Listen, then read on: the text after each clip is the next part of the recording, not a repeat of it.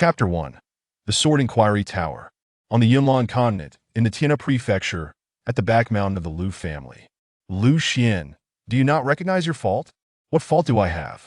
Beneath the swirling snow, on a stone platform supported by two copper pillars, a bare-chested youth hung in the center.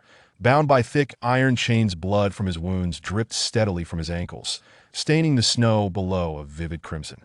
Before the youth, three elderly men garbed in gray robes and with flowing white beards glared at him with palpable ire, as if he were a despicable villain in their eyes.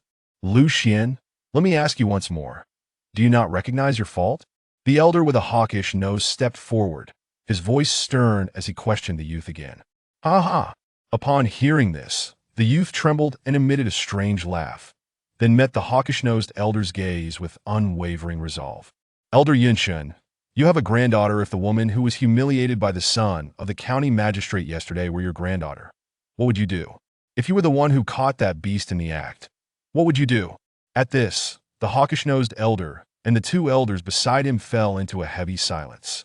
If you wish to provide an explanation to the magistrate's mansion, just say, so why must you cloak your intentions in such grandiloquence? As long as my family is not implicated, feel free to kill or maim me. I, Lu Xian, shall not flinch. The youth raised his chin slightly, gazing proudly at the three elders. Futile reasoning. The hawkish-nosed elder snorted coldly, then lashed out with a long whip, striking the youth with a resounding crack. Crack! In an instant, a new line of blood appeared on the youth's body. Elders, I implore you to be merciful. At that moment, a tall middle-aged man rushed onto the platform, spreading his arms to shield the youth. Father? The once proud expression on the youth's face suddenly turned to one of alarm.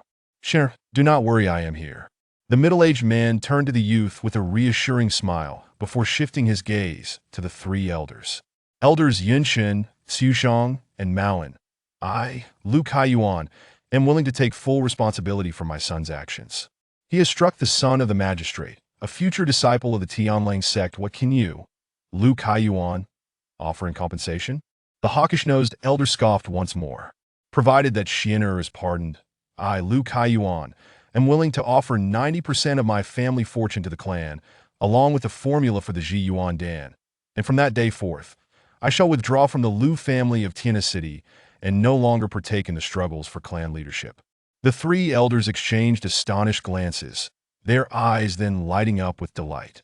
Ahem ahem. The hawkish-nosed elder coughed lightly, then stiffened his expression. If that is the case, we of the Lu family can indeed preserve this wayward child's life. But while death can be avoided, punishment for his misdeeds cannot be evaded otherwise. We would have difficulty explaining ourselves to the magistrate's mansion. The middle-aged man merely smiled faintly at this. Then, he removed his upper garments, exposing his somewhat frail chest, and addressed the three elders. Failure to teach is a father's fault. I am willing to bear this punishment on behalf of Xianer. His expression mirrored that of the youth just moments before. Then allow me to grant your wish. The hawkish-nosed elder sneered, unleashing a wave of azure energy, and then struck the middle-aged man with his whip. Crack! The whip landed, tearing the middle-aged man's chest open, a burst of blood mist erupting from the wound. Father! The youth screamed, but his voice faltered instantly, his once furious gaze transforming into one of horror. What is happening? Why am I having this childhood dream again? No. I remember I did not perish alongside the demon lord of the western region. It is impossible to have such a vivid dream. The youth murmured in panic. As he pondered, the pain from his wounds surged through his mind, an indescribable agony. This pain, along with the sight of blood mist erupting from the middle-aged man, jolted the youth back to reality. This is not a dream. This is reality. In the battle with the demon lord, I did not die instead. Time has reversed back to when I was 16. With this thought, Lu Xian felt both elated and anxious. If this truly is a reversal of time, rather than a mere dream, can I not save my father? A startling idea emerged in Lu Xian's mind, for his father, Lu Kaiyuan, had died in that very punishment, taking the blows meant for him from those elders. Stop! Everyone, cease at once! Lu Xian roared without regard for the consequences. This cry consumed all the strength he had left, its volume shaking the very ground and sending snowflakes swirling in the air, causing the three elders to halt their whips. It has stopped, it has really stopped, I am not dreaming. Lu Xian's heart soared with joy. Each person must bear their own consequences, the fault is mine. And the punishment should fall upon me. You old fools merely seek to use this opportunity to rid yourselves of my father. Before the three elders could respond, Lu Xian deliberately exposed their ulterior motives. As in his previous life, they had indeed conspired against him. Brat, we merely wished to show mercy, considering your father's deep affection for you, and agreed to let him bear your punishment. How ungrateful you are. As expected, once their dark intentions were laid bare, one elder became enraged. Xin'er, how could I not know their thoughts? At that moment, Lu Kaiyuan struggled to turn his head towards Lu Xian. I am old, and you have your whole life ahead of you. Even if it costs my life, this exchange is worth it. He spoke gently, smiling at Lu Xian. In his previous life, it was this very phrase from Lu Kaiyuan that had encouraged Lu Xian to endure the harshest trials, ultimately leading to his rise to power. But in this life, he did not wish for his father to exist solely in his memories. He wanted Lu Kaiyuan to witness firsthand how his son rose from humble beginnings to become a figure of supreme prominence. Father, I wish to earn this life for myself. I do not wish to leave any regrets. Lu Xian forced a smile at Lu Kaiyuan, then turned his gaze back to the three elders, proclaiming proudly, any descendant of the Lu family who can ascend the Sword Inquiry Tower may cleanse themselves of all sins. Do the three elders recall this rule of our clan? After uttering these words, he glanced at the towering edifice on the opposite peak. Upon hearing this, the three elders were momentarily taken aback, then burst into laughter. Indeed, there is such a rule, but do not blame me for not reminding you. Once you ascend the Sword Inquiry Tower, you must endure the punishing winds that shred flesh. And with each step up, the force of the winds will intensify until your entire body is reduced to nothing. Elder Yunshun sneered at Lu Xian. Historically, the Sword Inquiry Tower has been mockingly referred to as the Lingqi Tower, where our Lu family punishes the most heinous offenders. Your transgressions do not warrant such a fate. Yet if you choose to climb, we shall not hinder you. Another elder wore a similarly derisive expression. Then lead him there. Lu Xian locked eyes with the three elders, not a trace of fear evident in his gaze. Xian, once you ascend the Sword Inquiry Tower, there will be no turning back. Lu Kaiyuan looked at Lu Xian with alarm. Father, trust me? Lu Xian forced a smile, his gaze towards Lu Kaiyuan resolute. In his previous life, such a reckless ascent of the Sword Inquiry Tower would have spelled certain death. But having lived once, he knew the secrets of the Sword Inquiry Tower. Climbing it now would not only be harmless but might also grant him a fortuitous opportunity. In fact, it could be the greatest opportunity for the entire Lu family. Chapter 2. Opening the Sword Gate. At the base of the Sword Inquiry Tower, news of Lu Xian's intent to ascend the Sword Inquiry Tower quickly spread throughout the Lu family, drawing numerous descendants from various branches. Naturally, the majority had come to witness a spectacle. Lu Xian is still so arrogant before his demise. What is the Sword Inquiry Tower? It is a place that even the elders cannot reach the summit of. I think he is not arrogant, but rather foolish. While the name of the Sword Inquiry Tower sounds grand, it was actually established by the first clan leader to punish unruly descendants with each step forward. One must endure excruciating pain, making the whippings seem mild in comparison. Indeed, Lu Xian usually possesses some cleverness, yet he has become muddled in his final moments. Lu Xian surveyed the crowd gathering at the foot of the Sword Inquiry Tower, listening to their mocking remarks, his heart filled with desolation. For it was this very group who had called him young master just yesterday, eagerly crowding around him now. In just a day, they had donned a different facade, each one wishing for his swift demise. What friendship, what loyalty! None can rival the pull of self-interest. Only one's own strength and the sword in hand will never betray oneself. Recalling the countless betrayals and deceptions of his past life, Lu Xian silently vowed to live solely for himself in this lifetime, to pursue the purest of powers, and to ascend to the legendary Void Throne. The first step towards the Void Throne begins with this modest Sword Inquiry Tower in my previous life.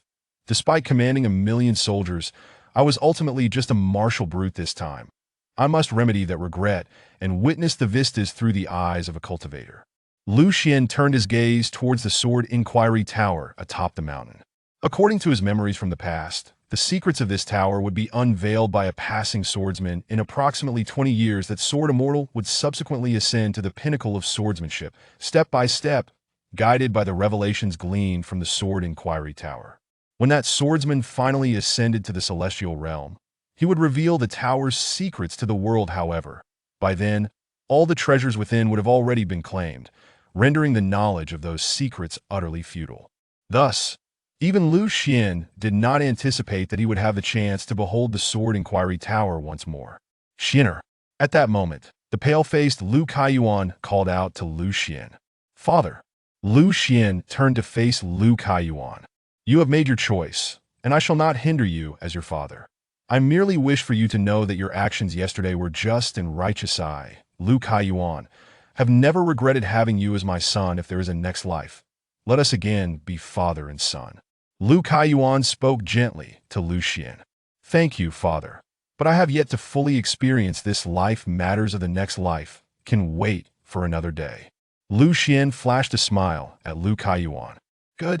Truly worthy of being my Lu Kaiyuan's child. Seeing Lu Xian's resolute and unyielding gaze, Lu Kaiyuan could not help but exclaim with a sense of pride. Proceed. This place is the Lu family's forbidden ground, not a venue for father and son to reminisce. At this moment, the hawk-nosed elder, Yun Shun, let out an impatient snort. Lu Xian said nothing, merely casting a cold glance at the clan elder, Yun Shun. Then he quietly turned back, gazing up at the Sword Inquiry Tower atop the mountain, and lifted his frostbitten, swollen bare foot to ascend the steps. Boom! The instant his bare foot touched the steps, the previously tranquil mountain peak was suddenly engulfed by a raging tempest, stirring a flurry of snowflakes into the air. Standing on the steps leading to the Sword Inquiry Tower, Lu Xian felt as if he had been struck on the forehead by a heavy blow, leaving him dizzy and unsteady. Smack! Just as everyone expected Lu Xian to tumble down the steps, he forcefully pressed his other foot onto the second step, stabilizing his posture in a lunge. The three clan elders exchanged glances, revealing traces of regret in their eyes. In their view, the sooner this farce ended, the better. Ah! Lu Xian exhaled deeply. His greatest concern was not the piercing wind sweeping down from the Sword Inquiry Tower, but whether his body could maintain balance on the first step. Once he steadied himself, combined with the method disclosed by the swordsman, he was confident he could reach the tower's summit. Slash! At that moment, a sharp blade-like gust severed his arm, causing blood to spurt forth. This scene excited the onlookers, as they finally witnessed the infamous punishment of the Sword Inquiry Tower. The bone-chilling winds, even with unwavering willpower, one would ultimately succumb to death as flesh and bone were shredded by the winds. Yet Lu Xian faced the blade-like wind without a hint of panic. Hiss! He adjusted his breathing, closing his eyes to attune himself to the rhythm of the winds, synchronizing his breath with the gusts. The instant his breathing aligned with the wind's rhythm, the previously ferocious gusts suddenly softened, caressing him like a gentle hand. Indeed, sensing the change in the winds, Lu Xian's eyes gleamed with excitement. The method to ascend the Sword Inquiry Tower lay in synchronizing his breathing with the winds, allowing him to evade being torn apart. Moreover, within this rhythm of breath lay a profound sword technique. Traversing all the steps meant accepting this inheritance.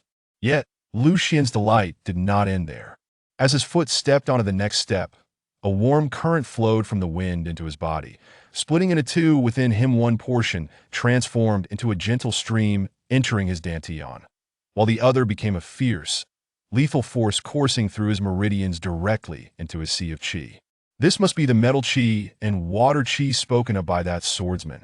The legend was once again confirmed, overwhelming Lu Xian with joy. According to the swordsman's testament, the winds of the Sword Inquiry Tower concealed 99 strands of metal qi and 99 strands of water qi. The metal qi represented slaughter, while the water chi symbolized vitality, one aiding cultivators in nurturing their dantian for the path of longevity, and the other assisting swordsmen in opening their sea of chi for the path of slaughter. Furthermore, upon completing the inheritance, as long as one practiced the technique, these two energies would thrive endlessly within the cultivator's body. Smack! Suppressing his elation, Lu Xian ascended another step. Boom! In an instant, the surrounding gusts of energy surged towards Lu Xian. Come! Bring it on with even more ferocity. Lu Xian bellowed, braving the fierce winds as he took another step forward. Slash, slash! Even though he understood the synchronization method, the sheer volume of the winds was overwhelming, and Lu Xian could not escape being wounded. In mere moments, he had become a figure drenched in blood. The onlookers from the Lu family exchanged glances, their faces twisted in derision. Seeking death, he has no one to blame but himself. He truly thinks the steps of the Sword Inquiry Tower are merely his own doorstep. The hawk-nosed elder, Yun Chun, along with the other two clan elders, also scoffed. Beside them, Lu Kaiyuan clenched his fists tightly, beads of sweat forming on his forehead due to the tension. Unaware of the truth, he looked at the Lu family members nearby, pained by the sight of Lu Xian enduring the torturous punishment of the winds. Yet, what they did not know was that at this moment, Lu Xian was experiencing both pain and joy. The energies of metal chi and water chi converging within his sea of chi and dantian completely alleviated the agony of his body. Thus, a remarkably strange scene unfolded before the Lu family members. The discarded son of the Lu family, the once weakling on the verge of collapse, was now drenched in blood from the winds, but still persevered, step by step, ascending the steps towards the Sword Inquiry Tower. The smiles on the faces of the three clan elders gradually faded. What is happening? One of the clan elders looked at Yun Chun, bewildered. Since when did ascending the Sword Inquiry Tower become so effortless? Another elder also turned his gaze towards Yun Chun. Chapter 3. The Sword Tower. The onlooking disciples of the Lu clan began to murmur amongst themselves, curious to discern whether there was an issue with the Sword Tower. The clan elder, Yun Chun, approached with a somber expression and took a step onto the steps of the Sword Tower. Boom! Almost as soon as his foot touched the steps, a fierce gale, sharp as a scythe, rushed towards him. Bang! The elder instinctively struck out a hand to counter the wind, only to be violently thrown back, his hand mangled and bloodied, the injury deep enough to expose bone. The gale of the Sword Tower showed no sign of weakening. How had this young man managed to ascend? Glancing at the elder Yun Chen's grievously injured hand, and then at Lu Xian, who had already taken more than 20 steps, the other two clan elders turned pale. Meanwhile, Lu Kaiyuan, witnessing this scene, felt a pang of sorrow in his heart, thinking, if even the elder Yun Chen cannot withstand the fury of the wind, what torment must my son be enduring at this moment? With this thought, Lu Kaiyuan let out a bitter laugh and, with eyes blazing with anger, stared at the three elders, exclaiming, Why? Why do you still question? It is simply because my son harbors resentment. It is because he is unwilling to submit. It is because he possesses an indomitable will 1,000 times stronger than yours. As he uttered these words, Lu Kaiyuan poured every ounce of strength into his voice. Resonating like a thunderous roar across the mountains that I in truth, he was not mistaken to at that moment. Lu Xian's body had reached its limit. Although he was employing a breathing technique, he was genuinely enduring the excruciating pain of the gale, slicing through flesh and bone. If not for his lingering dissatisfaction from a past life, if not for his intense desire to reach the pinnacle of swordsmanship, if not for the yearning to witness the once unattainable scenery, he would never have persevered this far. Under normal circumstances, the three clan elders would have rebuked him vociferously, yet at this moment, they chose silence. They realized they could find no other explanation. Not only they, but even the previously chattering spectators nearby fell silent, standing motionless, their eyes fixed on the bloodied yet resolute youth climbing the tower. Thud! Just as Lu Xian was 7 or 8 steps away from the sword tower. He lost his footing and collapsed onto the steps, but fortunately he managed to grasp the steps with his hands in time, preventing a disastrous fall. Lu Xian, how can you succumb to this trivial trial? Lu Xian gazed at the sword tower ahead, his eyes glinting with a fierce determination as he shouted with all his might. Then, the onlookers below saw Lu Xian roaring defiantly, using his hands to claw his way up the steps. His body enveloped in a mist of blood, appearing as if shrouded in a crimson haze that moment. Even the three elders, who had once sought to bring about his downfall, felt their hearts stirred. Could this youth truly reach the summit today? This had never occurred since the founding of the Sword Tower. Amidst the crowd, an elderly man gasped in astonishment. Roar! Almost simultaneously with this exclamation, Lu Xian suddenly exerted all the strength left in his arms, propelling his body upward in a powerful leap. Crack! Amidst the falling snow, Lu Xian's battered body landed solidly at the foot of the Sword Tower. He had succeeded. The instant he reached the top, the howling wind ceased abruptly, plunging the world into a profound silence, causing the snowflakes drifting down to appear as though they were in slow motion. Gasping for breath, Lu Xian slowly rose from the ground. At that moment, within his dark and chaotic energy realm, 99 strands of gold energy stood in perfect alignment, like soldiers awaiting their commander's command, ready to spring into action, that if memory serves me right. This should be the greatest opportunity bestowed upon cultivators by the Sword Tower. With a pale complexion, Lu Xian's lips curled into a faint smile, according to the words of the previous cultivator. The greatest secret of the Sword Tower was that it could utilize gold energy to open the energy realm for cultivators in advance, paving their path to true swordsmanship. Inhaling deeply, Lu Xian stood before the Sword Tower, his body trembling slightly, that a touch of anxiety washed over him as he glanced at the imposing structure of the Sword Tower, then looked up to the heavens, allowing his weary arms to fall to his sides. Slowly, he exhaled a plume of white mist, then suddenly, with sharp determination, he shouted, "Sword Gate, open!" As his words fell, the 99 strands of gold energy merged into one, cleaving through the darkness of his energy realm like a genuine long sword.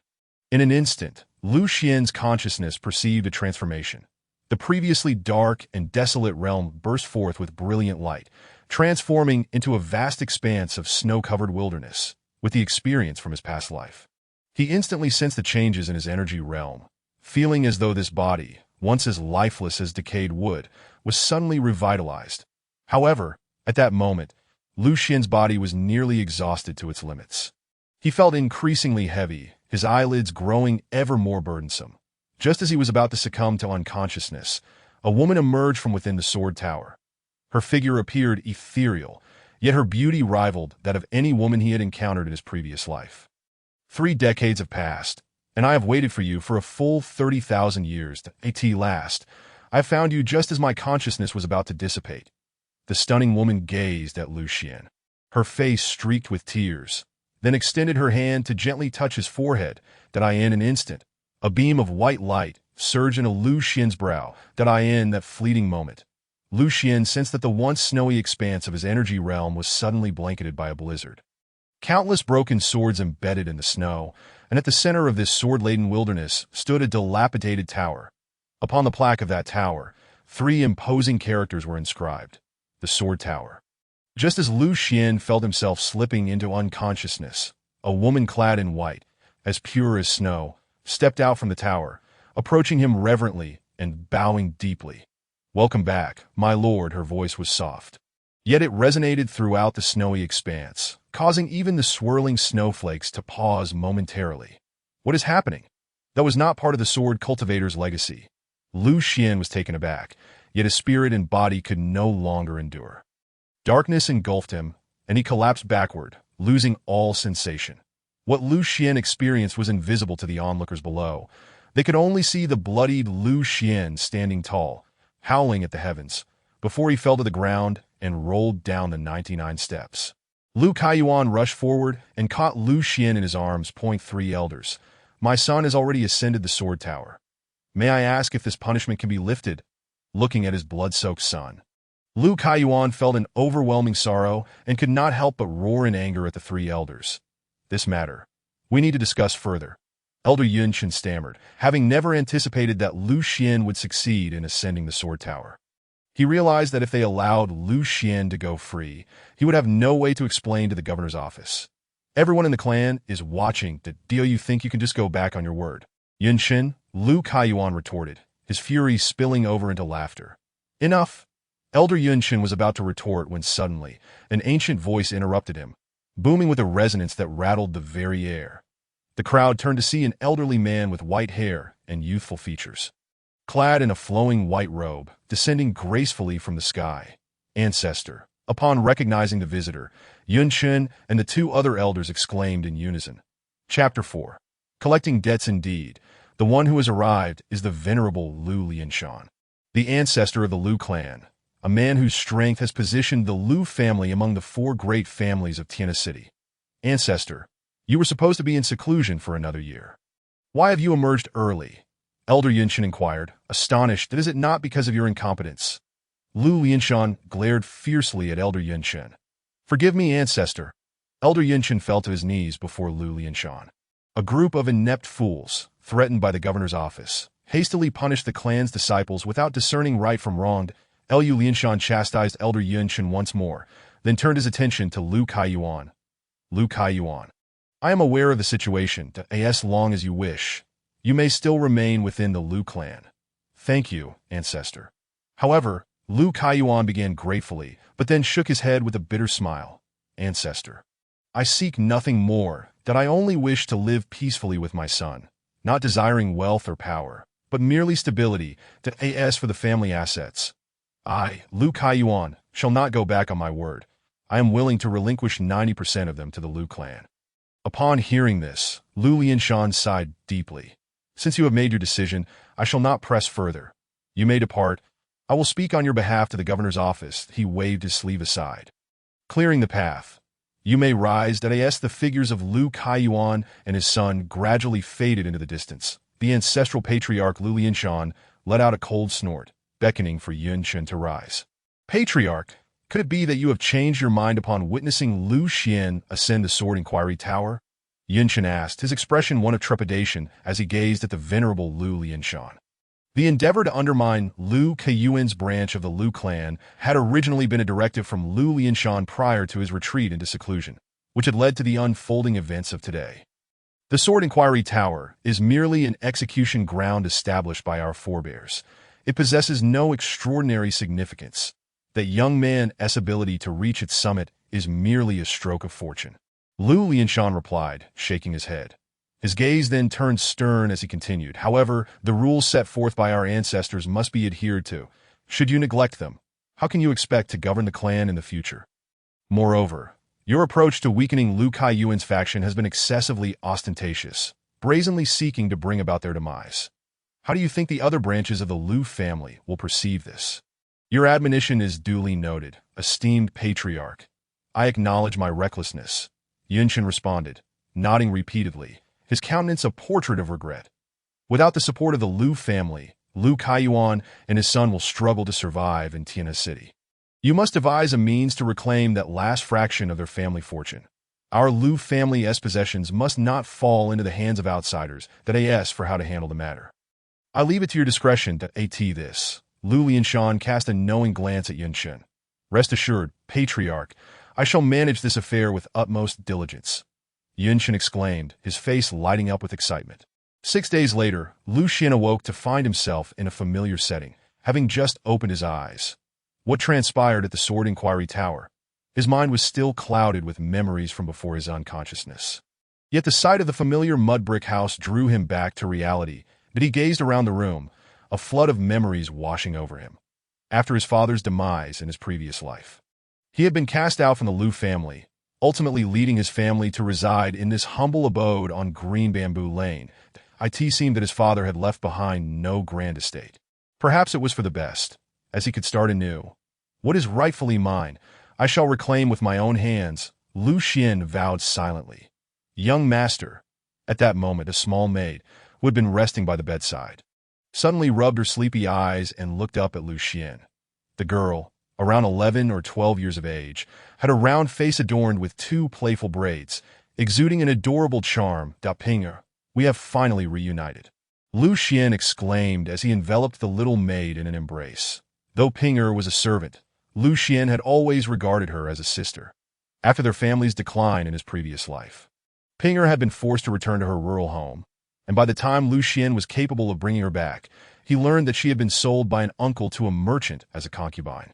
Tragically, he later heard that, tormented by her mother-in-law, Pinger had thrown herself into a well one winter, and although she was rescued, she had become a simpleton, endlessly asking, "Do you know where brother Lu Xian is?"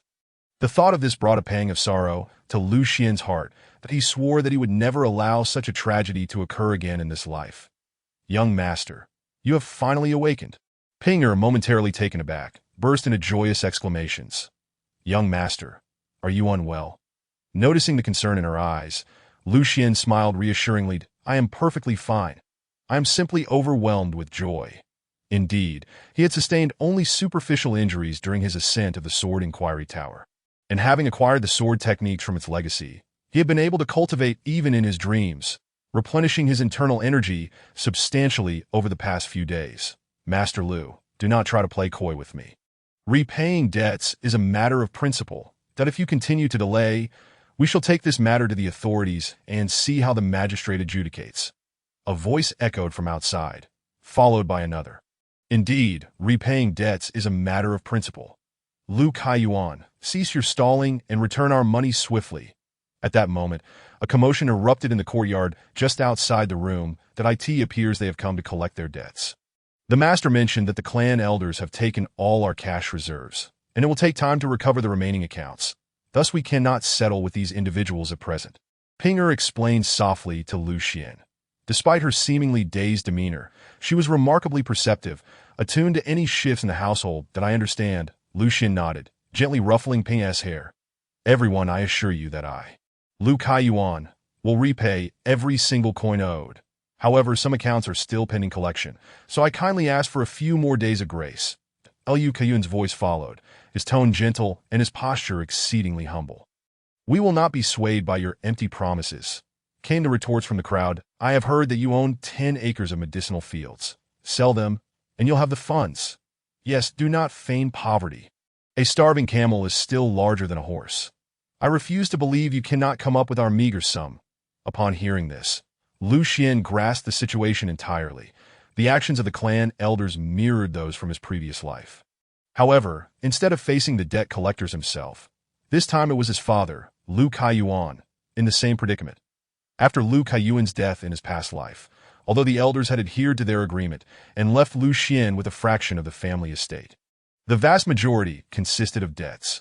Alone, Lu Xian had been too weak to reclaim anything, and the inability to repay the tea and medicine farmers left him with no choice but to sell the remaining 10 acres of medicinal fields.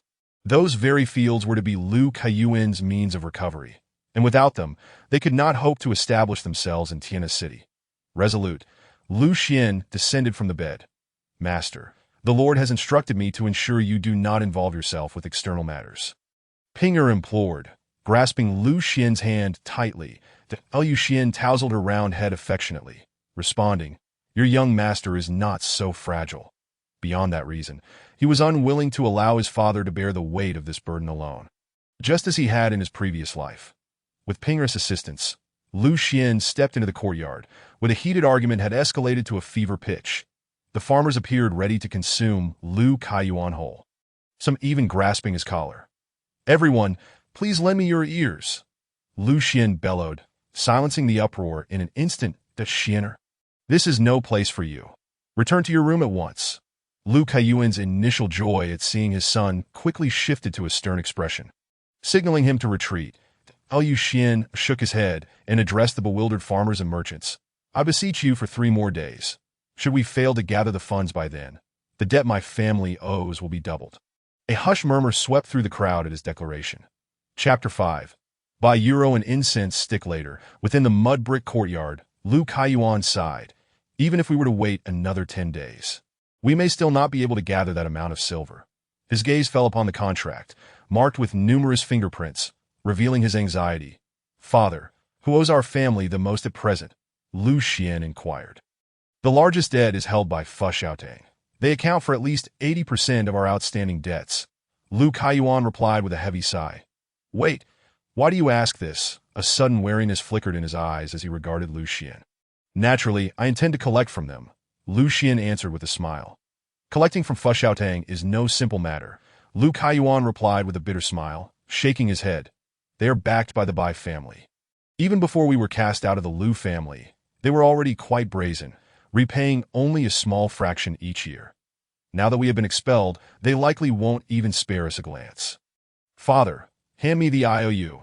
I have a plan to ensure they repay us willingly, Lu Xian said, extending his hand with a grin that I end this life. He was far from the same as in his previous existence, for he possessed certain information that the owner of Fushaotang would find invaluable. Very well. Follow me to retrieve it, Lu Kaiyuan conceded, leading Lu Xian to the room to collect the document that be the way. Father, did Bai Zheng lose a daughter 6 years ago? Lu Xian asked casually as they walked. Indeed, the incident caused quite a stir. The Bai family still believes that their daughter was harmed by a scion of the Ouyang family, which has led to a fierce rivalry between the two families, Lu Kaiyuan confirmed with a nod, then teasingly inquired, "Why do you ask? Could it be you know of her whereabouts?" Lu Xian chuckled to himself, withholding his knowledge as he replied internally, "Strangely enough, I do." The following day, at noon, in a dilapidated temple on the outskirts of Tianhe City, this site was once a shrine to the river god, dedicated to the white deer goddess of the nearby Bailu Lake. For a time, it thrived with offerings. But ever since the river had inexplicably run dry 6 years ago, the temple's fortunes had plummeted, and it had become a desolate ruin in a matter of years. Shall we take a moment to rest, young master? Your health is still fragile. Do be careful not to overexert yourself to know. It's not necessary. It will be ready shortly. In the dilapidated temple, a pair of young men and women were conversing breathlessly. One was carrying a basket filled with soil, while the other was energetically digging with a hoe and shovel in the courtyard. These two were none other than Lu Xian and the maid Pinger. "Young master, what are we digging for? Is it treasure?" Pinger asked curiously, wiping the beads of sweat from her forehead. "You could say that." Lu Xian nodded. To call it treasure was not entirely incorrect, for what lay beneath the ground was the key to reclaiming the debts owed to him by the owner of the Fushaotang. Suddenly, Lu Xian's hoe struck something hard, sending a jolt through his hand, yet a smile of delight appeared on his face. "Just as I remembered," he murmured softly. "Young master, what is wrong?" Seeing Lu Xian's inexplicable smile, Pinger was taken aback. "That I'm fine. Pinger, go to the temple entrance and keep watch that if someone comes, alert me," Lu Xian said with a smile. All right. Pinger nodded obediently and skipped to the entrance. Once she left, Lu Xian picked up the shovel beside him and removed the soil surrounding the hard object, revealing a round stone well cover. Lu Xian did not display much surprise at the appearance of the well cover. He set down the shovel and took up a crowbar, carefully prying it open. As the cover was lifted, a faint chill wafted from the well, causing the temperature in the small courtyard to drop several degrees. Lu Xian was undeterred by this eerie aura and peered directly into the well. It was a dry well, spacious and devoid of water, and thanks to the sunlight streaming down, he could clearly see a corpse at the bottom. Perhaps due to the dryness of the well and the isolation from the air, the woman's body had not decayed, but had instead become a desiccated corpse, her former beauty still faintly visible. "Miss Bai, I will take you to see your family," Lu Xian sighed, gazing at the corpse. According to his memories, the body in this dry well belonged to the missing daughter of Bai, the owner of Fushaotang, who had vanished 6 years ago.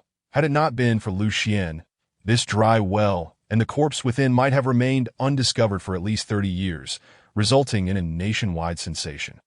Merely discovering the corpse would not have caused such an uproar. What would truly ignite chaos would be the cause of the young girl's death and the ensuing family feuds.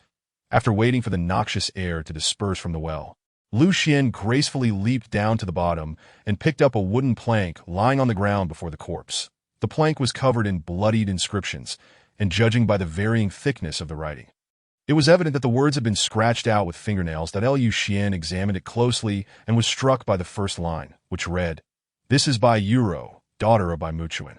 The one who harmed me is Lu Baichuan of the Tianhe Lu family. I was once in love with Sun Shanjun, but Lu Baichuan, consumed by unrequited love, imprisoned me in this well and claimed he would harm Sun Shanjun." Upon reading this, Lu Xian withdrew his gaze. The cause of the young girl's death aligned perfectly with his memories. The perpetrator was indeed Lu Baichuan, the legitimate grandson of the Lu family patriarch. Lu Baichuan had long harbored feelings for Bai Yuro, but she had already fallen for Sun Shanjun of the Ouyang family, who had intentions of marrying into the Bai family, thus securing their engagement. Out of jealousy, Lu Baichuan had schemed to imprison Bai Yuro in this dry well and maliciously framed Sun Shanjun, leading to enmity between the Bai and Ouyang families, while Sun Shanjun, once celebrated as a prodigy among the four great families, had since fallen into despair, now a mere shadow of his former self. Sister Yuro, wait a moment. I will soon notify your family to come for you, Lu Xian murmured softly before removing a dusty hairpin from her head and climbing out of the well. Covering it back up afterward, he intended to present this hairpin to Bai, the owner of Fushaoding. Undoubtedly, a great upheaval was on the horizon for Tiana County, particularly for the Bai and Lu families. That afternoon, at the entrance of Fushaotang on Xinghua Street in Tiana City, you, a discarded child of the Lu family, dare to act wildly in our Fushaotang. Get lost, get lost, upon arriving at Fushaotang and stating his purpose. Lu Xian was swiftly ejected by two shop assistants, appearing quite disheveled. However, this was merely an illusion to outsiders, as Lu Xian himself remained unperturbed. Very well, I will take my leave, that he smiled, then produced the hairpin from his pocket. Presenting it to the shop assistant. Please deliver this hairpin to your master, that if he recalls anything, let him bring the owed silver to me at Lazul Lane. You want my master to come find you? Who do you think you are? One of the assistants, although accepting the hairpin, shot Lu Xian a glare, doubting that their master would truly seek out this waste of the Lu family based solely on a hairpin. Oh, and you all must come too, but not by walking, only by rolling. Otherwise, I shall not open the door to Lu Xian flashed a grin at the assistants. Get lost. If you keep jabbering, I'll punch your mouth into pieces. The assistants erupted in a chorus of insults. A waste is just a waste. All talk and no action. Lu Xian turned and walked away, wearing a smile, his steps light, as if he were not the target of their vitriol. What is all this ruckus about? Not long after Lu Xian departed, an elderly shopkeeper emerged, glaring disapprovingly at the assistants. Reporting to you, master, that waste from the Lu family came to collect a debt. But we couldn't get rid of him, and he insisted we deliver this hairpin to the master. The assistant holding the hairpin respectfully presented it to the old shopkeeper. ITS him. Is it? I'll see what trick he is trying to pull this time. Upon hearing Lu Xian's name, the old shopkeeper's expression shifted to one of disdain as he took the hairpin. However, the moment he grasped it, his expression morphed into one of horror, and he stammered, "Impossible! This hairpin belonged to Miss Yuro." After a brief hesitation, he beckoned to a nearby assistant. Quickly, summon the master. That night, in the Lu family hall. Xiner, the old shopkeeper from the Bai family, has come several times this afternoon. Are you really not going to see him? Lu Kaiyuan looked at Lu Xian with confusion. This afternoon, several groups from the Bai family had sought an audience, all of whom were turned away by Lu Xian. Therefore, while he had shared some details regarding the corpse with Lu Kaiyuan, he had only mentioned that it was an accidental discovery. Father, if the head of the Bai family does not come, I will not meet anyone. This matter cannot be decided by the servants. Lu Xian shook his head, but if this issue solely concerned the death and whereabouts of Bai Yuro, he could easily demand triple the owed amount from the Bai family. But the situation involved the Lu family as well, and revealing it could lead to a war between the two families. Thus, he must personally negotiate with the head of the Bai family. Of course, there was also the element of avenging his grievances, for the Bai family, despite being the indebted party, had acted so arrogantly that he needed to defend his father's honor. However, it was unlikely that the head of the Bai family would swallow his pride anytime soon. But Lu Xian was patient. He could wait. More importantly, once the head of the Bai family did come, the negotiation would be half won, and as long as his demands were not excessive, the Bai family would likely acquiesce. Your reasoning is sound. After some thought, Lu Kaiyuan nodded, but soon his expression turned to concern. But can you truly confirm that the corpse you found is indeed that of the Bai family's daughter? Knowing the stakes involved, Lu Kaiyuan understood the significance of this matter to the Bai family, which is why he repeatedly sought confirmation from Lu Xian regarding the identification of Bai Yuro's body. Father, you should rest easy and return to your room. Did I, Xiner, have faced life and death, I would not undertake such a venture without assurance. Lu Xian gently patted Lu Kaiyuan's shoulder. Very well, after this brush with death. It seems my son has indeed matured. I should trust you more, Lu Kaiyuan replied, lightly patting Lu Xian's hand before nodding in agreement. After exchanging a few pleasantries, father and son retreated to their respective chambers. After washing up and returning to his room, Lu Xian let out a long sigh. After a busy day, he finally had a moment to himself to thoroughly assess his body. The benefits bestowed upon him by the Sword Inquiry Tower had exceeded his expectations. Particularly the Sword Suppression Tower, standing in his energy center, along with the mysterious woman. Closing the door, he changed into loose clothing and sat cross-legged on the bed. He did not rush to explore his energy center, but first examined his own strength. Buzz, as he began to calm his mind and focus, a thin layer of crimson fighting spirit began to swirl around him. Instantly, he felt a warm sensation enveloping his entire body, his muscles brimming with power, while his bones made cracking sounds. Indeed, just as he remembered, he was a first-tier fighter, and at merely 16 years of age, such a fighter in this small Tiana County could truly be deemed exceptionally gifted. No wonder those three old geezers were so eager to eliminate me. Liu Xian dispersed the fighting spirit swirling around him and murmured to himself. In the Yunlan continent, cultivators are divided into two categories: martial artists and fighters. Among them, martial artists cultivate through physical training and martial skills, while fighters enhance their strength through the cultivation of fighting energy. Cultivators, on the other hand, harness the spiritual energy of heaven and earth to transform themselves. According to what Liu Xian knew, these three categories are ranked from lowest to highest as soldier, apprentice, master, sect, and revered, a total of 5 tiers. For instance, a first-tier martial artist is referred to as a martial soldier, a second tier as a martial apprentice, and so forth. Fighters and cultivators follow a similar pattern. Each of these 9 stages is further subdivided into 3 ranks. For example, Liu Xian is currently a third-tier martial soldier. Do not underestimate this third-tier martial soldier. It is worth noting that even the most powerful general of the county magistrate in the entire Tiana city is merely a third-tier fighter. One can only imagine the challenges associated with advancing even a single tier. If memory serves me right, the cunning elder of the Liu family seems to also be a third-tier fighter. If I wish to possess genuine self-defense capabilities, I must rapidly elevate my strength to that of a fighter. Liu Xian retracted his fighting energy and murmured to himself. With this thought in mind, he once again focused his mind and attempted to use his consciousness to explore his energy sea. Although he had previously been unable to perform internal vision after receiving the inheritance from the Sword Suppression Tower, he faintly sensed he had acquired the ability for inner sight. Boom! Just as he attempted to delve his consciousness into his energy sea, a bone-chilling gust of wind suddenly assailed him.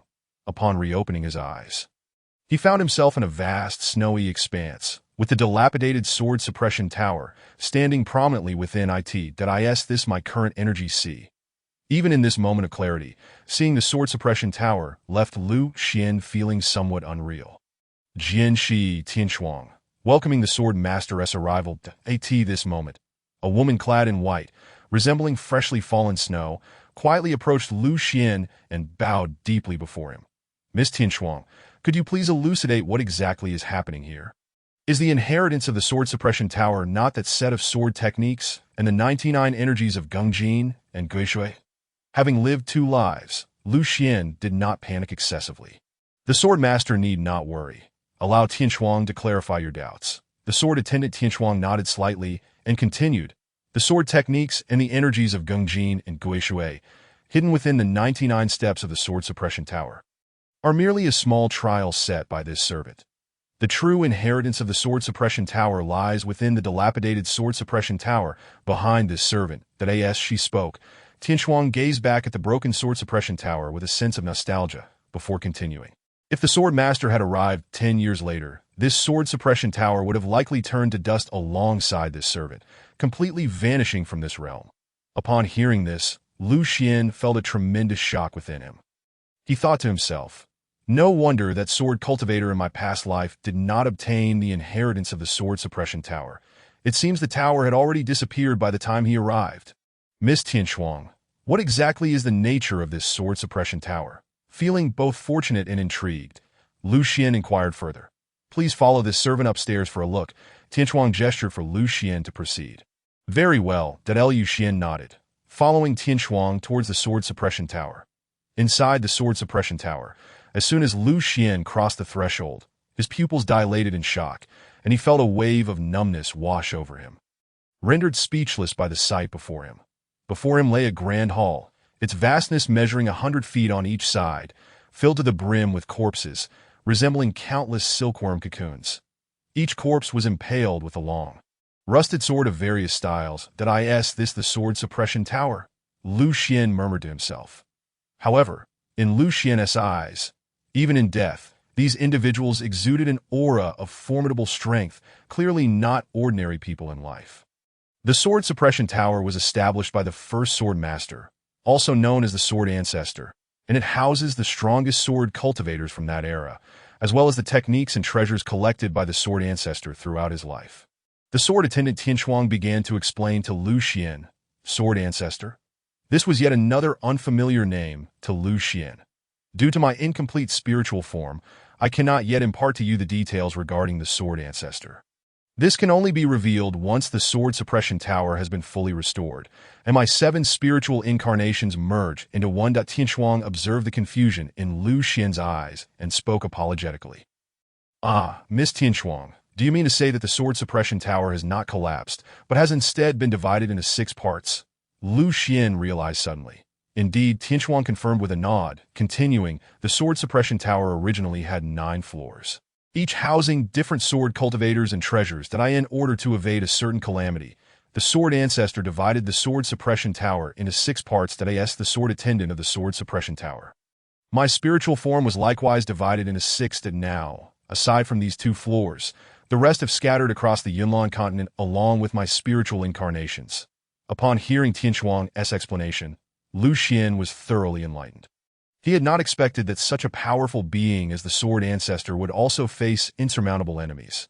Indeed, this world was filled with profound mysteries. Wait, I have heard that there is also a Sword Inquiry Tower within the borders of the Dian Kingdom. Could it be that it also conceals the inheritance of the Sword Suppression Tower? A sudden thought struck Lu Xian, and he curiously inquired of Tianshuang. That is indeed a part of the Sword Suppression Tower's inheritance, and is one of the scattered inheritances I can currently sense. If the Sword Master can find it, you may reconstruct the 3rd and 4th floors of the Sword Suppression Tower. Tianshuang nodded with a hint of joy in her eyes. Rest assured, I shall make haste to the Dian Kingdom to retrieve that portion of the inheritance. Lu Xian affirmed with determination. Sword Master, there is no need to rush. The Sword Suppression Tower has already recognized its master, and others cannot obtain its inheritance. Tianshuang explained with a smile. That I see, Lu Xian replied, feeling somewhat relieved. However, although the Sword Suppression Tower has recognized its master, if you wish to acquire the Sword Ancestor's inheritance, you must pass through the trials of the Sword Suppression Tower, Tianshuang suddenly said with a serious expression. What kind of trials? Lu Xian did not seem overly surprised. Instead of answering, Tianshuang waved her sleeve and called out to the corpses of the sword cultivators. Listen well. Entertain the Sword Master well during his sword practice. Those who perform excellently may have their sentences reduced by 100 years. As her words fell, the chained sword cultivator corpses abruptly fell to the ground with a series of thuds. After landing, they began to rise from the ground as if they had come back to life. Wait. Lu Xian waved his hands in disbelief and asked Tianshuang, is the trial on the 1st floor of the Sword Suppression Tower to have me compete against so many sword cultivators? Seeing Lu Xian's expression, Tianshuang smiled faintly and reassured him, Sword Master, you need not worry excessively. The sword cultivators imprisoned on the 1st floor are mostly at the 2nd-tier realm. They are not particularly strong. However, instead of feeling reassured, Lu Xian grew more anxious that he roughly counted the imprisoned sword cultivators. There were at least 300 of them. 300 sword cultivators, all 2nd tier. How can I possibly fight them? I have 2 questions, Lu Xian said, striving to calm himself as he turned to Tianshuang. Please feel free to ask, Sword Master. Tianshuang nodded. First, if I die in the Sword Suppression Tower, what would be the consequences? Lu Xian glanced around at the surrounding sword cultivators and inquired. Within the Sword Suppression Tower, you possess boundless lifespan, and even in death, you will awaken in an instant. Moreover, 1 year within the Sword Suppression Tower equates to merely 1 night in the outside world. You have ample time to attempt the trials. Additionally, if you persist in the trials for 1 year, according to the rules set by the Sword Ancestor, you will be rewarded with a superior grade recovery pill, which can aid you in restoring your spiritual essence, Tianshuang patiently explained to Lu Xian. Upon hearing this, Lu Xian's expression darkened, but he thought to himself that having to endure a full year of trials just to receive a recovery pill was akin to coercion by the sword ancestor to participate in the trials. However, despite the grievances, Lu Xian could truly empathize with the sword ancestor's earnest intentions. For if he were to engage in combat with these several hundred sword cultivators for an entire year, his experience in facing adversaries would surely surge exponentially. Got on to the second matter. Should I successfully navigate the trial, what reward shall I receive? Although he had resolutely decided to partake in the trial, Lu Xian could not help but voice a question that weighed heavily on his mind. Firstly, should you, my Lord Sword Master, manage to pass the first floor's trial, your cultivation will undoubtedly experience a rapid ascension within a day or two, eventually reaching the realm of a second-tier, fifth-grade sword cultivator or warrior. Secondly, upon your successful completion of the trial, you will be granted the privilege to select a manual of martial arts, a weapon of your choice, and the opportunity to comprehend one of the 9 sword techniques created by the sword ancestor, which encapsulates his lifelong learning. Upon hearing this, Lu Xian was momentarily struck dumb. The prospect of directly advancing to a second-tier sword apprentice was an immense surprise to him, let alone the chance to grasp the sword ancestor's unparalleled swordsmanship. I am ready to undertake the trial. Lu Xian nodded vigorously without hesitation that if such bountiful rewards were within reach, he would willingly face death 100 or even 1,000 times over, since the sword master had no objections. The trial on the first floor of the sword suppression tower is hereby initiated. The sword attendant Tianchuang smiled brightly at Lu Xian. Master Sword, when engaging these sword cultivators in combat, please remember to employ the breathing techniques derived from the sword questioning tower's inheritance. Moreover, do not overly concern yourself with the act of wielding a sword. Any means that leads to the demise of your foes can be considered a sword. Tianchuang then added another reminder. Any means that leads to the demise of your foes can be considered a sword. Nodding in acknowledgement, Lu Xian began to regulate his breathing while silently reciting Tianchuang's earlier words. Bang! At that moment, the grand doors of the sword suppression tower slammed shut, and the sword attendant Tianchuang vanished from sight. In an instant, the spacious interior was left with only Lu Xian and over 200 bloodthirsty sword cultivators. Clang! As the sound of a sword rang out, a ragged, emaciated elder suddenly drew his sword and lunged towards Lu Xian. Puff! Just as Lu Xian attempted to sidestep, he saw the elder's rusted sword strike like a swift, venomous serpent, piercing his throat in an instant that a wave of indescribable pain and suffocation engulfed him. And soon he felt more swords thrusting into his body. Puff, puff, puff. The agony and humiliation flooded Lu Xian's mind, and memories from a past life, best left unremembered, replayed vividly in his thoughts that no, you shall not take anything from me. Not now. Lu Xian roared then, despite the excruciating pain that felt as if his very flesh was being torn asunder. He charged headlong into the aged sword cultivator's skull, followed by a desperate bite aimed at his neck. Any means that leads to the demise of your foes can be considered a sword. Hidden in the shadows, the sword attendant Tianchuang, witnessing this scene, could not suppress a smile of satisfaction, her lips curling into a proud grin. This is my Tianchuang's master, the true sword master of the sword suppression tower. Chapter 8. Sword Apprentice Realm. In the gentle embrace of dawn, soft sunlight poured into Lu Xian's chamber. Ugh! Sweating profusely, Lu Xian gasped as he abruptly sat up in bed, breathing heavily. Despite his consciousness having departed from the sword suppression tower, the sensation of his skin and muscles being torn apart lingered painfully in his psyche. There was no avoiding it.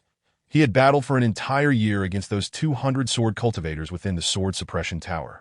Had it not been for his extraordinary mental fortitude, his spirit would have long since crumbled. Tianchuang did not deceive me. A year within the sword suppression tower truly equates to merely a single night in the outside world. Glancing out at the sunlight streaming through the window, Lu Xian mused to himself. He then raised his right hand, gradually spreading his palm open to reveal a golden medicinal pill resting quietly within. If all goes as expected, this should be the high-grade vitality recovery pill mentioned by the sword attendant Tianchuang. Gulp! Without hesitation, Lu Xian swallowed the pill, almost instantaneously, as the pill dissolved in his mouth. The fatigue that had weighed upon his spirit vanished, and he felt as if he had been reborn. Using his spiritual senses, he probed his energy reservoir. and to his astonishment, he discovered that the once barren expanse resembling a snowfield beneath the sword suppression tower had now blossomed with over 100 beams of sword energy, akin to rays of dawn. Undoubtedly, this was the result of his application of the sword techniques and breathing methods while engaging in combat with those sword cultivators the previous night. According to Sister Tianshuang's words, possessing these 100 sword energies would nearly classify him as a third-grade sword apprentice, and with a little more effort, he could break through to the realm of a second-tier warrior. What a pity, though, that after a year of fighting, he still had not managed to eliminate all 200 sword cultivators that he hoped he could achieve that by tomorrow night, that Liu Xian silently resolved within himself. Although the trials within the sword suppression tower were a form of inhuman torment, the reawakened Liu Xian decided to be a little more ruthless with himself. That said, to enable someone to transform into a third-grade sword apprentice overnight while dreaming.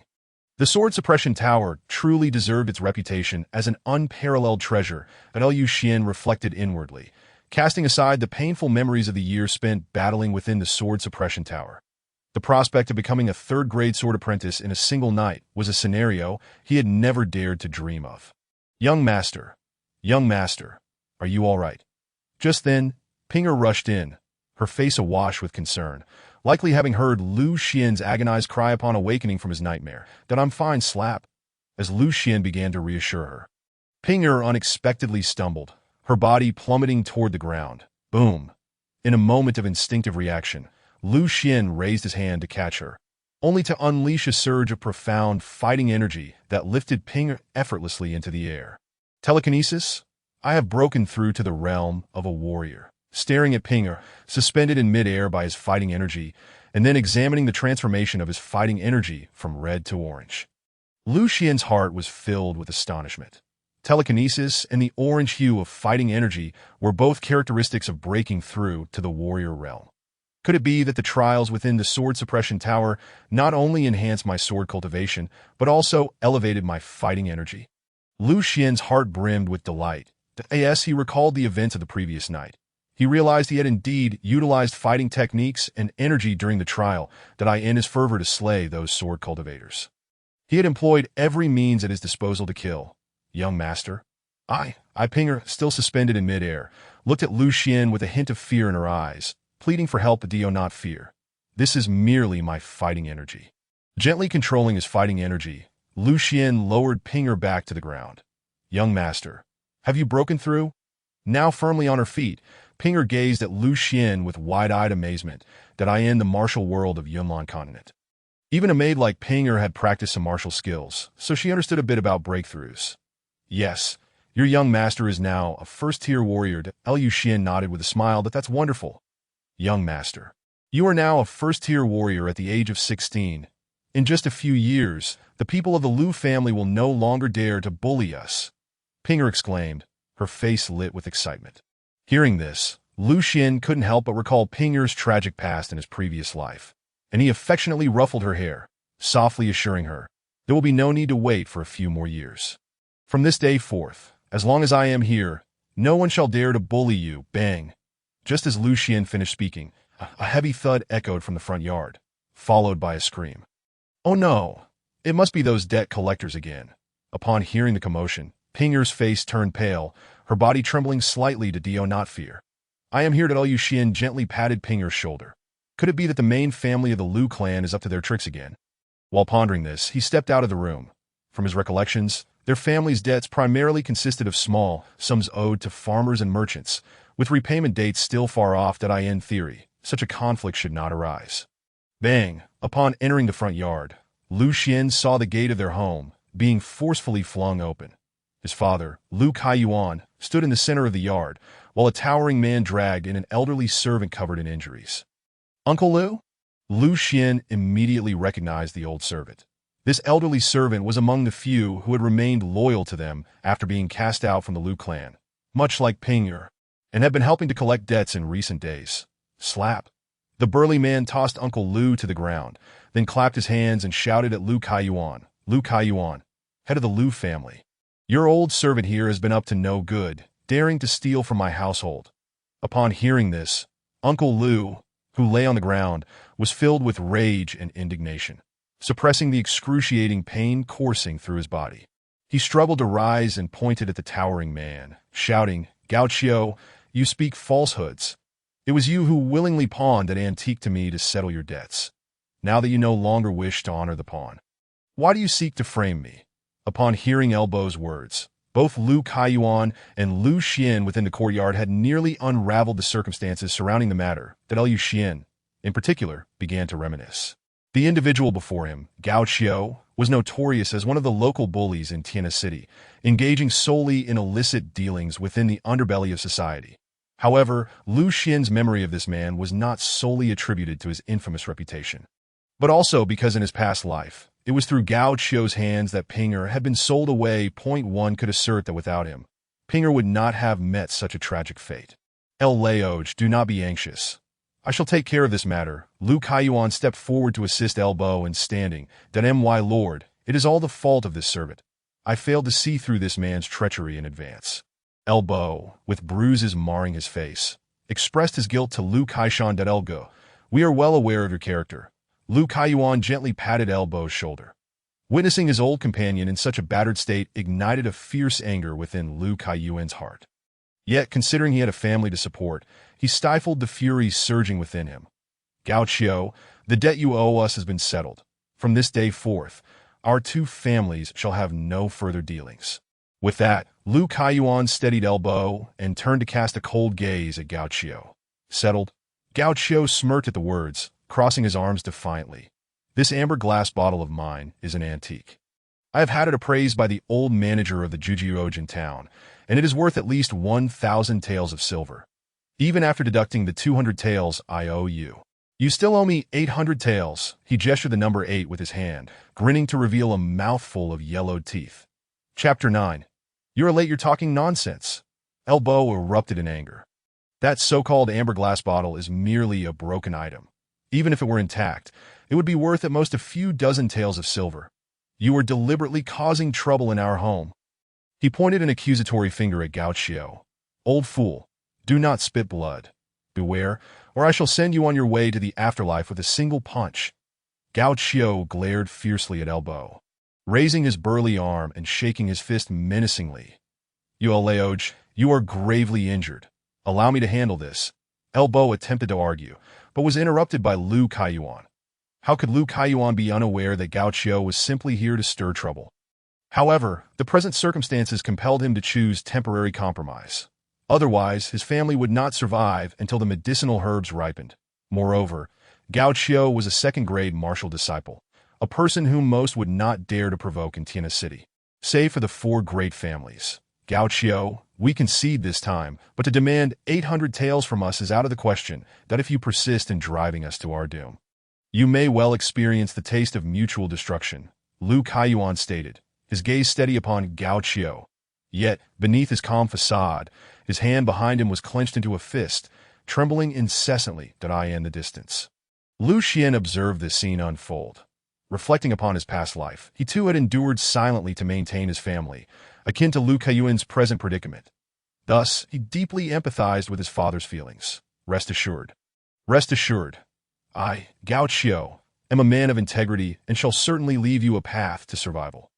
Gao Qiu grinned again, his gaze shifting to the maid Pinger standing beside Lu Xian, but he then raised his burly arm, pointing at Pinger, and turned to Lu Kaiyuan with a smile. I quite fancy this maid of yours. Do gift her to me. Pinger was taken aback, quickly grasping Lu Xian's arm, her body trembling uncontrollably. Not a chance. Lu Kaiyuan and Lu Xian rejected in unison. Lu Kaiyuan, do you and your little brat still believe you are living in a dream? You have already been expelled from the Lu family. Gao Qiu snorted coldly, stepping forward, his eyes greedily fixed on Pinger. Today, Gao, you must take this little girl with me. Let's see who can stop me. As he spoke, an invisible force emanated from Gao Qiu, akin to an invisible gale, crashing against the chests of Lu Kaiyuan and Lu Xian. The release of a martial artist's internal energy is one of the hallmarks of surpassing the second tier. And the range of Gao Qiu's internal force far exceeded that of Lu Xian's combat aura, indicating he had reached the second or even third rank of martial disciples. Gao Qiu, do you truly wish to bring about mutual destruction? Lu Kaiyuan coldly regarded Gao Qiu, though he appeared calm. Internally, he was grappling with a difficult decision that Liu Kai's strength was merely that of a first-grade combat disciple, making it impossible for him to contend with Gao Qiu. His only recourse was a combat aura talisman, which he had reserved to intimidate the elite of the Liu family. If he used it against Gao Qiu, how would he face the Liu family's experts should they come knocking later? "Father, allow me to handle this." Just as Liu Kaiyuan was torn, a familiar voice echoed in his ear. Turning, he found it was none other than his son, Lu Xian de Xiner. "This is not your affair. Leave everything to your father." Liu Kaiyuan shook his head vigorously, that in his heart. Liu Kaiyuan placed Lu Xian's safety far above his own or that of the family. "Father, Xiner has grown up and can assist you." Liu Xian smiled faintly at Liu Kaiyuan. This statement was one Lu Xian had held in for an entire lifetime, and now, being able to express it to his father brought him a sense of liberation from the shackles that had weighed upon his heart. "Stop dawdling. I see that you two, father and son, will not shed tears until you see the coffin." At that moment, Gao Qiu suddenly expressed his impatience with a cold snort, taking a mighty step forward and launching a punch at Lu Xian. "You boy, since you are so filial, let me let your useless old man taste my fist."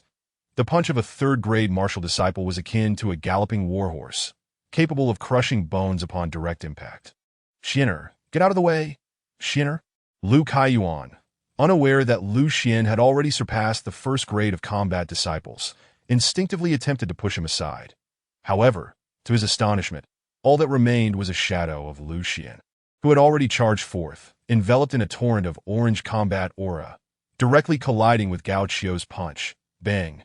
With the clash of two fists, a tremendous sound reverberated through the courtyard as the invisible internal force and orange combat aura collided, sending dust swirling throughout the area. As the dust settled, a tense Liu Kaiyuan and Ping beheld Lu Xian staggering back a step, while Gao Qiu also stumbled several paces backward.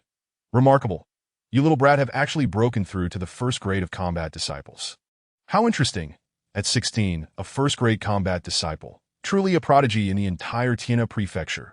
Gao Qiu grinned maliciously to Liu Kaiyuan upon hearing this, wore a look of astonishment. He knew of Lu Xian's talent in combat aura cultivation, but had never imagined he would break through at such a young age.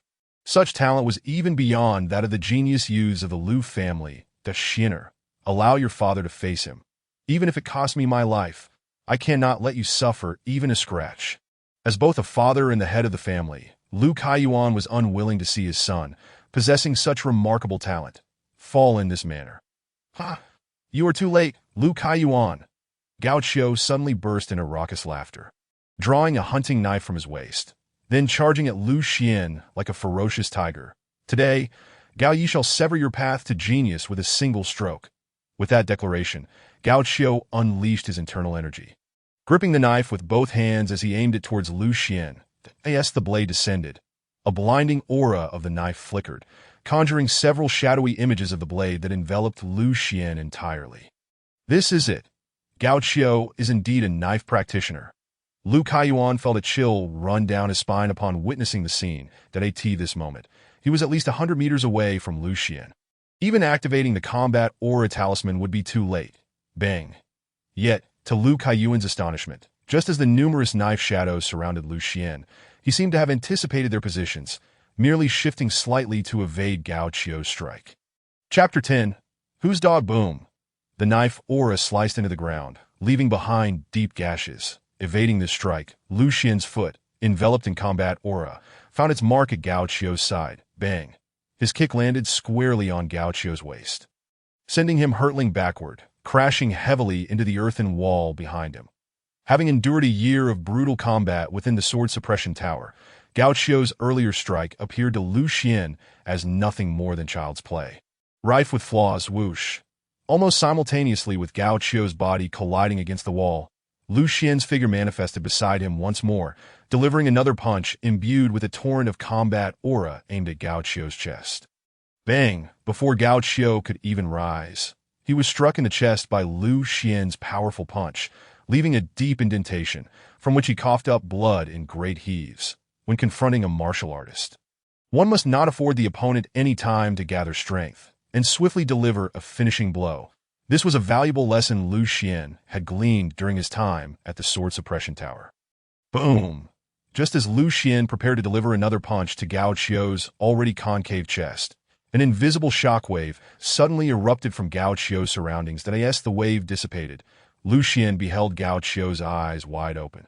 His jaw clenched, fists pressed against his abdomen, and his muscles expanding dramatically. Even the previously sunken chest now restored. It was the second-tier martial technique, iron cloth shirt. At that moment, Lu Kaiyuan, standing nearby, reminded Lu Xian. Yet even without the reminder, Lu Xian had already recognized it. During his time at the Sword Suppression Tower, many sword cultivators had employed this stance to defend against his attacks.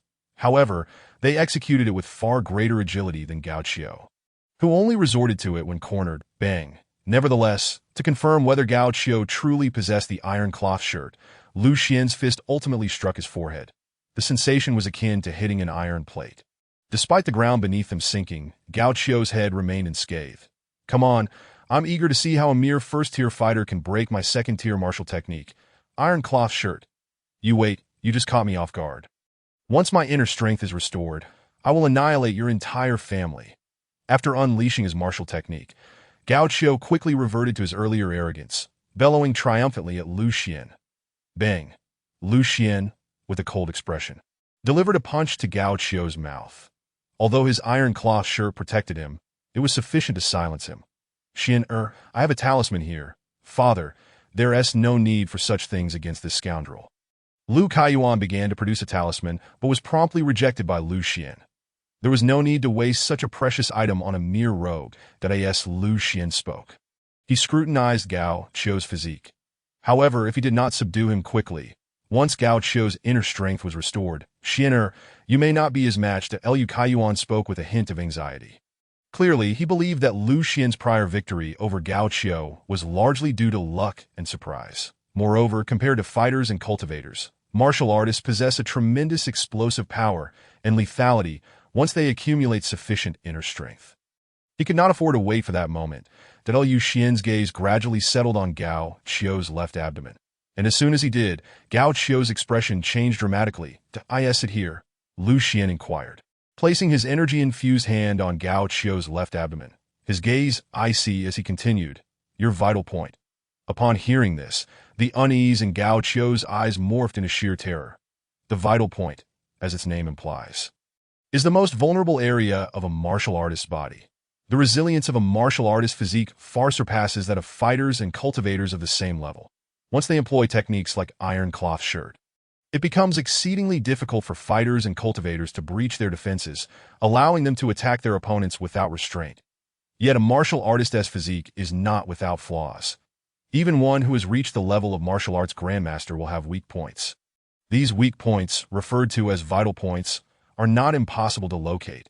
Experienced practitioners can often discern them at a glance. However, the higher the tier of the martial artist, the more elusive their vital points become. Lu Xian's ability to pinpoint Gao Qiu's vital point at a glance was due to the sharpened perception he developed during his battles at the Sword Suppression Tower. Without any hesitation, Lu Xian's fist struck Gao Qiu's left abdomen, causing his well-defined abdominal muscles to cave in. Puff! Gao Qiu spat blood. Had it not been for his relatively strong will, that punch alone might have shattered his iron cloth shirt. How do you know where my vital point is? Gao Qiu shouted in panic as he saw Lu Xian raise his fist again. Of course, I can see it with my eyes, Lu Xian replied coldly, casting a disdainful glance at Gao Qiu before raising his fist once more to strike his abdomen. Wow! This time, Gao Qiu spat out a mouthful of blood, the inner strength he had painstakingly gathered dissipating instantly, leaving him unable to maintain the iron cloth shirt technique. Don't kill me. You can't kill me. If you do, you'll be imprisoned, Gao Qiu threatened Lu Xian. According to the laws of the Great Wei Kingdom, a homeowner has the right to kill an intruder. Lu Xian spoke in a chilling tone. He stood up, placing a foot on Gao Qiu's chest to immobilize him, then summoned the hunting knife from the ground using his energy. Oh, busy are we. Just then, a middle-aged man with graying hair entered the mud-walled courtyard of the Lu family, accompanied by several subordinates. Head of the Bai family, upon recognizing the visitor, Lu Kaiyuan's expression changed dramatically. The middle-aged man, Bai Muchuan, was the head of the Bai family, one of the 4 prominent families in Tiana City. Bai Lao, save me. Upon seeing Bai Muchuan, Gao Qiu, pinned under Lu Xian's foot, seized the opportunity like a drowning man grasping for a lifeline, shouting with all his remaining strength. Hearing this, Lu Xian pressed down harder on Gao Qiu's chest while maintaining a calm demeanor, turning to Bai Muchuan and asking, "Is this your dog?" Bai Muchuan's demeanor had been relaxed. But upon meeting Lu Xian's gaze, he instinctively tensed up, feeling the surge of powerful inner strength within him. This boy's gaze is reminiscent of those terrifying figures who emerge from mountains of corpses and seas of blood. How old can he be? Bai Muchuan was taken aback. Nonetheless, he was a man of experience and quickly regained his composure, adopting a calm facade once more. "If you were my dog, would you consider sparing him?" "Young one?" Bai Muchuan inquired with a smile. "He is destined to die, regardless of whose dog he is," Lu Xian replied, shaking his head. "Then why ask?" Bai Muchuan maintained a serene smile. "That if he is your dog, you must pay double the price for me to engage in further negotiations," Lu Xian stated, his expression unchanged as he locked eyes with Bai Muchuan. The audacity of a mere youth to maintain such composure in a stare-off surprised Bai Muchuan once again. No, no, no. This man has no ties to my Bai family. You may do as you please, young one." Bai Muchuan waved his hand with a smile. Not only did Gao Qiu lack any connection to him, but he would also readily sever ties with him for the sake of leads regarding his daughter. "Very well." Lu Xian nodded, his gaze shifting back to Gao Qiu as he spoke over his shoulder. "Please wait. I will attend to you shortly. No hurry. No hurry. I have nothing but time," Bai Muchuan remarked, adopting a spectator's demeanor, amusement evident on his face. "Lu, I refuse to accept this, if not for your underhanded tactics. How could Gao Qiu possibly fall to you?" With Bai Muchuan unwilling to rescue him, Gao Qiu, in a fit of desperation, began to hurl insults at Lu Xian, attempting to provoke him. "You make a compelling argument." Much to everyone's surprise, Lu Xian acknowledged Gao Qiu's words, stepping back and removing his foot from Gao Qiu's chest. "That I will grant you a chance to escape." Seeing this, though Lu Kaiyuan felt some concern, he ultimately retreated with Ping, and elbow to the shelter of the eaves, choosing to trust his son's judgment. "Interesting, this father-son duo is truly intriguing," Bai Muchuan observed with newfound interest. Once freed by Lu Xian, Gao Qiu sprang to his feet, swiftly producing a pill from his sleeve and swallowing it, a sinister grin spreading across his face. "That you are just too young."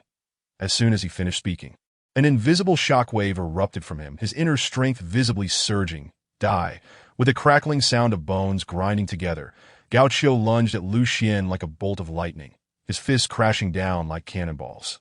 Clang! In the face of Gao Qiu's ferocious assault, Lu Xian merely held his breath.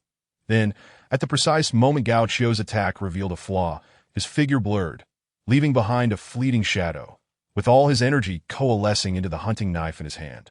He slashed diagonally through the gap in Gao Qiu's onslaught.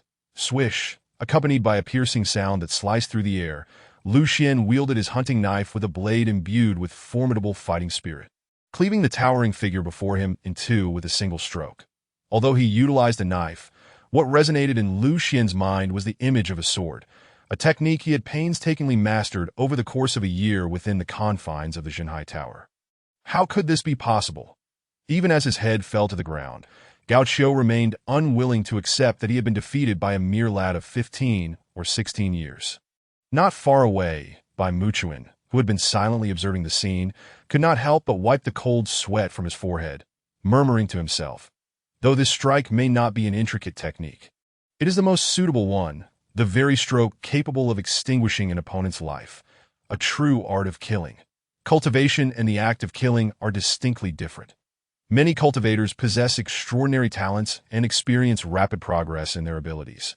Yet when it comes to actual combat, they rely solely on the disparity in cultivation to overwhelm their foes. In stark contrast, this young man possesses relatively modest cultivation, yet his prowess in the art of killing is fearsome. He is nothing short of a prodigy. The elders of the Lu clan must be fools to have cast out such a genius. Bai Muchuan was filled with astonishment. "Old Bai, could you possibly lend a hand? I find myself lacking in manpower at this moment." Lu Xian, bloody knife in hand, cast a glance at Bai Muchuan. "No problem. It's a simple task." Bai Muchuan readily agreed, then beckoned a few family servants behind him, saying, "Come in and assist in cleaning this small courtyard. Old Bai, please accompany my father to the main hall for a while and enjoy some tea. I shall wash my hands and change my clothes. Lu Xian raised his blood-stained hand and offered a slightly apologetic smile to Bai Muchuan. Observing Lu Xian's bloodied visage in the sunlight, Bai Muchuan inexplicably felt a chill run down his spine. Quickly nodding, "No rush, Xiao Xian. You attend to your matters. I shall converse with Brother Lu. Old Bai, please come and sit at my humble abode." Liu Kaiyuan hurriedly stepped forward to invite Bai Muchuan. Inside the modest courtyard's main hall, Pinger brewed a pot of fragrant tea with the last remnants of tea leaves in the house. The simple room soon filled with the rich aroma of tea. "Da, splendid tea. Brother Lu, your maid's tea-making skills are remarkable," Bai Muchuan exclaimed after taking a sip. "Old Bai, you flatter me. It is merely coarse tea," Liu Kaiyuan responded with a shake of his head. "Brother Lu, has your Lu Xian encountered any extraordinary experiences of late?" Bai Muchuan inquired with keen curiosity. The Xiener has indeed made significant progress, but such advancement has come at the cost of facing life and death. If I had my way as a father, I would never wish to see him grow in such a manner. Liu Kaiyuan sighed deeply. Indeed, any father would wish to shield their children from hardship. Bai Muchuan nodded, well aware of Lu Xian's ascent in the One-Sword Tower, and fully cognizant of the perils that place entailed. After speaking, Bai Muchuan's expression suddenly darkened as he recalled his daughter Bai Yuro, who had been missing for 6 years. "Father, old Bai." Just then, Lu Xian, having changed his clothes, entered the main hall. "That a tea this moment." Lu Xian exuded a calm and composed demeanor, which combined with his handsome features and tall stature, imparted an otherworldly aura, rendering him almost unrecognizable from the boy who had wielded the knife moments prior. Come, take a seat here." Bai Muchuan patted the chair beside him, his gaze filled with admiration for Lu Xian. That it was hard to imagine that just moments before entering the Lu family's courtyard, this elder had worn a cold and unapproachable expression. "Old Bai, you have come for the hairpin belonging to Sister Yuro, have you not?" Lu Xian inquired with a smile, nodding his head. "Xiao Xian, you are so forthright." "I shall not beat around the bush either," Bai Muchuan replied, his expression turning serious. "Where did you obtain that hairpin?" His gaze bore into Lu Xian's. "It was I who took it from Sister Yuro's possession." Lu Xian met Bai Muchuan's intense gaze, his tone steady and unyielding. Slap! Bai Muchuan nearly sprang to his feet. "Where is Yuro now?" His eyes burned with intensity, his voice trembling as he questioned Lu Xian. Bai Muchuan had initially believed that Lu Xian had merely stumbled upon Bai Yuro's jade hairpin, but he never anticipated that it had been taken directly from her. Overwhelmed, he lost all semblance of the calm demeanor he had previously maintained. Seeing Bai Muchuan's distress, Lu Xian could not help but sigh inwardly, feeling the weight of a father's heart. After a moment of contemplation, he looked earnestly at Bai Muchuan and said, "I can only tell you, old Bai, that Sister Yuro is no longer with us." Bang! The moment Lu Xian's words fell, Bai Muchuan transformed into a frenzied beast, smashing the wooden table before him with a single strike, then seizing Lu Xian by the collar, demanding, "You lie, old Bai, please calm yourself." Liu Kaiyuan interjected, producing a fighting spirit talisman, his expression tense as he cautioned Bai Muchuan. "Father, it's all right that I trust that old Bai understands the gravity of the situation. After all, aside from myself, no one knows where Sister Yuro met her end, nor the circumstances of her demise." Liu Xian remained remarkably composed despite being gripped by Bai Muchuan, his words successfully restored Bai Muchuan's rationality, the fury in his eyes gradually subsiding to normalcy. "Where is Yuro's body? How did she die?" Bai Muchuan released Lu Xian's collar, his deep-set eyes fixated on him, pressing for answers. "The debts owed by Fu Xiaotang to our family amount to 3 times the original sum. If your information proves accurate, I am willing to repay you thrice the debt." Without waiting for Lu Xian to finish, Bai Muchuan raised 3 fingers, speaking with unwavering determination. "3 times is unnecessary, including interest accrued over the years. Repaying us double will suffice," Lu Xian replied. Shaking his head, he was indeed in need of funds, but he possessed an abundance of ideas for generating wealth. Thus there was no need to profit from a pitiful deceased individual. "Is that all?" Bai Muchuan looked at Lu Xian with confusion, having anticipated a more substantial negotiation. In addition to that, I require a Taiping Ling from your Bai family," Lu Xian declared, upon hearing the words Taiping Ling. Both Bai Muchuan and Liu Kaiyuan's expressions changed simultaneously. "You are being overly greedy. Do you know what the Taiping Ling represents?" Bai Muchuan scoffed, his voice dripping with derision. The Taiping Ling, bestowed by the four great families of Tiana City, signifies that the recipient family or individual will be protected from any calamity by the four great families, even in opposition to the other three families or the court, Lu Xian stated calmly. Knowing this, how can you still make such an outrageous demand? Propose something else. If it pertains to wealth or similar items, as long as it is not excessive, I, Bai Muchuan, will surely acquiesce. Bai Muchuan waved his hand dismissively. I desire nothing but the Taiping Ling. Lu Xian maintained his resolute stance, shaking his head once more. You, Bai Muchuan hesitated, a flicker of anger crossing his brow. Old Bai, do not be hasty. Once you see this item, you will surely understand why I seek only the Taiping Ling and nothing else. Just as Bai Muchuan's temper was on the verge of erupting, Lu Xian sensed the opportune moment and produced a small, weathered wooden board from his sleeve. The board was riddled with bloody claw marks as if instinctively. Upon seeing the board, Bai Muchuan's fury dissipated, replaced by shock and unease. Old Bai, take a look for yourself. Lu Xian, with a tranquil demeanor, extended the small, damaged wooden board towards him. Bai Muchuan's hand trembled as he accepted the board, his gaze immediately falling upon the inscribed words. This is Bai Yuro, daughter of Bai Muchuan. The one who harmed me is from Tiana City. Just a few fragmented lines rendered Bai Muchuan speechless as he gazed at the inscription for an extended period before tenderly caressing the board, murmuring, "This is my daughter's handwriting. This is my daughter's handwriting. Did I, as a father, fail to protect you? I failed to protect you." In an instant, Bai Muchuan appeared to age decades. Who? After murmuring to himself several times, Bai Muchuan suddenly raised his head, his face contorted with rage as he demanded of Lu Xian, "Who from Tiana City harmed my daughter? Unless I receive your Taiping Ling, I cannot reveal that information.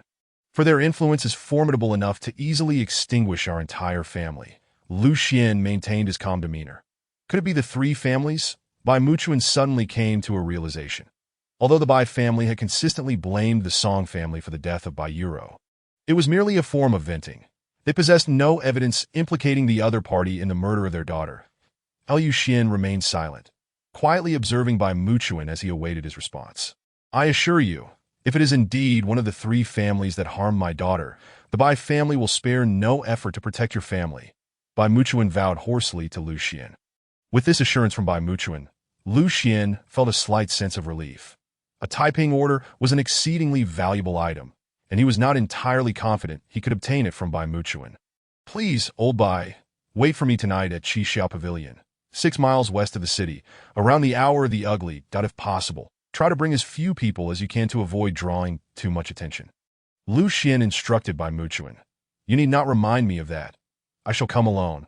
However, young one, it would be wise not to deceive me, for the consequences would be dire," Bai Muchuan retorted, his gaze fixed on Lu Xian with a fierce intensity. "Rest assured, I would never jest with the lives of my family," Lu Xian responded earnestly, fully aware that Bai Muchuan's animosity was directed not at him, but towards the one who had slain her daughter.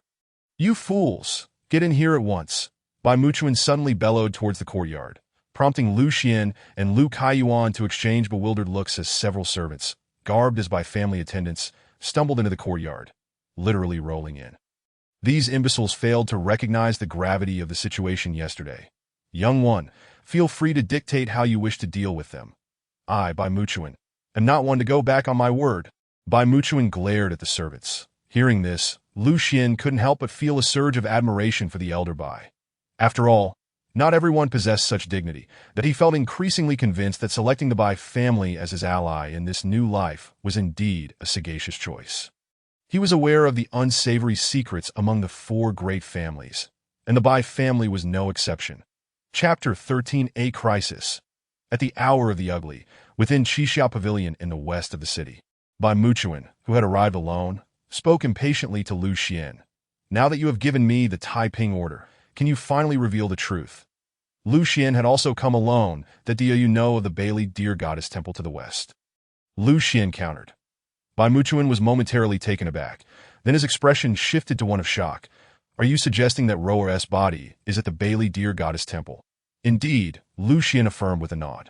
"How could it be there? We searched that place thoroughly. Bai Muchuan lamented, stamping his feet in frustration. Following this, he grasped Lu Xian's wrist and spoke coldly. "Let us go." As soon as he finished speaking, Bai Muchuan's aura surged dramatically, and he swiftly propelled Lu Xian towards the Bailey Deer Goddess Temple. An incense stick later, within the Bailey Deer Goddess Temple, Bai Muchuan's anguished screams echoed, "Lu family. It was you, Lu Baichuan. I will tear you to pieces. How could you beasts treat my rower this way? Beasts." His pained wails resonated from the temple entrance, his hoarse voice imbued with a guilt-ridden despair that shattered hearts. In that moment, Bai Muchuan was indistinguishable from any grieving father in the world. Liu Xian stood outside the temple, gazing up at the night sky, listening quietly to the agony emanating from within. As a person reborn, he deeply empathized with Bai Muchuan's suffering, a profound sense of helplessness. "Young one," Bai Muchuan emerged from the temple, carrying a lifeless body wrapped in his own coat. Liu Xian turned to him, his expression solemn. "Thank you." After a long pause, Bai Muchuan uttered 3 words. "You may return home, that I carry my daughter and cannot accommodate you." Without looking back, Bai Muchuan strode forward along the forest path. Sighing at Bai Muchuan's retreating figure, Lu Xian could no longer suppress his feelings and turned his gaze towards the direction of Tiana City, rubbing his somewhat cold hands together, murmuring, "It seems tomorrow will bring quite the spectacle." He could already envision the fury the Bai family would unleash upon the Lu family in Tiana City, in his previous life. Even after Bai Muchuan had passed, her sons had inflicted severe casualties on the Lu family, leaving them crippled. Yet, this was precisely Lu Xian's intention, by utilizing this incident as the first step in his path of vengeance. He could alleviate his family's current plight while also creating a relatively stable environment to enhance his cultivation and amass wealth. As someone who had lived before, Lu Xian understood that cultivation required not only talent and diligence, but also substantial financial backing. Speaking of making money, he recalled that next month would bring a significant opportunity. At the end of the month, the recipe for the rejuvenation soup from the Yaozong Chongqing Valley would be leaked, causing the prices of the related herbs to soar. Even the usually worthless Wulu grass would skyrocket in value. Though it would later be confirmed that the recipe was missing several key ingredients, as long as he could sell off his stock before that, he could make a considerable profit in Tianhe City. With a flicker of inspiration, Lu Xian quickly identified a pathway to wealth from the memories of his past life. However, to be prudent, he decided to stockpile Wulu grass first, as it had the lowest cost. And the merchants had ample supply. Given their family's meager resources, they could only afford to stockpile Wulu grass.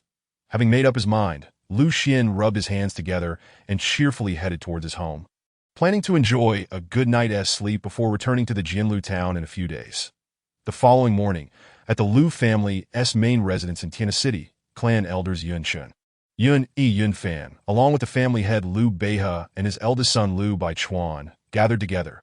Beihe, now that Lu Kaiyuan has been expelled from the Lu family, the Kai branch has lost its backbone. No one dares to contest your claim to the position of clan leader anymore. You should arrange the succession ceremony promptly to formalize this matter, clan elder Yunshun remarked with a smile directed at Lu Baichuan.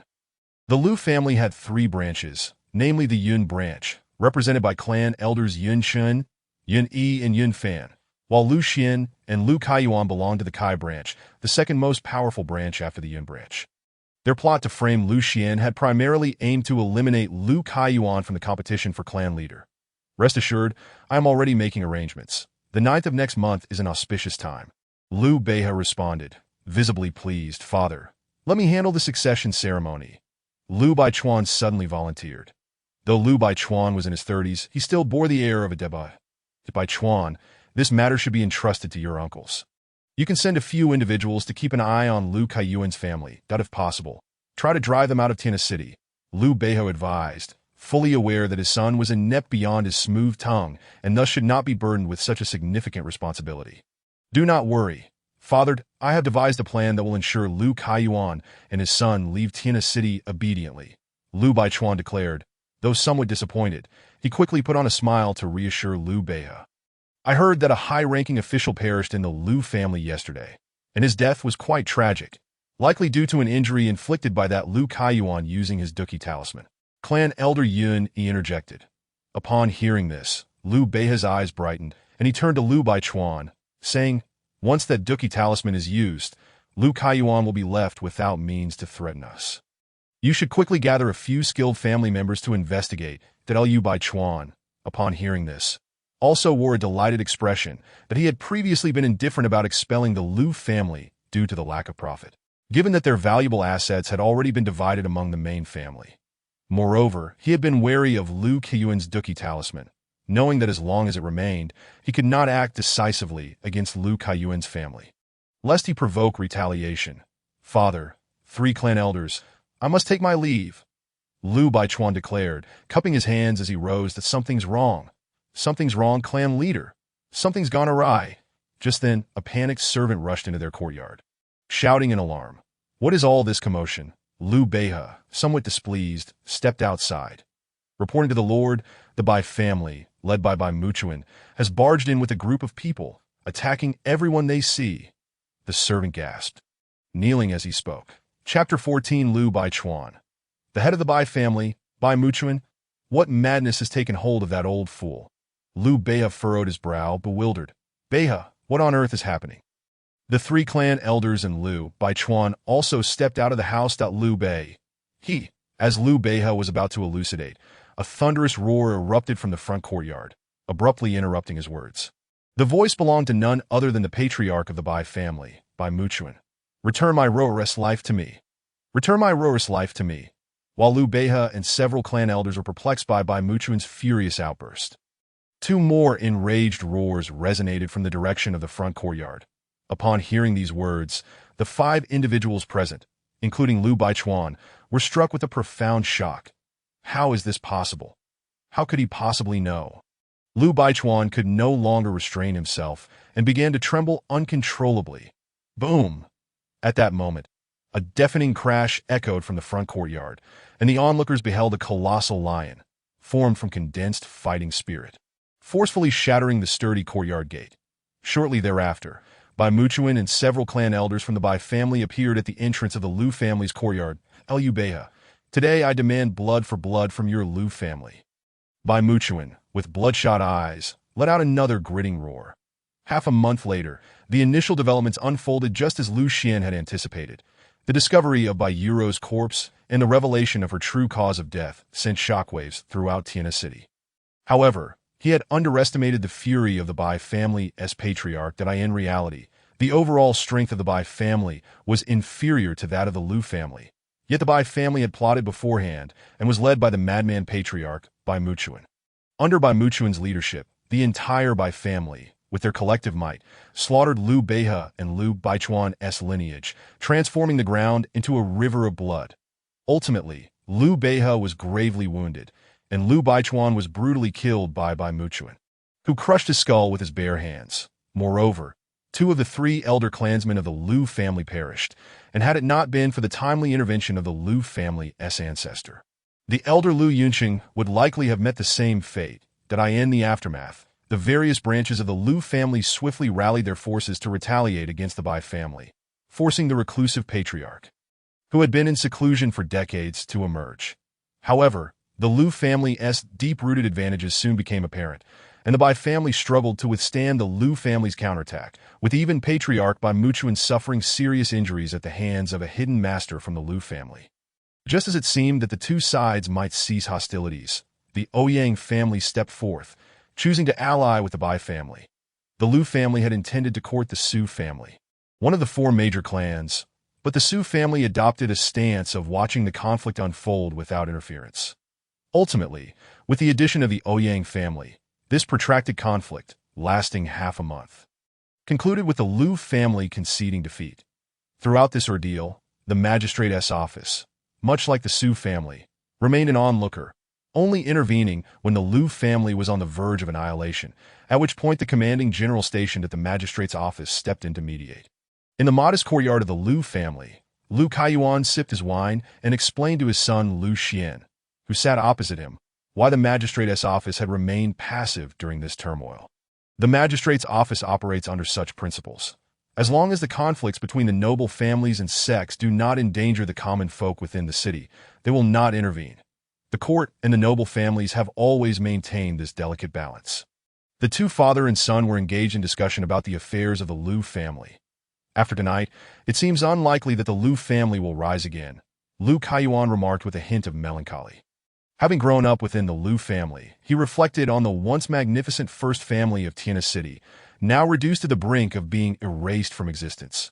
The unpredictability of fate. Perhaps one day, a prodigious talent in cultivation will emerge, and the family may rise again. Liu Xian shook his head. In my memory, Liu Beihe's youngest son, Liu Xianxin, is a once-in-a-century genius in cultivation in this Great Wei Kingdom. His future achievements will be remarkable. Fortunately, he is currently training under his master in the mountains, thus avoiding this calamity. Let us not dwell on the Liu family's matters any longer. Liu Kaiyuan gestured dismissively and then turned to Liu Xian with a serious expression.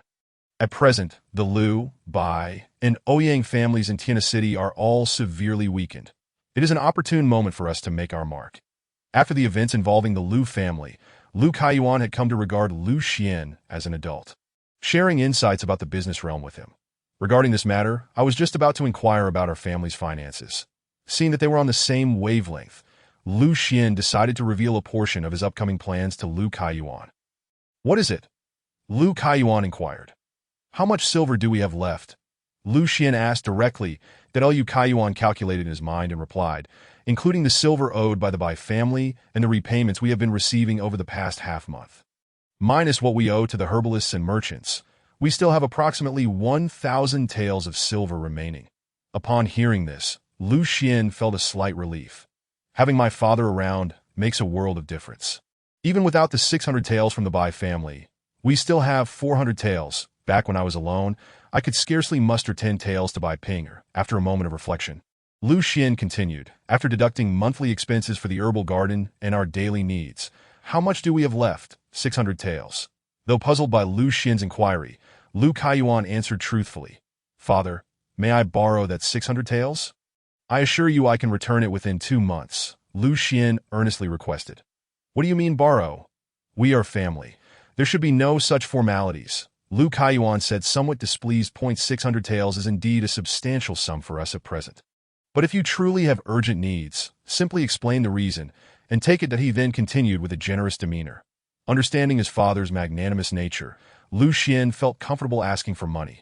Father, I have received guidance from a senior and wish to use this money for a business venture. After some contemplation, Liu Xian decided to fabricate a non-existent mentor, a senior. Liu Kaiyuan expressed surprise. Yes, a senior who has pointed me towards advancing my cultivation, enabling me to break through to the fighter level so swiftly. Liu Xian quickly added. Upon hearing this, Liu Kaiyuan's eyes sparkled with delight. The Shinner, you truly have received guidance from a great master. Splendid, splendid. Chapter 15.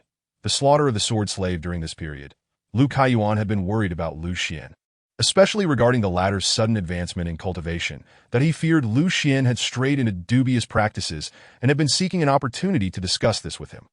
Now, hearing that a great master was advising Liu Xian, he finally felt at ease. Seeing that Liu Kaiyuan did not harbor any doubts, Liu Xian also relaxed and nodded in agreement. This senior prefers to remain anonymous, so I cannot disclose their identity to you. Father, I hope you can forgive me. No need, no need.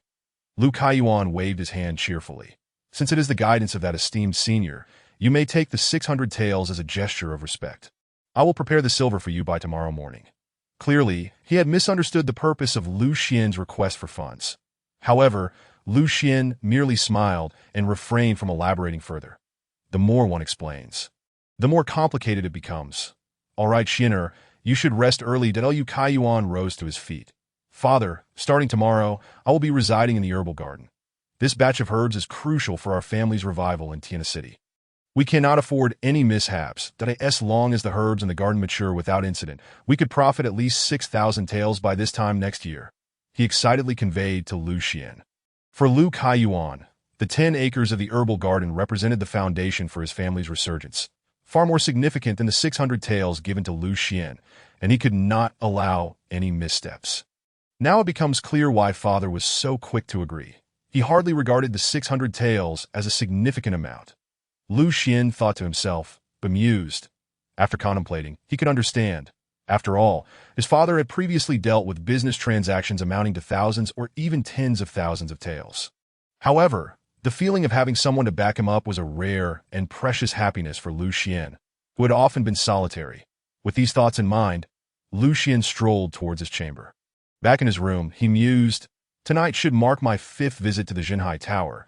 I must strive to complete the trial of the first floor this time." Liu Xian sat beside his desk by the window, murmuring to himself. During the past half-month, when the Liu and Bai families were embroiled in a fierce conflict, Lu Xian did not merely sit idly by, but instead repeatedly entered the Sword Suppression Tower to undergo trials on that particular floor, utilizing this time to enhance his cultivation. For others, it was merely a span of half a month, but for Lu Xian, he had actually traversed 3 years, and those were years filled with incessant brushes with death. Yet, even after entering the Sword Suppression Tower for the 5th time, Lu Xian still needed to spend half an hour preparing himself mentally before entering. It was unavoidable.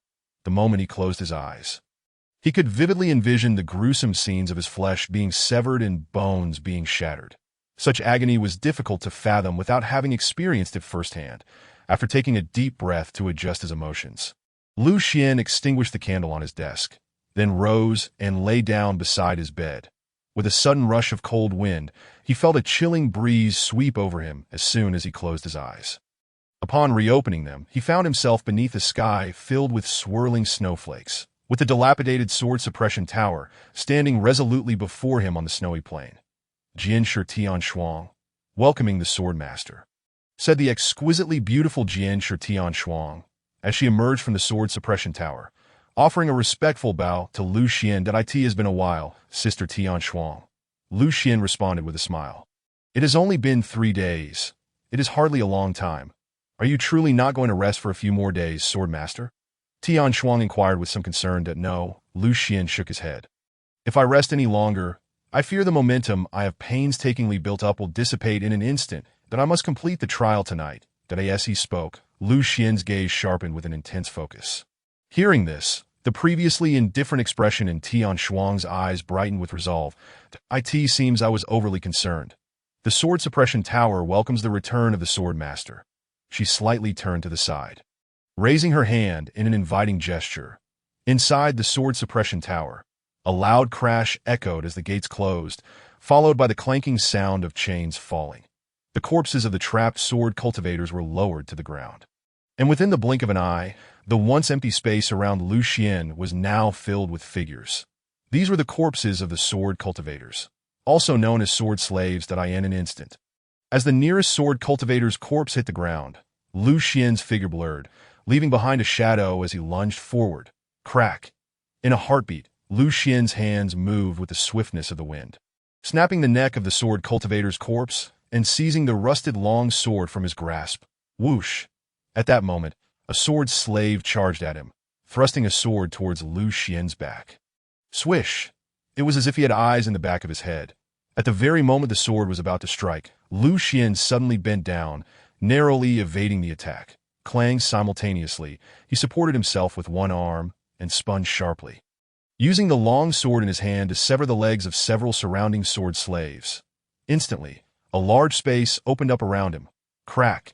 Yet Lu Xian showed no sign of relaxation as his feet touched the ground. He surged forward, driving his long sword through the chest of a sword slave, but he did not withdraw the blade, but quickly picked up another sword from the ground, delivering a swift upward slash that cleaved another sword slave in half. 17.18, 19, 20, 21. With each sword slave he dispatched, he called out a number, resembling a legendary beast of slaughter, as the sword slaves fell in his wake. Having undergone 4 years of relentless trials filled with the cycle of killing and being killed, Lu Xian had honed his instincts to a point where observation of weaknesses, drawing, and sheathing his sword became second nature. In that moment, with the sword in hand, he was utterly lost in a state of transcendence. He needed not listen, see, or think. As long as he wielded a sword, everything around him was fair game. Puff! After an hour of combat, Lu Xian's stamina was nearing its limit, and in a moment of carelessness, a sword slave managed to sever one of his arms. Swish! Lu Xian retaliated with a swift strike, beheading the sword slave, then rolled to evade another attack that was aimed at him. Only 2 remain. Without glancing at the wound on his arm, Lu Xian's gaze remained fixed on the 2 remaining sword slaves. his cracked lips barely forming words at that moment. His ability to stand was solely supported by sheer will and determination. Chapter 16. Chang'e's Sword. From a mere mortal to one who could slay 197 sword slaves in the span of merely 4 years at the Sword Suppression Tower, should he complete the trial, he would become the strongest sword master since the tower's inception. Having observed from the shadows, Tian Shuang now appeared in a corner of the Sword Suppression Tower, her hands clenched tightly, her expression grave as she murmured to herself. Ah! Just then, Lu Xian let out a primal roar. Akin to a beast, in an instant, he charged forward, his long sword slicing through the air as he executed a flurry of techniques, piercing the throat of a sword slave. Swish! Almost simultaneously, the last remaining sword slave lunged at him, severing the arm that had been left to him. Bang! Lu Xian's grip on the sword fell to the ground. It's still not enough. Tian Shuang sighed heavily, her gaze dimming upon witnessing this bang. But just as she thought this, a loud crash resonated within the Sword Suppression Tower. Lu Xian, now without arms, unexpectedly lunged at the sword slave, sending him flying with a headlong charge, followed by a fierce roar. Even without hands, I can still kill you. As soon as the words left his mouth, he stomped his right foot on the ground, causing a rusted long sword to bounce up beside him. Crack! Lu Xian bit down on the sword's hilt, resembling a beast with a blade in its mouth as he sprinted toward the last remaining sword slave. Clang! This final sword slave possessed skills and cultivation that clearly surpassed those of the other sword slaves, as he deftly deflected Lu Xian's downward strike with a simple flick of his sword. He simultaneously unleashed a powerful force from within Lu Xian's body, coalescing into a massive hand that struck the sword slave. Bang! With a resounding crash, the sword slave, along with his weapon, was sent flying. Throughout the night, Lu Xian had refrained from using his combat energy, saving it for this very moment, and this energy-turned hand was his strongest strike as a combat apprentice. Thud, thud, thud. After sending the sword slave flying, Lu Xian did not pause. He once again bit down on the long sword and raced toward the direction where the sword slave had landed. When he was merely 10 steps away, he halted, channeling the last of his combat energy into the sword he held in his mouth, ready to deliver a deadly blow to the sword slave. Crack! However, Lu Xian did not anticipate that the sword he held in his mouth would shatter under the strain of the combat energy. Clang! At the same time, the last sword slave had risen from the ground, his figure resembling an arrow released from a bow, charging at Lu Xian with a sword enveloped in sword energy. Lu Xian had witnessed this strike countless times and was acutely aware of its might. If he could not evade it, even his protective combat energy would be of no use. Yet, inexplicably at that moment, facing this strike that had once instilled great dread within him, he felt not fear, but a sense of anticipation that it was as if he were a climber gazing upon a towering mountain, contemplating only how to conquer it. I am a sword cultivator. Even with my arms severed and without a sword in hand, I shall not falter. Lu Xian seemed to awaken a primal instinct within him, standing resolute, unarmed and without limbs, as he faced the sword aimed at his chest, adopting a fearless stance. Recognizing your fearless sword heart, I shall borrow a sword from you. This sword, named Chang'e, has the power to split mountains and rivers, to sever the sun and moon. At that moment, an ancient voice resonated within the Sword Suppression Tower, and suddenly, the entire tower dimmed, leaving only a straight beam of light, as if a crack in a door stood before Lu Xian. Sword Master, this is a great opportunity. Grasp it. Just as Lu Xian was taken aback, he heard Tian Shuang's anxious yet exhilarated voice from behind. Lu Xian was momentarily stunned, but then an overwhelming urge to seize the light before him surged within him. Boom! The instant that thought crossed his mind, ethereal projections of arms emerged from his shoulders, grasping the beam of light. As he held onto that beam of light, Lu Xian's already indomitable sword heart grew even more resolute, and he couldn't help but roar. I possess a sword that can split mountains and rivers, sever the sun and moon. As soon as the words fell, his two arms, transformed from ethereal shadows, suddenly grasped the straight ray of light and slashed downward. Boom! Accompanied by a resounding crash, the sword servant, who had lunged at him with a single sword, was instantly reduced to ashes beneath this strike. The straight ray of light also dissipated into nothingness. Congratulations, Sword Master.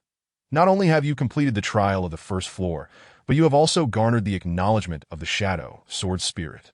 Just as Lu Xian was still in a daze, the sword attendant, Tian Shuang, suddenly appeared by his side and excitedly bowed to express her congratulations. That I must admit, I am still somewhat perplexed, Lu Xian remarked, scratching his head with the newly formed arms. The one who just mentioned bestowing you a sword is none other than the sword spirit of the shadow sword. Only with his recognition can you retrieve the shadow sword from the sword tower. Tian Shuang explained. But where is the sword? Lu Xian still appeared a bit bewildered that he gestured around himself, yet found no trace of a sword shadow. The shadow sword, also known as the invisible sword, is an ancient divine blade, formless and shadowless, yet omnipresent. Wherever there is sunlight, moonlight, or any source of illumination, its sword form manifests. Tian Shuang elucidated it. So, does that mean that as long as one holds a ray of sunlight, it is equivalent to wielding a sword? Lu Xian pondered aloud. You grasp it perfectly, sword mastered. I am in awe, Tian Shuang praised. Feeling somewhat embarrassed by the compliment, Lu Xian scratched his head again and attempted to raise his hand and gently grasp the air before him. Buzz! To Lu Xian's astonishment, as he closed his hand, the world around him dimmed significantly in an instant, and simultaneously, a straight ray of light materialized in his grasp. Due to the transparency of this light, it was exceedingly difficult to discern unless one observed closely. The shadow sword was the treasured blade of the sword ancestor in his youth, but its spirit was proud and solitary, having ceased to acknowledge anyone as its master since the sword ancestor's time.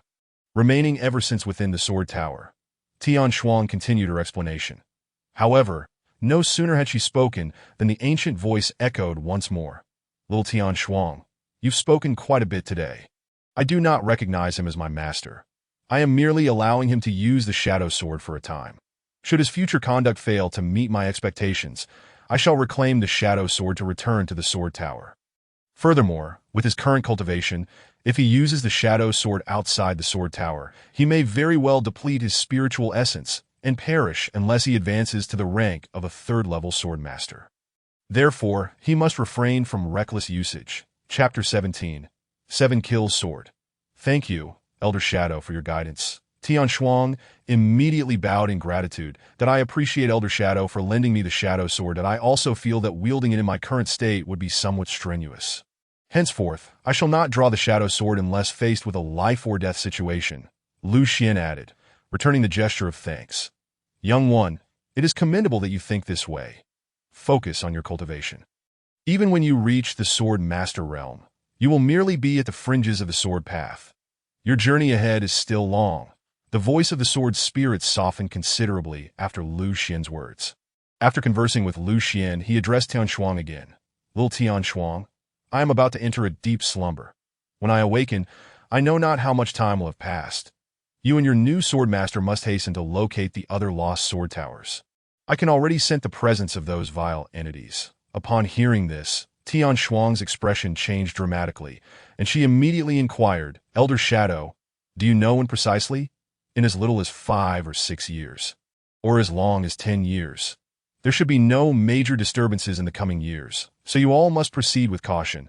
The voice of the sword spirit diminished increasingly until it faded entirely. Sister Tian Shuang, what were you and Elder Shadow discussing just now?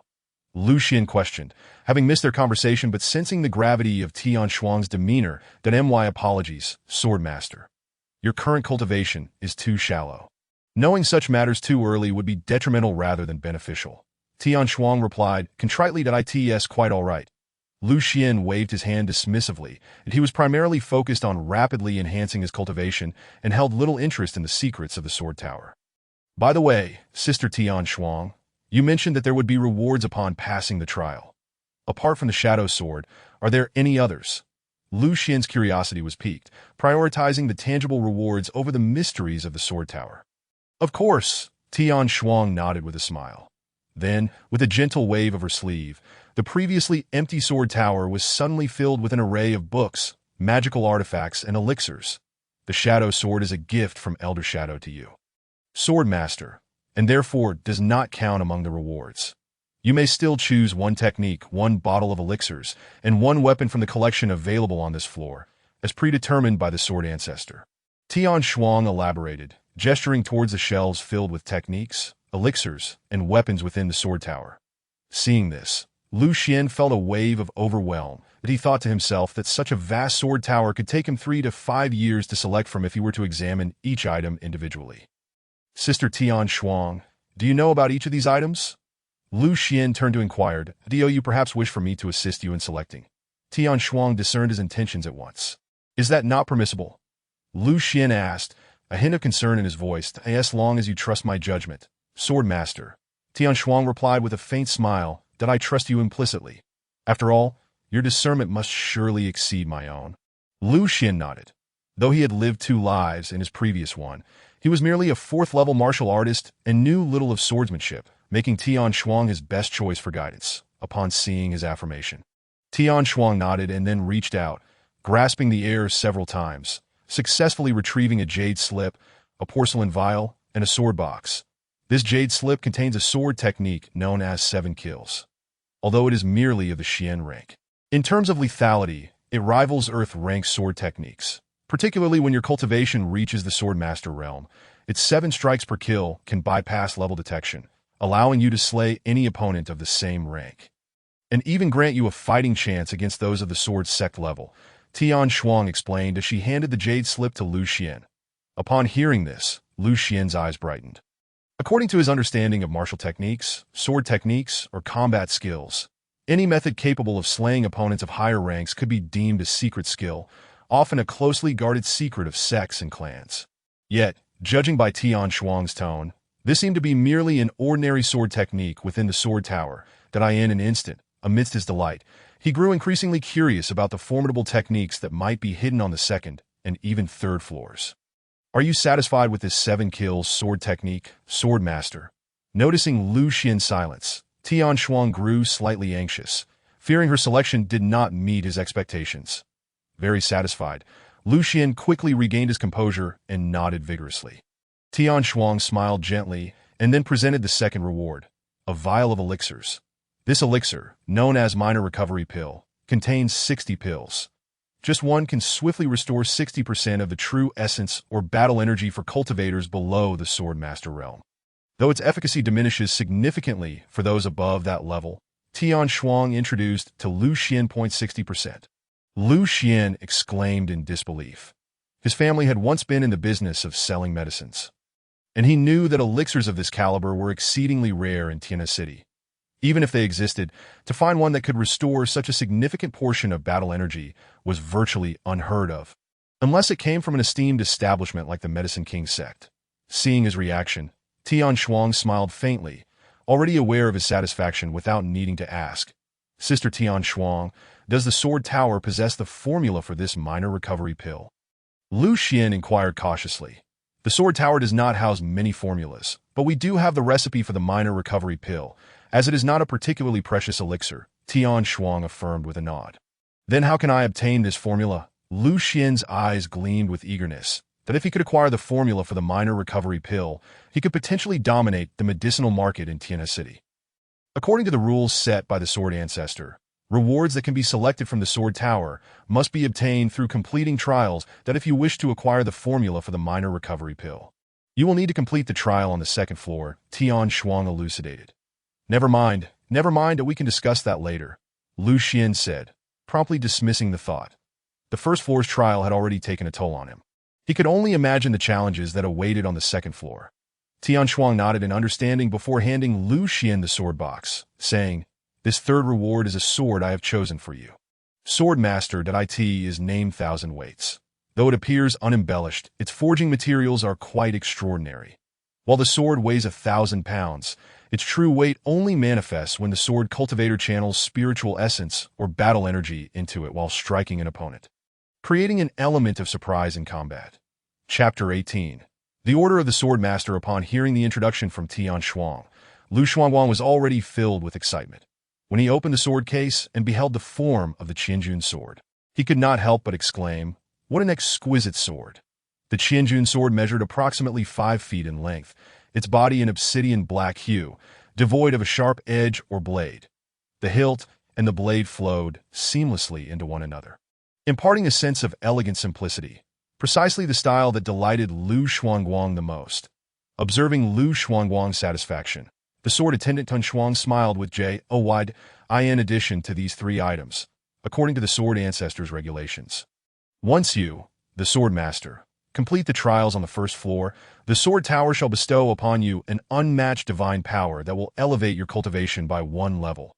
Furthermore, you will also receive one of the 9 sword techniques. Crafted with the Sword Ancestor's lifelong dedication to this moment, Tian Shuang inquired, "May I ask if you, esteemed Sword Master, are willing to accept this inheritance?" "Of course, I could not desire more," Lu Shuangguang responded, securing the items and nodding vigorously. Seeing this, Tian Shuang also nodded in affirmation, then lifted one hand and gently touched Lu Shuangguang's forehead. Boom! In an instant, his consciousness soared out of the sword tower, appearing above a vast expanse of the Qi Sea snowfield.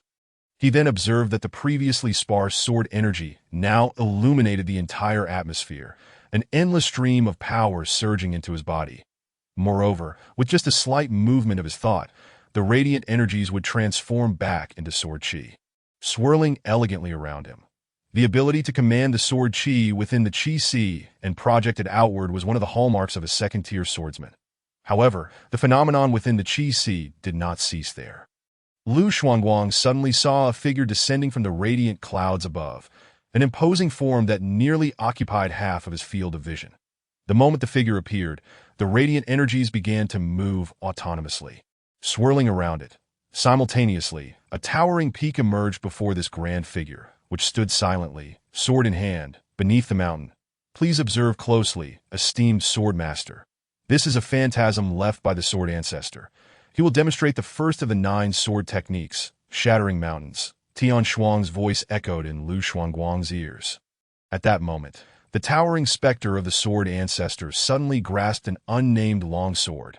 After reciting a series of sword incantations, he struck down upon the mountain before him with an extraordinarily profound posture. Boom! With a resounding crash, the majestic mountain shattered into countless boulders beneath the Sword Ancestor's blow. This scene left Lu Shuangguang in a state of lingering awe. He had never imagined that such extraordinary swordsmanship truly existed in this world. Shattering mountains is one of the 9 techniques of the Sword Ancestor. Although this technique appears straightforward and somewhat clumsy, its penetrating power is astonishing, capable of easily breaking through various defensive techniques and treasures employed by fighters or cultivators. It is also the most accessible technique among the 9, however, esteemed sword master, should you truly wish to attain the might of the Sword Ancestor's shattering mountains, you may need to wait until you have fully passed the 9 trials of the Sword Tower. Tian Shuang explained as she approached Lu Shuangguang. Lu Shuangguang smiled wryly, that I certainly do not dare to aspire to such power as the Sword Ancestor's shattering mountains at this moment. However, with this sword technique and the Shadow Sword as my trump card, once my cultivation reaches that of a sword master, I should no longer fear formidable opponents like the ancestors of the Lu family, that he reflected inwardly. Sister Tian Shuang, the Qianjun sword you selected for me is intended to complement this sword technique. Is it not? Lu Shuangguang glanced at the Qianjun sword in his hand, suddenly feeling a surge of gratitude toward Tian Shuang. The servant merely chose a suitable weapon for you, esteemed sword master. Tian Shuang replied with a smile, and anod, by the way, Sister Tian Shuang, may I ascend to the 2nd floor now? Lu Shuangguang inquired with newfound curiosity.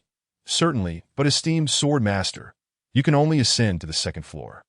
To initiate the 2nd floor trials, your cultivation must reach at least the sword master level, Tian Shuang answered with a smile. Upon hearing this, Lu Shuangguang felt a tinge of disappointment. Without trials, there can be no rewards. However, he quickly reassured himself. Having just acquired the 7-kill sword technique and the shattering mountain sword technique, he realized he needed time to digest these new skills and was not in a rush to begin the trials on the 2nd floor. Esteemed sword master, although the 1st floor trials do not yield rewards, according to the rules left by the Sword Ancestor, should you defeat a master whose realm exceeds your own, you may claim a vial of elixir from the sword tower. Tian Shuang informed Lu Shuangguang. That reward sounds promising. I was indeed considering finding someone to spar with in order to solidify my strength, Lu Shuangguang replied, his heart lifting at the prospect. Additionally, esteemed sword master, If you wish to access the first floor training grounds to hone your swordsmanship, apart from the 1st and 15th of each month, you will need to exchange rewards from higher-level masters for access at other times. Tian Shuang added. This is merely encouraging me to engage in combat and sparring, is it not? Lu Xuanguang remarked with surprise. Indeed. While the sword tower can aid in elevating your cultivation, only through genuine life and death struggles can you truly solidify your cultivation realm. Otherwise, should you encounter a formidable foe, even the most refined sword techniques would be of little use to you, Tian Shuang affirmed with a nod. Indeed, I never intended to become merely a decorative figure. Lu Xuanguang agreed with a nod that in truth, he had long since made plans to seek out sparring partners. Finding opponents in Tiana City proved unrealistic. He would have to venture to other prefectural cities. By the way, in a few months, isn't there a grand competition in Liang City? I recall that the champion would gain entry into the Tianlang sect's entrance trials and receive the martial commander order personally bestowed by the Emperor of the Great Wei Kingdom. As Lu Xuanguang pondered, his interest in the upcoming competition deepened. Setting aside the qualification for the Tianlang sect's entrance trials, the martial commander order alone was enough to stir his ambitions. With this order, he would gain the Emperor's recognition. Even the general of the Tiana City would have to address him as martial commander. Although Lu Xuanguang was not particularly interested in such titles, he understood that possessing them would allow his family to thrive in Tiana City. Even without the backing of the Bai family, that I must obtain this martial commander order. Lu Xuanguang resolved firmly that by the way, Sister Tian Shuang, I can still cultivate within the sword tower without initiating trials. Correct? Lu Xuanguang asked Tian Shuang that of course, and just as before, if you manage to cultivate within the sword tower for a year, you will receive a replenishing elixir. Tian Shuang replied that that's excellent. Lu Xuanguang nodded. Regular cultivation, devoid of combat, would not deplete his mental energy significantly, and with the replenishing elixir available, he decided to spend each night training within the sword tower. Chapter 19. Wu Lu grass the following day. In the early morning, Lu Xuanguang awoke from his slumber within the sword tower, his expression weary after a year of rigorous training. As usual, he still clutched a replenishing elixir awarded by the sword tower. Upon swallowing the elixir, he immediately felt invigorated. Turning to glance at the bedside, he noticed that the sword case and the vial of elixir remained, but the transmission jade slip had vanished, likely reclaimed by the sword tower. After a year of cultivation within the sword tower, he had nearly mastered the 7-kill sword techniques and the accompanying mental methods. However, he felt that the sword Ancestor's shattering mountains technique still eluded him, requiring several more nights of practice. Stretching himself, he murmured, as the sword attendant Tian Shuang mentioned, the sword tower harbors the power left by the sword Ancestor, even through the immersion of one's spirit. The physical cultivation also receives enhancement. Thus, the year spent within was not a mere illusion, but genuine training. Of course, this also meant that the past year had not been easy. Easy is a term reserved for the dead. Lu Xuanguang muttered to himself. Were it not for the fear of mental exhaustion leading to irreparable harm to his spirit, he would have wished to continue his training within the sword tower. With a sudden leap, he sprang from the bed, clad in his sleepwear. After consuming the replenishing elixir, his mental fatigue had evaporated, and his body, having just broken through to the swordsman realm, was brimming with vitality. With a flick of his palm, a sword chi surged forth from his chi mansion, coalescing in his hand into a small sword identical in appearance to the Qianjun sword. According to Sister Tian Shuang, the most crucial aspect of the swordsman realm was nurturing sword chi. When the sword chi within the chi mansion fully obscured the sky, it would be the perfect moment to transcend into the sword master realm. Recalling Tian Shuang's words, he withdrew the sword chi to inspect it. With a hint of resignation, he noted that the purple radiance of sword chi in his chi mansion only occupied a small corner of the eastern sky and was still quite sparse. The road ahead remains long, that he inwardly sighed, reflecting that cultivating sword energy was not an exceedingly complex endeavor. He merely needed to adhere to the breathing method of the sword technique imparted to him by Tian Shuang, practicing for 2 or 3 hours each night. The spiritual energy refined through this breathing method would partially transform into gung metal energy, entering his chi mansion to become sword energy, while another portion would convert into gui water energy, manifesting as pure spiritual essence. However, due to the considerable time sword cultivators dedicated to refining sword energy, they often found little opportunity to practice other spells. Thus, the Gui water energy was primarily utilized by sword cultivators to nourish their bodies. Nevertheless, Lu Xian, as a fellow combatant, discovered that with the nurturing of this Gui water energy, his body's cultivation of combat energy accelerated significantly, that he had scarcely practiced his combat energy the previous night. And now, the energy points in his arms had all been opened. The energy points, known as chi points, are the reservoirs for a combatant's energy, remaining dormant prior to cultivation. The human body possesses 6 major chi points, located at the shoulders, knees, lower back, and back of the neck, with each major chi point accompanied by 3 minor ones, that if one successfully opens the 4 chi points comprising 1 major and 3 minor in the right arm, their cultivation level would be that of a 3rd-tier combatant. Opening 2 major and 6 minor chi points would classify one as a 3rd-tier novice. Thus, Lu Xian could now be considered a genuine 3rd-tier novice. Boom! Lu Xian extended his hands, releasing the combat energy from his chi points to envelop his arms. Instantly, the crimson combat energy surged like flames, continuously rising along his limbs that to the outside world. I remain a combatant, allowing me to catch formidable foes off guard. Although this would consume some of his cultivation time, Lu Xian ultimately resolved to persist in training his combat energy, as it could serve as a guise for his identity. I seem to need to find a suitable combat technique. However, if memory serves, there weren't many formidable techniques available in Tiana City. Let me ponder. Just as he was about to finish dressing, a sudden flash of insight illuminated his mind, revealing a nearly forgotten memory that, if I recall correctly, a few years from now, the Jinwu Pavilion of the Su family would encounter a blunder, as an appraiser mistakenly undervalued a mysterious level technique, selling it as a yellow level 1, fetching a price of several tens of thousands of silver taels. Lu Xian's heart soared with joy. Yet he quickly furrowed his brow, recalling that even for that yellow level technique, the Jinwu Pavilion had set a high price of 1,200 taels. His entire family's fortune amounted to merely 1,000 taels, with 600 of that needed for medicinal expenses. This price was relatively normal.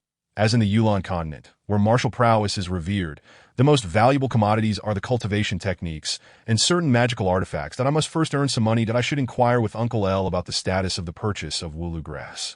Having dressed, Lu Xian stood in place, stretching lazily. Considering the time, it was nearly time for the leaked formula from the Medicine King sect, making it an opportune moment to stockpile goods at 18 noon in Tiana City. Baichao Street, due to the convenience of both water and land transportation and its proximity to the Dragon Falls of the Beast Mountain, it often served as a supply point for adventuring cultivators, leading to a thriving trade in medicinal herbs and pills. Among these, Baichao Street represents a microcosm of the prosperous herbal trade of Tiana City, with shops selling an array of medicinal herbs and pills lining the entire street. Naturally, Lu Xian came here to acquire Wooloo grass. What? You wish to buy Wooloo grass? On the street, upon hearing Lu Xian's request, a pharmacy apprentice immediately lost interest. This was not surprising, although Wooloo grass was inexpensive. Its drying process was cumbersome, its shelf life short, and its everyday usage limited, resulting in a price that remained stagnant, with little profit to be gained at Lu Xian nodded. How much do you have?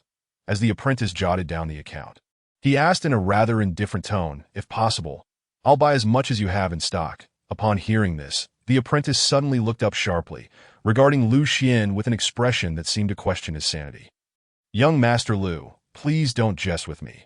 The apprentice shot Lu Xian a glance that he recognized Lu Xian, and it was precisely because of this familiarity that he perceived Lu Xian's words as a joke. For anyone with even a modicum of knowledge about medicinal herbs would not buy such a large quantity of Wooloo grass in one go. I am not joking that I want as much as you have in the storage of your Kanlan Hall. Lu Xian replied earnestly. Chapter 20. What about Ping? The apprentice's expression shifted to one of seriousness, as he quickly checked the records behind the counter and then looked back at Lu Xian. Our Kanlan Hall indeed has 130 pounds of Wooloo grass in stock, but over half of it will lose its medicinal potency within 6 months. Young Master Lu, are you truly considering taking it all? The apprentice eyed Lu Xian skeptically.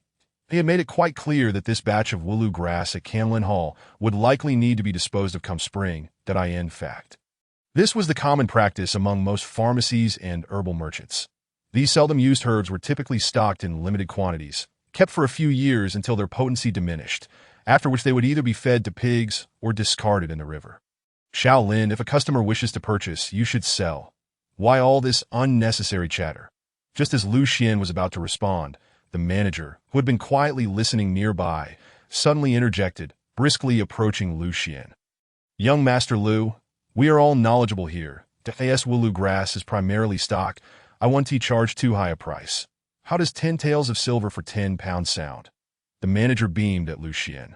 All right, I will fetch the silver for you right away. Lu Xian readily agreed. The manager was evidently much craftier than the apprentice, clearly seeking Lu Xian's assistance in clearing out stale inventory. However, Lu Xian did not mind. Knowing that if sold at the normal price, 10 taels would only buy 6 pounds of Wulu grass at most. Moreover, he was acutely aware that if he waited another 10 days or half a month, the price of Wulu grass would undoubtedly skyrocket. Young Master Lu, take care. I will send the Wulu grass to your residence shortly. Before long, the transaction between the two parties was completed, and the manager watched with a smile as Lu Xian departed. Manager, is it just me, or is young Master Lu a bit slow? Why buy so much Wulu grass that will turn into waste by next year? The apprentice named Lin still wore a puzzled expression. Let him be slow, as long as there is profit to be made. Got a basket of pig feed exchange for over 10 taels of snow-white silver.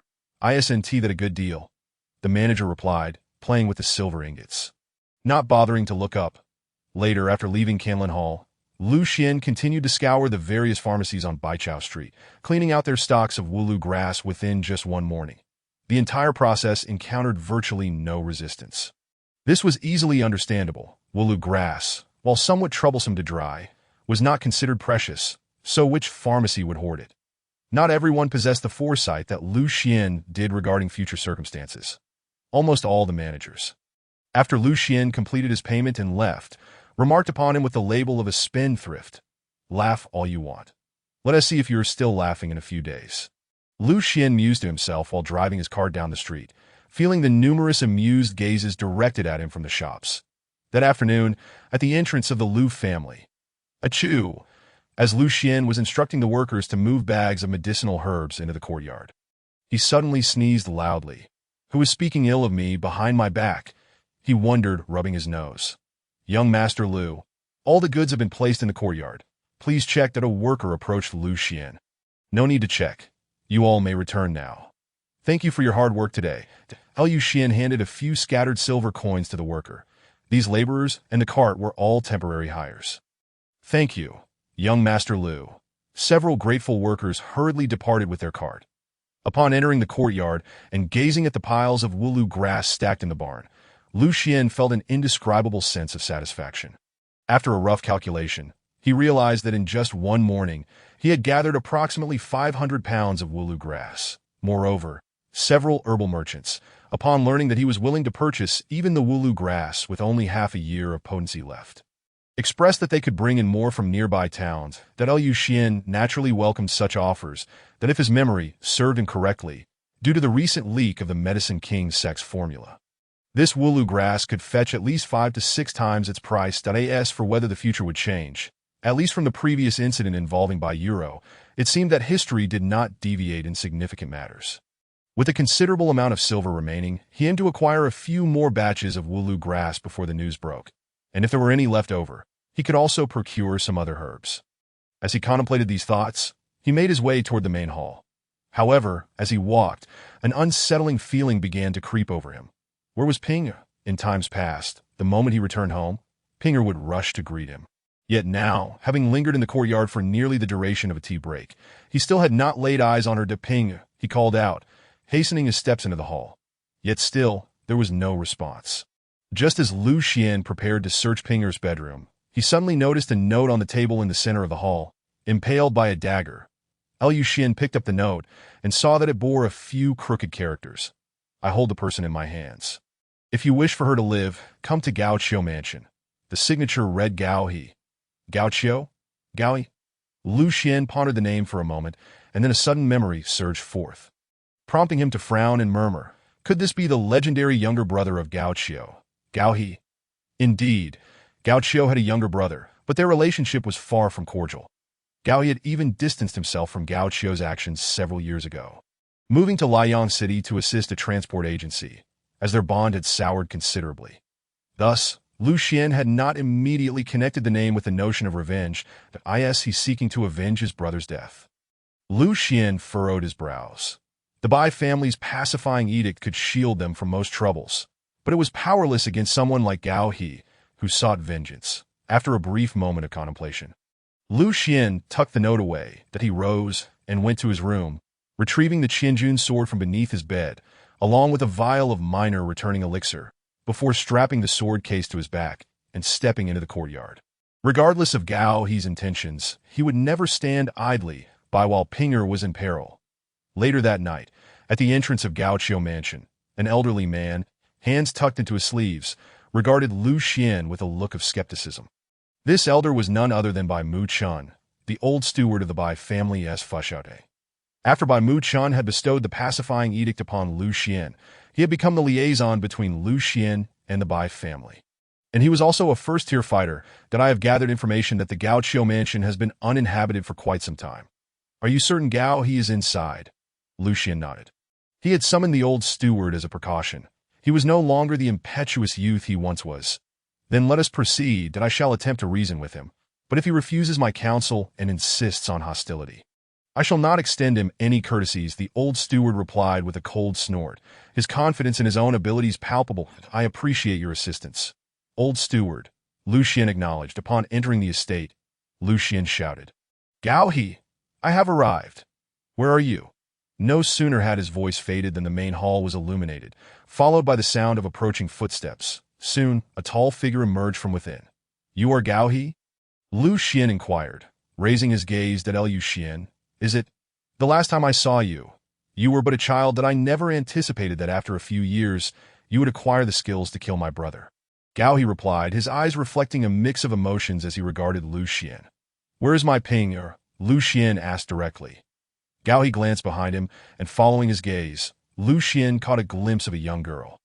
Bound tightly, sitting in the center of the hall, struggling desperately to Pinger, do not fear. I am here, Lu Xian called out to her. Upon hearing his voice, Pinger visibly calmed, ceasing her frantic struggles. Gao He, you are not inherently wicked. How could you engage in such despicable acts today? The old steward admonished, that I did not expect to see you here, old steward. But rest assured, I harbor no intention of harming the girl. I merely wish to summon young Master Lu Xian for a meeting. Gao He replied with a smile directed at the old steward. Are you seeking my assistance to avenge your brother? Lu Xian asked, his expression impassive. Indeed, Gao He nodded. Your brother Gao Qiu was a scourge upon Tiana City. Not long ago, he wreaked havoc in young Master Lu's home, and it was only fitting that he met his end at your hands. What reason do you have to seek vengeance on my behalf? The old steward interjected, his voice filled with righteous indignation. I am well aware of my brother's character. His actions were indeed disgraceful. However, he is still my brother, and as his younger sibling, I cannot remain indifferent to his death. Gao He sighed. Foolishness. The old steward scoffed. Release her at once, or do not blame me for my lack of restraint. He warned Gao He. Young Master Lu, how about we settle this with a duel? Regardless of the outcome, I shall release the girl. Gao He proposed, turning to Lu Xian. Not a chance, Lu Xian replied dismissively. With the old steward present, your defeat is inevitable. Why would I accept such a foolish challenge? The old steward, hearing this, did not perceive it as cowardice. Instead, he silently admired Lu Xian's composure. If you, Lu Xian, defeat me, I, Gao He, pledge to become your servant for all eternity, Gao He declared, raising 2 fingers toward the heavens. A duel in exchange for a martial apprentice as a servant. What do you think of this offer, young Master Lu? In the realm of Yunlan Continent, oaths made by practitioners were binding, once sworn to the heavens. Any act of betrayal would invoke divine retribution. Lu Xian felt a stirring of interest at this proposition, for his household was indeed in need of a gatekeeper, sensing Lu Xian's wavering resolve. The old steward's expression grew tense, prompting him to caution, Young Master Lu, you must consider this carefully. Should you encounter danger in the duel, even I would be unable to intervene. Did I end away, the nation was established upon martial prowess. Thus, even an oral agreement to duel would result in punishment for anyone who intervened. Yet was this not a lucrative opportunity? Lu Xian smiled at the old steward. He had already made his decision. To forego action in the face of such conditions would tarnish the indomitable spirit he had cultivated within the sword tower. Very well, you should indeed possess some spark, the old steward remarked, shaking his head, that he then reminded Lu Xian. However, you must remember, if you find yourself outmatched, do not fight to the bitter end. Simply concede. With me here, he would not dare to act recklessly. Thank you for the reminder. Old steward, Lu Xian replied, nodding.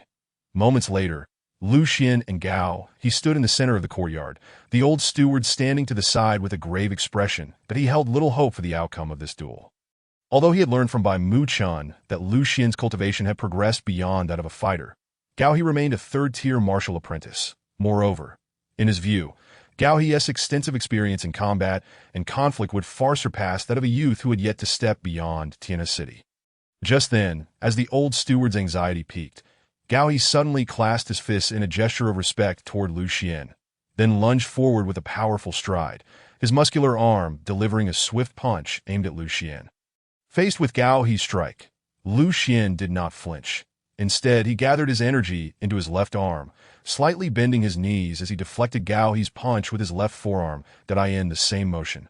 He unleashed a right jab, charged with energy, aimed at Gao He's abdomen. Gao He reacted with remarkable swiftness. As Lu Xian's fist approached, he transformed his right hand into a claw, generating a sound akin to cracking knuckles as he lunged to grasp Lu Xian's wrist. Though he employed no martial technique, the strike of a third-tier martial apprentice was sufficient to shatter Lu Xian's wrist. Yet, as the old steward's heart raced, Lu Xian shifted his center of gravity entirely to his right foot, then propelled himself forward, channeling the strength from his waist and hip into his right shoulder, which was now enveloped in a thick layer of energy, that he collided forcefully with Gao He's chest. Bang! With a resounding crash, Gao He's towering frame was unexpectedly pushed back by Lu Xian, his feet momentarily leaving the ground. The old steward could scarcely believe his eyes, never imagining that Gao He would be outmatched in combat experience by a mere youth. Little did he know that Lu Xian was no longer the naive boy who had never ventured beyond Tiana City. Countless battles in his past life had transformed combat into an instinctual ability. Furthermore, he had recently completed the rigorous trials of the Sword Tower. In that fleeting moment when Gao He's feet left the ground, Lu Xian's fighting spirit surged with an unprecedented intensity. This fiery red energy coalesced before him into two colossal, ethereal hands, which he then propelled forward in an attempt to strike Gao He.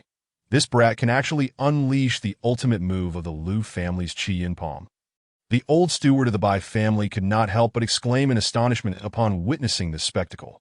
Chapter 22, The Lion-Slaying Fist Bang.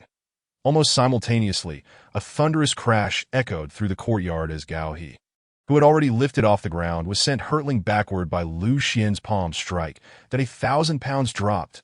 Yet at that moment, Gao He suddenly let out a ferocious roar, and his body, which was flying backward, abruptly slammed down, his feet firmly planted on the ground, bracing against the force of Lu Xian's Qi Yin Palm. Miraculously, Gao He neither sustained severe injuries nor fell to the ground. You little brat, you've already exhausted your ultimate move. Let us see how you withstand my lion-slaying fist. Once steady, Gao He bellowed again, and with a surge of vigor, he propelled himself forward, transforming into a fleeting shadow that lunged at Lu Xian. His speed was so astonishing that even the old steward was unable to catch it in time.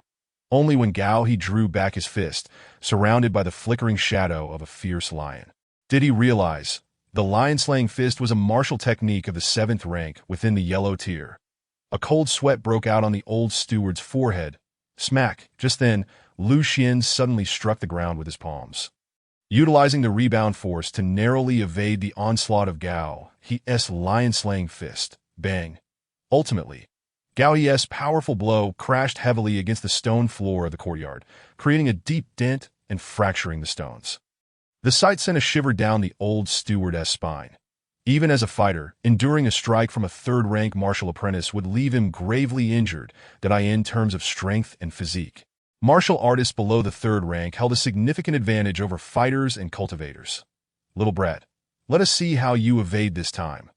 Gao He roared once more, his form once again morphing into a fleeting shadow, instantly appearing before Lu Xian.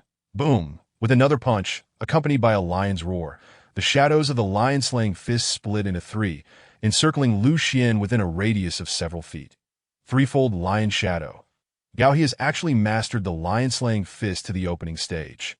The old steward gasped in disbelief that in the Yunnan continent, practitioners' mastery of martial or combat techniques is generally categorized into 3 levels: knocking at the door, pushing the door, and opening the door. The threefold Lion Shadow is one of the hallmarks of a martial artist achieving the opening stage of the lion-slaying fist. Roar!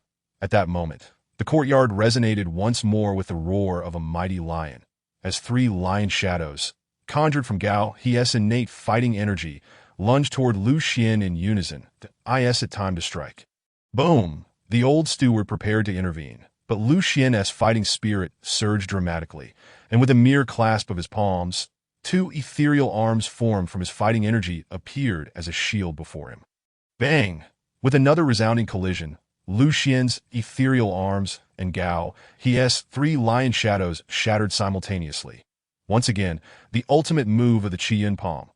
How can Lu Xian still possess fighting energy to execute such a technique? The old steward, initially puzzled, then gazed in terror as realization dawned. Could it be that this boy has already broken through to the 2nd or even 3rd rank of fighters? According to his understanding of the Lu family's Qi Yin Palm, while it is a basic combat technique, executing its ultimate move requires one to reach the fighter's realm. Even within that realm, the fighting energy within the blood can typically allow a fighter to unleash their ultimate move only once. Now, having utilized 2 ultimate moves in quick succession, there was only one explanation. Lu Xian was no longer a mere 1st-rank fighter, but had ascended to the 2nd or even 3rd rank. A 16-year-old 3rd-rank fighter. Have the elders of the Lu family lost their minds to cast him out? The old steward was filled with astonishment. Bang! As another explosive sound erupted, the old steward's thoughts were interrupted, and he looked back into the courtyard. There he saw Gao He launching yet another lion-slaying fist at Lu Xian, who once again countered with the ultimate move of the Qi Yin Palm. The clash resulted in the dissolution of both the lion shadows and the palm shadows. Young Master Lu, your talent is indeed astonishing that a 16-year-old 3rd-rank fighter could become the center of contention among the families even in Liang City. However, among those at the pinnacle of the 3rd rank, you fighters cannot outmatch us martial artists. Gao He, while pacing to find an opening, flashed a smile at Lu Xian. The competition is not over yet. Is it too early to draw conclusions? Lu Xian replied with an unfazed demeanor, pacing as he kept a watchful eye on Gao He. However, the old steward furrowed his brow, knowing Gao He spoke the truth. In battles of equal rank, without the aid of superior combat techniques, fighters indeed struggled against martial artists. For fighters, their greatest reliance lay in their fighting energy, while martial artists wielded immense physical strength alongside their internal power.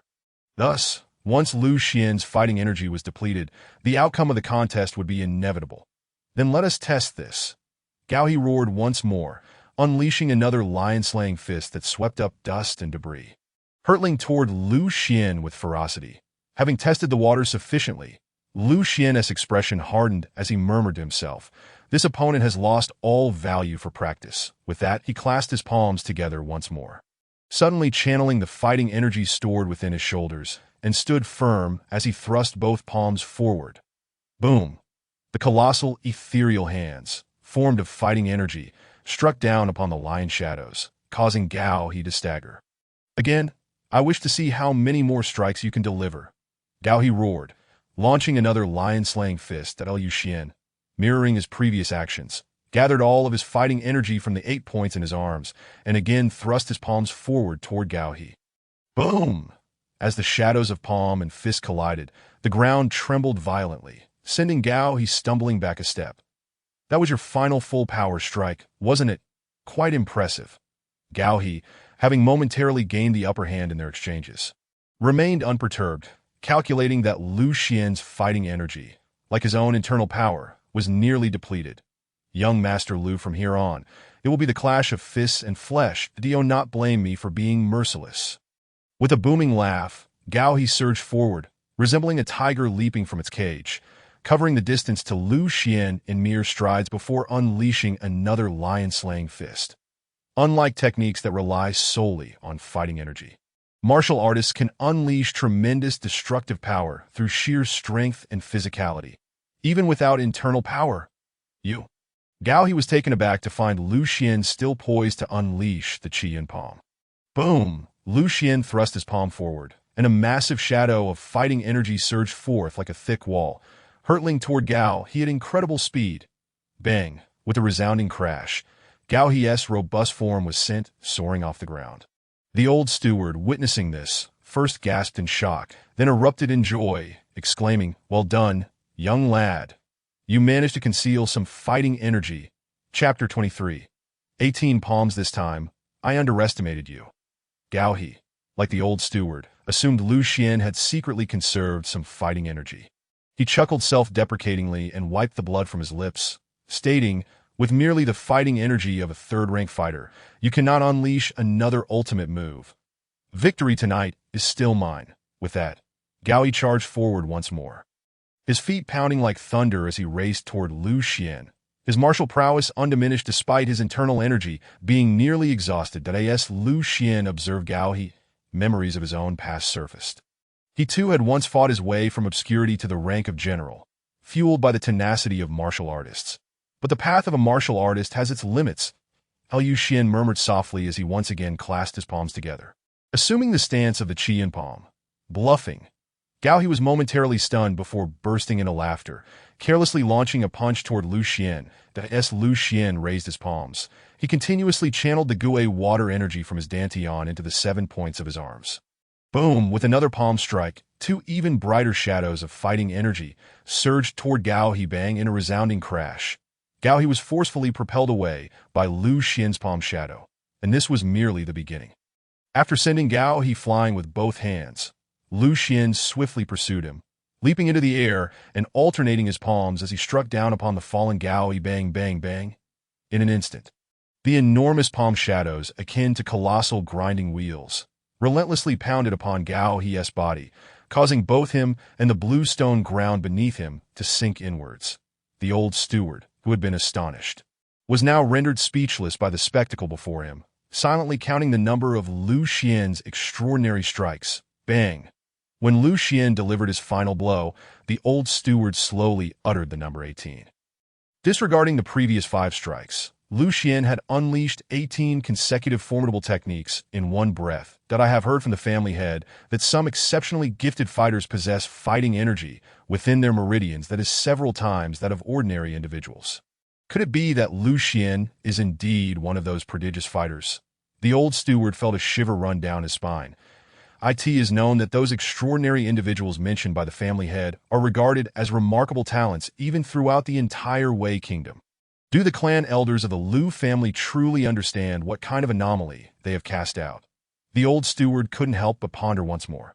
However, Lu Xian remained composed that he was acutely aware that his ability to utilize extraordinary techniques in succession was not due to any inherent talent, but rather the result of the unique sword technique breathing method he had learned from the sword suppression tower.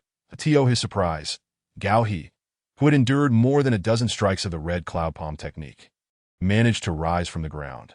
Did the fact that a mere martial apprentice survived such a barrage of techniques indicate that the 9th grade fighting technique was overly ineffective, or was it simply that the martial apprentice's physique was extraordinarily resilient? Lu Xian couldn't help but question internally.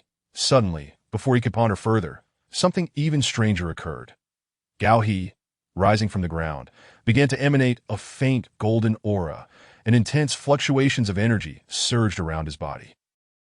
Suddenly, Gao He let out a tremendous roar, and a wave of powerful energy erupted from him with a resounding boom. He actually broke through to become a martial master at this moment. The old steward, who had already approached Lu Xian, pointed in astonishment at Gao He, who was now enveloped in a golden energy vortex. Indeed, a martial artist can often achieve breakthroughs under extreme duress. Could it be that my 18 strikes inadvertently aided Gao He in his ascent? Lu Xian shared the same look of astonishment, that he thought this because he had experienced similar breakthroughs in critical situations himself. A martial artist is such that as long as their belief remains unyielding, they grow stronger in the face of adversity. That seems highly likely. Observing Gao He's gradually recovering injuries, along with the golden protective energy surrounding him, Lu Xian was now certain that Gao He had indeed undergone a breakthrough. Could it be that I will have to resort to using my sword tonight? Lu Xun pondered while touching the sword case on his back. Contemplating whether he would need to draw his sword if Gao, he insisted on continuing their contest.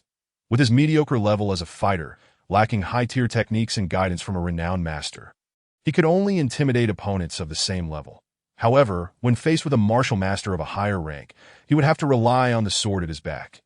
Yet Lu Xun preferred not to reveal his identity as a swordsman so soon, as there were many aspects of swordsmanship that even he could not elucidate.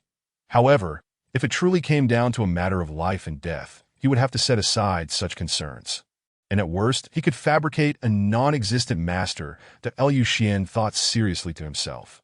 Young Master Lu Xun, do not worry that if he has indeed broken through, allow me to spar with him. He was defeated first, and only then did he break through. This does not violate any principles, the old steward interjected, stepping in front of Lu Xun, a surge of fighting energy suddenly radiating from him, that Lu Xun felt a warmth in his heart at this display. Although his relationship with the Bai family was merely contractual, the old steward had treated him well. You need not worry, young Master Lu Xun. Just then, Gao He, who had been staring upwards with closed eyes, suddenly lowered his head and looked at Lu Xun. That I, Gao He, am not one to lack integrity, that I indeed suffered defeat earlier, and without young Master Lu Xun's 18 strikes, I might never have achieved the breakthrough to the martial master realm. As he spoke, he stepped forward toward Lu Xun. Wait, I had no intention of aiding your breakthrough. Those 18 strikes were solely aimed at defeating you. Lu Xun waved his hand, unwilling to take credit for Gao He's advancement. Seeing Lu Xun's forthrightness, Gao He felt reassured. Then I, Gao He, shall have no further reservations. With a hearty laugh, Gao He knelt on one knee before Lu Xun, raising his hand towards the heavens and declaring, Today I, Gao He, swear before the heavens to serve young Master Lu Xun loyally in this life and the next. Should I violate this oath, may I fall into the abyss. Upon hearing this, both Lu Xun and the old steward were momentarily stunned, clearly not expecting that Gao He, now a martial master, would genuinely uphold his promise. Chapter 24. Receiving rewards. Although Gao He had already sworn an oath, some individuals would rather face the consequences of breaking their vows than become subservient to others. Especially since Gao He was now a martial master, Lu Xun couldn't help but regard Gao He with newfound respect. That I in this world, many speak of loyalty and integrity, but when it comes time to uphold such values, few can truly deliver. That was a serious oath you just made. Are you truly prepared for this? Lu Xun gazed down at Gao He with a calm demeanor. If I were to become a faithless individual, even if I were to break through to the martial sovereign realm, I, Gao He, would never find peace within my heart. Gao He replied earnestly. Having encountered countless individuals, Lu Xun could see that Gao He's gaze was sincere. At least in this moment, that I have no need for servants or subordinates. However, our family is indeed short-staffed lately that if you are willing, you may follow me from now on. When the day comes that you wish to leave, simply inform me, and I shall not hinder you. That Lu Xun bent down and helped Gao He to his feet. The old steward, witnessing this, couldn't help but admire Lu Xun once more, feeling that his demeanor was far more mature than that of an ordinary youth. Young Master Lu Kaiyuan has a fine son, and the family head has a keen eye. Even though they have been expelled from the Lu family, this father and son duo will certainly rise again given time. He mused inwardly. Thank you for your assistance this time, old steward. Lu Xun expressed his gratitude to the old steward. Not at all. It is my duty to assist. Besides, I was unable to contribute much tonight.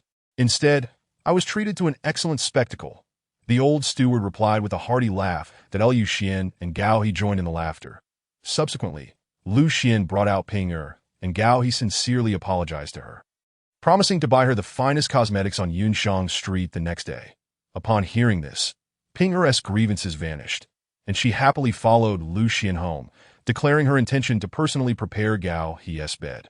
By the time they arranged for Gao He's accommodations, it was already late into the night. After expending considerable energy in his battle with Gao He, Lu Xun decided against entering the sword suppression tower that night and prepared to meditate for recovery. However, as he settled down into a cross-legged position on the bed, a voice suddenly resonated in his mind.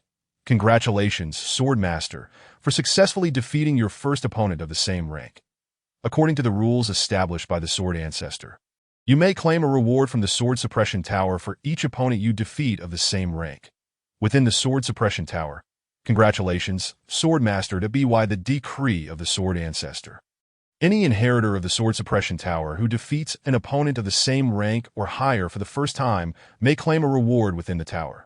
When Lu Xian encountered the sword attendant, Tian Shuang, she repeated the earlier message.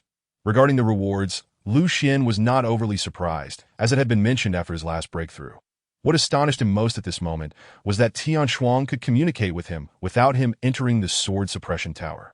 Sister Tian Shuang, does this mean I can communicate with you without entering the Sword Suppression Tower? He inquired curiously. Of course, the Sword Suppression Tower resides within you. Sword Master, to as the Sword Attendant of the Sword Suppression Tower. I can naturally communicate with you. However, the tower has not recognized a master for many years, resulting in my powers becoming quite diminished, but they have recently improved somewhat, Tian Shuang explained to Lu Xian. Upon hearing this, Lu Xian realized that moving forward, he could consult Tian Shuang whenever he had questions regarding his cultivation. Sword Master, I am still somewhat weak at the moment. Once you break through to the Sword Master realm, I should be able to attend to your commands at any time. Tian Shuang appeared to perceive Lu Xian's thoughts and promptly added, the Sword Master realm is indeed approaching, but if one were to wait until the sword energy of Zixia envelopes the entire Qi Sea before making a breakthrough, it would likely require quite some time. Lu Xian nodded thoughtfully.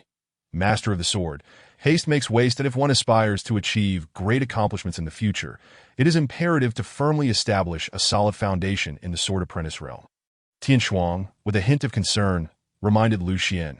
Rest assured, Sister Tian Shuang, I am quite content with my current rate of progress and shall not rush into the Sword Master realm. Lu Xian smiled at Tian Shuang.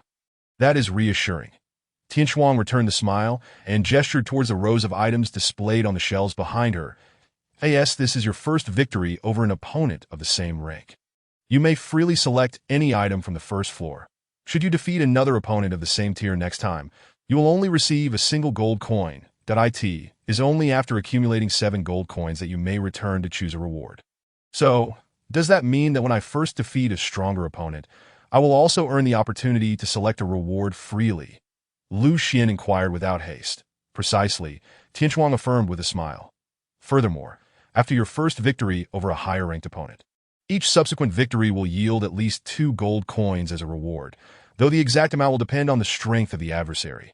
She then elaborated for Lu Xian's understanding. It became clear to Lu Xian that this was undoubtedly a measure taken by the Sword Ancestor, concerned that his disciple might become complacent after inheriting the legacy of the Sword Tower. The Sword Ancestor truly harbors great intentions. Lu Xian mused inwardly. Sister Tian Shuang, are there any recipes for the Lesser Rejuvenation Pill among the treasures on the first floor? With the first floor housing at least tens of thousands of items. Lu Xian felt that even if he spent a year or more sifting through them, he might not find what he desired, so he decided to consult Tian Shuang directly, replying to the Sword Master. The first floor of the Sword Tower does not store any recipes, mostly containing sword techniques, weapons, healing elixirs, and some ordinary magical artifacts. The recipe for the Lesser Rejuvenation Pill is located on the second floor. Tian Shuang explained to Lu Xian. The absence of the recipe left Lu Xian feeling slightly disappointed.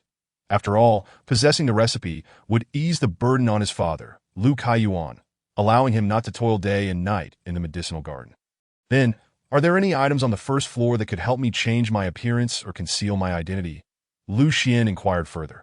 His current identity was too conspicuous in Tiana City, and possessing an item akin to a human skin mask could aid in slightly obscuring his identity, making future endeavors less constrained. I recall that a certain assassin defeated by the Sword Ancestor possessed such an item. Though his cultivation was not high, he successfully disguised himself as one of the Sword Ancestor's disciples and infiltrated the Sword Tower, Tian Shuang mentioned as she led Lu Xian to a shelf, reaching out to retrieve a wooden box from it. This should be the item, Tian Shuang said, presenting the wooden box to Lu Xian. Thank you, Sister Tian Shuang. Let me take a look. Lu Xian accepted the wooden box from Tian Shuang and opened it, revealing a nearly transparent mask within. Upon touching it, he discovered that the mask was neither gold nor jade, but rather soft and delicate, resembling human skin. This mask allows you, Sword Master, to adjust your appearance at will and transform into the likeness of others as you desire. Tianchuang elaborated on the mask's functionality. That is it simply worn as is? Lu Xian asked, holding the mask with some skepticism. Since the moment you inherited the legacy of the Sword Tower, all items within may only be used by you, the Sword Master. Therefore, there is no need to attune it to yourself. You may use it directly. Tianchuang took the opportunity to explain the rules of the Sword Tower to Lu Xian. Then I shall give it a try. Lu Xian nodded and placed the transparent mask on his face. Just as he was about to find something to observe his changed appearance, Tianchuang gracefully flicked her sleeve, and a copper mirror, nearly his height, appeared before Lu Xian. Thank you, Sister Kang. Lu Xian expressed his gratitude as he turned to gaze into the copper mirror. After donning the transparent mask, it seemed to vanish without a trace. Had Lu Xian not felt the coolness on his face, he might have doubted whether he even wore a mask at all. Subsequently, recalling his youthful visage, he watched as his reflection morphed into a cherubic face in the copper mirror. He then envisioned his middle-aged and elderly appearances, and the mask vividly depicted each transformation. What a remarkable item! Lu Xian felt as though he had stumbled upon a treasure. That I shall take this one. He removed the mask and smiled at Tianchuang. Henceforth you, Sword Master, may freely take this mask out of the Sword Tower. Tianchuang nodded with a smile. Since I am here, I think I will stay in the Sword Tower for the night. I still have some questions about the mountain-shaking style that I wish to consult with you, Sister Tianchuang. That Lu Xian decided to remain in the Sword Tower for the night to continue his training. Though I am currently unable to offer you any guidance, if it pertains to swordsmanship, I can certainly assist you in contemplation. Tianchuang responded with a smile of appreciation. The following morning, Lu Xian awoke. As usual, wearied, and only after consuming a recovery pill did his complexion return to normal. Although the trials were not as brutal as the fierce battles he had experienced, the relentless training and contemplation within the Sword Tower had been a strain on his mental faculties. Lu Xian believed that had he not possessed the experience of a past life, he would have likely endured no more than 10 to 15 days before succumbing to the urge to leave. Naturally, such ceaseless retreat and contemplation proved immensely beneficial to Lu Xian. For instance, having dedicated an entire year within the Sword Tower, he had cultivated the 7-kill sword technique to the opening door realm. And the mountain-shaking style was barely at the threshold realm. Even the basic combat technique, the Red Cloud Palm, had been cultivated to the opening door realm out of sheer boredom. Now, with both palms, he could unleash at least 6 manifestations of fighting energy, rivaling the power of some 8th or even 7th grade combat techniques at the Do Apprentice stage. At this rate, I feel that I might even find a moment to attempt breaking through to the Do Master realm. Lu Xian mused, sensing the surging fighting energy within the acupoints of his arms. After last night's training in the Sword Tower, he had expanded the 8 acupoints in his arms by a third. According to his understanding of fighting energy cultivation, this was already sufficient to challenge the Do Master level. Much like a sword cultivator accumulates sword energy to expand their energy C, a fighter at the Do Master stage continuously pushes to expand their acupoints to their limits before breaking through to the next level. Never mind, I shall retreat in the Sword Tower for another night in a few days. That if my acupoints have not further expanded by then, I will begin my attempt to reach the Do Master realm. Lu Xian ultimately resolved. Young Master, it's time to wake up for breakfast. At that moment, Pingra's voice rang out from outside the room. Coming. Lu Xian leapt out of bed. After breakfast, he would continue gathering Wulu grass. As he thought this, he donned a piece of clothing and stepped out of his room. Today's breakfast consisted of millet porridge paired with salted fish. However, Pinger had secretly added a boiled egg to Lu Xian's porridge. While her own bowl, in contrast, contained neither an egg nor an adequate amount of porridge, Lu Xian felt a pang of sorrow. The little girl had endured quite a bit since following him. Nonetheless, under the current circumstances, Lu Xian would rather save every bit of money to purchase medicinal materials than indulge in a lavish meal of plain rice porridge and salted fish. He divided the boiled egg in his bowl in half and placed one half in a Pinga's bowl. Young Master, this is for you. That I don't want it. That if you don't eat it, I might get angry. That just as Pinger was about to return the half egg to Lu Xian, she saw him adopt a stern expression, prompting her to obediently place the half egg back into her bowl, then give a silly smile. Nearby, Gaoi couldn't help but chuckle. That in an instant, Pinger's face flushed bright red. What are you laughing at? What's so funny? Lu Xian shot a glance at Gao He, who was seated on a small stool across from him. That, oh, young master, I'm laughing out of happiness, not mockery, even though it's just a little boiled egg. You are willing to share it with a servant like me, did I, Gao He, feel fortunate to have encountered such a good master, and my heart is naturally filled with joy. Gao He defended himself. I didn't expect you to be so good at flattery, despite your rough exterior, Lu Xian remarked, somewhat astonished at Gao. He did. As a child, I loved reading the most, but my family was poor, and I was sent to the Liang escort agency as an apprentice at a young age. Gao He explained, by the way, are there no issues with the escort agency in Liang City while you are with me? His words reminded Lu Xian. Rest assured, young master, I have already taken my leave from the head of the escort before returning that I never intended to come back alive. Gao He shook his head and chuckled innocently. There is one thing I find quite perplexing. Lu Xian took a sip of kanji and looked at Gao He with a puzzled expression. I recall that you and your brother Gao Qiu have always been on bad terms. What has prompted you to seek revenge for him this time? Indeed, Gao Qiu and I have never seen eye to eye since childhood. However, my mother urged me repeatedly on her deathbed to assist Gao Qiu in his time of need. And if he were to be wronged, I must avenge him. Gao He sighed. Upon hearing this, Lu Xian felt a sudden clarity. For the sake of a dying wish from his mother, Gao He was willing to risk his own life, a rare quality indeed. Come with me to gather medicinal herbs. Lu Xian diverted the topic. Young master, can these herbs truly be sold for a profit? Gao He glanced at the pile of herbs in the courtyard, then regarded Lu Xian with a skeptical gaze. You understand herbs? Lu Xian asked, finishing his last bite of kanji, looking at Gao He with curiosity. That I may not know much about herbs, but I have seen this wulu grass before. It was abundant in the fields during my childhood, and we used to feed it to the pigs. Gao He scratched his head and chuckled. Let us go. Follow me to collect the herbs. Gao He said. Lu Xian rolled his eyes at Gao He, stood up, and did not bother to explain. Over the next few days, Lu Xian tirelessly scoured various apothecaries throughout Tiana City, continuously collecting wulu grass. Soon, all the herb merchants in Tiana City were aware that a foolish lad was gathering wulu grass, even accepting those that would lose their medicinal properties in a few months. Seeing how easily the foolish lad was making money, many merchants began transporting wulu grass from surrounding towns to sell to Lu Xian in just 4 or 5 days. The wulu grass around Tiana City was nearly depleted by Lu Xian's efforts. Of course, Lu Xian wasn't only purchasing wulu grass. He also acquired a plethora of other miscellaneous, abundant, and inexpensive herbs, to the point where he had to rent a courtyard to store them. He concocted a story that a wise figure in his dreams had indicated that the prices of these herbs would soar in the coming days. Thus, in a short span, he gained notoriety in the herbalist circles of Tiana City. Some labeled him as a spendthrift, while others believed he had lost his mind after being expelled from the Lu family, resorting to such speculative tactics to regain his footing. Young master, if we cannot sell this 1,000 or 2,000 pounds of wulu grass in the future, we might be eating it for half a year, Gao He remarked as he squatted down, munching on his meal. How can you eat and still not shut your mouth? Lu Xian shot him a glare. Young master, I've prepared a plate of pickled vegetables. Each of you can take some, Pinger said, bringing over a plate of pickled radishes. Thank you, Miss Pinger, that I do enjoy pickled radishes with white rice. Gao He said with a cheerful grin, taking a pair of chopsticks full of pickled radish. Delicious, he exclaimed. Thank you. Lu Xian also smiled as he took a pair of chopsticks. Suddenly, there was a loud knock on the courtyard door. Hearing the knocking, both Lu Xian and Gao He stood up. Who is it?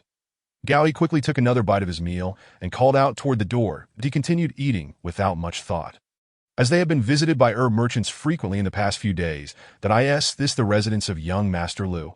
A melodious female voice resonated from outside. Upon hearing that voice, Lu Xian felt as if a jolt of electricity surged through his mind, and the exquisite face of a young girl vividly materialized in his thoughts.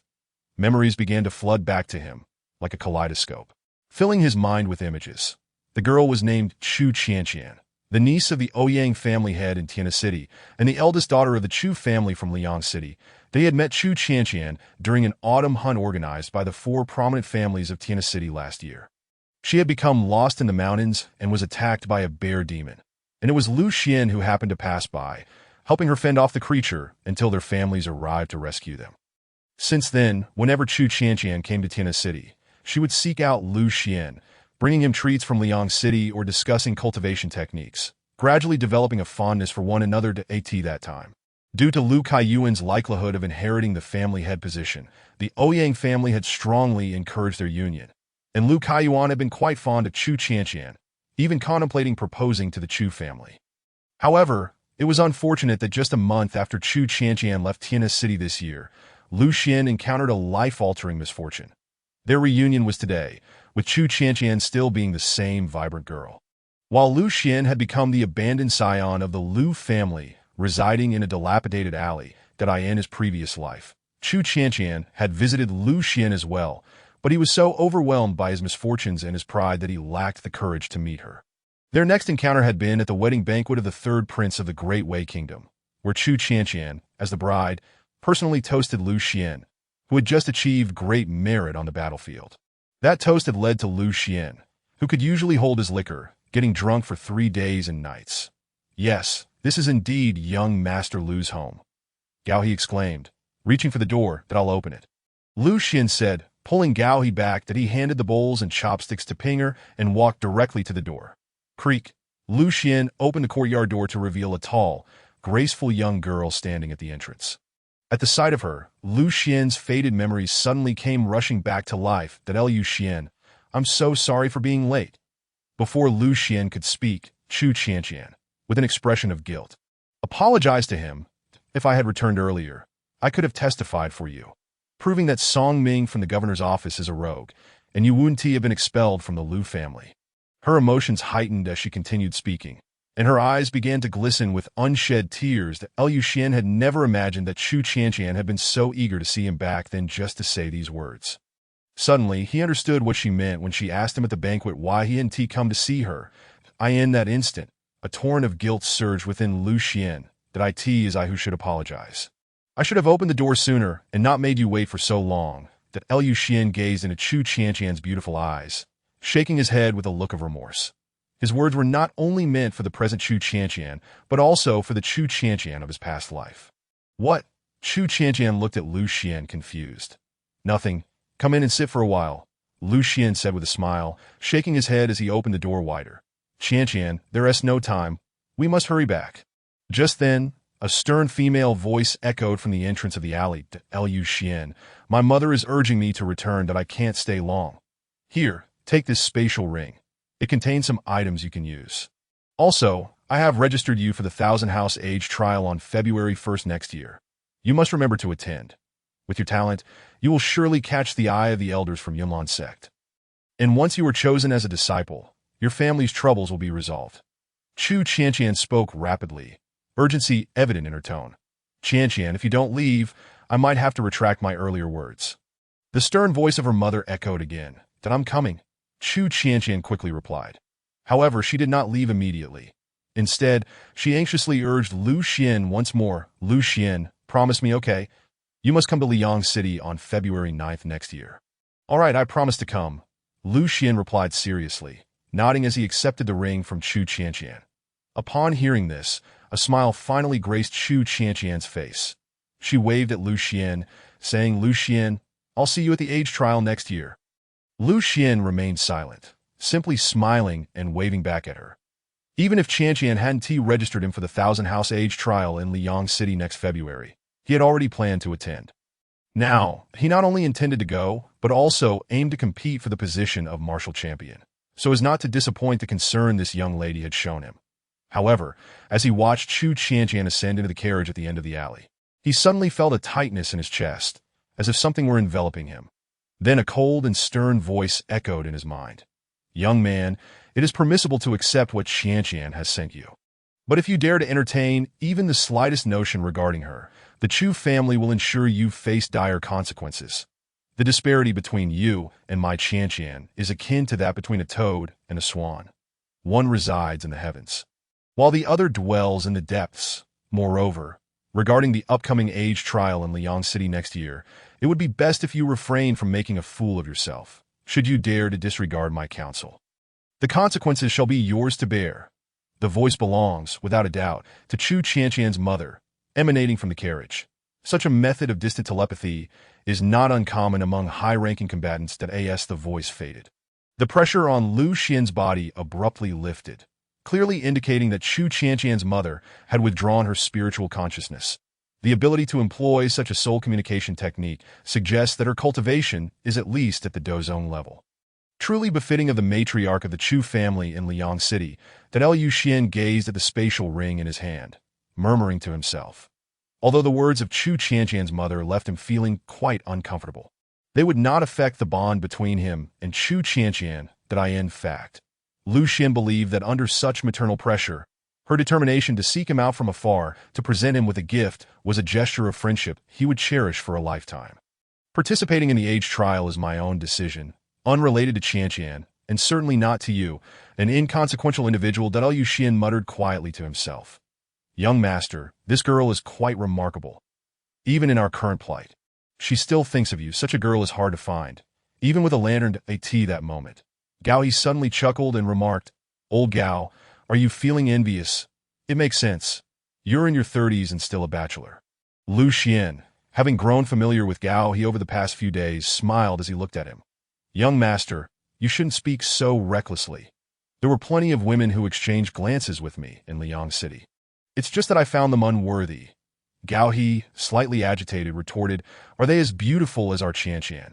They must all be middle-aged widows, right?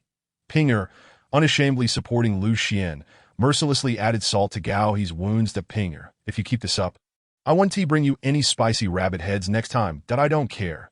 Just then, as Pinger and Gao He were bickering, the small courtyard of the Liu family was suddenly kicked open. The stunned group then witnessed several elegantly dressed young masters swaggering in. You are Liu Xian. A young man clad in a fox fur coat looked at Liu Xian with disdain. Liu Xian exchanged glances with old Gao, who then smiled at Pinger behind him. Pinger, you should head back inside. Understanding immediately, Pinger hastily walked towards the house. That I am Liu Xian. May I ask who this young master is? Once Pinger had retreated, Liu Xian turned to address the arrogant youth. This is the 6th young master of the Su family. That a burly man crossed his arms, standing beside the young man. The 6th young master of the Su family? Sui Yang?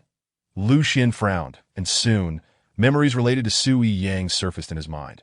Unlike the intricate Liu family, the Su family consisted of only 3 branches, and Sui Yang was the 6th son of Su Beihe, the head of the main branch. Who I am is none of your concern. Just remember, Chu Qianqian is the woman of my elder brother. It would be wise for you to keep your distance from her. Or do not blame me for being impolite. Sui Yang shot Liu Xian a fierce glare. Upon hearing Sui Yang's words, Liu Xian immediately recalled that Su Fu, the eldest son of the Su family, had long coveted Chu Qianqian and had been a constant thorn in his side before Liu Xian was expelled from the Liu family. Back then, he had the support of the Liu clan, which made Su Fu refrain from acting against him. Are you done? If you are, then get lost. I have matters to attend to. Liu Xian crossed his arms, smiling at Sui Yang. Are you done? If you are, then get lost. I'm busy. Gao He mimicked Liu Xian's posture and glared at Sui Yang fiercely. You too? Sui Yang was momentarily speechless from anger, then turned sharply to the servants behind him and barked. What are you standing around for? Go and beat him up. As soon as he finished speaking, 6 or 7 burly servants charged into the courtyard, surrounding Liu Xian and Gao He. Liu Xian couldn't help but chuckle at the scene. Though he had heard that Sui Yang was even more arrogant than Su Fu, he hadn't expected him to be brazen enough to cause trouble in broad daylight. Old Gao, according to the laws of Dewei, how should a homeowner respond to someone who breaks into their residence and causes trouble? Liu Xian looked at old Gao with amusement. In Dewei, anyone who breaks into a private residence and causes trouble can be killed without guilt. Old Gao replied in a sing-song manner. Then what are we waiting for? Beat them to a pulp. Liu Xian said without turning back. All right, old Gao has been itching for a fight these past few days. Gao He chuckled, stepping forward. Laugh while you can. Let's see if you can still smile after this. Attack. With a wave of Sui Yang's hand, his 7 or 8 servants, all at least at the martial disciple level, lunged at Liu Xian and Gao He roar. But as a lion's roar echoed, the Su family servants were sent flying by old Gao's innate vigor. In less than the time it takes to brew a cup of tea. The 7 or 8 members of the Su family, including Sui Yang, were sprawled out like fallen leaves at the entrance of the Liu family's courtyard. Young master, how do you find old Gao's skills? Gao He clapped his hands, beaming as he sought praise from Liu Xian. Liu Xian did not respond. Instead, he called out to Pinger in the kitchen. Pinger, Please fry an egg for old Gao tonight. Pinger, cook the yolk to medium. Old Gao quickly added. All right. Pinger smiled brightly as she peeked out from the kitchen door, that way, where martial prowess is revered if one chooses to endure when faced with bullying. It won't be long before more people take advantage of them. Therefore, it matters not if today is merely the sixth young master of the Su family. Even if the eldest son or the head of the family were to come, Lu Xian would not retreat an inch. That night, after washing up, Lu Xian finally retrieved the spatial ring that Chu Qianqian had given him. Curious about what she had brought him, Liu Xian had previously possessed a spatial ring of his own. But after being expelled from the Lu clan, it had been confiscated along with some unpracticed combat techniques. For ordinary individuals, a spatial ring is indeed a rare item, as the conditions for purchase are stringent. And the prices are exorbitant. Even a ring with only a few feet of storage space costs at least over 1,000 taels of silver, while larger ones start at 5,000 taels. With no upper limit. After examining the ring briefly, Lu Xian slipped it onto his finger and infused it with a trace of fighting spirit that in an instant, his consciousness sensed the space within the ring, which measured approximately 2 feet square and contained a few modest items. Noticing the limited quantity, Lu Xian did not dwell on it and directly used his spiritual sense to extract all the items. Laying them out on the table, a cursory glance revealed that the items included a jade slip, a passage token, and a pouch of silver. Liu Xian weighed the pouch of silver, estimating it to contain at least 50 to 60 taels. Given his time spent with Chu Qianqian, he was well aware that while the Chu family was affluent, they imposed strict constraints on their clan members. This 60 taels of silver was likely half a year's worth of Chu Qianqian's allowance. This thought warmed Lu Xian's heart. Picking up the passage token, he immediately noticed the inscription Qianfu Age Trial, clearly indicating that it was the token for next February's Qianfu Age Trial. Staring at the token, Lu Xian was momentarily lost in thought, recalling his past life when he had aspired to participate in the Qianfu Age Trial. However, due to the Lu family's immense influence, they had bribed the officials overseeing the trial, depriving him of that opportunity. With no other recourse, Lu Xian had no choice but to enlist in the military. I end this life. I shall rectify all the regrets of my past. Whatever belongs to me shall not be taken away by anyone. Lu Xian clenched the Qianfu Age Trial token tightly. Subsequently, he stored the passage token and the 60 taels of silver back into the spatial ring. Finally, his gaze fell upon the jade slip. Based on his understanding of the cultivation world of Yunlan, items related to jade slips were generally associated with the transmission of techniques. The 7-kill sword technique that had been bestowed upon him by the sword suppression tower was also transmitted through a jade slip. Lu Xian held the jade slip in both hands, gently closed his eyes, and brought one end of the slip close to his forehead, infusing it with a surge of fighting spirit in an instant. The jade slip radiated a crimson glow, and the profound insights of the technique poured into Lu Xian's mind like a tidal wave. That it turned out to be a 7th-grade technique of the quasi-mystical tier, rending wind steps. Upon receiving the transmission of the jade slip, a look of astonishment and shock instantly appeared on Lu Xian's face, that he had never anticipated that the gift presented to him by Chu Qianqian would be this particular martial art technique. Although the Li F Ing Bi was classified as a 7th-tier yellow-grade fighting technique, it lacked any sect inheritance, making it the most formidable movement technique accessible to fighters below the Do Master Realm.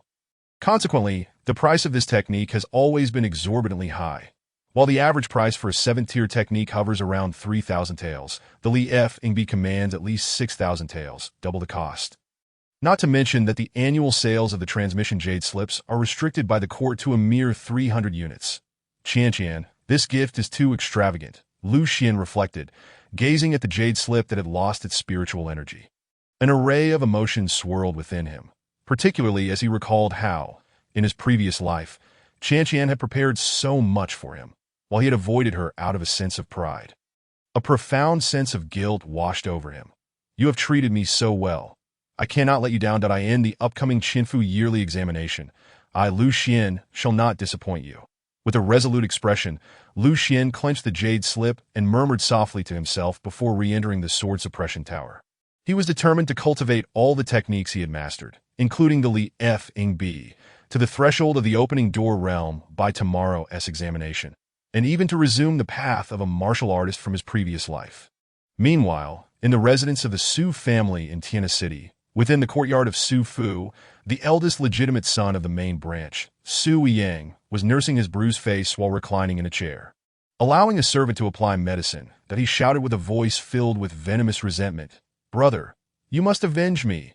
No one has ever bullied me like this. Who permitted you to intrude recklessly into Lu Xian's courtyard?"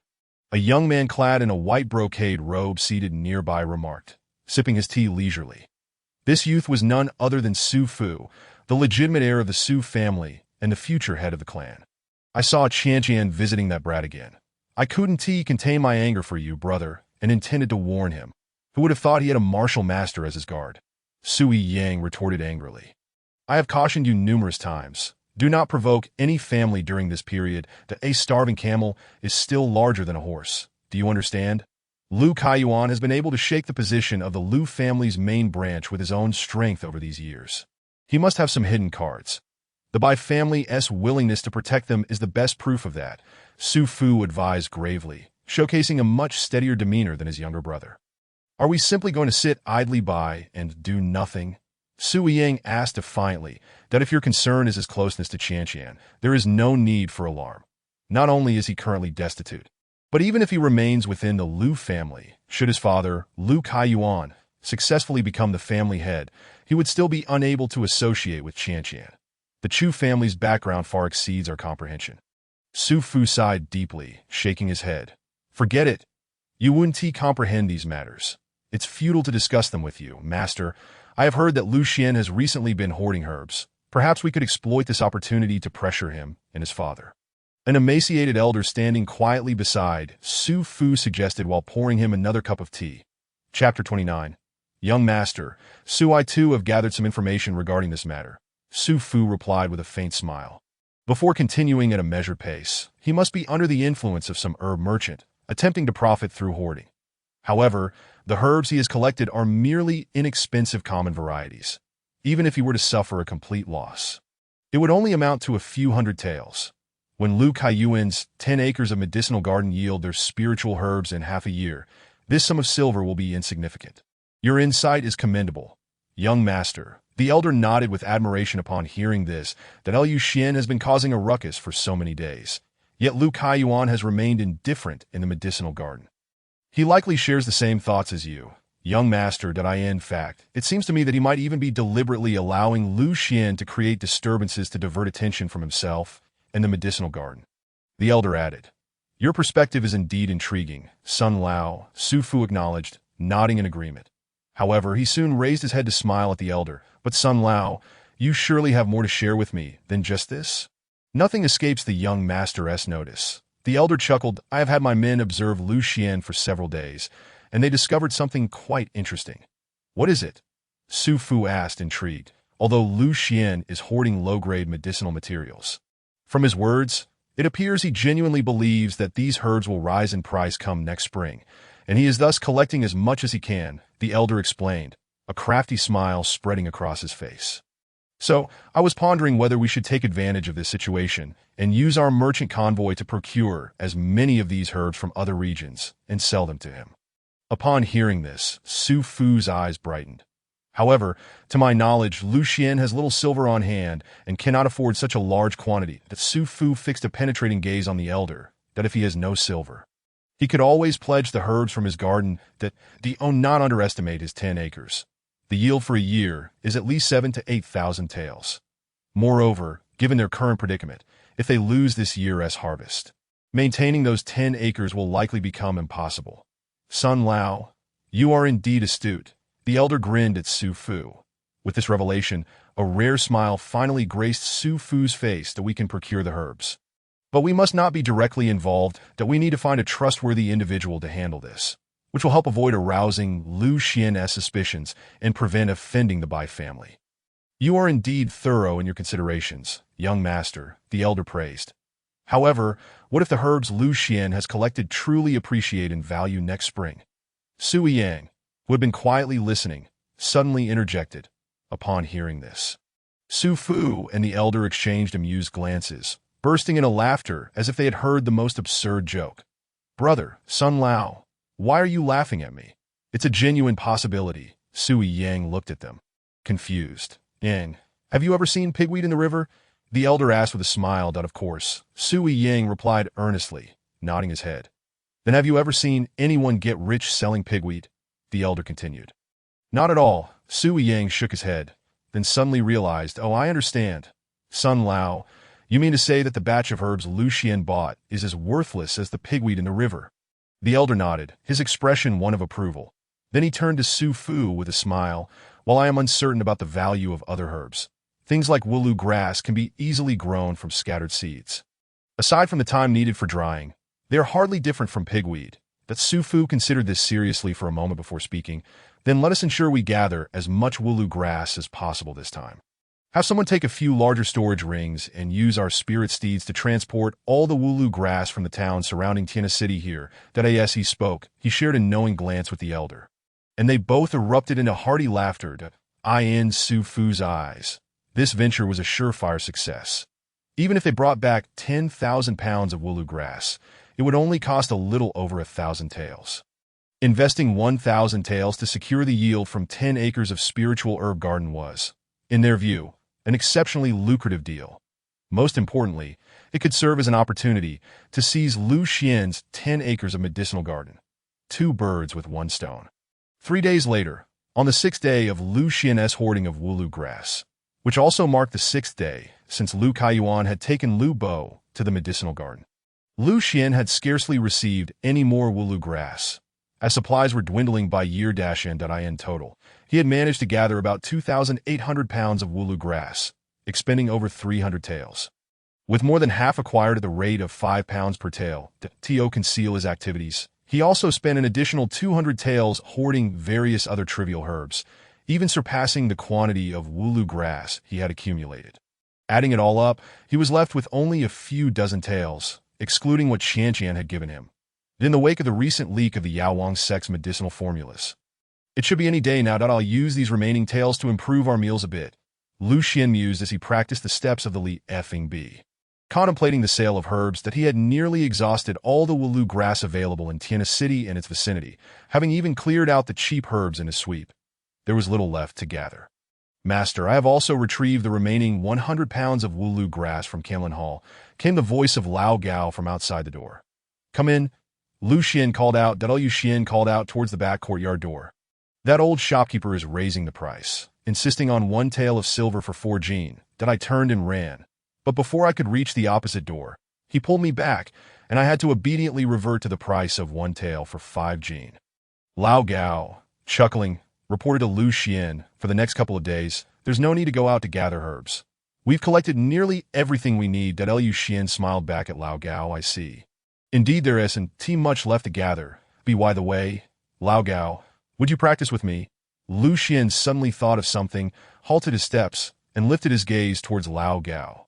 Although he had practiced his techniques, such as the Lianfeng step and 7-kill sword in the Jianjin Tower for quite some time, he had yet to engage in a real battle with another person.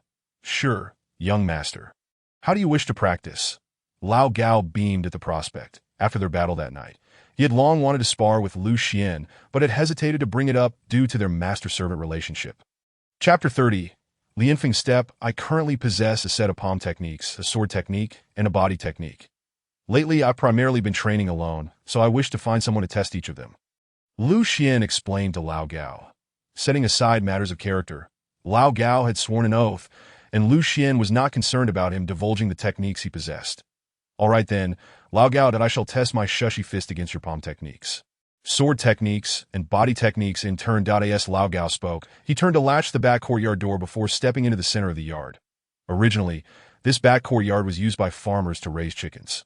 Aside from the unpleasant odor, it offered good concealment and ample space. Young master, although this is merely a spar, I will still give it my all. Lao Gao struck a stance with the shushy fist and grinned at Lu Xian. Bring it on. Lu Xian waved his hand at Lao Gao, and with a resounding bang, almost the instant Lu Xian's words fell, the imposing figure of Lao Gao suddenly tensed, and he stepped forward with tremendous force. His towering presence enveloped in a surge of innate vital energy, akin to a true giant lion, pouncing toward Lu Xian. Boom! Just as Lao Gao closed in on Lu Xian, he unleashed a shushy fist. accompanied by three illusory lion shadows striking down from three directions. After breaking through to the martial master realm, Lao Gao's internal energy had increased tenfold. What once required all his strength to execute the triple lion shadow could now be unleashed effortlessly with a single punch. Boom! However, just as Lao Gao's shushy fist was about to strike Lu Xian, a sound like an explosion rang out, and Lu Xian's form vanished from sight. This step was the Lianfeng step that Lu Xian had just recently mastered. When Lu Xian reappeared, he found himself 10 steps behind Lao Gao, his palms pressed together, his fighting energy swirling around him like flames. Boom! After accumulating a full measure of fighting energy between his palms, Lu Xian unleashed a Qiyun palm, sending three massive orange-hued palm shadows crashing toward Lao Gao. Ha! Lao Gao, already aware of the impending strike, laughed rather than recoiled. Then, with a lion's roar, he redirected his punch, which was originally aimed at the ground, to counter Lu Xian's three palm shadows. Awakened Lion Patrol, he bellowed, and the three lion shadows of vital energy altered their course, punching toward Lu Xian's palm shadows. Bang! With a tremendous crash, Lu Xian's three palm shadows shattered, and Lao Gao's lion shadows dissipated as well, yet his punch retained its ferocity, still hurtling toward Lu Xian. This exemplifies the terrifying nature of martial artists. Their vital energy merely serves as support. Their truly formidable weapon lies in their powerful, honed physique. Nevertheless, Lu Xian remained unfazed in the face of Lao Gao's incoming punch. He swiftly withdrew his striking palms, once again presenting them in a prayer position that in an instant, layers of palm shadows enveloped Lu Xian like an orange-hued tower, shielding him. The Qian palm was straightforward to use, attacking with an open palm and defending with a closed one, which is why it was often taught by noble families to their disciples as an introductory technique. Bang! With another loud crash, Lao Gao's fist slammed against Lu Xian's fighting energy palm shadows. However, after shattering three layers, his punch was finally halted. Furious lion's rampage. But just then, Lao Gao let out a furious roar. Bang! As his voice fell, his other fist struck against the palm shadows beneath Lu Xian. Bang, bang, bang! This punch was merely the beginning. Following it, Lao Gao's fist descended like rain, rapidly pounding against Lu Xian's layered palm shadows. The ferocity of his punches was such that gaps began to appear in Lu Xian's protective palms. From Lu Xian's perspective, even viewed through the lens of a martial sovereign from his previous life, Lao Gao's performance was astonishing. Had it not been for the support of the transformed fighting energy, he doubted he could have lasted even 10 breaths. This was not merely a matter of realm disparity. Yet, he also recognized the limitations of martial artists. Their offensive methods were overly singular. Lao Gao, let's see how you fare against the Qiyun palm at the opening door level. Lu Xian smiled at Lao Gao, then slowly opened his previously united palms, altering his stance to one palm upright and the other directed forward. Logically, this should have caused the palm shadows surrounding Lu Xian to dissipate immediately, but to Lao Gao's astonishment, the protective layers around Lu Xian transformed instead into the same stance that a fighter at the apprentice level possesses such control over their fighting energy. Lao Gao was taken aback. Yet, what astonished him even more awaited him next. After Lu Xian shifted his stance, the palm directed forward suddenly shot out toward Lao Gao. Bang! With a resounding boom, Lao Gao's furious lion's rampage was instantly interrupted by Lu Xian's palm strike. How is this possible? The greatest flaw of the Qiyun palm is its inability to balance offense and defense. How can you, young master, manage to attack and defend simultaneously? Wait, you've truly mastered the Qiyun palm to the opening door level. Lao Gao exclaimed in disbelief. Pretty much, Lu Xian replied casually, following up with another palm strike, unleashing 6 palm shadows the size of grinding discs toward Lao Gao. Bang! Seeing this, Lao Gao executed another furious lion's rampage, his fists launching countless shadows that shattered Lu Xian's palm shadows. The Qiyun palm is easy to learn but hard to master. Just how much time have you devoted to this technique? Young master?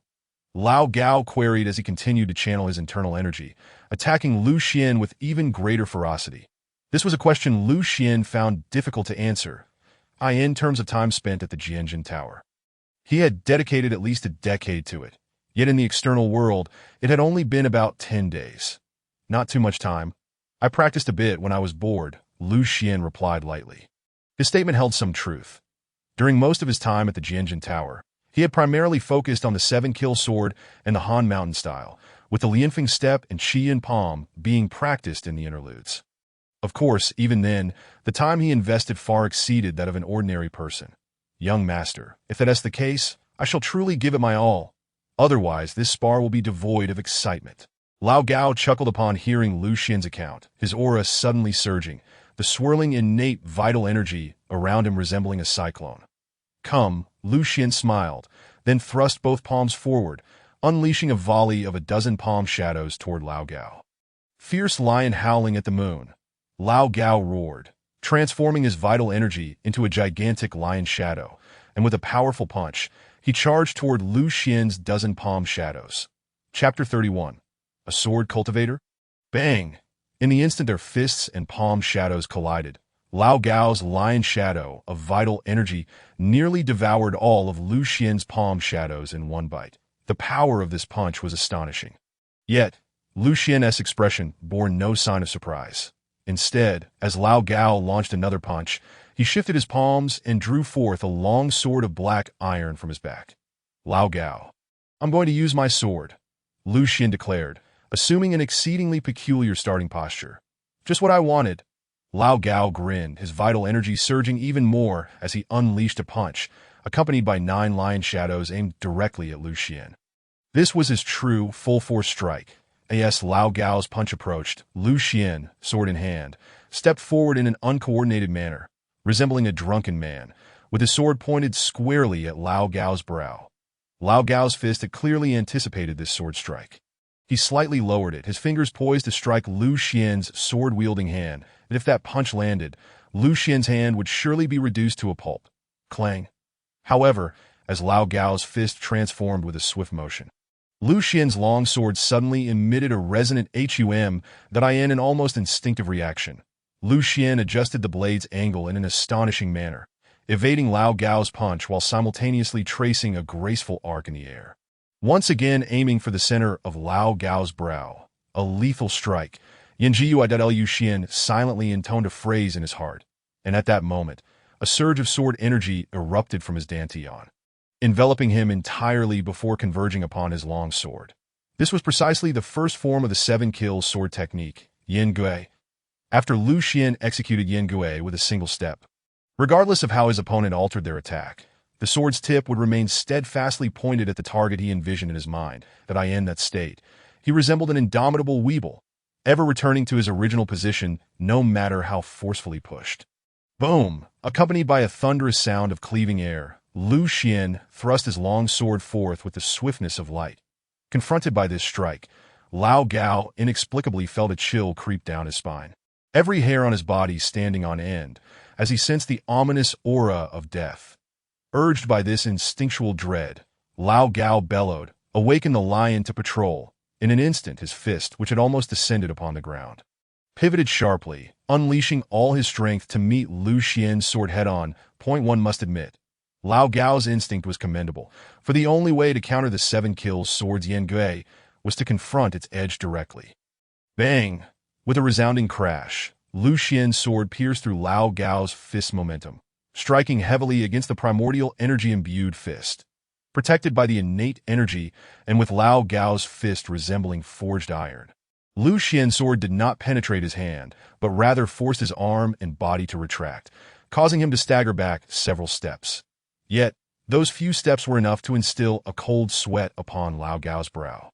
For he was a martial artist, and in close combat, he was an invincible presence. However, before he could comprehend the reason behind this, a sudden tingling sensation overtook his scalp as an unprecedented fear surged within him. Raising his gaze, Lao Gao's pupils constricted sharply. There stood Lu Xian, sword in hand, taking another step forward. It dawned on him that his previous all-out punch had failed to disrupt Lu Xian's sword momentum. Suddenly alert, he dared not linger on his thoughts, channeling his inner strength to execute the sole defensive technique of the killing lion fist, Silent Lion, as steadfast as a mountain. Roar!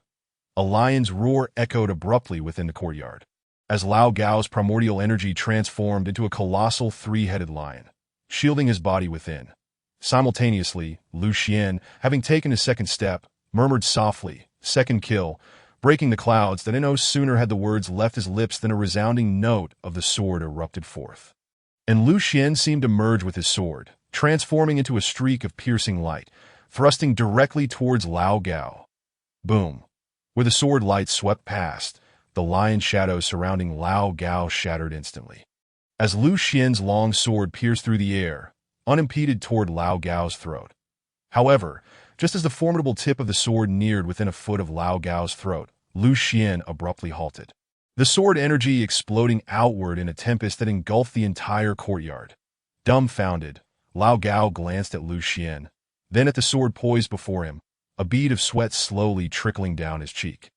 After a prolonged silence, Lao Gao, with a face full of astonishment, inquired of Lu Xian, "Young master, could you possibly be a sword cultivator?" Lu Xian nodded. "Remember to keep this a secret," he advised Lao Gao.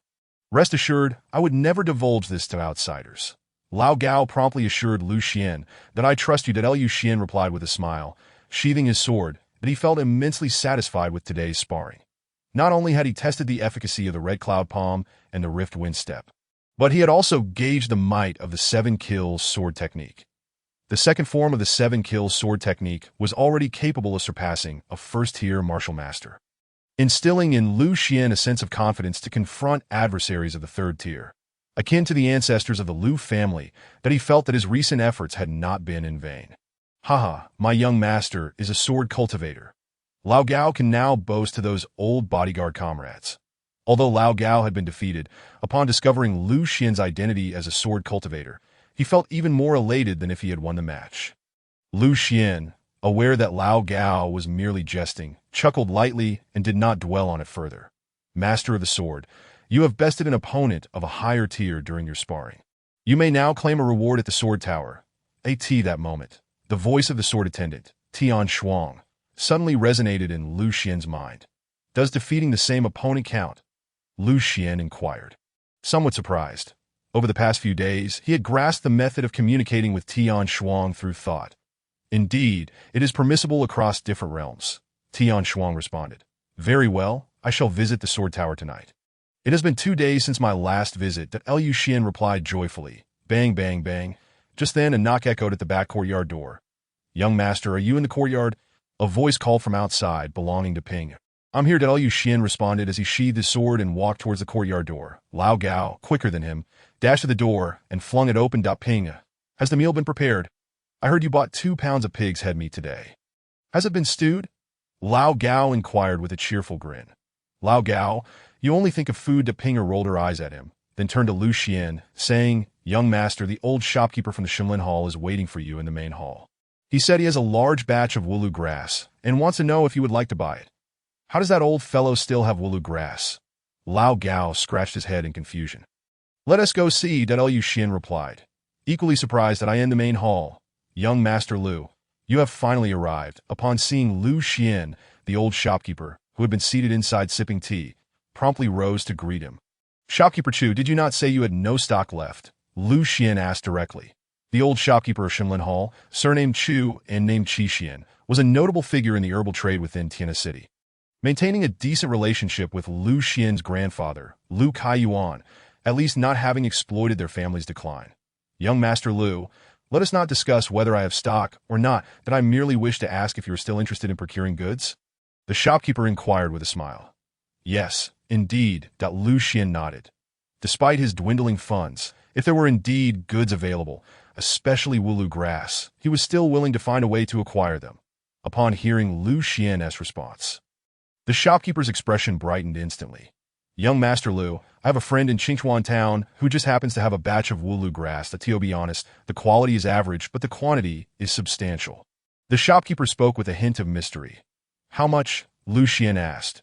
Regardless of whether he had the money, inquiring about the quantity was certainly reasonable. 3,000 jin. The shopkeeper extended 3 fingers upon hearing 3,000 jin. Lu Xian's heart stirred, for if such a quantity truly existed, it would significantly diminish the value of his already stockpiled goods. Although he was confident that Wulu grass would appreciate in value in a few months, acquiring 3,000 jin all at once still posed a considerable risk. "What price are you asking?" Lu Xian hesitated before asking the shopkeeper. Currently, he He presented himself as an impulsive and reckless scion. Hence he spoke with a touch of arrogance.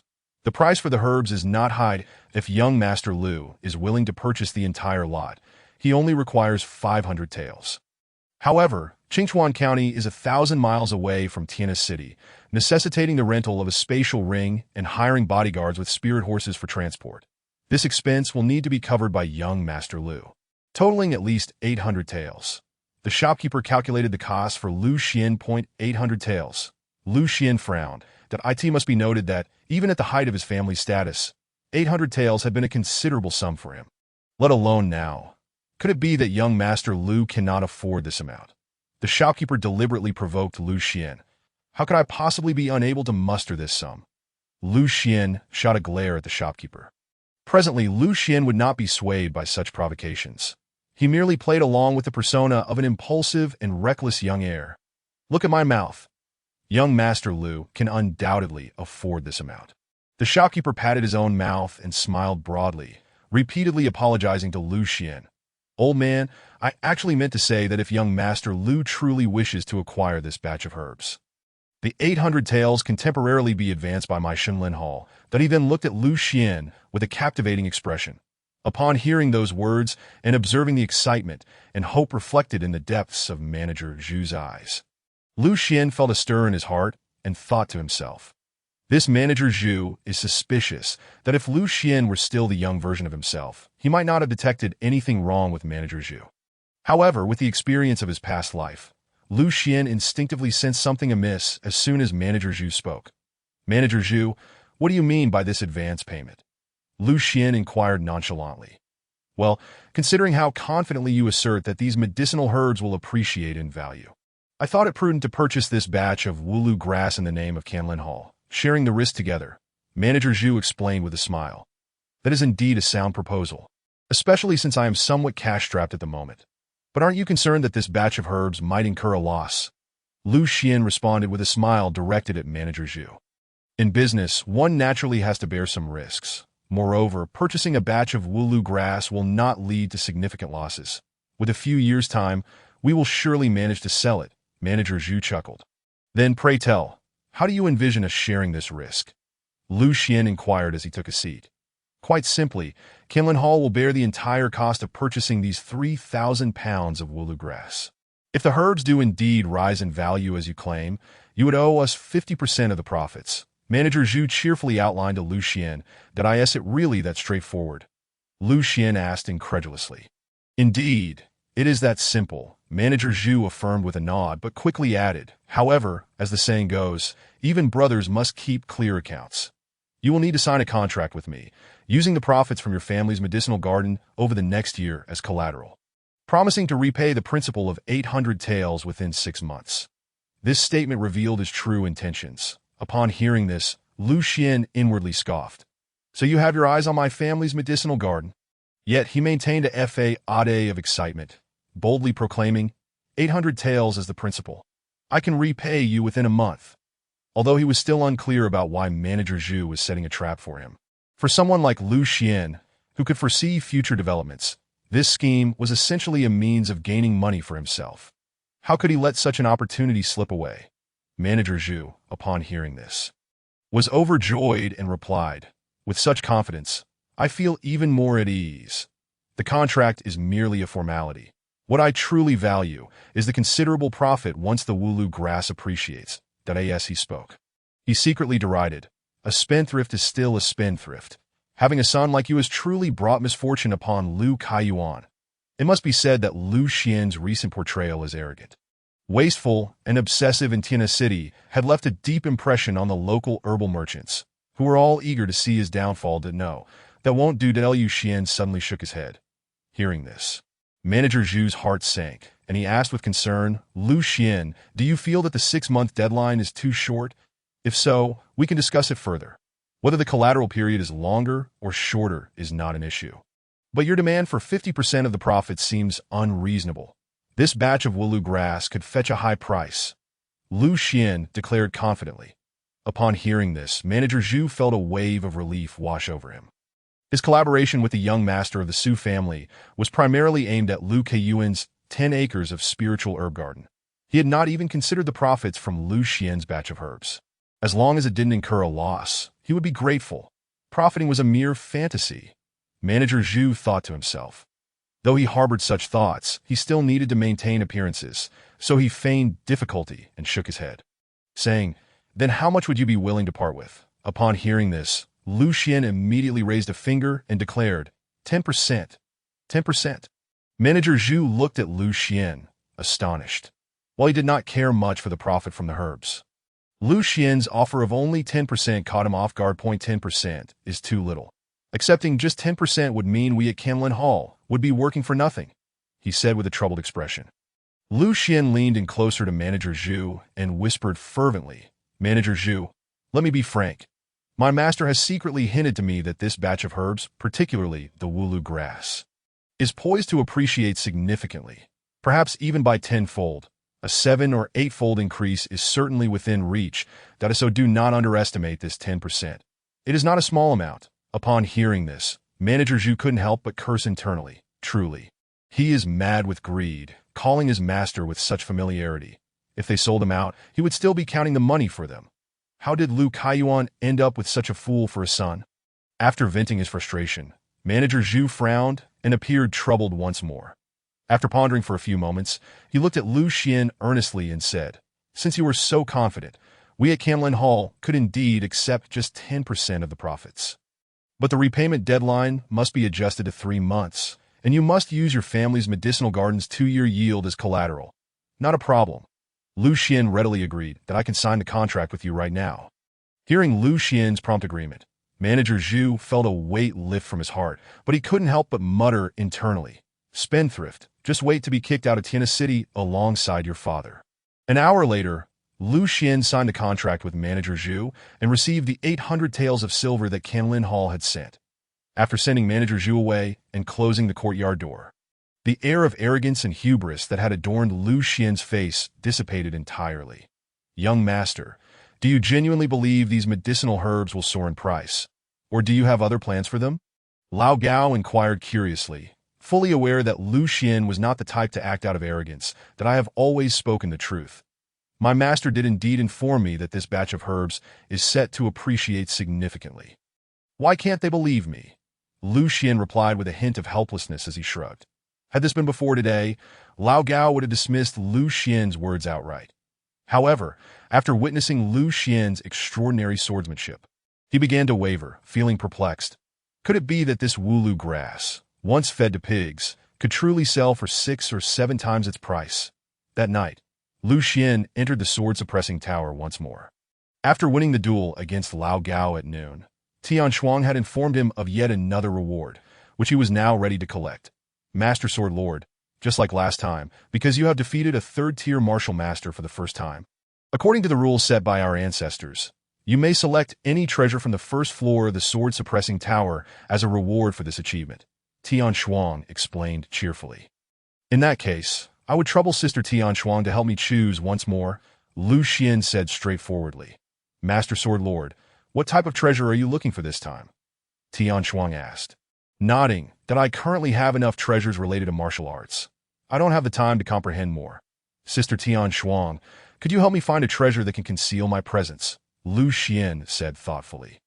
Reflecting on his previous choice of the Wuxiang mask, Lu Xian recognized the importance of having something to obscure his aura for stealthy inquiries. Items that can conceal one's presence are mostly high-tier treasures. "There aren't many on the 1st floor, but there is this night sparrow robe that would suit you," Tian Shuang said, walking forward and retrieving a wooden box from a shelf, then handing it to Lu Xian. Opening the box, Lu Xian discovered a long robe, as black as ink, neatly folded inside. The robe appeared ordinary and emitted no special aura. Yet upon gazing at it, Lu Xian felt an inexplicable sense of emptiness and void. This night sparrow robe belonged to a sect skilled in assassination from ancient times. The one on the 1st floor is of a lower grade, barely reaching the Xian level. When worn, it can conceal about 40 to 50% of your aura. And even infusing it with water qi will only obscure 70 to 80%. That IT should suffice against opponents below the sword sect level, but against those at the sword sect level, it may be easily detected, Tian Shuang explained with a hint of disdain. That Lu Xian, on the other hand, felt somewhat embarrassed, sensing that despite being a Xian-level treasure, Tian Shuang's description made it sound rather inadequate, giving him the sense of a well-fed person being oblivious to the hunger of others. However, the Night Sparrow robe was not entirely without merit, as long as one infused it with a significant amount of water qi. Its effectiveness during nighttime would be nearly indistinguishable from that of an invisibility cloak, making it exceedingly difficult for even Sword Sect-level experts to detect him. Beneath this effect, however, the drawbacks are conspicuously evident. Firstly, it demands an immense consumption of water energy, and secondly, it can only last for a maximum of 6 breaths, rendering it suitable solely for unexpected assassinations. Tian Shuang continued to elaborate. Upon hearing this, Lu Xian's eyes brightened. For the 6-breath stealth duration allows a sword cultivator to accomplish a multitude of tasks. This is sufficient for me at present, that Lu Xian nodded in satisfaction, that I in the Great Wei Kingdom. The existence of sword sects is exceedingly rare, let alone one possessing the ability to remain invisible for 6 breaths at night. This Night Sparrow robe is entirely adequate for his current needs. Your satisfaction is all that matters, esteemed sword master.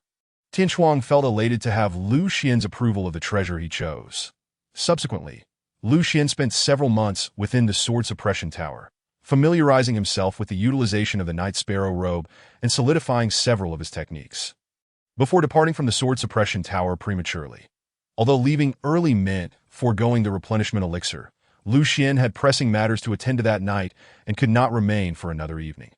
In the deep of night, Lu Xian, clad in the Night Sparrow robe, stealthily approached the Shunlin Hall in the West City. Under the concealment of the robe, it was nearly impossible to detect the presence of an individual crouching atop the hall's roof without close scrutiny. According to Lao Gao, after finalizing the contract with me in the afternoon, Manager Zhu had not left Shunlin Hall. If he had accomplices, they should reveal themselves tonight, that Lu Xian removed a tile from the roof, murmuring to himself that he had emerged from the Sword Suppression Tower early solely to discover the identity of the individual behind Manager Zhu, eager to unveil who was orchestrating this scheme. Given the rapid collection of 3,000 pounds of black deer grass within a day or two, Lu Xian doubted Manager Zhu possessed such capability. His instincts hinted that another party was undoubtedly behind this plot. Chapter 34. The Hall of Xinming. Bang, bang, bang. After staring at the roof for nearly half an hour, a sudden knocking at the door of Shunlin Hall caught Lu Xian's attention.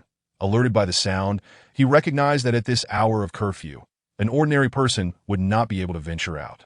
Creaking open, the door revealed a conversation between 2 men, which drifted up to Lu Xian's ears. Manager Zhu, where is the contract?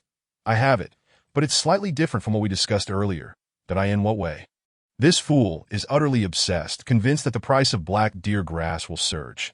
Upon hearing that we intended to take 50% of the profits, he flatly refused. Indeed a simpleton. How could the price of black deer grass possibly rise? Even if we relinquished all profits to him, what difference would it make? That was my thought as well, which is why I promised him a mere 10% profit, but the repayment period must be shortened from 6 months to 3. He agreed, written in black and white, with a seal affixed. All right here, Manager Zhu, you have done well, that if this matter succeeds, our Su family will not neglect you or Shunlin Hall. With elder son's word. I am reassured. Upon hearing this, Lu Xian lifted his ear from the roof tile, his expression displaying unexpected surprise as he whispered, the one orchestrating the scheme behind Shunlin Hall is actually the Su family? I seem to have no grievances with them, do I? Puzzled, he soon recalled 2 figures, Su Fu and Chu Qianqian, that in his previous life. He had heard that Su Fu had long harbored affections for Chu Qianqian. Had it not been for the intervention of the 3rd prince, Chu Qianqian would have nearly been wed to the Su family. Simply because I have grown somewhat closer to Qianqian, you wish to eliminate me? Lu Xian's countenance grew increasingly frigid. That in that case, I shall earn this sum of money with a clear conscience. That he followed with a cold chuckle. That in his recollection, the leak of the medicinal formula from the Medicine King sect had primarily benefited the Su family, as they had fortuitously stockpiled numerous medicinal materials, including the black deer grass Lu Xian had received. Elder son, do you think that Lu Kaiyuan might have some hidden trump card? After all, a dead camel is still larger than a horse. At that moment, Manager Zhu's voice pulled Lu Xian back from his musings. Manager Zhu worries too much. Even if the camel is larger, it is not a lion, and it cannot devour people. Though true, The fact that the Bai family was willing to protect him was already an unexpected turn of events. The Bai family, they are barely able to look after themselves. How could they concern themselves with others? What do you mean by that, elder son? The matter is settled.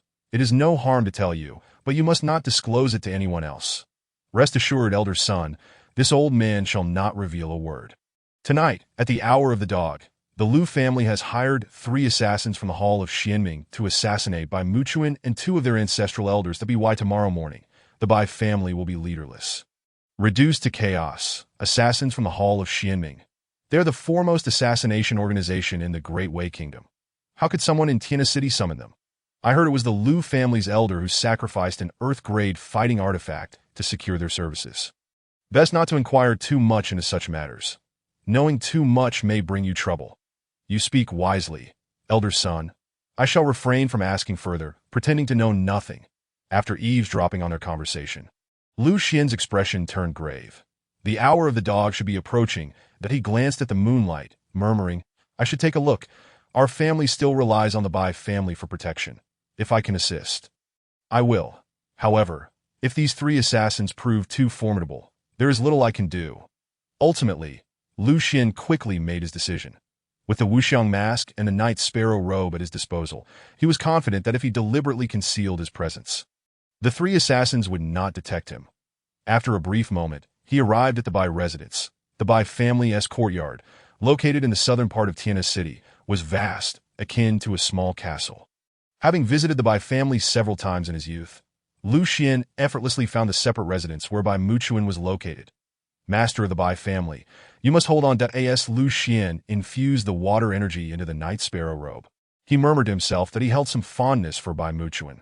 Leaving aside the assistance he had received during this time, Bai Muchuan, though not exactly a paragon of virtue, was at least far more straightforward in his dealings than the heads of the other 3 families. As he spoke, Lu Xian donned the Wuxiang mask, transforming his appearance into that of his elder self. Thus, even if the Night Sparrow robe's ability to conceal him failed, no one would recognize him. Boom! Shortly after appearing in the separate residence where Bai Muchuan's bedroom was located, Lu Xian heard a violent clash of fighting energy, followed by 2 figures bursting forth from Bai Muchuan's chamber. Silently crouching atop the bedroom roof, Lu Xian observed that among the 2 individuals who emerged, one wielded 2 sharp curved blades and donned a black stealth outfit, while the other, clad in a nightgown, bore a ghastly wound on his chest, staggering as he walked. Undoubtedly, the one in the nightgown was Bai Muchuan, and the one in the stealth outfit was an assassin from the Hall of Xianming. Indeed, there is an assassin. Lu Xian's gaze fixated on the small courtyard, his right hand gradually tightening around the hilt of his sword. Qianjun. You from the Hall of Xianming? Why do you seek to assassinate me? Bai Muchuan, his breath somewhat weak, shouted at the assassin. As he spoke, he pressed a hand against his chest while the other gathered fighting energy, but each time his energy coalesced, it would instantly dissipate. Poisoned? A sudden realization struck Lu Xian. Observing the situation, it seemed Bai Muchuan had most likely been poisoned before engaging the assassin. Naturally, someone has paid us from the Hall of Xianming for your life. The assassin, stepping lightly to find an opportunity to strike, sneered derisively. Could it be the Lu family? Does the Lu family possess anything of value to hire you? Bai Muchuan expressed disbelief. Slap, as he spoke. He swiftly retrieved a jade pendant from his storage ring and crushed it. Boom. The moment the jade pendant shattered, a beam of light shot into the sky, illuminating the courtyard as bright as day. Are you attempting to use that communication jade pendant to notify your 2 ancestral elders?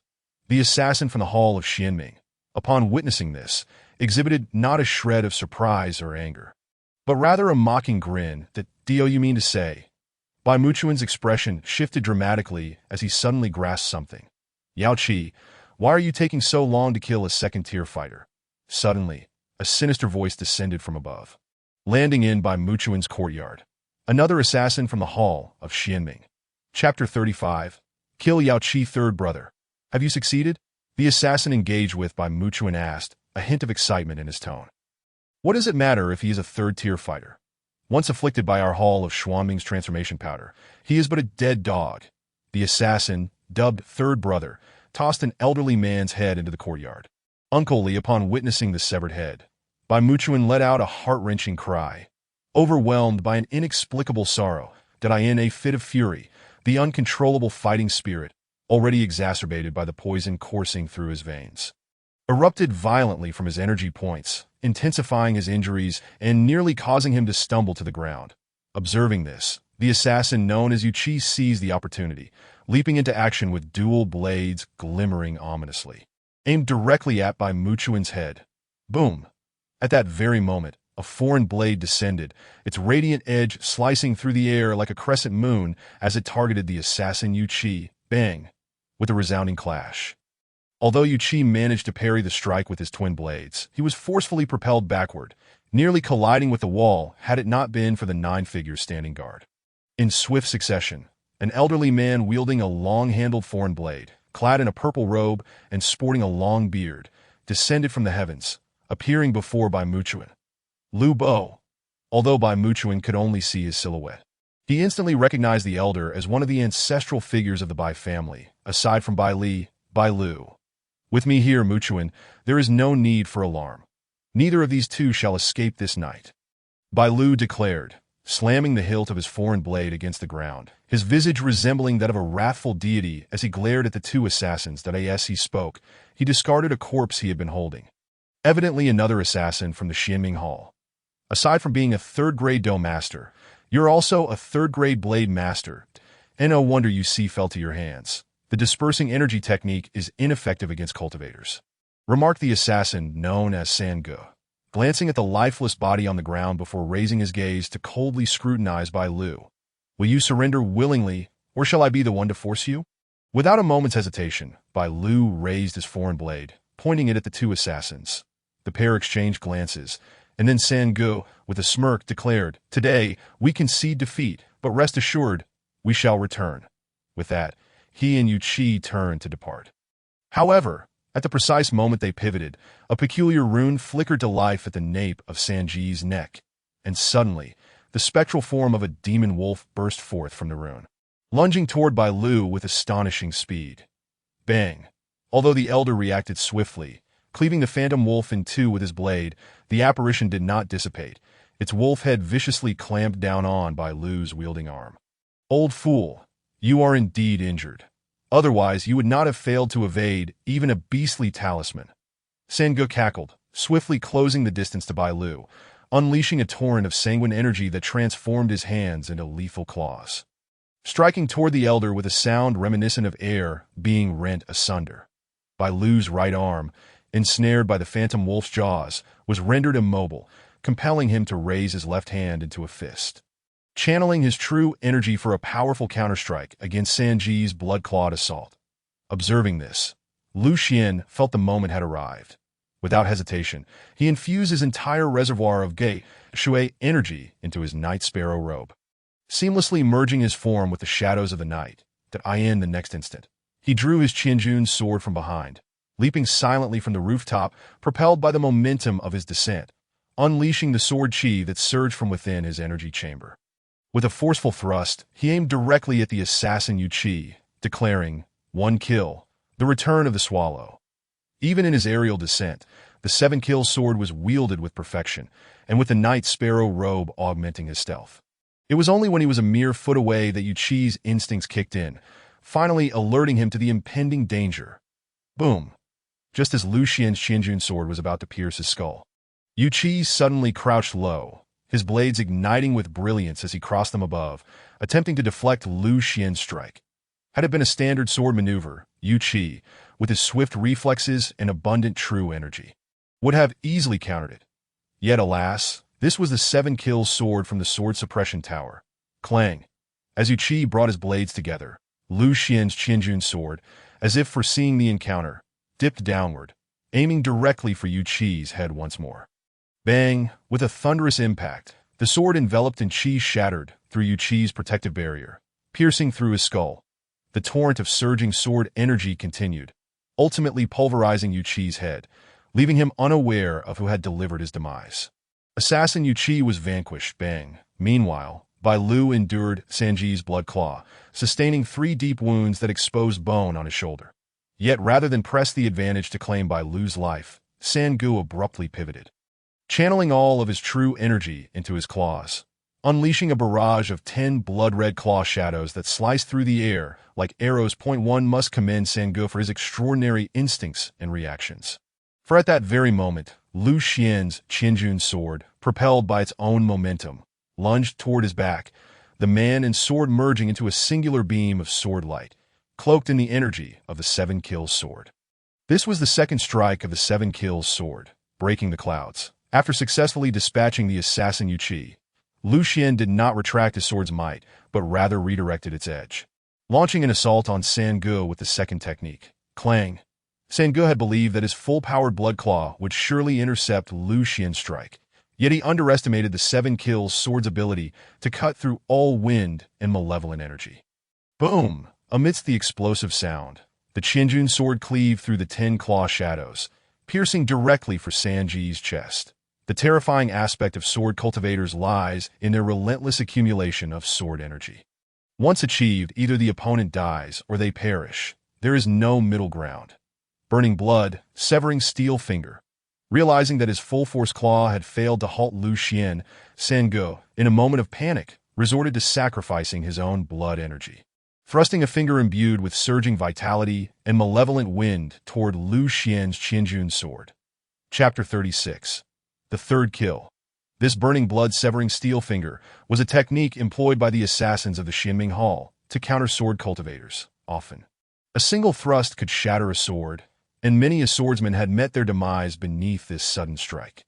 However, this technique required a significant expenditure of the practitioner's own life essence, making it a double-edged sword best reserved for desperate situations.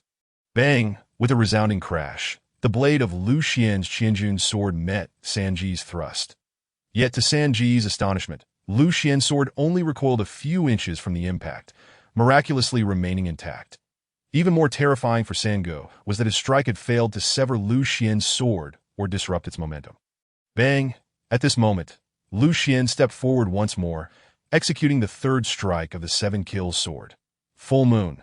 Clang. With a ringing sound, the sword energy from within Lu Xian surged forth, enveloping his form and the Qianjun sword once again, transforming into a brilliant arc of sword light that, in an astonishingly peculiar manner, traced a perfect circle around Sang-Ge, returning to its original position as if it had never moved, from an aerial perspective. The circle traced by the sword light resembled a full moon. Yet, at the instant this full moon appeared, a circle of bloodstains manifested around Sanji's neck, tiny droplets of blood seeping incessantly from the wounds. Who are you? In this decrepit place like Tianhe City, how is it possible for a sword cultivator of your caliber to exist? The assassin Sang-Ge gasped, terror etched upon his face as he gazed at Lu Xian. Lu Xian offered no reply, merely sheathing his Qianjun sword ding. As the sword was returned to its scabbard, Sanji's head rolled from his neck, crashing to the ground with a resounding thud. Only upon witnessing the last assassin's head tumble did Lu Xian's taut nerves finally relax. A wave of relief washing over him as he thought, "Thank heavens I chose the right moment." With the Bai family's elder drawing their attention, had I faced them head-on, I would have struggled against even a single assassin from the Xinming Hall. During the encounter with the two assassins, Lu Xian had acutely sensed the disparity in their realms. Throughout the entire ordeal, any lapse that interrupted his sword momentum could have led to his demise. Such is the nature of sword cultivators. Once the decision to engage is made, regardless of the opponent's strength, the sword's momentum must never falter. Either one perishes or the other does. There exists no alternative. Bai Muchuan, I am truly grateful for your timely rescue. At that moment, Bai Muchuan, dragging his wounded body, approached Lu Xian and knelt before him, his face filled with gratitude that I thank this esteemed sword cultivator for saving my life. At this moment, Bai Jia's elder, Bai Lu, expressed deep gratitude as he cupped his fists in salute towards Lu Xian, acknowledging that it was merely a small effort that did not require thanks. Lu Xian waved his hand dismissively. Clad in a night sparrow robe and wearing a wuxiang mask, he embodied the visage of an elderly man, leaving the two unable to discern his true identity. After uttering these words, Lu Xian prepared to depart, aware that lingering too long would reveal flaws in his disguise. "Senior, please stay. May I have your name, so that I can ensure my clan's disciples remember your great kindness?" Bai Muchuan called out to stop Lu Xian. After a moment of contemplation, Lu Xian turned to Bai Muchuan and said, "You previously aided my young disciple, Lu Xian. Consider this matter settled." With that, he infused a stream of gay energy into his Night Sparrow robe, causing his figure to vanish from the courtyard to Lu Xian's disciple. Could it be that he is the mysterious master of Lu Xian? Once Lu Xian's figure had completely disappeared, Bai Muchuan finally processed the implication. Isn't he the one expelled from the Lu family? Bai Lu frowned as he glanced at Bai Muchuan. Yes, that is indeed him. Bai Muchuan nodded and continued, I had my suspicions that he was guided by a powerful figure. And today's encounter confirms it. This is an exceptionally formidable sword cultivator. Even I only sensed a trace of his aura at the moment he struck, with such an elder guiding him. The Lu family's fortune is indeed remarkable.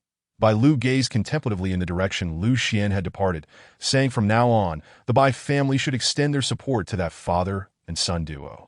Every powerful sword cultivator undoubtedly has formidable backing that he then solemnly reminded Bai Muchuan, "Rest assured, I will make the necessary arrangements." Bai Muchuan nodded vigorously. Have someone deal with these corpses. Once that's done, focus on healing. During this period, refrain from going out. I will fetch a message talisman to notify the Lord of Liang City. Bai Lu then inquired, does this matter require involving the main family? Bai Muchuan appeared surprised. The Bai clan's main family resided in Liang City and wielded power many times greater than that of the Bai family in Tiana City. Ordinarily, they would not trouble the main family, as it would imply incompetence on the part of the Tianhe Bai clan. Although the assassins from the Xianming Hall are dead, the kill order has not been lifted. It necessitates intervention from the main family. Moreover, the Lu family has a history of engaging Xianming Hall assassins, and I suspect they may have already summoned individuals from the main family, that we must remain vigilant, Bai Lu explained to Bai Muchuan. But isn't the main family of the Lu clan located in Jin country? Bai Muchuan questioned. Even if they are in Jin country, we must be proactive in our precautions, Bai Lu asserted. Understood. I will notify the clan's younger generation to remain within the estate and avoid going out. Bai Muchuan's expression turned grave. The conflicts between families are never easily resolved. The hundred-legged worm does not die easily. Both overt and covert hostilities may persist for decades. Upon returning to his own room in the Lu family's modest courtyard, Lu Xian changed his attire and lay down on the bed, entering the sword suppression tower. After eliminating the two assassins from the Xianming Hall, he once again heard the sword attendant, Tian Shuang, summon him to the sword suppression tower to claim his rewards. Among the two opponents you defeated today, one was a third-tier, second-grade blood cultivator, and the other a third-tier, third-grade blood cultivator. These are formidable adversaries that you have bested for the first time, Tian Shuang explained. According to the Sword Ancestor's instructions, you may select 2 rewards from the sword suppression tower. Are their cultivation levels truly that high? Lu Xian asked incredulously. There is no need for alarm, Swordmaster. Although their levels surpass yours, your timing in striking was impeccable. Moreover, sword cultivators possess the most lethal capabilities among all cultivators, and with your 7 kills sword technique, which aligns with the opening door realm, it is entirely reasonable for you to have defeated them, Tian Shuang replied calmly. Indeed, you are correct, Tian Shuang. The cultivation realm merely establishes a foundation for combat power. The mastery of martial techniques ultimately determines the ceiling of one's capabilities. Lu Xian acknowledged, nodding thoughtfully, that he had come to this realization in his previous life. Whereas a mere martial artist, he had managed to contend against opponents a tier above him, solely through a high-level martial technique. Please select your rewards at your leisure, Swordmaster. After you have made your selections, I have some matters regarding the sword suppression tower to discuss with you, Tian Shuang reminded him. Matters regarding the sword suppression tower? Very well. Although he was curious about the specifics, Lu Xian refrained from pressing for details and simply nodded in agreement. Are there any martial techniques or combat techniques available in the tower? Lu Xian inquired while examining the rows of shelves. The martial techniques and combat techniques on the first floor are all below the Xian grade. They do not hold sufficient value for you to cultivate. So it would be wiser to spend your time honing your sword skills, Tian Shuang replied. But I have already reached the opening door realm with my 7 kills sword technique. I'm only still unfamiliar with a few of the ultimate moves. Lu Xian expressed his confusion. Indeed, Swordmaster. After reaching the opening door realm with Xian-grade sword techniques, such as the 7 kills sword technique, there remain 2 additional realms, Tongyu and Juding. Therefore, if you wish to attain these 2 realms, You must dedicate countless days and nights to refinement, Tianchuang elaborated. The Xin grade sword techniques have two further realms beyond the opening door? Lu Xian halted in astonishment, looking at Tianchuang. Indeed, Tianchuang confirmed with a nod. For Earth grade and Heaven grade sword techniques, there are further realms beyond Juding, Tongtian, and Guishu. However, to cultivate a sword technique to such a level requires effort that is beyond the comprehension of ordinary individuals.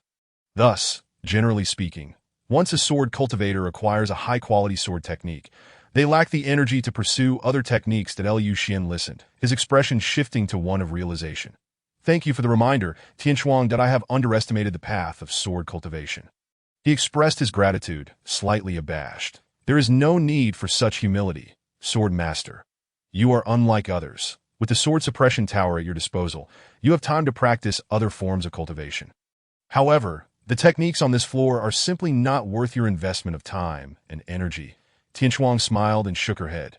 That is true, Lu Xian agreed, smiling back. That he then added earnestly, however, at this stage, unless I acquire high-level combat or martial techniques, I will prioritize the 7 kills sword technique and the earth-shattering style. That he nodded in affirmation.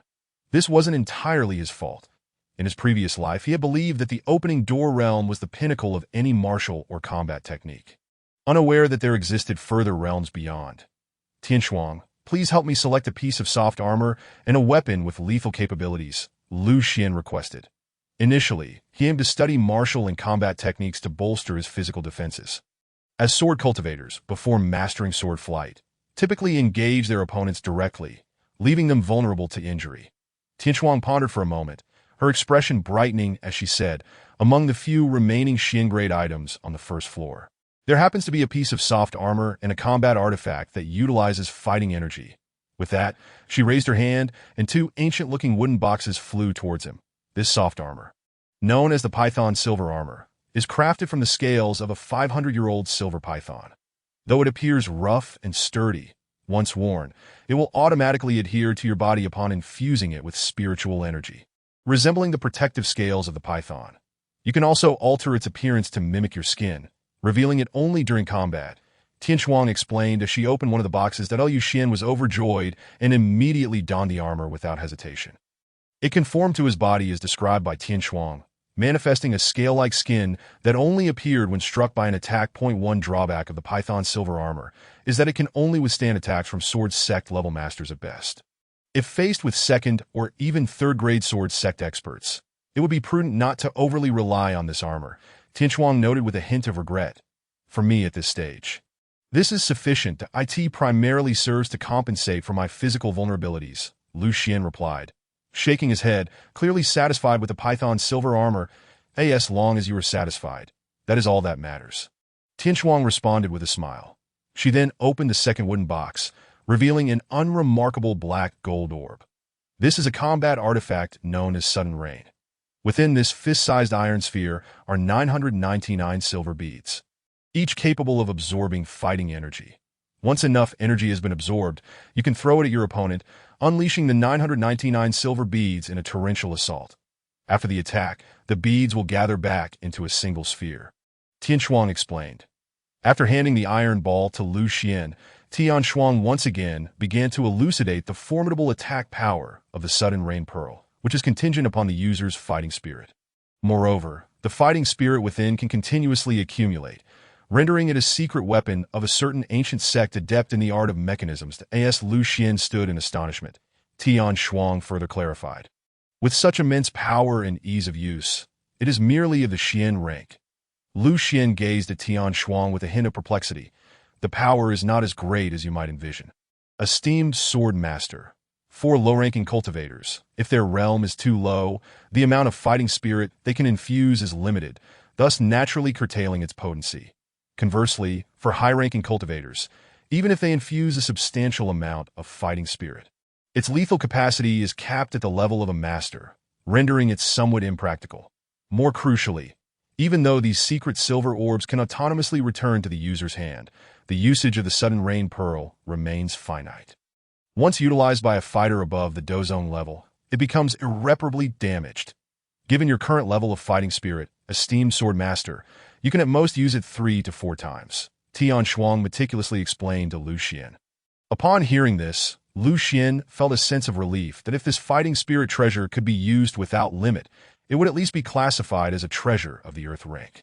The true utility of this item, I believe, lies upon the battlefield. If thousands or even tens of thousands of soldiers were to wield the sudden rain pearls, it would unleash a truly terrifying force.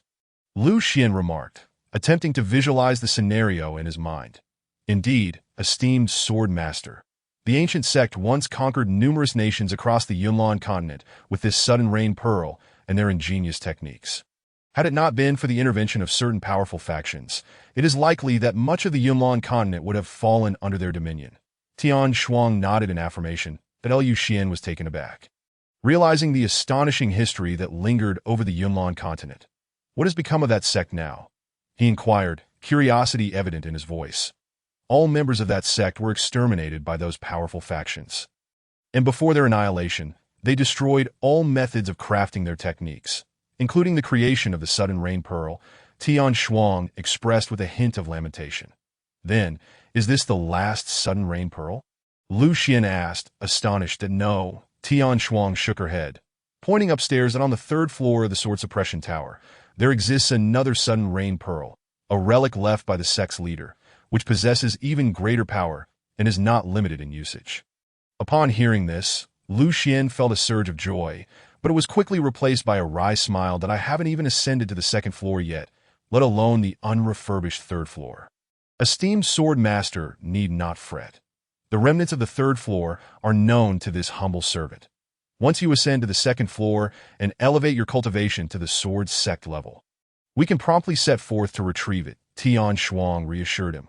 Thank you, Sister Tian Shuang, that I shall hasten my training. Lu Xian nodded. By the way, Sister Tian Shuang, you mentioned earlier that after receiving the reward, you had some matters regarding the Sword Suppression Tower to discuss. What are those matters? He suddenly remembered and turned his attention to Tian Shuang. Esteemed sword master, please hold on. Tian Shuang nodded, then waved her sleeve, reverting the area on the first floor of the Sword Suppression Tower back to its barren state. Esteemed sword master, do you still remember these sword slaves? Tian Shuang pointed to the sword slaves dangling from chains above. Of course, I do. Lu Xian nodded. He distinctly recalled being tormented by these sword slaves for several years within the Sword Suppression Tower. He remembered each of their faces vividly. Do you know where these sword slaves originated from? Tian Shuang inquired further. Lu Xian shook his head again. These sword slaves are actually the enemies slain by the sword ancestor and the previous sword masters, who were imprisoned here after death. Tian Shuang elucidated that. I see. Lu Xian nodded, dawning realization washing over him. He had speculated this before, but had never been certain. An esteemed sword master, as the current master of the Sword Suppression Tower. You too conceal your slain enemies within this tower. Tian Shuang's words rendered Lu Xian momentarily speechless. That I can? He asked incredulously. Tian Shuang nodded and continued, for instance, the 2 assassins you dispatched tonight, should you consent. This servant can assist you in capturing them within the Sword Suppression Tower, transforming them into sword slaves uniquely belonging to you. I consent. Lu Xian agreed without hesitation that he bore no burden in transforming the 2 assassins from the Xianming Hall into sword slaves. Please wait a moment, esteemed sword master. Tian Shuang nodded, then extended her palms before swiftly grasping the air, capturing the 2 assassins from the Xianming Hall into the Sword Suppression Tower in an instant. Are their bodies real? Lu Xian asked curiously as he observed the 2 dazed assassins standing before him. Indeed, their souls have been erased, leaving only their physical forms and the instinctual combat abilities of a cultivator. Tian Shuang responded. Lu Xian nodded in understanding, but suddenly looked up at Tian Shuang, exclaiming, Does that mean my own body is also real? You need not worry, esteemed sword master. Tian Shuang seemed to see through Lu Xian's thoughts. Smiling as she explained, As you are the master of the Sword Suppression Tower, it is intrinsically linked to you. Your physical body does not need to, nor can it, enter the Sword Suppression Tower. So there is no question of summoning or sealing. This is also why your cultivation increases while training within the tower. Upon hearing this, Lu Xian felt a wave of relief wash over him. Additionally, he recalled being awakened by Ping Er several times, indirectly confirming that his consciousness entered the Sword Suppression Tower while his physical form remained in bed.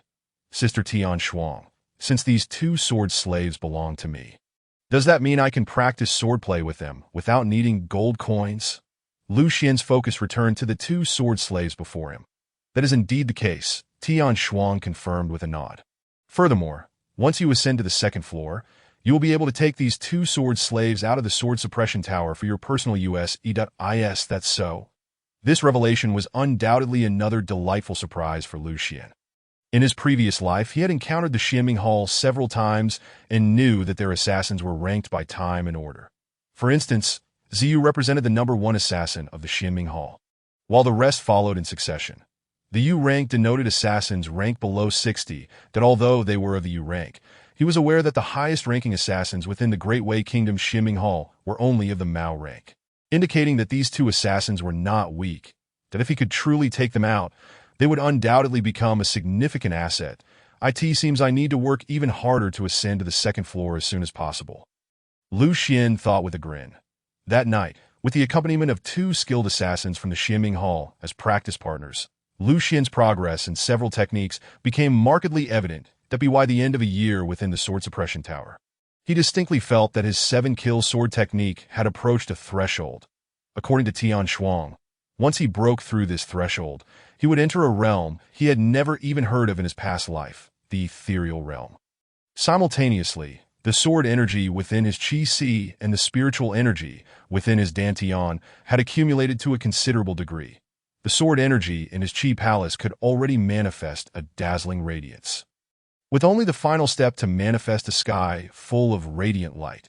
Under ordinary cultivation standards, Lu Xian could already attempt to break through to the sword master realm. However, as the heir of the sword suppression tower, he needed to achieve a waterfall of radiant light cascading down before he could move to the next realm. Additionally, Lu Xian's fighting spirit had also seen substantial growth.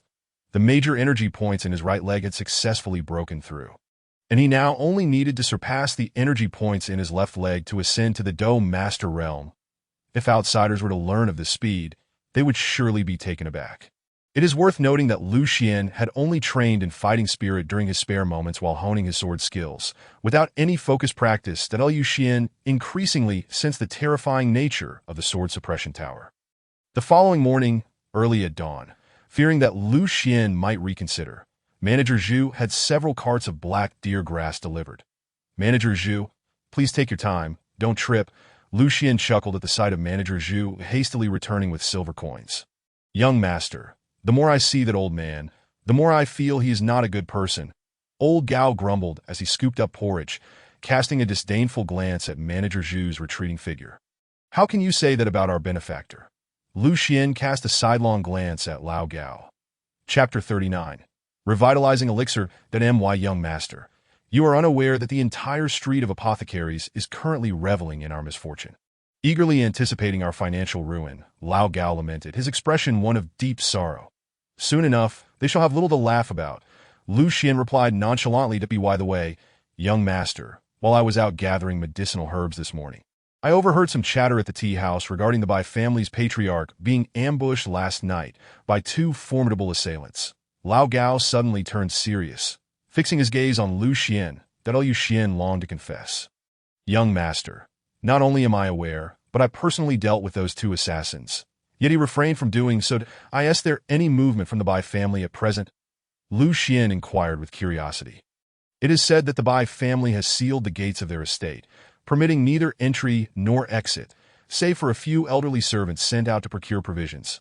Lao Gao replied mysteriously. Nodding thoughtfully, Lu Xian remarked, the Bai family's actions are prudent. With one ancestor dead and another injured, and the family head, Bai Muchuan, gravely wounded as well, such news must not escape. Otherwise, it would undoubtedly attract more enemies. It's best to avoid meddling in the affairs of wealthy families. Come, let us spar in the backyard, Lu Xian called to Lao Gao.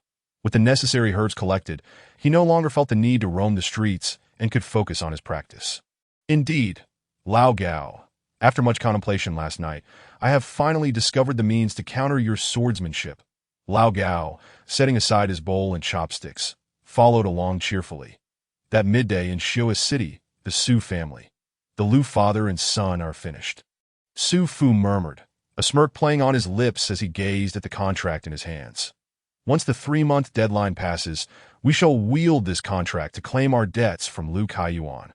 And before long, that 10-acre spiritual herb garden shall belong to you, young master. Sun Lao also chuckled, his eyes narrowing into slits. Brother, leave the debt collection to me. I intend to teach that Lu Xian a lesson.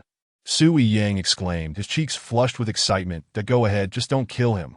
I still plan to invite him for a drink during my banquet with Qianqian. Su Fu replied with a cunning smile. Though he maintained an air of indifference regarding the ambiguous relationship between Lu Xian and Chu Qianqian, internally, he was already seething with rage. That Lu Xian, how dare you covet my Su family's women? Not only will I expel you from the Lu family, but I shall also reduce you to my lapdog. While the expulsion of Lu Xian and Lu Kaiyuan was orchestrated by several elders of the Lu family, the initial conflict with the county magistrate Sayer was a scheme entirely masterminded by him.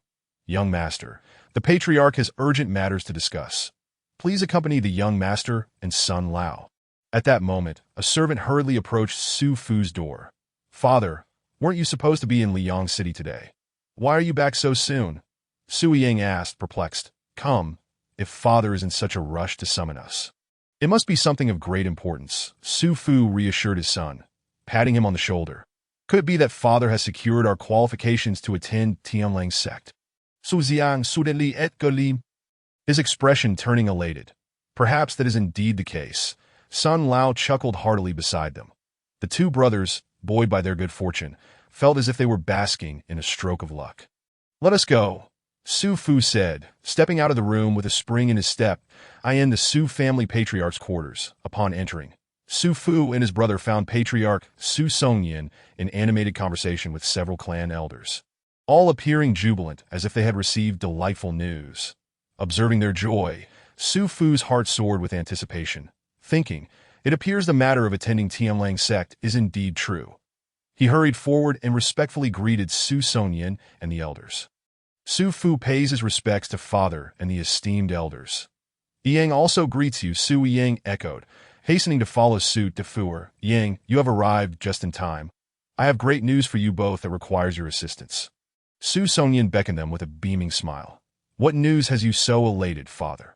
Although he suspected it was related to Tianlang's sect, the astute Su Fu chose to remain silent, patiently awaiting Su Songyan to divulge the information.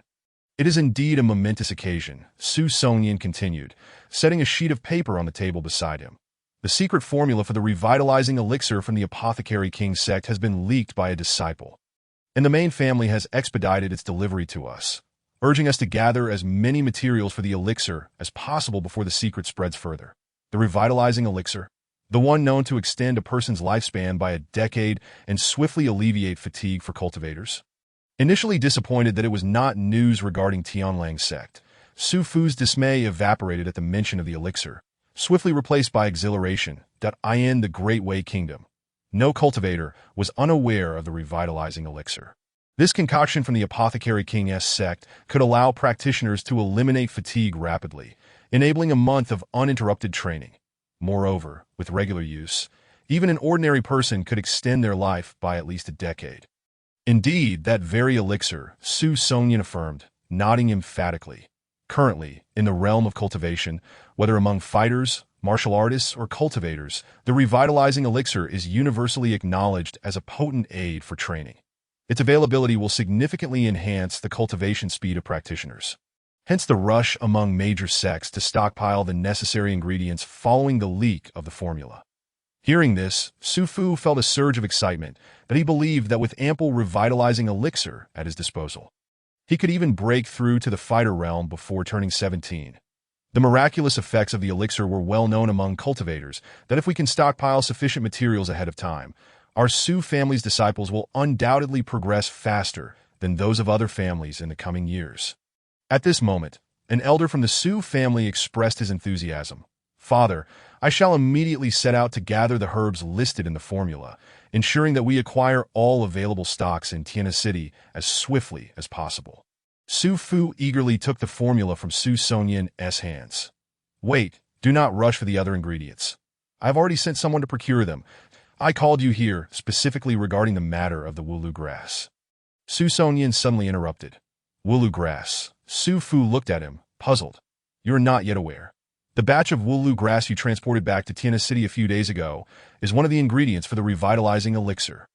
Su Songyun beamed at Su Fu. Upon hearing this, Su Fu felt a sudden ringing in his ears, his mind going blank as he stood there, dumbfounded that he never imagined that the several carts of Wulu grass he had personally delivered to Lu Xian were indeed one of the legendary ingredients for the revitalizing elixir. Fu or Su Songyun finally realized something was amiss with Su Fu. Rising to firmly pat him on the shoulder, "Oh, father," Su Fu stammered, abruptly snapping back to reality. This boy, he is so overjoyed that he has turned daft. Su Songyun remarked, while the elders behind him wore expressions of tender affection. Only Su Yang and Sun Lao, standing behind Su Fu, turned ashen, frozen in place like statues de Fu. Take Yang and Sun Lao, and swiftly bring back those Wulu grass. Su Songyun smiled at Su Fu. Father, Su Fu hesitated, finally stammering, "The Wulu grass is currently not in my possession." At this revelation, both Su Songyun and the elders behind him turned pale. Not in your possession? Where is it? Su Songyun's expression hardened, the gravity of the situation compelling him to approach it seriously. I sold it all to Lu Xian, Su Fu answered, his voice trembling. What did you say? Su Songyun's eyes widened in disbelief as he stared at Su Fu. I sold that batch of Wulu grass to Lu Xian of the Lu family, Su Fu reiterated. With a resounding slap, Su Songyun struck Su Fu, sending him staggering backwards several steps. You boy, recount the entire sequence of events to me. In detail, Su Songyun, trembling with rage, pointed an accusatory finger at Su Fu. It was the first time Su Fu had witnessed such fury emanating from Su Songyun, prompting him to recount in meticulous detail his plan to use Wulu grass to set a trap for Lu Xian, and to exploit familial connections to gather Wulu grass from surrounding towns. Bang! Su Songyun scrutinized the contract in his hand with great intensity, and in a fit of anger, he delivered a forceful kick to Su Fu, sending him sprawling backward. Songyun, do not lose your temper. Several clan elders rushed forward to restrain him. Did I command you? Regardless of the means or the cost, you must retrieve that batch of Wulu grass for me. Su Songyun barked at Su Fu. A couple of hours later, news of the leak regarding the Yaowang sect's rejuvenation soup recipe spread throughout the city, causing the prices of the listed medicinal herbs to skyrocket. However, it wasn't long before the numerous herbal vendors and apothecary shopkeepers in Tiana City realized they were all missing one crucial herb, Wulu grass. Indeed, it was the very herb they often dismissed as mere fodder. How could this happen? Why is there Wulu grass included in this recipe? Manager Chu muttered in a daze as he gazed at the recipe. Just days prior, he had sold off several thousand pounds of Wulu grass at a bargain price, and the payment had been advanced by his own shop. How could this be?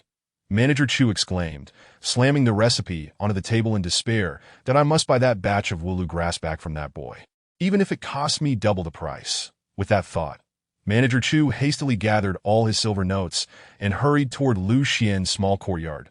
As an experienced herbal merchant, he understood the immense value of the rejuvenation soup. As long as he could assemble a complete recipe, there would be buyers willing to pay 3 or even 5 times the price. Many shared Manager Chu's sentiments, fully aware that in the present day, only one person in Tiana City and its neighboring towns could provide Wulu grass, Lu Xian. Thus, a peculiar scene unfolded in Tiana City as all the apothecary owners and herbal vendors flocked to Lu Xian's small courtyard. Goodness, young master. Thankfully you borrowed a few spatial rings from the Bai family a few days ago to store that batch of Wulu grass. Otherwise, these people might have torn down our courtyard walls. The old man, drenched in sweat, cast a fearful glance at Lu Xian. Meanwhile, outside the courtyard, incessant knocking and shouting reverberated, and the effort the old man had put into barricading the door was quickly proving futile. Indeed, it is rather frightening, Lu Xian nodded as he munched on a chicken leg. Young master, save a piece for me. It's been ages since I've had meat. The old man looked longingly at Lu Xian's succulent chicken leg. Unable to suppress a gulp, you make it sound as though I've been mistreating you. Lu Xian shot a glance at the old man before offering him half of the chicken leg. Thank you, young master. Once I finish this chicken leg, I shall drive these bothersome individuals away.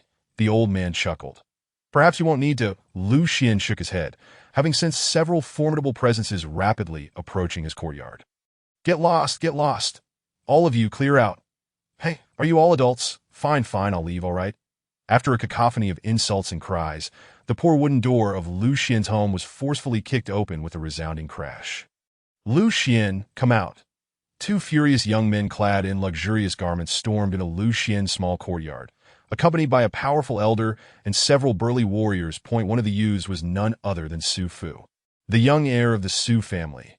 Intruding into private property in Tianhe City merits 100 lashes, Lu Xian remarked calmly as he regarded Su Fu. Su Fu was about to explode with anger, but was swiftly restrained by the elder beside him. Young Master Lu, we mean no harm, that we will compensate you tenfold for any damages to your door, Elder Sun said with a smile directed towards Lu Xian. This door is made of fine sandalwood, worth at least 50 taels.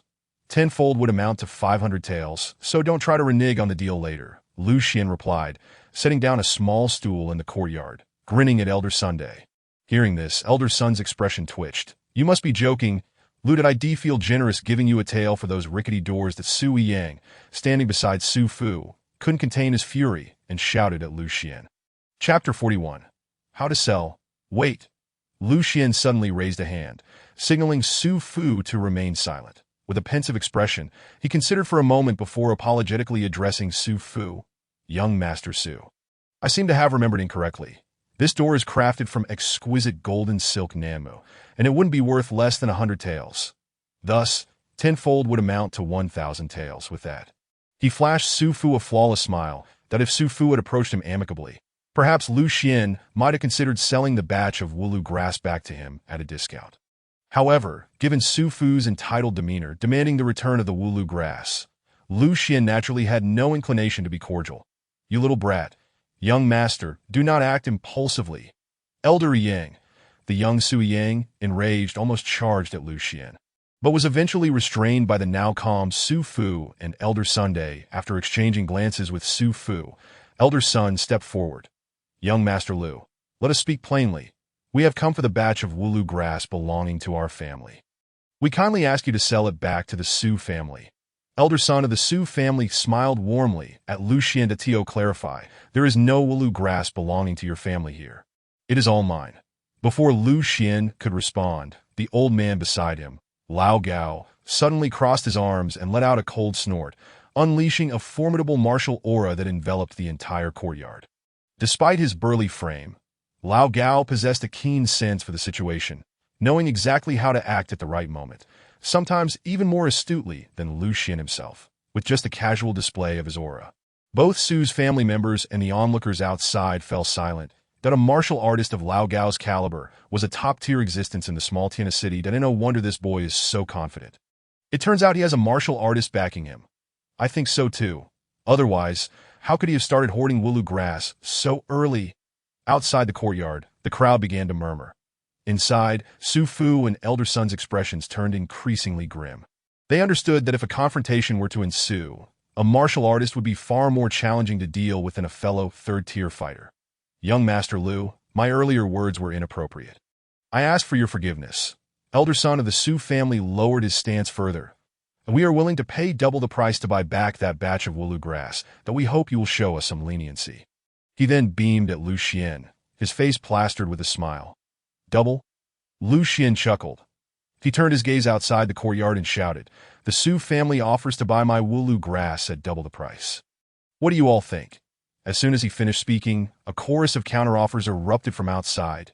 Triple. Our Camlin Hall is willing to pay triple. We at Jingshan Hall are willing to pay quadruple. 5 times. Young Master Lu, if you sell it all to us, we at Hongrentang will pay 5 times. Listening to the escalating offers from outside, the expressions of Su Fu and Elder Sun grew increasingly grim. Elder Sun, young Master Su, you've all heard it. Even at 5 times the price, there are eager buyers waiting to snatch up the Wulu grass. Lu Xian remarked with a smile directed at Su Fu and Elder Sunday. Su Fu clenched his fists tightly, his agitation palpable. He had never been subjected to such provocation throughout his life, especially not from someone he loathed so deeply. What do you want? After a moment of contemplation, Su Fu glared at Lu Xian with a sullen expression. That I acquired it for 1 tael of silver per 5 pounds. Given the current market, selling it for 10 taels per 5 pounds is reasonable. Don't you think? Lu Xian inquired with a smile. You want to raise the price tenfold? Are you out of your mind? Su Fu gazed incredulously at Lu Xian. No, no, no. Lu Xian waved his hand, then cheerfully gestured. You seem to have forgotten to factor in the escort fees for the courier and the rental costs for the spatial ring and the spirit horse. Including those, it should total 8,000 taels.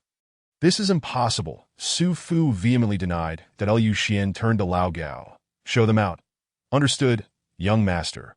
Lao Gao chuckled, cracking his knuckles, and with a beaming smile addressed the three from the Su family.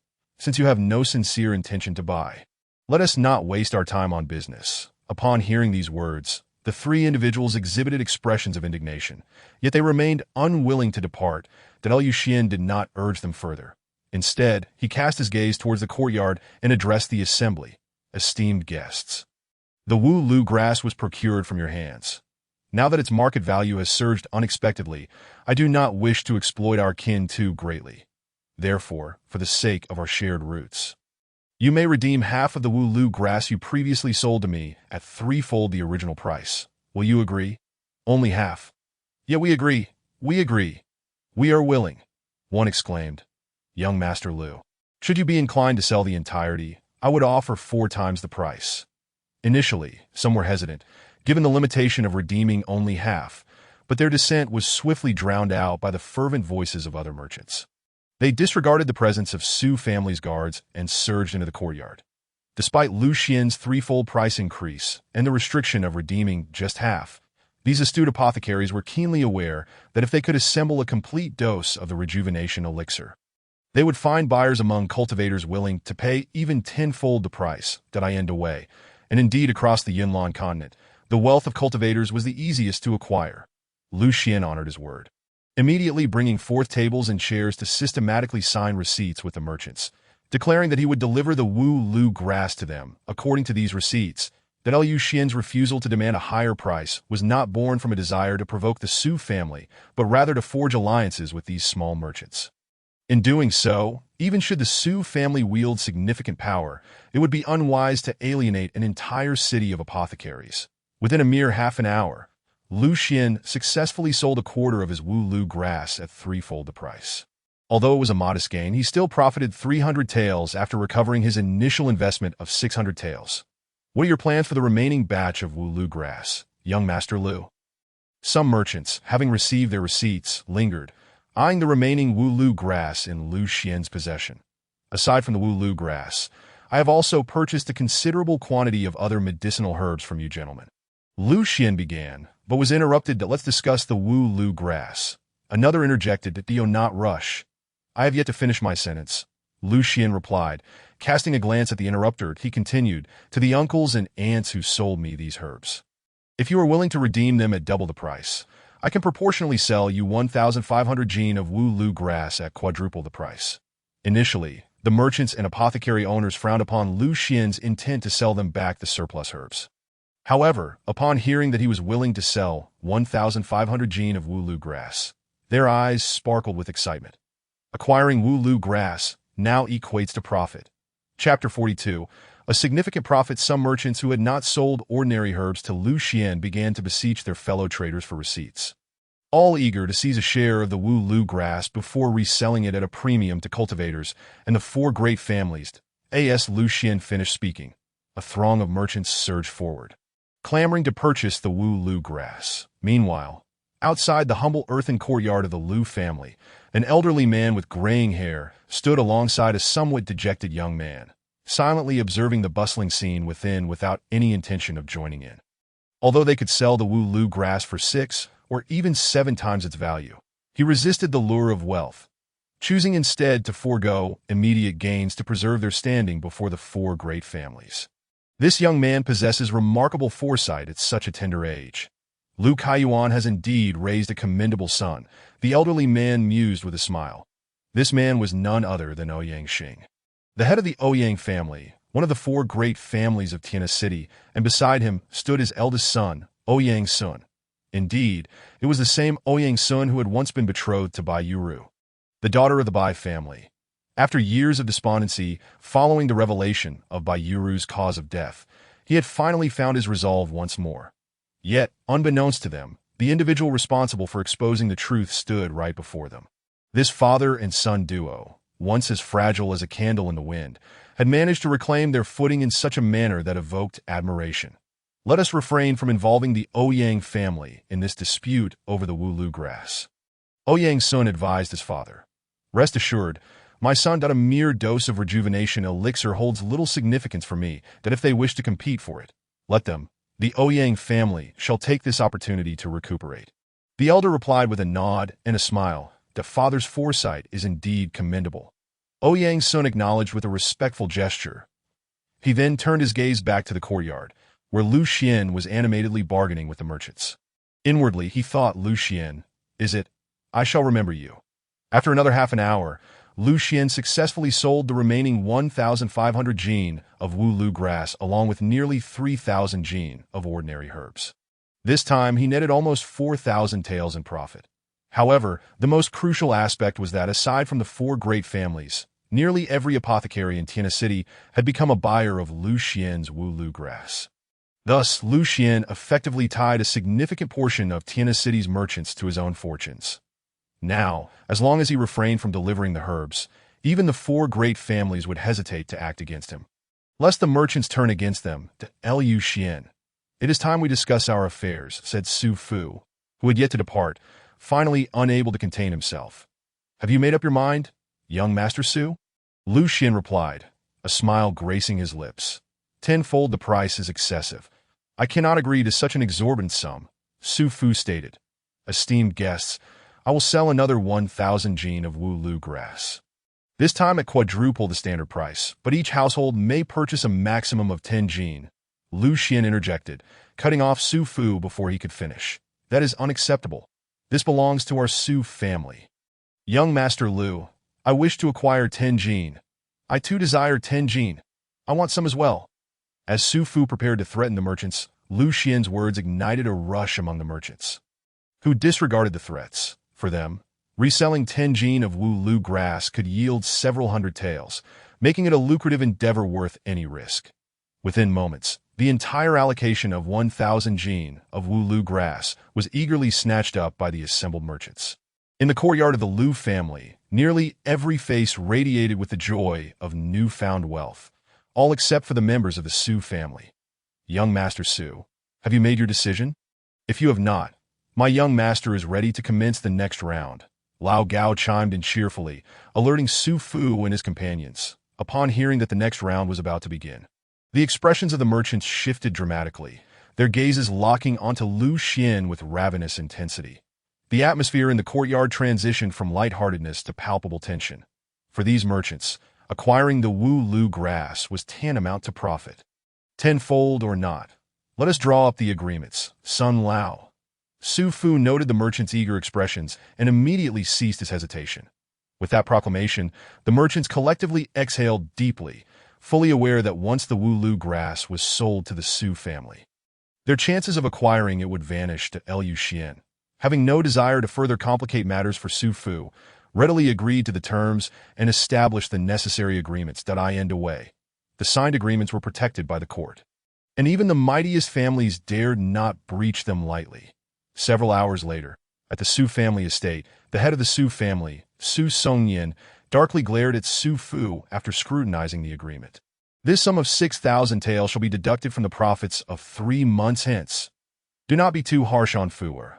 After all, none of us anticipated that the Wulu grass, typically dismissed as fodder, would prove to be a component of the rejuvenation elixir." An elder chimed in to mediate. "Indeed, as long as the herbs are procured, following Fu-er's assertion, our Su family will command half of the 2,000 jin of Wulu grass in Tiana City, sufficient for our clan's members for half a year." "Precisely. My recent inquiries reveal that not only is Tiana City in need of Wulu grass, but neighboring jurisdictions are also facing shortages. With this batch of Wulu grass, the cultivation progress of our clan members will undoubtedly outpace that of the other 3 families by at least 6 months. In a year or 2, our Su family will ascend to the foremost family in Tiana City. Indeed, in the realm of cultivation, the early bird catches the worm. Compared to that, a few extra taels is but a trivial matter." Several clan elders have stepped forward, and under their persuasion, the demeanor of the head of the Su family noticeably improved. However, his gaze towards Su Fu and Sui Yang remained stern. For this matter, I shall not hold it against you for now. However, from this day forth, both of you must diligently cultivate in the back mountain and focus on preparing for next year's Qianfu Suishi. Su Songyin admonished Su Fu and Sui Yang with a serious expression. Seeing this, Su Fu felt a sense of relief in his heart, recognizing that his father's anger had somewhat subsided. With unwavering confidence, he assured Father, "Rest assured, I have already reached the 3rd rank of Do Tuesday. With the assistance of the revitalizing elixir, I will surely break through to the Do Shi realm before next year's Qianfu Suishi. And I will definitely bring back a martial champion token for our Su family." Upon hearing Su Fu's guarantee, the head of the family, Su Songyin, visibly relaxed. What he valued most about Su Fu was indeed his talent for cultivation. At 17 years old, being a 3rd-ranked Do 2 placed him among the elite of the younger generation in the entire Tiana city. Focus on your cultivation, in the Great Way, and on the Yunnan continent.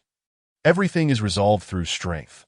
Court regulations and family contracts mean nothing if your fists are strong enough that if you wish to settle grievances with someone, you shall do so. Su Songyin firmly patted Su Fu on the shoulder. Simultaneously, at the ancestral residence of the Lu family in Tiana City, someone echoed Su Songyin's sentiments. Half an hour earlier, within the Lu family ancestral home, after a fortnight of recuperation, the old ancestor of the Lu family, Lu Zuda, had finally healed. The family head, Lu Beihe, had also narrowly escaped death. However, at this moment, both of them wore expressions clouded with despair due to a message from the Xianming Palace. 3 assassins from the Yu faction failed to kill that by Lu. Lu Beihe exclaimed incredulously upon reading the confidential letter from the Xianming Palace. At that moment, Lu Zuda, who had been deep in thought, quietly opened his eyes. Having already perused the letter, he was not surprised by Lu Beihe's reaction. The messenger from the Xianming Palace revealed that Bai Lu is not only a 3rd-rank Do Shi, but also a peak 3rd-rank martial master. The assassins from Xianming Palace fear such martial artists the most. Which is why the assassination failed. Lu Zuda leaned against his hand, his gaze cold as he stared at an oil lamp before him. So, does this mean the Xianming Palace will let this matter slide? They assured us that this assassination would succeed. Otherwise, we would not have offered that Earth-grade Do artifact. Lu Beihe looked anxiously at Lu Zuda. The Xianming Palace initially did not intend to let it go so easily.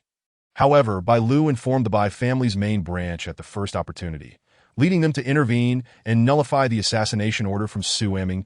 Lu Zuda stated expressionlessly. Does that mean our Lu family will have no chance of resurgence? Lu Beihe slumped back in his chair, fully aware that as long as the old ancestor of the Bai family lived, the Lu family's disciples would forever remain in the shadows of the Bai family. With no hope of rising, in the Great Way, the conflicts between families were indeed brutal. There is still one path. Lu Zuda suddenly shook his head. Please, ancestor, share your thoughts. Lu Beihe sat up straight in anticipation. The Bai family's main branch does not share a deep relationship with the Xianming Palace. They merely pay more. If we can provide another sum of money, Xianming Palace has promised to assist us fully. Considering our Earth-grade Do artifact.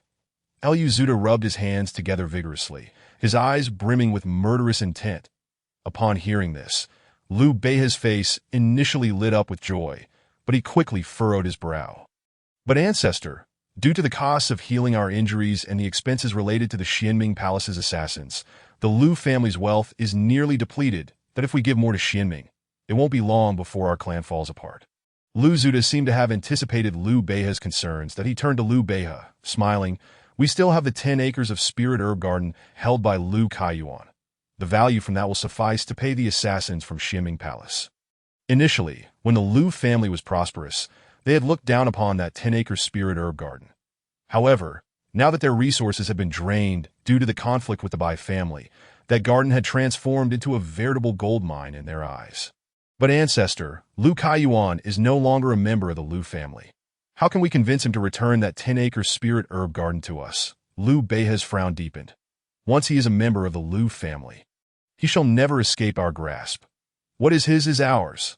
Lu Zuda snorted coldly. But if we resort to force, how will we account for it to the prefectural governor? According to the laws of the Great Way, seizing someone else's property is a grave offense. Lu Beihe expressed his concerns to Lu Zuda. It seems you have lived too comfortably in recent days, that Liu Zuda cast an annoyed glance at Liu Beihe. Ancestor, why do you say that?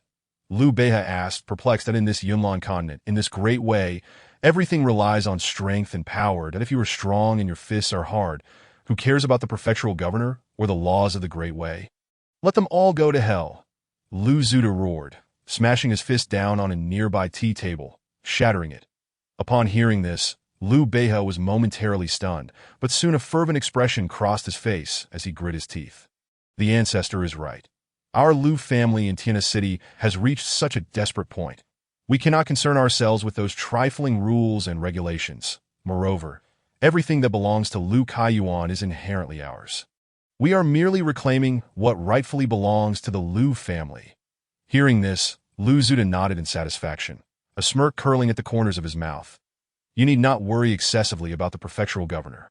Even if they pursue the matter, it will be after the fact that if it comes to it, I can always agree to serve the border troops for a year, which should absolve all culpability. With Liu Zuda's words, Liu Beihe's worries dissipated. Then we shall proceed as you say. Ancestor. He resolved firmly, believing that if they could not contend with the Bai family, they should at least be able to handle a discarded member of the Liu family. Liu Kaiyuan and Liu Xian. With this thought, Liu Beihe bid farewell to his ancestor and swiftly exited to make arrangements. However, just after his departure, a sinister glint flashed in the eyes of Liu Zuda. A red light emerged from his brow, transforming into a crimson figure that in a high-pitched voice. The figure asked, Liu Zuda, have you made up your mind? I have made up my mind, that Liu Zuda nodded solemnly. Continuing, as long as it can make me stronger and allow me to kill that Liu Bai, I am willing to offer everything. The following afternoon, in the humble courtyard of Liu Xian, Lao Gao and Liu Xian had just returned from delivering goods. They sat at the stone table in the courtyard, enjoying the meal prepared by Pinger while discussing medicinal herbs. Young master, I believe you are selling too hastily, that I heard that the market price for Wu Lu grass has skyrocketed to 10 times its original value. Lao Gao remarked, puzzled. One must learn to be content in life. Liu Xian advised earnestly. He would not reveal to Lao Gao that in a few months, once the announcement from the Yaowang sect was made, Wu Lu grass would merely be used as pig feed. Young master, your realm is indeed above us rough men, Lao Gao said with a hearty laugh. After deducting the costs, we have earned a total of 11,000 taels this time. Enough to purchase a large courtyard. After taking a bite of food, he added, as for changing courtyards, let us hold off a bit. We are quite comfortable here, and this money should be used as capital. Liu Xian shook his head. For an ordinary family, 11,000 taels was indeed a fortune. But for the 4 great families of Tiana City, it was merely a month's profit, inconsequential. However, if Liu Xian leveraged his past life experiences wisely, this capital could yield significant returns. That I recall that next year, the Great Way will lift the mountain closure order. At that time, the most lucrative businesses in Tiana City will be selling elixirs and coffins. While elixirs are costly, the coffin business is certainly worth pursuing. That I remember that in Tiana City, a single coffin could sell for 1,000 taels, and even then, they were in short supply. Liu Xian, while savoring his meal, found his mind swirling with countless thoughts. The so-called Mountain Sealing Order was a decree issued by the Great Way Kingdom, prohibiting cultivators from entering the 10 forbidden lands to hunt demonic beasts and practice their cultivation. This prohibition was, in fact, intended to safeguard the practitioners of the Great Way Kingdom, for the 4 forbidden lands were exceedingly perilous. Every year, numerous cultivators met their demise within. However, the 4 forbidden lands concealed many ancient relics and treasures coveted by countless cultivators. Thus, despite the known dangers, there remained a steady stream of practitioners entering these treacherous realms. Concerned about the high mortality rate among cultivators potentially weakening the national strength, the Great Way Kingdom enacted the Mountain Sealing Order 30 years ago, forbidding all cultivators from entering the 4 forbidden lands. Tiana City, located 100 miles away from the Blood Rain Forest, was one of these forbidden lands. Once the Mountain Sealing Order was lifted, cultivators seeking adventure and treasure would undoubtedly flock in droves, especially during the first year after the ban was lifted, when the streets of Tianhe City were choked with people, a scene that Liu Xian still vividly recalled. However, what lingered most in his memory was the sight of countless corpses that filled the streets of Tianhe City a month later. Many novice cultivators, lacking experience, perished in large numbers upon their initial foray into the four forbidden lands. This was also the reason behind the scarcity of coffins in Tiana City. Speaking of which, I remember purchasing several properties near the entrance of the Blood Rainforest to transform into shops and inns. Currently, that area remains desolate, as it is adjacent to a graveyard that as he chewed a few bites of his meal, Lu Xian suddenly thought of several lucrative ventures, instantly finding the bowl of rice paired with salted fish more delectable. By the way, young master, the master and Uncle Lu have been at the herb garden for nearly half a month, that I bought some fresh beef, lamb, and fish, and I plan to prepare for them tomorrow. Pinger said, holding her bowl and gazing at Lu Xian. Yes, let us go together tomorrow. I have some matters to discuss with father. Lu Xian nodded in agreement. The Lu family's herb garden was situated in a secluded valley called Yuyan Valley on the outskirts of Tiana City, several dozen miles away. Indeed, a place apart from the world. Young master, should I bring some gifts for the master? Old Gao inquired, suddenly feeling nervous at the thought of meeting Lu King and my father enjoys drinking. Go to old Liao's place in the west of the city and buy a few jars of wine, Lu Xian suggested after some contemplation. Understood. I'll head out and bring back 2 jars of wine. Old Gao readily agreed. Just then, a series of knocks echoed from outside the courtyard. Who is it? Old Gao, contemplating what wine to bring for the master, shouted impatiently towards the door to Lu Xian. Open the door. A cold voice called from outside. Upon hearing this voice, Lu Xian exchanged a glance with Pinga, who then expressed her confusion. Is that the head of the Lu family? Indeed, the person at the door is Liu Beihe. The head of the Lu clan. Lu Xian silently set down his bowl and stood up. His connection with the Lu family had become tenuous, and Liu Beihe's sudden visit could only signal trouble. Head of the Lu family, do you require something from me? Lu Xian asked calmly from behind the door. At that moment, he had already retrieved the sword from his spatial ring, holding it firmly in his grasp. Enough with the nonsense. Open the door, Liu Beihe coldly snorted. Old Gao's displeasure was evident as he strode to the door, cursing, You Liu Beihe, what airs are you putting on in front of my young master? Speak your mind or be quick about it. I, Old Gao, am ready to accompany you. Upon hearing this, Liu Beihe let out a scornful laugh at Lu Xian. Your father, Lu Kaiyuan, has decided to return to the Lu family. Tomorrow at noon, bring the deed to the herb garden and all your possessions to Yuyan Valley, and I shall reinstate you in the family register. Liu Beihe's voice rang out from behind the door. Simultaneously, he tossed an object inside, which landed with a thud at Lu Xian's feet. Looking down, Lu Xian saw a cracked spirit rune, the very one Lu Kaiyuan had always carried with him, that a chill swept through Lu Xian's gaze. Had the ancestors of the Lu family fallen so low as to resort to kidnapping and threats against their own kin? He yanked open the courtyard door and locked eyes with Liu Beihe. His expression icy. Threats, Liu Beihe sneered. Do you think you insignificant characters have the right to threaten me? Do you truly believe you can dominate Tiana City? Lu Xian retorted. It is still within my capability to shield you and your father from harm. Liu Beihe raised a dismissive hand, his expression dripping with disdain. Scoundrel. Old Gao could no longer contain himself. His aura surged as he stepped forward, ready to strike Liu Beihe. Old Gao. Lu Xian quickly placed a hand on his shoulder. Indeed, you possess a modicum of discretion.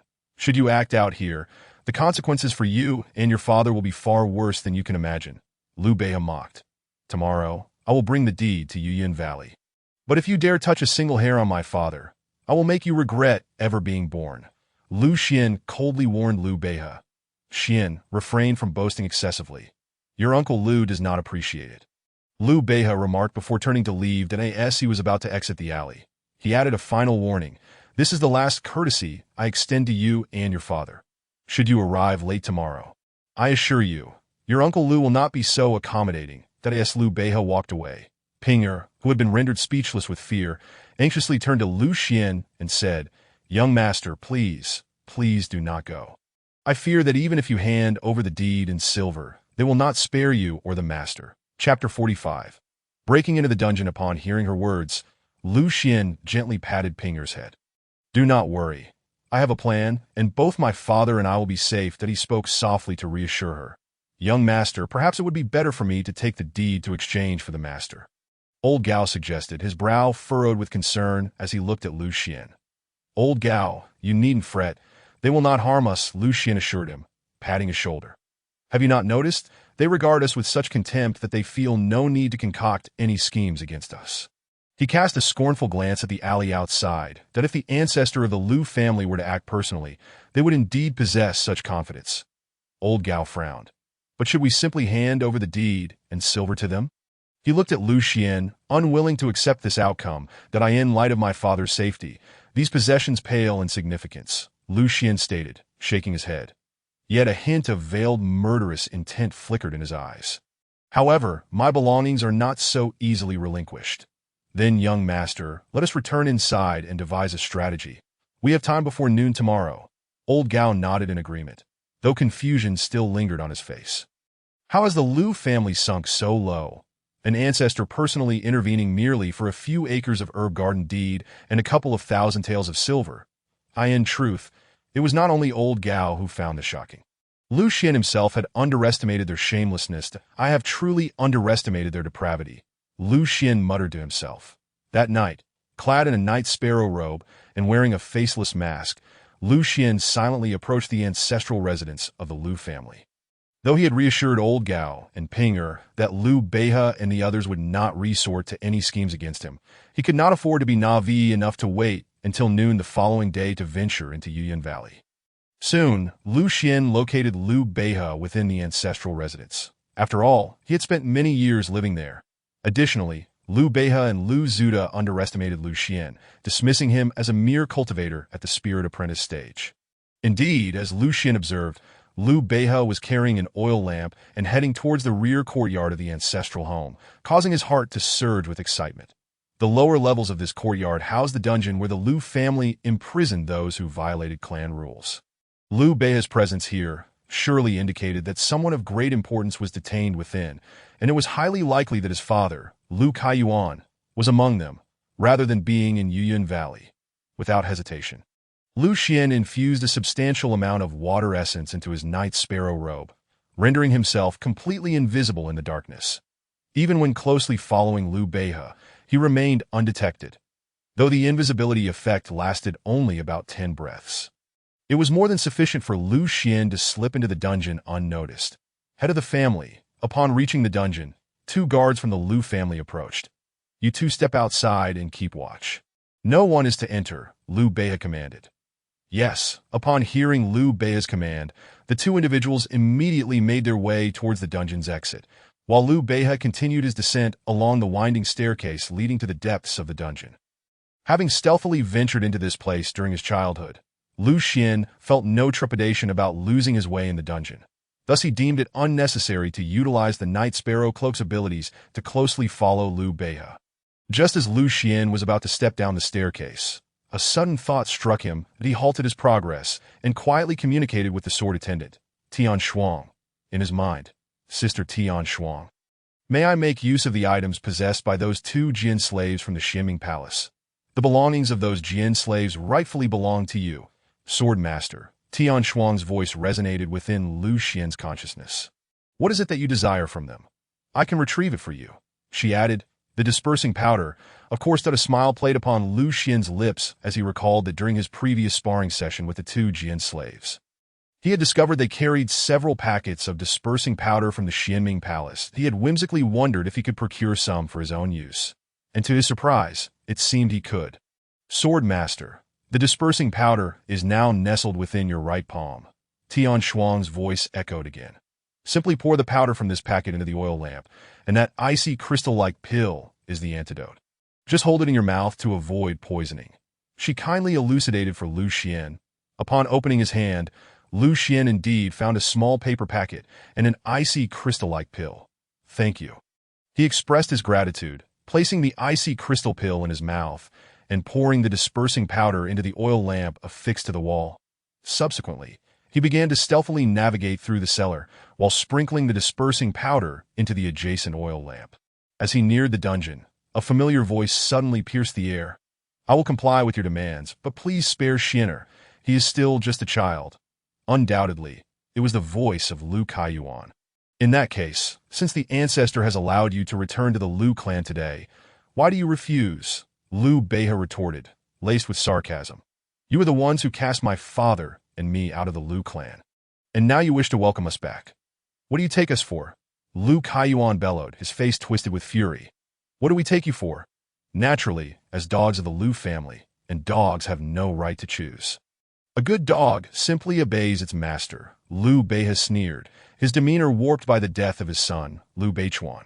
Let me be frank, the Ancestor is already in the Ghost Cloud Valley, and he has no intention of letting you two escape. That little bastard of yours will also be heading to the Ghost Cloud Valley tomorrow. The Ancestor has many ways to deal with him. If he happens to be displeased, he might just turn him into a human pig and drown him in a vat of wine. Liu Beihe's expression twisted into a mocking grin as he gazed at Lu Kaiyuan. You scoundrel! Lu Kaiyuan roared, consumed with anguish. Ha ha! Look at the despair on your face. Is it not excruciating and powerless? This is the consequence of your betrayal of the Lu family. Liu Beihe, even if I become a ghost, I will not let you off. Lu Kaiyuan's eyes were bloodshot as he let out another roar. Become a ghost?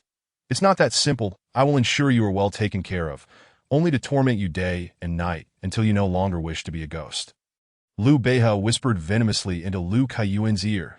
I fear you may not have that opportunity. Just then, a strange voice emerged from behind Liu Beihe. Chapter 46. Killing Beihe who? Liu Beihe exclaimed, instantly alert, as he turned and swiftly drew a long knife from his waist, aiming it at the source of the voice. There stood an elderly man in a black robe, his gaze icy, silently positioned at the dungeon's entrance. This elder, of course, was Lu Xian. However, neither Liu Beihe nor his father, Lu Kaiyuan, recognized him in his disguised form, both appearing utterly astonished and confused. Who are you? Liu Beihe inquired once more. The one who will send you to hell. Lu Xian replied coolly. You think you can kill me here? It's not that easy. Liu Beihe scoffed, gathering his energy and slashing his knife towards Lu Xian. However, to his astonishment, at the very moment the knife was swung, an overwhelming sense of weakness enveloped him, causing the fighting spirit he had gathered to dissipate into nothingness. Bang! In that moment of confusion, Lu Xian had already closed the distance and delivered a powerful punch to Liu Beihe's chest, propelling him off the ground and crashing him against the dungeon wall. This punch was delivered without any fighting techniques. It was merely a straightforward strike enveloped in fighting energy. That it was not that Lu Xian underestimated Liu Beihe, but rather that this simple and direct punch was the only way to fully release the anger boiling within him. That am I affected by the dispersing powder? The Xianming Palace's dispersing powder? Liu Beihe finally grasped the situation, staring incredulously at Lu Xian. Why? Did the Xianming Palace not agree to cooperate with us? Why turn against the Lu family? Do you wish to know? Lu Xian's gaze was frigid as he fixed it upon Liu Beihe. Please, bang! Before Liu Beihe could finish, Lu Xian landed another heavy punch on his chest, indenting it further. Go down and ask King Yin, Lu Xian declared, crossing his arms, and with a crack, he twisted Liu Beihe's neck with a swift motion. Since he and Liu Beihe did not share a direct blood relationship, and given his lack of favorable impressions of him since childhood, Lu Xian felt no moral burden in taking his life. Sister Tian Shuang, can this person be refined into my Jian slave? Lu Xian inquired inwardly after slaying Liu Beihe. Yes, however, his realm and strength are quite average that I do not recommend taking him as a Jian slave. Tian Shuang replied, her tone tinged with disdain. That's fine. He is certainly better than a sandbag. Your words hold merit, Sword Master, Tian Shuang chuckled, then added thoughtfully, please place your hand on his head, or else the void grasping might startle your father. Very well, that Liu Xian acknowledged in his mind before placing his hand upon Liu Beihe's head. With a whoosh, Liu Beihe's body abruptly vanished from sight, even though Lu Xian had taken care to obscure this effect. The sight still caused Lu Kaiyuan to flinch. Just a minor trick. Do not be alarmed. Lu Xian spoke to Lu Kaiyuan in the voice of an elderly man. May I ask, who might you be? Esteemed elder. Although Lu Kaiyuan sensed no hostility from Lu Xian, his voice still bore a hint of panic. I am Lu Xian's master. Lu Xian replied with a smile directed at Lu Kaiyuan. You are Xian's master. Upon hearing this, Lu Kaiyuan nearly burst into tears of joy. Meanwhile, Lu Xian was relieved that he had previously mentioned to Lu Kaiyuan the existence of a reclusive master. Otherwise, explaining the situation today would have been quite challenging. Esteemed elder, I implore you to rescue Xianer. The old ancestor of the Lu family seeks to harm him. Even at this moment, Lu Keyuan's thoughts were still primarily focused on Lu Xian. The Xiner has already been placed in a safe location. Once I escort you out, I will retrieve him and confront the old ancestor of the Lu family, Lu Xian assured, casting a smile at Lu Keyuan. While he had yet to confront a formidable opponent who had long ago broken through to the third rank of Doshi, he was resolute in his intention to slay the Lu family's ancestor, Lu Zuda. If not slain today, future troubles would surely arise that if not slain today, his heart-sword intent would remain unsettled. Having secured Lu Keyuan, Lu Xian hastened towards the Ghost Cloud Valley. Though he had been discreet in killing Lu Beihe and had not drawn attention while exiting the Lu ancestral home, it was only a matter of time before the Lu family would discover Lu Beihe's fate. Potentially alerting Lu Zuda directly to Lu Xian arrived at the valley entrance. Dawn was breaking, and the scenery within the valley was coming into view in stark contrast to the biting cold winds outside. The Ghost Cloud Valley was a realm of perpetual spring, where beneath verdant mountains and azure trees, a quaint dwelling could be glimpsed along with patches of spiritual herbs flourishing in the front yard. It must be within that house that Lu Xian merely cast a fleeting glance before drawing up the hood of his Night Sparrow robe and silently stepping into the valley. Although the Night Sparrow robe did not grant invisibility during the day, it still possessed the ability to conceal one's presence. Combined with the energy of the water element, Lu Xian was not concerned about being discovered prematurely by Lu Zuda. Having visited this medicinal herb garden numerous times during his childhood, Lu Xian was well acquainted with the surrounding terrain. Thus, he stealthily took advantage of the cover provided by the trees in the mountains, moving nimbly and gracefully to appear behind a small courtyard.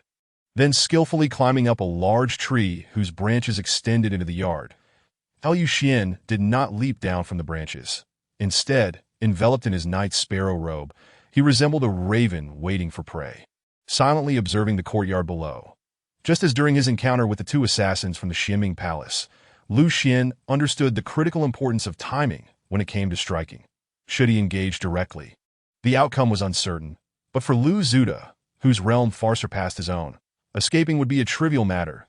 As his thoughts gradually settled, Lu Xian felt as though he had melded with the great tree, making it nearly impossible to discern his presence without careful scrutiny.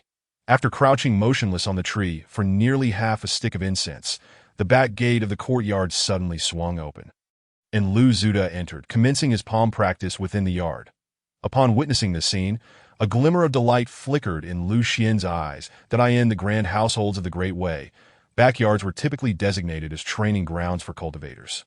Lu Xian had chosen to remain perched in the tree because he had anticipated Lu Zuda would come to practice in the courtyard.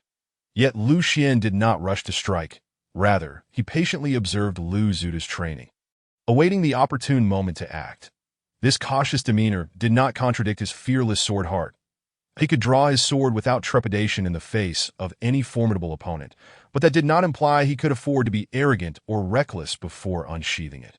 Were it not for the overly open environment nearby, Lu Xian might have even considered dispersing his presence using the techniques of the Xianming Palace. Chapter 47. Battle with the Ancestor. Boom. Boom, boom. At that moment, Lu Zuda unleashed a barrage of palms against three bronze figures used for training within the courtyard. His formidable fighting spirit surged forth in torrents, akin to a river breaching its banks, crashing against the bronze figures. This was the Lu family's ultimate fighting technique, the flowing palm. Once trained to the opening door realm, even a casual palm strike bore the might of a rushing river. Furthermore, the accompanying energy technique enabled cultivators to channel their fighting spirit with the density of flowing water, rendering their opponents sluggish and hindered. Bang! With a resounding explosion, the three bronze figures crumbled to dust under Lu Zuda's palm strikes, which flowed like a torrent. Even from a distance, Lu Xian could sense the astonishing might of Lu Zuda's recent strike and the overwhelming energy that surged like water. That Lu Zuda had remained at the pinnacle of the fighting master realm for at least 30 years, far surpassing ordinary third-tier fighting masters. Otherwise, he could not possibly contend with the three elders of the Bai family single-handedly. However, at that moment, Lu Xian's expression was less one of surprise and shock, and more of intense focus. It was akin to the gaze of a lion poised to pounce on its prey at the final moment. At this juncture, Lu Zuda retracted his palms, exhaling deeply as he began to draw the fighting spirit radiating from his body back into his energy points. In that instant, Lu Xian gently pressed his toes against the branch, raising the Thousand June sword, shrouded in the Night Sparrow robe, his form resembling a falling leaf that descended silently from the tree, landing directly atop Lu Zuda's head. The robe's powerful ability to suppress presence rendered Lu Zuda completely oblivious to Lu Xian's arrival. Yet, just as the blade of the Thousand June sword was a mere 2 feet from Lu Zuda's back, the previously obscured sunlight suddenly broke through the clouds, casting a shadow of Lu Xian's figure upon the ground. Almost instantaneously, as the shadow appeared, Lu Zuda abruptly pivoted, thrusting both palms backward toward Lu Xian. Despite being discovered, Lu Xian remained remarkably calm, for he had already fully unleashed the first form of the 7-kill sword. First kill. The swallow returns, just as Lu Zuda's torrent-like palm shadow was about to strike Lu Xian. His figure abruptly transformed into an arc of sword light, cleaving through Lu Zuda's dense fighting spirit while allowing Lu Xian to swiftly maneuver behind him. This was the third form of the 7-kill sword, Full Moon. Having reached the opening door realm, Lu Xian no longer needed to adhere strictly to the sequence of sword techniques. He could adjust his moves freely after the swallow returns that a sword cultivator. Upon witnessing Lu Xian's strike, Lu Zuda's expression shifted, and without a moment's hesitation, he thrust both palms back once more, opting to attack in lieu of defense, hoping to create distance from the assailant behind him. It was undeniable that Lu Zuda's fighting spirit and rapid response exceeded Lu Xian's expectations by far. For if he were merely an ordinary fighting master, the recent full moon strike would have cleaved through his fighting spirit, leaving him open for a counterattack. Nevertheless, Lu Xian's sword momentum did not falter. Once the swallow returns was unleashed, the subsequent sword force would only grow more ferocious. This was precisely why he had bided his time.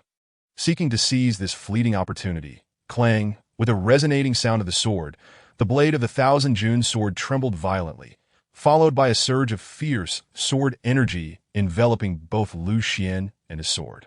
Under the impetus of this spiraling sword energy, he shot forth like an arrow, thrusting his sword toward Lu Zuda's tide-like palm shadow. Second kill. Breaking the clouds, boom! With a thunderous roar, the astonished Lu Zuda found that the rushing fighting spirit, which even the Bai family's fighting lion's claws could not tear apart, had been pierced by the assailant's sword thrust that S-waves crashed against the shore. Lu Zuda roared furiously, then slammed his palms together, causing the two torrents of fighting spirit to collide like two massive waves, pinning Lu Xian's Thousand June sword in between. Trapped, the sword could neither advance nor be extracted. Yet, Lu Xian's gaze remained resolute, his surging sword momentum only intensifying, and he suddenly twisted his wrist forcefully, while his other hand gripped the wrist tightly, then exhaled softly. Fourth kill. Breaking the water. In an instant, the atmosphere around him was suffused with swirling purple mist, ultimately transforming into countless sword energies that converged along his arms into the Thousand June sword. Swish! With a sound that sliced through the air, the Thousand June sword swept horizontally, morphing into a sword shadow nearly 6 or 7 feet wide, sweeping across Lu Zuda's chest. Boom! In the clash of sword shadow and fighting spirit, another resounding explosion echoed throughout the courtyard, and amidst the cacophony, the rushing fighting spirit guarding Lu Zuda was cleaved in two. Scattering into the air, deep gashes, revealing bone, marred his arms, while a crack appeared on his chest armor. However, he was propelled backward by the recoil from the collision between the sword energy and fighting spirit, flying back more than 10 paces. This is my Xin-class battle armor. At that moment, an indescribable fear began to engulf Lu Zuda's heart. Meanwhile, Lu Xian's sword momentum continued to surge uncontrollably. The 7-kill sword would not cease its onslaught as long as the opponent remained alive. Boom! With the sound of slicing air, spiraling waves of energy swirled around Lu Xian, as another form, breaking the clouds, shot toward Lu Zuda's chest like a released arrow, in the blink of an eye. Lu Xian closed the distance between them, and Lu Zuda could not shake off the threat posed by Lu Xian's sword momentum. All rivers converge into the sea. Lu Zuda dared not afford any complacency, immediately unleashing the ultimate technique of the flowing palm. Torrents of fighting spirit surged forth, crashing toward Lu Xian's sword edge like the rushing waters of a river. Clang! With a ringing sound, Lu Xian's Thousand June sword pierced through Lu Zuda's rushing fighting spirit once more. However, This time, the density of the fighting spirit was such that even the second kill, breaking the clouds, could not completely penetrate it. Seeing this, Lu Zuda felt a surge of elation as he finally caught a breath. Bellowing once more, whale waves and crocodile tides. No sooner had he spoken than he abruptly altered his hand positions, clamping down toward Lu Xian's direction. Instantly, a gigantic crocodile formed from the rushing fighting spirit. Alongside a colossal whale, surged toward Lu Xian from opposite sides. This was the most formidable technique among the two forms of the flowing palm. However, due to the immense energy expenditure, even Lu Zuda would not unleash it lightly unless faced with a life-or-death situation. Yet at that moment, Lu Xian appeared utterly unfazed by Lu Zuda's technique, continuing his thrust toward Lu Zuda. Die! Lu Zuda snarled with a savage grin, then forcefully clasped his palms together. The giant whale and crocodile apparitions simultaneously opened their jaws. Lunging at Lu Xian. Chapter 48. The Rain of Swords. Almost simultaneously, the tip of Lu Xian's Thousand June sword trembled violently, his body swaying left and right, unleashing a torrent of sword energy that exploded outward like a spiraling vortex. Fifth kill, the hurricane boom. Accompanied by a thunderous sound reminiscent of a sword's keen edge, Lu Xian remained utterly still, yet the sword chi enveloping him surged forth like a tempest, tearing apart the two illusory forms of fighting spirit that charged towards him. Even Lu Zuda, standing several paces ahead, was compelled to muster his fighting spirit once more for defense, scarcely able to attend to anything else. The fifth strike of the seven-kill sword, driven purely by sword chi, aimed to liberate the swordsman from his unfavorable encirclement. That in the fleeting moment Lu Xian extricated himself from the torrent of fighting spirit, he lunged forward like a bolt from a crossbow, reappearing before Lu Zuda in an instant. Just as Lu Zuda, barely managing to withstand the preceding whirlwind of sword chi, sought to regain his breath, he beheld dozens of meticulously arranged sword shadows materializing before him. This was the sixth strike of the seven-kill sword, known as Downpour, the swiftest of its techniques. As the blade was thrust forth, the sword shadows cascaded like a torrential downpour, the very reason for the name Downpour. To perform this technique, one must possess an unparalleled mastery of the seven-kill and must gather sufficient sword momentum before striking. Otherwise, the downpour would be mere form without substance, a hollow display. Boom! As the storm of sword winds swept through, Lu Zuda found himself with no avenue for escape. Just as the sword rain began to shred his battle armor, a golden fighting spirit talisman shot forth from his chest, followed by swirling bands of earthy yellow fighting spirit, enveloping him like a cloud of dust, ultimately shielding him from Lu Xian's onslaught. I deduced correctly. Your swordsmanship is indeed remarkable, but your cultivation realm is inferior to mine. Thus you cannot breach this talisman crafted by a Do Zong expert. Lu Zuda sneered, barely escaping death. Yet before he could finish his words, a resounding sword chime echoed above him. Cutting him short, he abruptly lifted his gaze, only to witness a dazzling sword light bursting forth within his horrified eyes. Before he could comprehend, Lu Xian, who had just unleashed the sixth strike of downpour, had vanished from his former position. Appearing above Lu Zuda's head, in that moment, he wielded the 1,000-pound sword, his form inverted, enveloped in a radiant sword light, akin to a shooting star descending from the night sky, plummeting towards Lu Zuda below. This maneuver was the seventh strike of the seven-kill sword, known as Falling Star, also referred to as the decisive execution. Bang! A resounding crash reverberated through the valley as Lu Zuda's fighting spirit talisman shattered completely, his surrounding fighting spirit dissipating into nothingness, while the ground beneath him sunk several feet, creating a crater within the courtyard. A deep sword scar appeared upon his body, extending from his forehead downwards, cleaving through his armor and flesh, blood gushing forth uncontrollably. The fighting spirit within him began to leak out like smoke, a sign of impending demise. What manner of swordsmanship is this? Who are you? Truly, Lu Zuda gazed at Lu Xian in disbelief. Lu Xian did not respond at once. Instead, he lowered his gaze to examine his own body. In the heat of battle, his singular focus had been to slay Lu Zuda. Neglecting the injuries he had sustained upon inspection, he found that the night sparrow robe he wore was riddled with gaping wounds, and even the python's silver armor bore numerous cracks, with several scales having fallen away.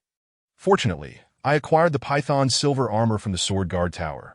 Otherwise, My body would not have endured long enough for me to unleash Falling Star, Lu Xian murmured, a hint of trepidation lacing his voice. One could easily imagine that without the Python's silver armor, even if he triumphed over Lu Zuda, it would be a Pyrrhic victory.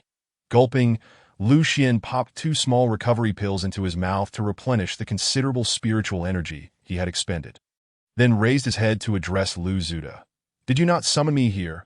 With those words, the visage of his formless mask shifted, restoring his youthful appearance. You are you," Lu Zuda stammered, momentarily stunned, his expression morphing into one of astonishment.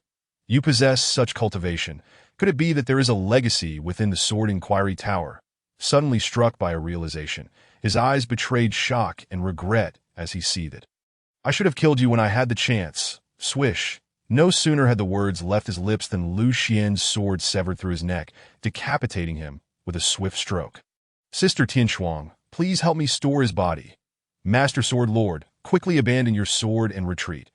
As Lu Xian intended to have Tianshuang collect Lu Zuda's corpse for the Sword Guard Tower, he was interrupted by her startled exclamation. "Boom!" Despite his confusion, Lu Xian ultimately chose to trust Tianshuang. Relinquishing the 1,000-pound sword and executing a sudden retreat, propelled several paces back. Cackling ominously, a sinister laughter erupted from Lu Zuda's severed head, now lying on the ground. Then, Lu Xian witnessed blood oozing from Lu Zuda's head, coalescing into writhing forms, repositioning the head back onto the body, reconnecting the two entities. Meanwhile, the 1,000-pound sword he had just set down was enveloped by the sanguine mass. It was evident that had Lu Xian continued to grip the sword, this eerie blood would have surely slithered up the blade to ensnare him. Could it be blood magic? "You have chosen to succumb to darkness?" Lu Xian recognized the blood's origin.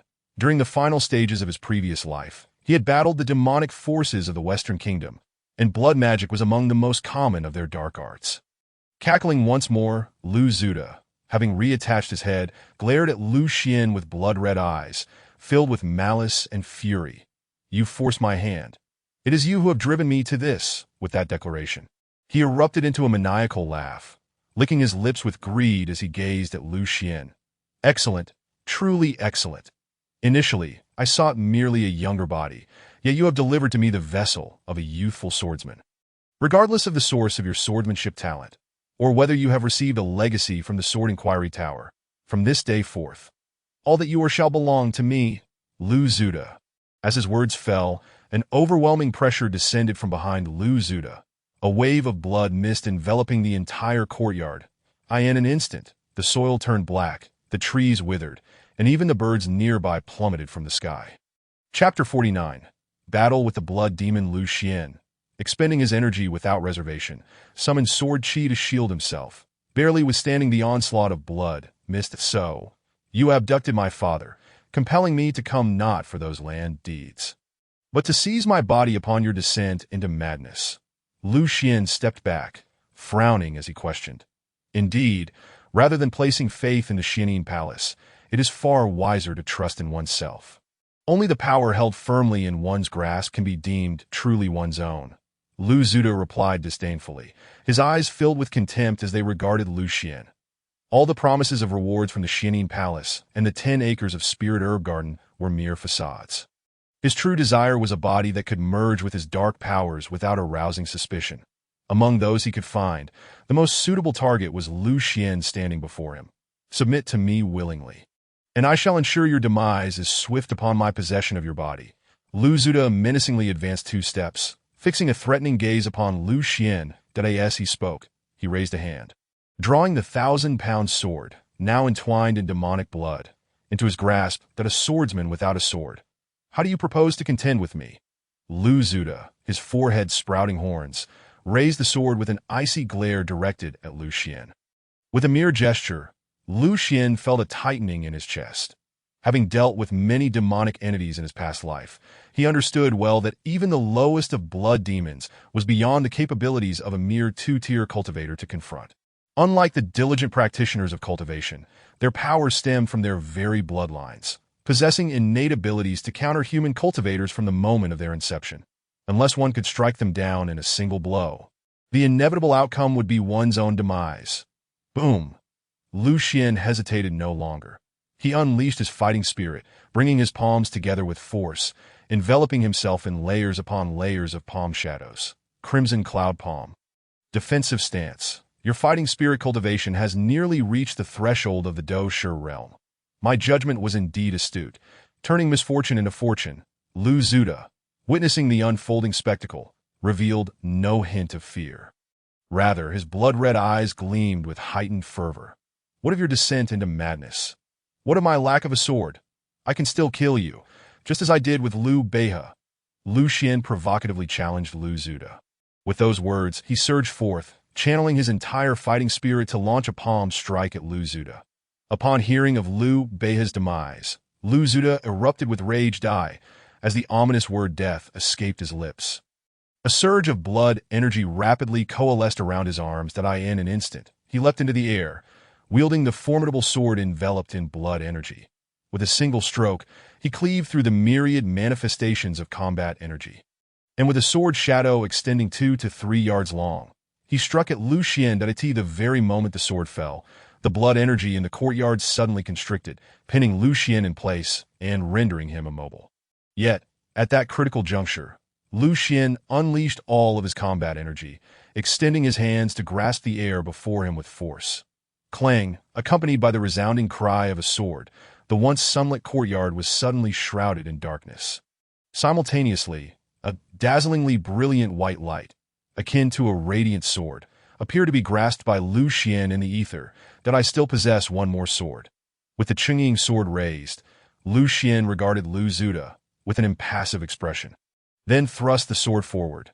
This strike was none other than the sword Ancestor's secret technique. Shaking the mountain, boom, a tremendous shockwave erupted, startling the birds throughout the valley, and the surrounding peaks of the Yuyuan Valley trembled slightly. A piercing scream soon echoed through the courtyard. Within moments, Lu Zuda's body was shattered by Lu Xian's strike. Even the blood demon within him could not withstand the might of Lu Xian's Qingying technique. Not even the minuscule blood mist that resembled dust could endure. Beneath this sword, it was rendered null, leaving behind but a single droplet, desperately clinging to existence beneath the Qingying sword. I curse you. With my final drop of blood demon essence, I curse you.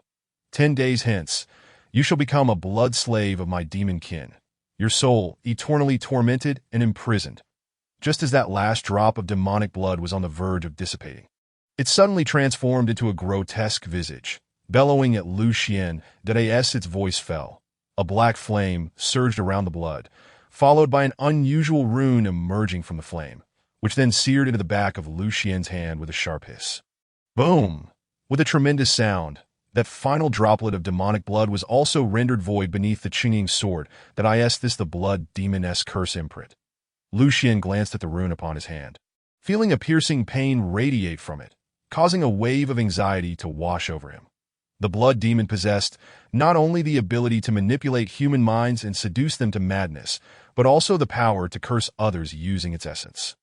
Many powerful warriors of the Wei Kingdom had met their demise on the battlefield due to such curse imprints. However, each blood demon could only use this curse ability once. Once expended, it would lead to their death. So it was not deployed lightly.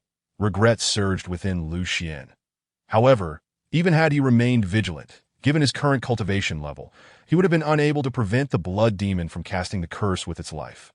Ultimately, he could only blame his misfortune for encountering a blood demon even in the distant Tianhe city, far removed from the demon kingdom. Just as he contemplated seeking methods to dispel the curse imprint within his mind, an excruciating pain suddenly erupted, as if his head might split apart, followed by agony coursing through his limbs and torso, and then his very organs.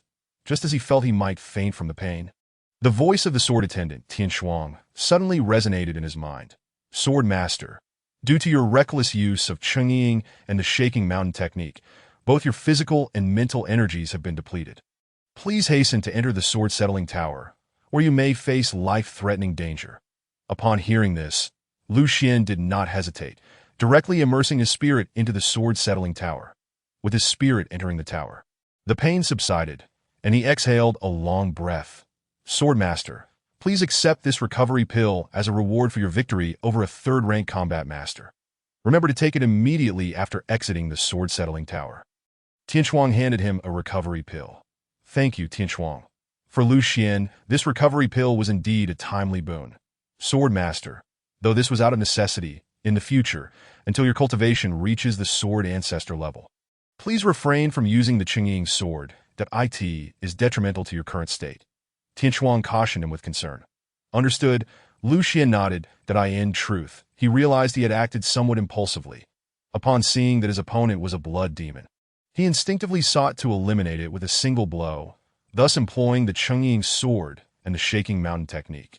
Yet, upon reflection, he recognized that even without the Qingying sword, he still possessed the sudden rain sphere and several hundred sword energies within his chi palace, which could adequately contend with Lu Zuda, who was possessed by the blood demon. It appears I harbor an innate fear of the demon clan that he acknowledged with a hint of resignation. Having perished at the hands of the demon lord in his past life had left an indelible psychological scar. Chapter 50. The 15th Day Sword Master, you need not blame yourself. Given your current cultivation level, being able to slay a third-rank combat master and control his blood demon is indeed a remarkable feat. Even in ancient times, the majority of individuals would find it impossible to draw the Qingying sword. Tianchuang smiled at Lu Xian. Tianchuang, you need not comfort me that I feel my cultivation is still insufficient. For a sword cultivator to be forced to abandon their sword is a disgrace in itself. That Lu Xian shook his head resolutely, refusing to allow such a thing to occur again. Seeing this, Tianchuang's eyes shimmered with admiration. Recognizing one's shame and striving for improvement is not a bad thing. She then added with a gentle smile, by the way, Sword Master, according to the rules set forth by the Sword Ancestor, since you have just slain a second-rank combat master, you are entitled to receive 4 gold coins. Tianchuang handed him 4 gold coins. That I recall that 4 gold coins can be exchanged for a bottle of minor recovery pills. Please just give me 1 bottle of minor recovery pills. I will use it to heal after I exit. That Lu Xian declined to take the coins. Very well. Tianchuang retrieved a bottle of minor recovery pills and handed it to Lu Xian. Continuing, additionally, since you have slain a blood demon, according to the Sword Ancestor's regulations, you may select 1 treasure from the 2nd floor upon ascending. Upon hearing this, Lu Xian nodded. This essentially granted him the privilege of choosing a treasure from the 2nd floor ahead of time. By the way, Tianchuang, he said, suddenly recalling something as he looked at her, do you know how to dispel the blood demon's curse imprint? I was just about to discuss this matter with you. Sword Master, Tianchuang inquired. Tianchuang, do you have a solution? Lu Xian's heart leaped with joy that he was aware of several methods to dispel such curse imprints, but these methods posed significant risks to the body, and he was reluctant to resort to them unless absolutely necessary. Yes, but it will require your own effort, Tianchuang affirmed, then explained to the somewhat puzzled Lu Xian. The curse imprint you just received is known as the 10-day soul-biting curse, a common curse used by low-tier blood demons. While it is not particularly strong, it is quite challenging for you to dispel on your own, given your current level of cultivation. Even utilizing the powers available on the 1st floor of the Sword Settling Tower can only seal this imprint for 5 days. To fully dispel it, you must ascend to the 2nd floor and complete the trials there, relying on the strength left by the Sword Ancestor to break this curse imprint. Hearing this, Lu Xian felt a slight relief. Although the conditions were stringent, there was a pathway to salvation. I must break through to the Sword Master realm within 15 days, and then ascend to the 2nd floor to complete the trials. Correct? He asked. Currently, Tianchuang can only assist with this much. Furthermore, if the powers of the Sword Settling Tower are employed to seal it, the rewards for your slaying of the blood demon will be nullified. Tianchuang replied with a hint of apology. Thank you, Tianchuang. This is already quite sufficient. That Lu Xian smiled at her. After spending so much time together, he had come to understand that although Tianchuang was a sword attendant of the Sword Settling Tower, she was bound by numerous rules established by the Sword Ancestor, and if she did not adhere to these regulations, she could not even speak freely, let alone use the tower's powers to assist him. Based on the number of sword energies, purple mist, you currently possess in your Chi Palace, Sword Master, you are already capable of breaking through to the Sword Master realm. However, it would be somewhat regrettable, as you are so close to achieving the perfectly harmonious state of purple mist like a waterfall. Tianchuang expressed her disappointment that no, I still intend to hone my skills further before breaking through to the Sword Master realm and challenging the trials on the 2nd floor. In any case, I will not give up until the very last day. Liu Xian shook his head with determination. However, to reach the pinnacle of the Sword Apprentice realm within 15 days, Swordmaster, you will need to constantly seek out opponents for practice. It seems unlikely that there will be suitable challengers for you in Tiana City, Tianshuang remarked, her brow furrowed. In the later stages of the Sword Apprentice realm, rapid honing of sword energy necessitates real-world sparring with opponents. Merely relying on training within the sword settling tower is too slow. I have already devised a plan, Liu Xian replied with a smile. A plan?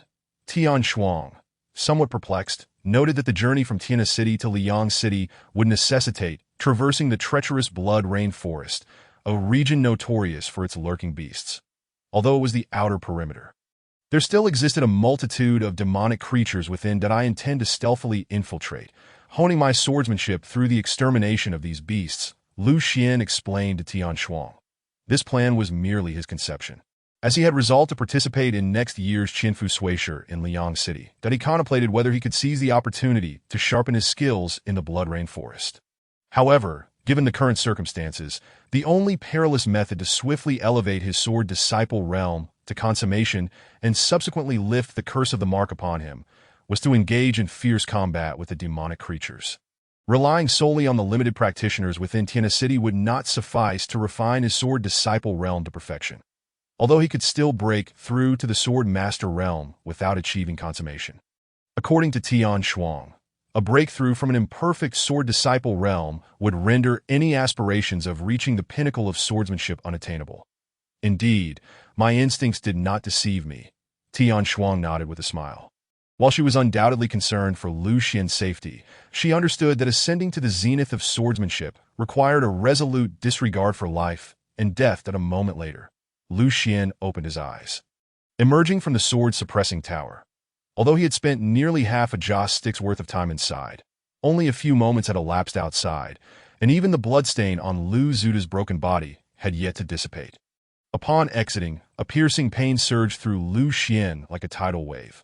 Without hesitation, he consumed a Yuan supplement pill, followed by several small recovery pills, and then, employing the breathing technique from the sword-suppressing tower, he circulated his internal spiritual energy for a complete cycle. Barely restoring his body to a semblance of normalcy, that he glanced at the curse mark on the back of his hand, observing a sword scar that had cleaved the black curse mark in twain. Clearly, this was the seal originating from the sword-suppressing tower.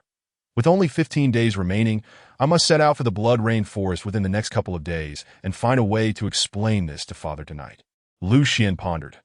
Additionally, there was something else that required attention, that he cast a glance at the corpse of the Liu family ancestor, and then spoke to Tianshuang in his mind.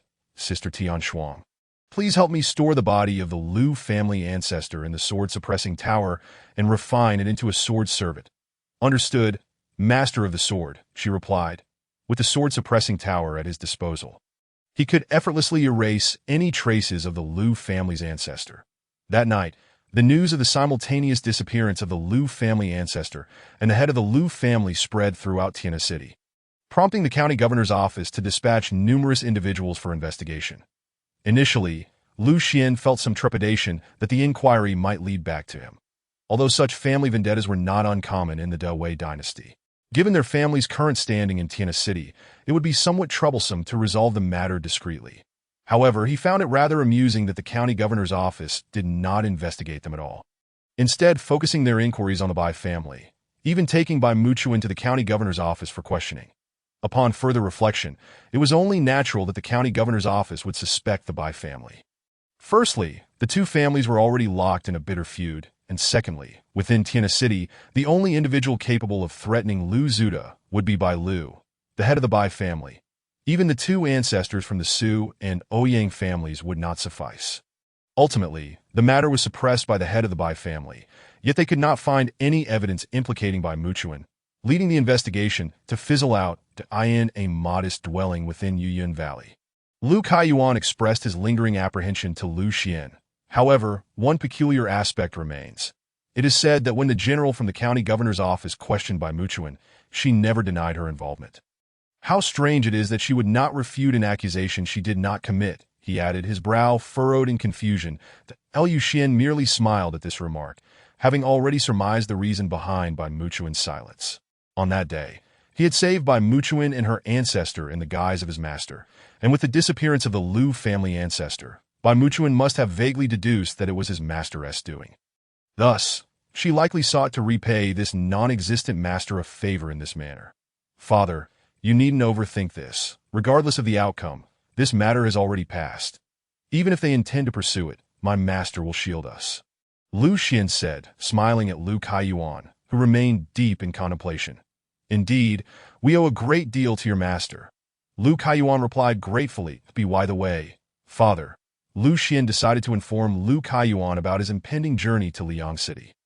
My master has urged us to hasten to Liang City, as he has some matters regarding cultivation to discuss with me that I may not return home until around March or April next year. Since it is your master's request, do not delay. Depart as soon as possible. That Lu Kaiyuan readily agreed upon hearing it was Lu Xian's master who had made the request. After witnessing Lu Xian's master firsthand, he felt nothing but admiration, dismissing any doubts he previously held. That Lu Xian chuckled softly, surprised at how smoothly things had transpired. He felt a surge of relief for having fabricated a master out of thin air. By the way, while you are in Liang City, do remember to visit your sister. Lu Kaiyuan suddenly recalled something and got up to retrieve a letter from the room, handing it to Lu Xian as he spoke. Has my sister sent this? Lu Xian's heart stirred at the mention. Indeed, he had a sister, but she had married into a prominent family in Liang City when she was merely 6 or 7 years old. Due to her strict in-laws, she could hardly return home more than a few times a year. That in his previous life, he had relied on the modest sum she sent back each year to get through the most challenging times. Not only did she send a letter, but she also included 60 taels of silver, Lu Kaiyuan said with a bittersweet smile as he placed a pouch of silver on the table. Gazing at the pouch of silver, Lu Xian felt a tremor in his heart, for it was precisely 60 taels that his sister had sent him in his past life. That it seemed this was likely all her savings. He recalled that in the second year after their family fell into decline, his sister had tragically died during childbirth in her in-laws' home, and he had never seen her one last time. It was only when he ascended to the rank of general that he was able to bring her remains back to their hometown, recalling his sister's fate in his previous life. Lu Xian's expression grew somewhat melancholic. He had endured far too many separations in his past existence to Xianer. Go forth and pursue your adventures without worrying about the family. I will take care of everything here. Lu Kaiyuan reassured him, sensing the gloom in Lu Xian's demeanor. Now that the Lu family has thoroughly perished, we have the Bai family to look after us. No one in Tiana City will dare to target us anymore. Seeing Lu Xian's somber expression, Lu Kaiyuan thought he was still concerned about the family's affairs. Thus he patted his shoulder and offered a comforting smile. With you here, father, I naturally feel at ease. Lu Xian replied with a nod, smiling. His sister was undoubtedly someone he should cherish, but in comparison, the father before him was the one he owed the most gratitude. His mother had gone missing due to an accident when he was merely 3 years old. And it was Lu Kaiyuan who had single-handedly raised him, managing the household while caring for him. And even now, he had never remarried. Let us not dwell in such sentimental musings. Our days of prosperity are yet to come. You should focus on your cultivation under your master, while I will manage the household and strive to become a robust support on your path to greatness. Cultivation requires considerable financial resources. Lu Kaiyuan said with a hearty laugh that I shall not disappoint your expectations, father. Lu Xian solemnly vowed. As he spoke, he silently resolved within himself. Within 15 days, I shall ascend to the second floor at the realm of consummation. And then I will seize a martial champion token at the Qianfu Suisher. On the surface, the martial champion token was merely a means for the cultivation sects of the Wei Kingdom to select disciples. But for ordinary families in Wei, having a family disciple obtain a martial champion token would be an honor worthy of chronicling in their family records, symbolizing the strength of their lineage. If Lu Xian recalled correctly, just a few decades ago, a descendant of the Ouyang family had secured a martial champion token in Tiana City, and no one had achieved such a feat since. The following day, Lu Xian did not set out directly for the Blood Rain Forest. Instead, he spent the day procuring various essential items. His most significant expense was on medicinal pills for healing. He spent a total of 1,000 taels of silver on this alone, and even then, he barely managed to acquire over 30 pills.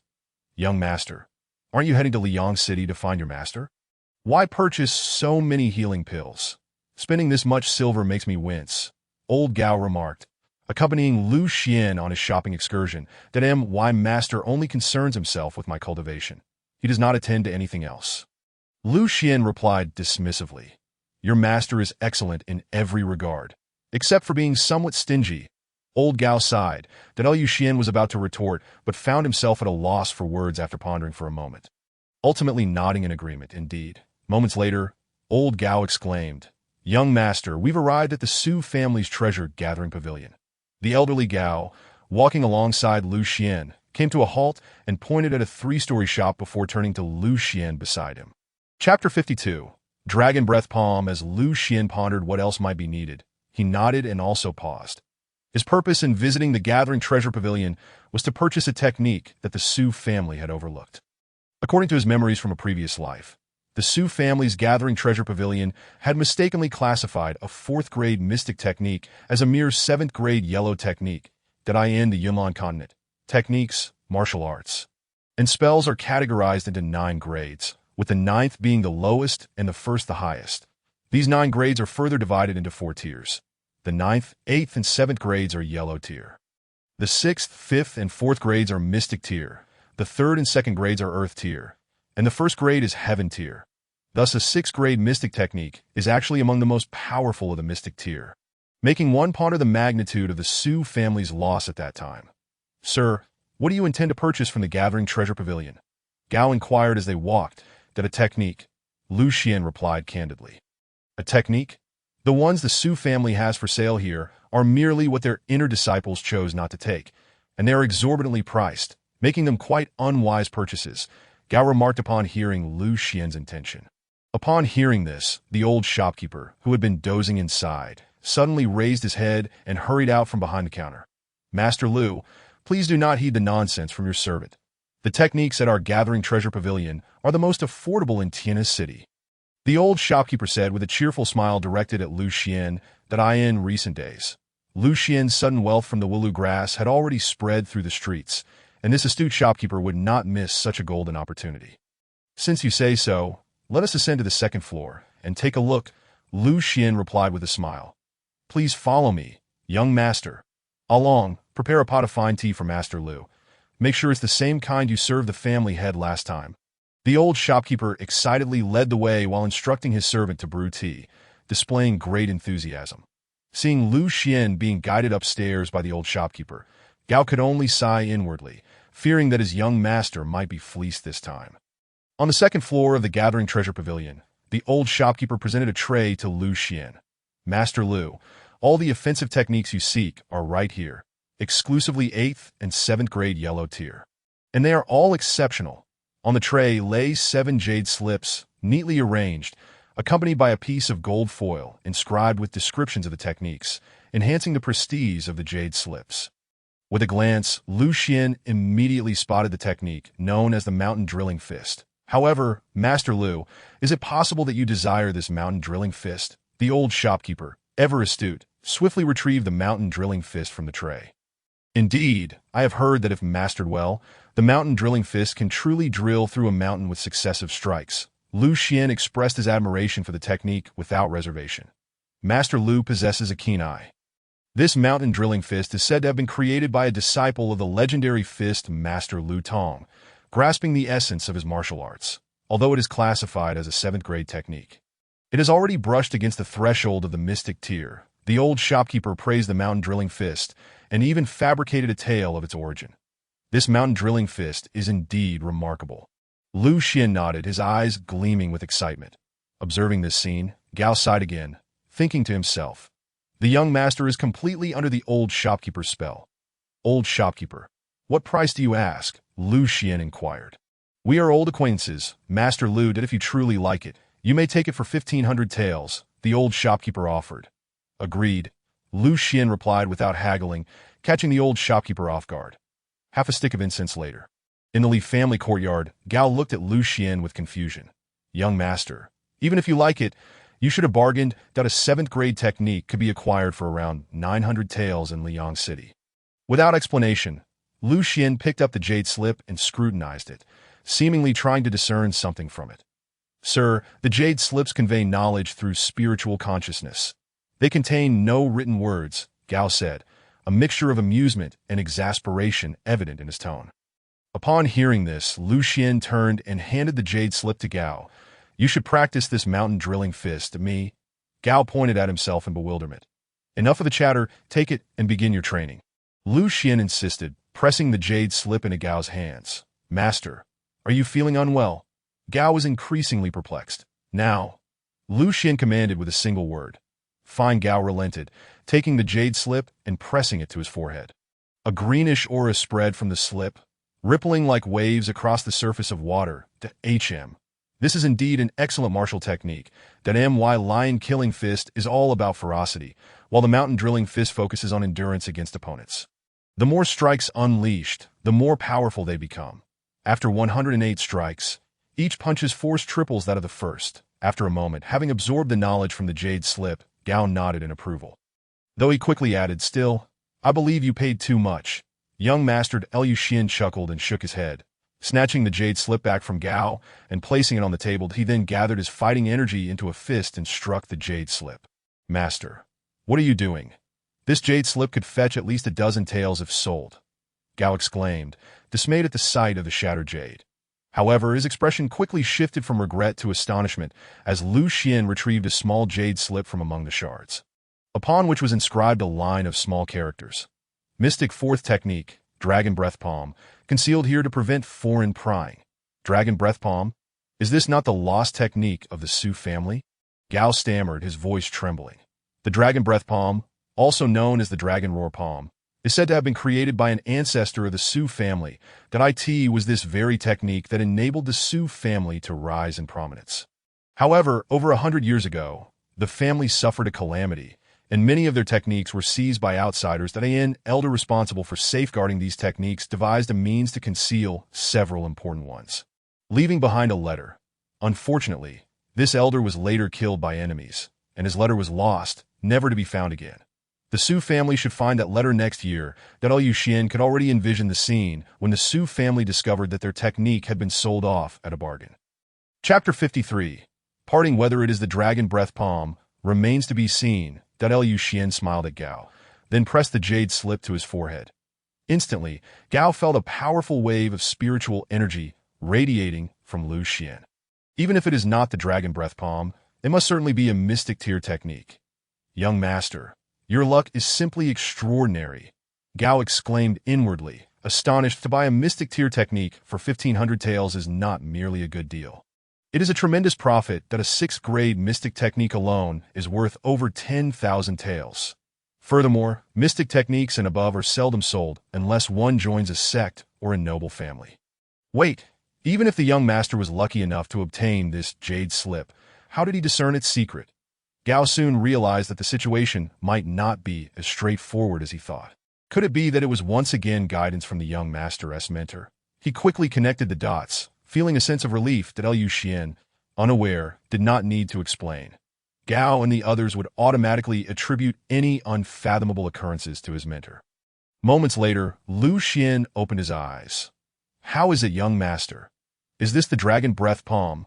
Gao asked, his expression filled with anticipation. The Dragon Breath Palm.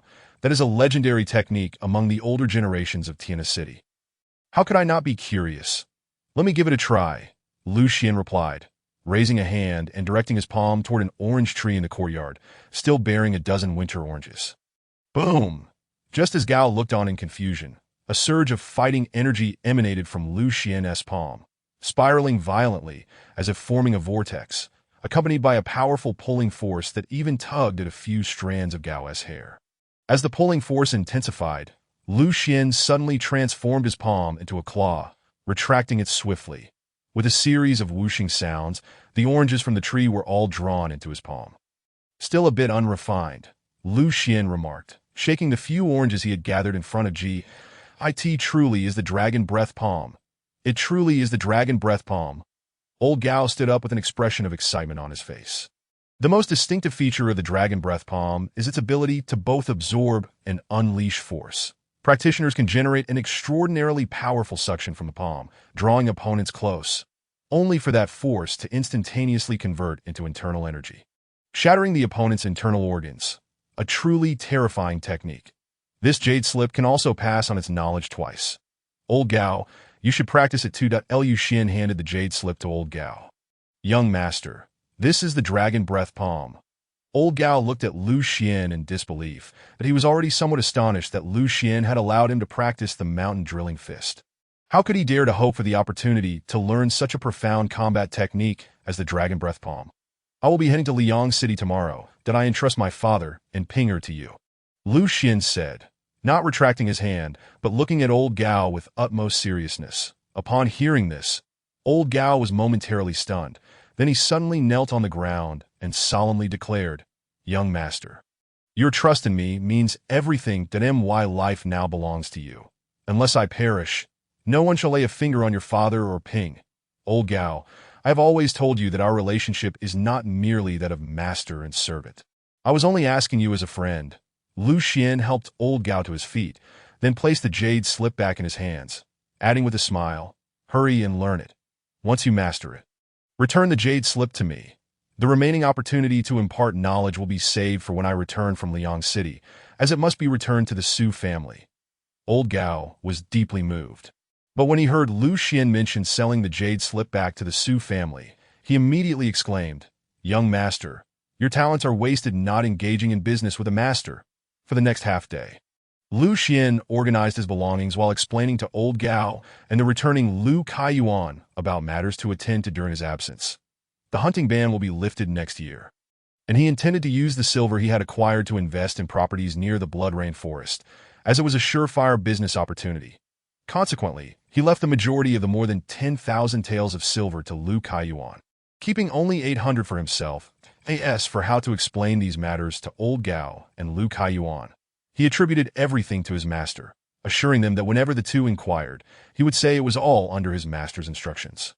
Having had prior experiences, both Old Gao and Lu Kaiyuan regarded his master's decisions as undeniable truths and would naturally not reject them. Once all arrangements were made, a night had passed. Young master, do you truly not want Pinger to accompany you? She will not disturb your training. She will only help with laundry and cooking, Pinger said with a pout, gazing at Liu Xian with a pitiful look in the dim morning light outside the eastern gate of Tiana City. Pinger, my master forbids me from bringing outsiders to Liang City this time. But do not worry. I will take good care of myself. Liu Xian smiled at Pinger and gently patted her head. Internally lamenting, Pinger, in such a perilous place as the Blood Rain Forest, I cannot guarantee my own survival, let alone yours. Then you must remember to eat the jerky I made for you, she insisted. Pinger nodded, promising, I will definitely not forget. Liu Xian chuckled as he shook the two spatial rings in his hands. One was gifted to him by Qian, and the other he had acquired from the ancestral home of the Liu family. Pinger, your young master will return in a few months, so you need not worry at that moment. Lu Kaiyuan gently patted Pinger's shoulder, as he had always regarded her as his daughter to Xiner. Liang City is a vast metropolis. You must be cautious in your words and actions and avoid any disputes. Also, if you have time, visit your sister. She has endured much alone in her husband's family over the years, father. Rest assured, once I settle in Liang City, I will visit my sister at once. Liu Xian nodded, then turned to Old Gao, saying, Old Gao, after I leave, I entrust Pinger and my father to you. Leave it to me. Old Gao thumped his chest confidently. After practicing the dragon breath palm, he felt immensely assured, believing he could hold his own even against the heads of the four great families of Tiana City. Father, Pinger, Old Gao. Liu Xian clasped his hands in a bow. I am off. Take care, Xiner. Young master, take care. Young master, be safe. Chapter 54. Slaying the Wolf King. A day later, on Luzhu Mountain, the zigzag slope, this was the only route to the Blood Rain Forest. At this moment, the evening glow painted the sky in hues of crimson, casting a desolate shadow over Liu Xian standing at the crossroads. Before him lay two paths. The left, a rugged trail overgrown with weeds. And the right, a smooth and broad road leading to Liang City.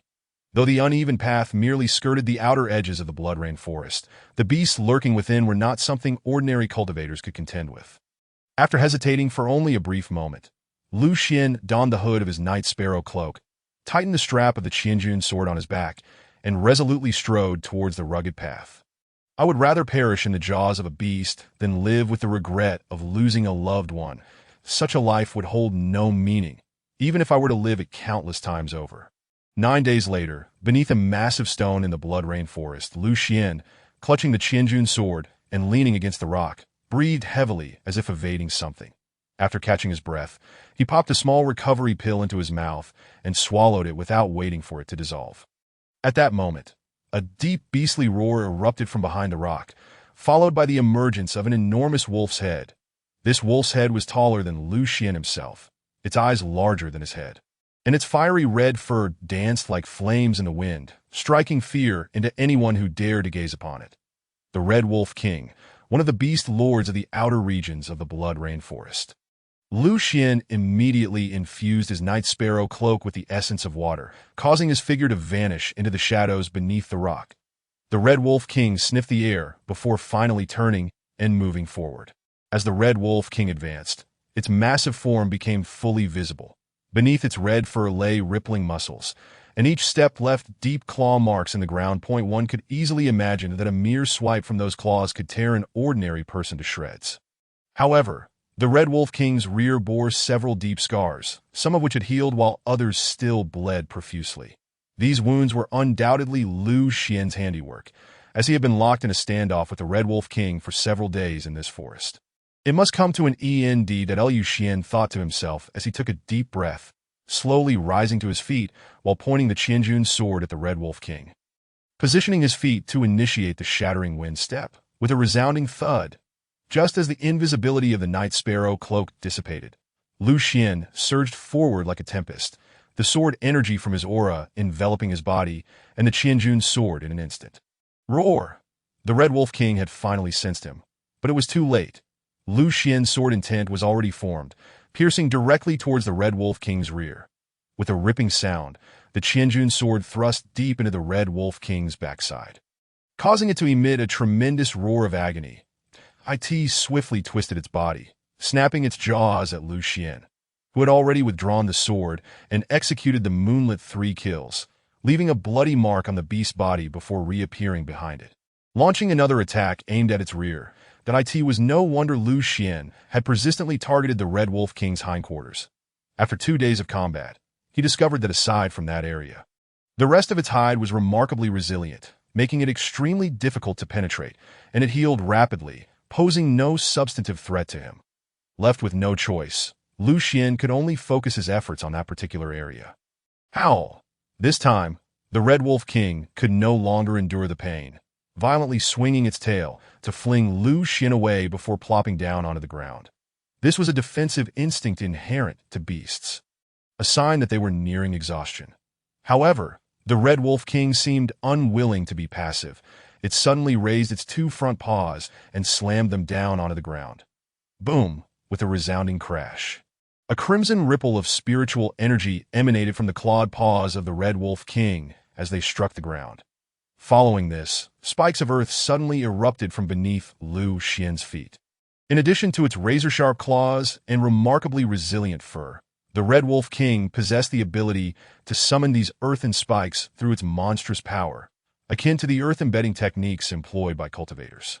Initially caught off guard, Lu Xian found his feet pierced by these unexpected spikes. However, at this moment, he had already devised a countermeasure. Bang! The instant the spikes emerged, Lu Xian had already activated his Gale Step, propelling himself through the air, and in the blink of an eye, he appeared before the head of the Red Wolf King, thrusting his sword of 1,000 pounds toward it with fierce determination. To his surprise, the Red Wolf King did not react with alarm, but rather with delight that a glint of cunning flickered in its eyes as it opened its maw wide, rising on its forelegs, preparing to bite down on Lu Xian. Yet, at that very moment, Lu Xian directed his palm toward the creature's rear, transforming it from a claw into an open hand, and with a powerful inhale, he drew the wolf toward him.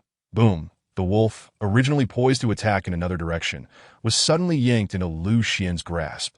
This was the Dragon Breath Palm, a technique he had only recently mastered. Throughout the days of battling the Red Wolf King, he had refrained from using it, waiting for the moment when the beast would be exhausted to deliver the decisive blow. Clang! With the sound of a sword's keen cry. Lu Xian transformed into a streak of sword light, executing the 7 kills sword technique in a seamless flow from the first kill to the 7th. Without a moment's pause, he unleashed all 7 sword forms, each one cascading forth in a relentless assault. The surging sword energy, coupled with the ferocity of his strikes, rained down upon the Red Wolf King like a torrential storm. The initial wound at its rear expanded, gradually encompassing its entire body. Whether it was due to excitement or the frustration of being pursued for days, Lu Xian suddenly roared, "Break for me!" As his voice fell, wielding the sword of 1,000 pounds. He transformed into a straight beam of sword light, slicing cleanly beneath the Red Wolf King and ripping open its abdomen. When the sword's edge approached the beast's neck, Lu Xian swiftly altered his technique once more. 4 kills full moon, a crescent-shaped sword light, imbued with spiraling sword energy, encircled the Wolf King's neck before Lu Xian, with the sword of 1,000 pounds in hand, found himself standing atop the Red Wolf King's head. Crack! In the next instant, the immense head of the Red Wolf King simply detached and fell smoothly to the ground. Boom! However, as the wolf's head plummeted, an unprecedented sense of danger surged within Lu Xian. A sudden sound of rushing wind erupted behind him. Chapter 55, Extracting the Wolf Heartbang. Without a moment's hesitation, Lu Xian swiftly pivoted, activating his gale step, and soared backward with a sound that cleaved the air. As he retreated, he beheld the headless Red Wolf King, its body enveloped in a swirling aura of blood, striking down with one claw upon the spot where he had just stood.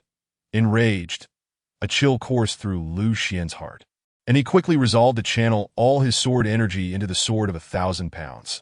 Then, as his feet touched the ground, he surged forward with an indomitable sword intent, thrusting toward the frenzied headless Red Wolf King. Clang, accompanied by a resounding cry of the sword, Lu Xian's figure transformed into 7 afterimages, each striking from different angles with varied sword techniques, encircling the headless beast, that in an instant, the sound of sword cries shattered the tranquility of the forest. As 7 dazzling beams of sword light pierced through the body of the headless Red Wolf King, ultimately coalescing into the character for kill, embedded within its form.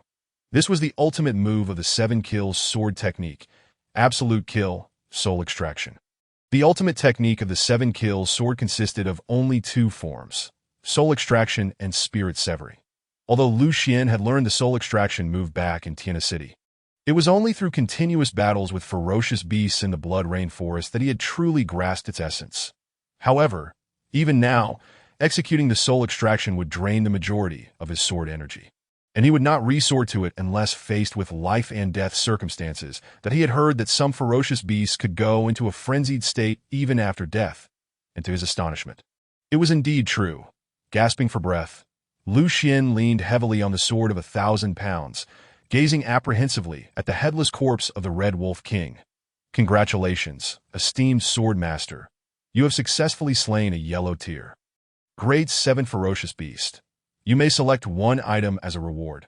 Additionally, over the past 9 days, you have killed 40 Grade 9 ferocious beasts, 11 Grade 8 ferocious beasts, and 1 Grade 7 ferocious beast. After deducting the rewards you have already claimed, you currently possess 107 gold coins and 2 opportunities to freely select reward items.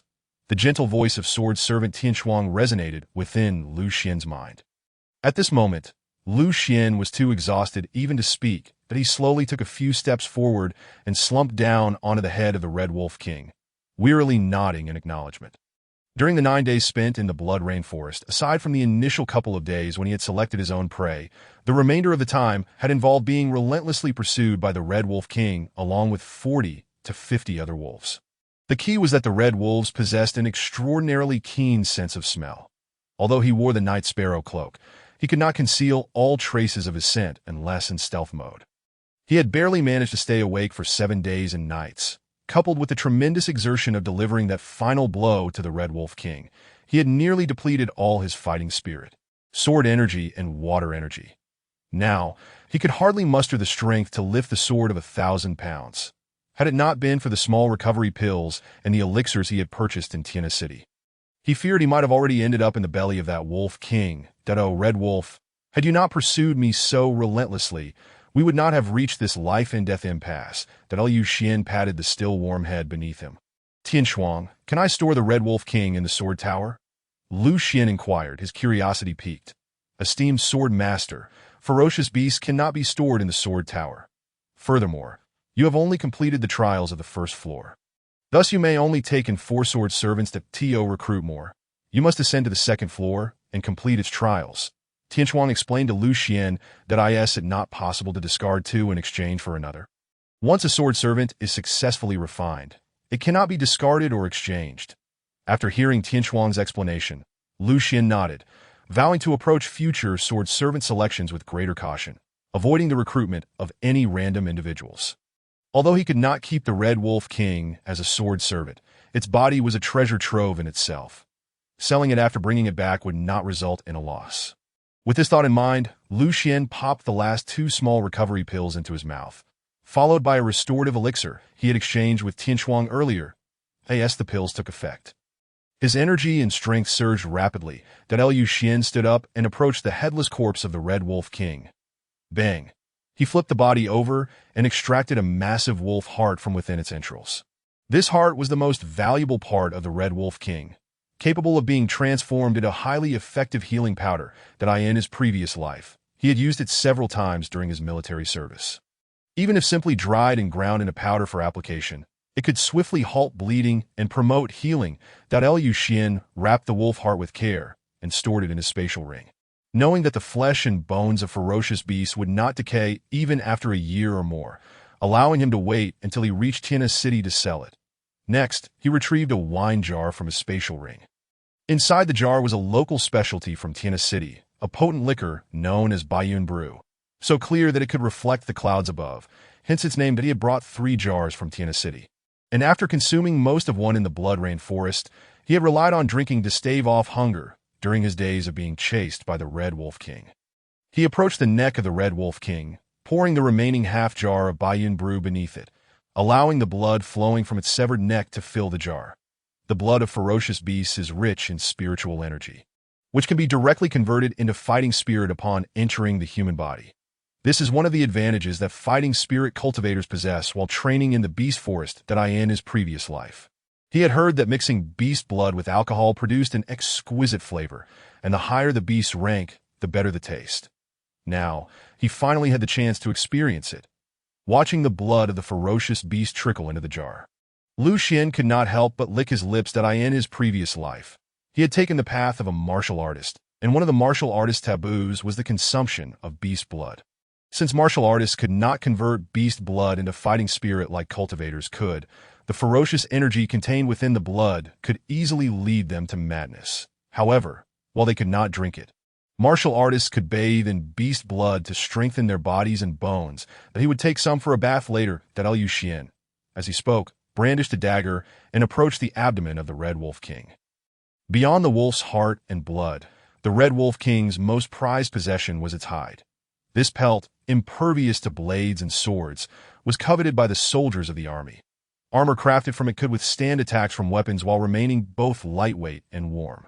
A sizable piece of Red Wolf King's hide, such as this one, could easily fetch a price exceeding 100,000 taels. Thus, Lu Xian would certainly not squander it. However, these were the prices before the opening of the 4 great forbidden lands. Once they were opened, the price of beast hides and entrails would be halved due to the increased number of hunters. Chapter 56. Breaking through to the fighter realm after laboring for half an hour. Lu Xian finally dismembered the Red Wolf King, leaving only a skeletal frame behind. The bones held some value, yet his storage rings simply could not accommodate them, which was a pity. While kindling a fire, he gazed at the skeleton of the Red Wolf King with a hint of regret. Currently, he possessed only 2 storage rings, one gifted by Qianqian and another belonging to the ancestor of the Lu family. The one from Qianqian was too small, already filled with essential supplies, while the larger one from the ancestor was merely 6 feet square, insufficient to contain the Wolf King's skeleton.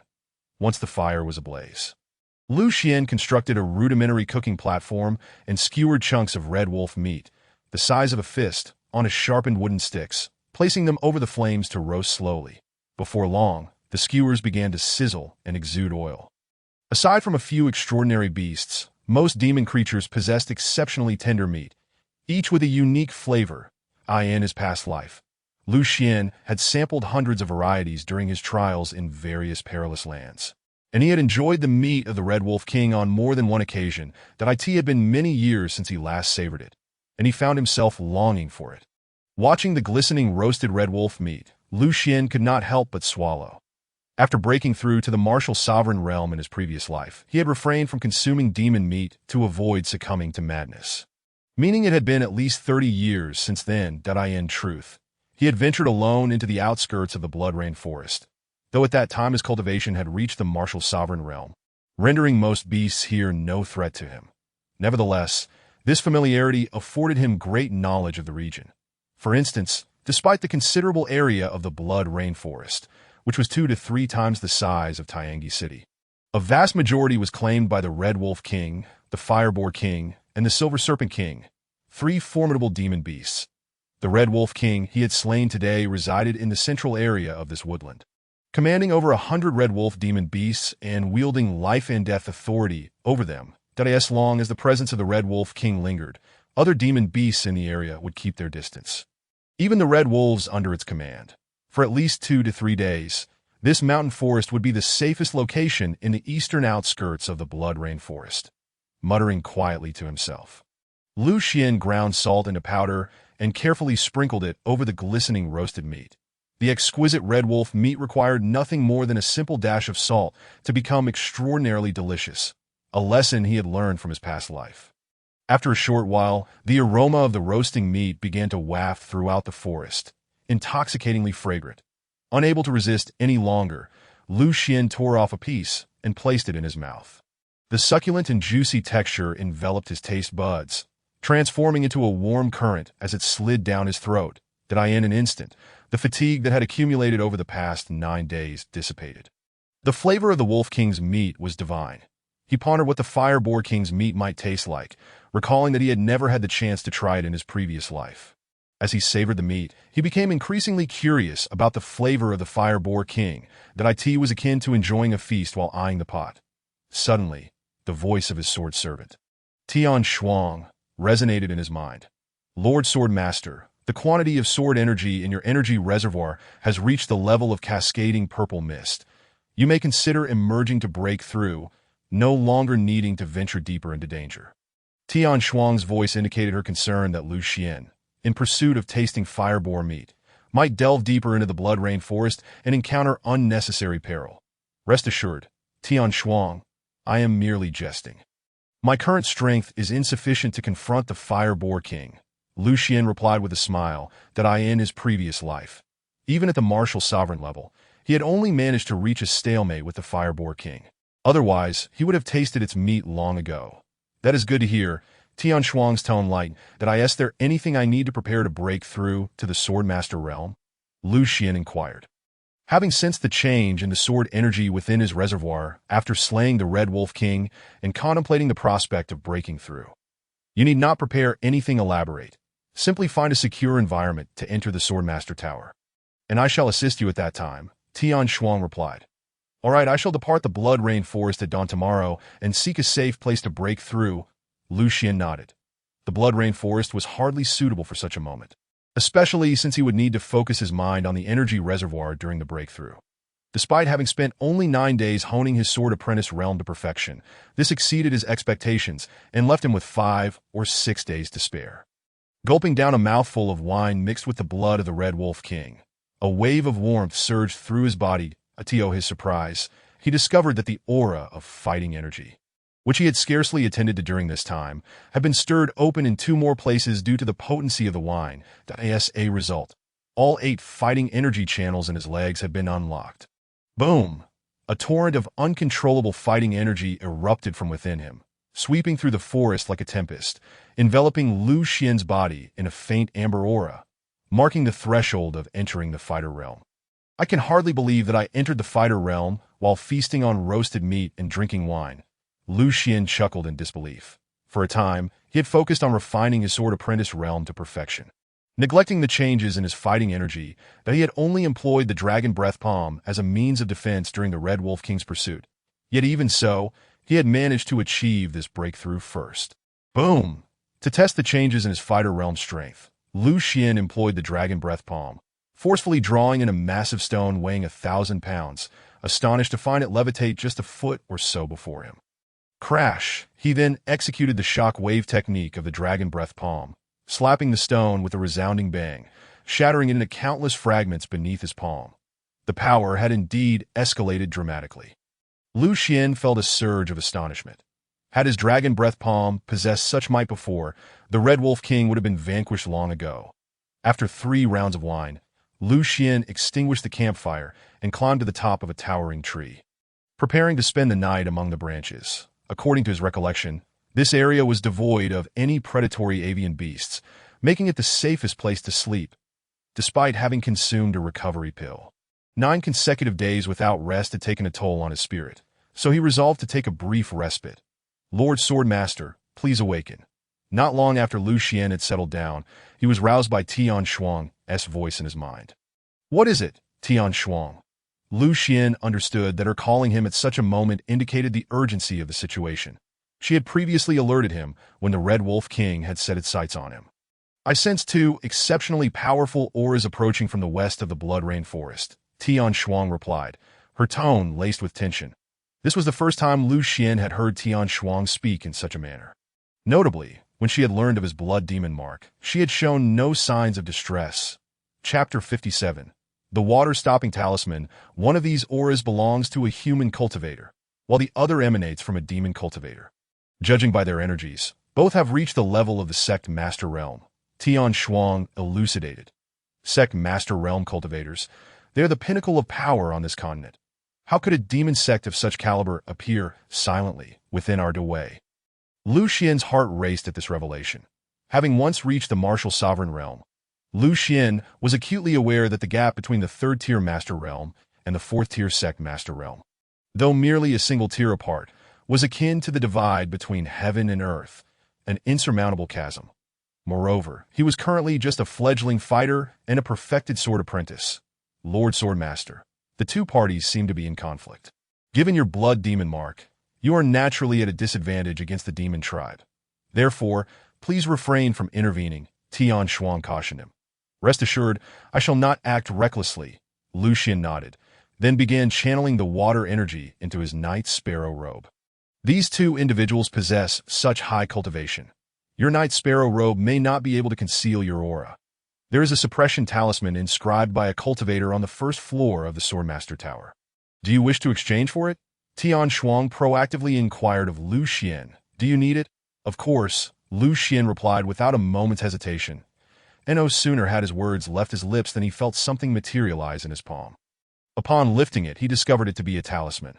This talisman, known as the Still Water Talisman, although merely a 7th-grade yellow-tier item, possessed the power to conceal one's aura from even the most formidable sect masters for a brief duration of half a stick of incense, 15 minutes.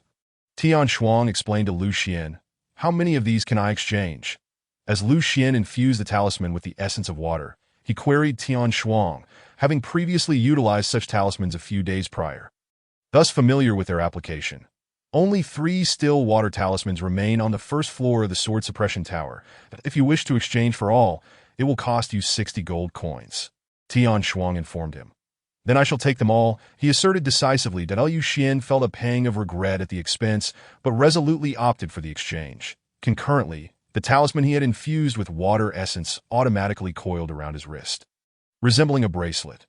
With this still water talisman, even without fully activating the Night Sparrow robe, he seemed to vanish into the night as he perched atop the tree branches. Be cautious, Master Sword Lord. Avoid any violent fluctuations in your aura, Tian Shuang cautioned him once more. Understood, Lu Xian replied with a subtle nod, mentally affirming his agreement. Boom! Almost instantaneously, as he uttered that simple affirmation, an alarming wave of spiritual energy erupted, accompanied by a surge of electric currents that devastated a swath of forest. Following this, a figure clad in blood-red robes emerged, pursued by a horde of grotesque, bloodthirsty fiends and a towering middle-aged man in armor, radiating a golden aura.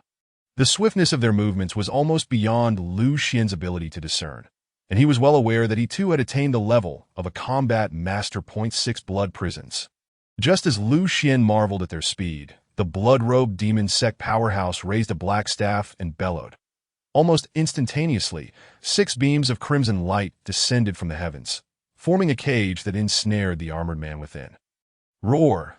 The horde of blood fiends then began their frenzied assault on the man trapped within the blood prison. Bang, bang, bang. Yet the middle-aged man displayed extraordinary prowess. Despite wielding no weapons, his fists, as heavy as mountains, smashed through the fiends, while his legs struck with a ferocity akin to a tempest, severing the fiends with each kick.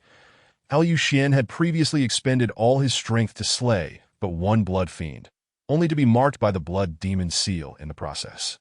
The overwhelming physicality and martial skills of this man were displayed in their full glory, evoking Liu Xian's admiration, even though he had once surpassed the martial lord realm in his past life. The paths they tread were entirely different. His previous self had embraced a steadfast and unyielding martial approach, while this man clearly favored a rapid and aggressive offensive style. Bang! With another thunderous punch. The last of the blood fiends fell, its essence vaporized by the searing force of the man's strike, leaving no opportunity for the fiends to unleash their blood demon seals. This man clearly possessed a deep understanding of the blood fiends. He was no ordinary martial artist, but rather a seasoned warrior accustomed to the brutality of battlefield skirmishes against the demon race. Liu Xian raised an eyebrow. "Let me out." Just then, the armored warrior suddenly thrust his palms outward with great force. Bang! In a resounding shockwave, countless golden, flame-like palm shadows erupted from the warrior, crashing towards the 6 blood pillars. The palm shadows collided with the prison, resulting in a cataclysmic explosion. Boom! However, at the moment the blood prison disintegrated, a blood spear erupted from the warrior's body, causing him to cry out in agony as he collapsed to the ground. From a distance, it appeared as though he were impaled by numerous blood spears. This was an advanced blood curse, one only the royal family could invoke. It was no wonder the warrior had been ensnared. Witnessing this, Liu Xian's heart raced with realization. The warrior, despite being at the same sect master level, clearly possessed superior combat prowess compared to the demon race's powerful warrior. It was evident he could escape if not for the blood curse binding him. From the abyss, O demon ancestor, if you heed the call of your loyal servant, descend upon this realm and accept the offerings of your devoted servant, the blood-robed demon sorcerer intoned as the warrior remained ensnared by the blood curse. Whoosh! By the time the incantation concluded, he pointed his staff at the trapped warrior, and a crimson glow materialized into a ring that ensnared the white-clad sword cultivator. Boom! The ground trembled. Roar! A roar that seemed to emanate from the depths of the abyss reverberated through the forest. Subsequently, Liu Xian, astonished, beheld as the ground beneath the martial master transformed into void, and 2 massive tentacles adorned with suction cups reached out, attempting to ensnare the female sword cultivator and drag her into the abyss. Chapter 58. The Killing Demon Fist. Bang! Just as the martial master was about to be ensnared by the colossal tentacles, a thunderous crash akin to metal clashing resounded that a golden bell enveloped the martial master protectively, and he let out a fierce roar. What of the demon ancestor? My killing demon fist is meant to strike down your kind. As the words left his lips, the martial master alternated his fists, launching a barrage of strikes at the tentacles below. The fists, enveloped in a radiance akin to countless stars, shattered the 2 tentacles extending from the earth in a brilliant display of power. Boom! With that, the martial master leaped into the air, disregarding the agony of the blood spears embedded within him, channeling the accumulated might of thousands of strikes into his fists, and then unleashed a devastating blow towards the blood prison and the demon cultivator. Boom! With a thunderous roar, the blood prison shattered, and the martial master's fist, radiant as starlight, surged forward, accompanied by a tempestuous force that transformed into a colossal ethereal arm, aiming directly at the demon practitioner. Gate of the demon realm. Just as the fist was about to connect with the blood-robed demon, the latter suddenly plunged his staff into the ground, as the blood-red demonic energy rippled outward. A stone door intricately carved with 3 ferocious hounds rose from the earth, shielding him. Bang! With a resounding crash, the fist collided with the stone door. In an instant, the starlit fist and the door shattered. Yet the blood-robed demon emerged unscathed. Your fist cannot harm me. Not for now, the blood-robed demon sorcerer coldly remarked from behind the broken stone door. As he spoke, he gently gestured with his staff. and the blood spears previously forcefully extracted from the martial master erupted from his body once more, multiplying tenfold. The martial master again collapsed to the ground, his expression one of sheer torment. King Qi, surrender. The blood-robed demon sorcerer stepped forward, coldly regarding the writhing martial master. You have borne the mark of our demon lord's blood spear. Should you continue to utilize your inner strength, the agony will escalate tenfold. King Qi. Lu Xian was taken aback, gazing incredulously at the martial master, now riddled with blood spears. Despite having never met, the reverence he felt for this name, this man, rivaled that for his own mentor. King Qi, Li Qi, the younger brother of the current emperor. Li Xian was a man who had single-handedly decimated demon hordes for decades, instilling such fear that the demon nation dared not tread near the borders of the WIT. Was said that the demon lord had personally ventured to the battlefield multiple times to eliminate him. However, the great military god of Dawei had been missing for years before Lu Xian even enlisted, his fate unknown, his whereabouts a mystery. Many claimed that had he lived, the demon race would never have dared to encroach upon the borders of Dawei again. Initially, Lu Xian considered such claims exaggerated, but as he delved into the military strategies and martial techniques left behind by King Qi, his admiration for this figure only deepened that he could assert with certainty that had King Qi survived, he would have undoubtedly broken through to the martial sovereign realm within a decade to be why then. With his military acumen and prestige, he could not only deter the demon nation from invading, but might even have the strength to confront the demon lord directly. Could it be that King Qi's disappearance stemmed from an ambush laid by the demon race in the Blood Rain Forest? Lu Xian suddenly felt a tingling sensation on his scalp. Although there was a mountain closure order in place, sects and nobles who had obtained permission from the court were annually granted quotas to enter dangerous lands for training. Therefore, Princess Qi's appearance in the Blood Rain Forest was not an unusual occurrence. If I could save Princess Qi here, wouldn't that mean I could alter the tragic fate of the Great Way facing the Demon Kingdom in my past life? A startling thought surged in Lu Xian's mind. The prospect of fighting alongside Princess Qi on the battlefield stirred an inexplicable wave of emotions within him. Tian Shuang seemed to sense the shift in Lu Xian's feelings and immediately cautioned.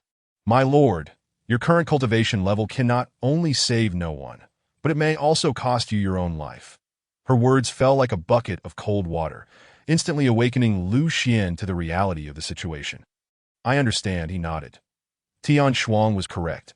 Given the current circumstances, there was no room for him to intervene.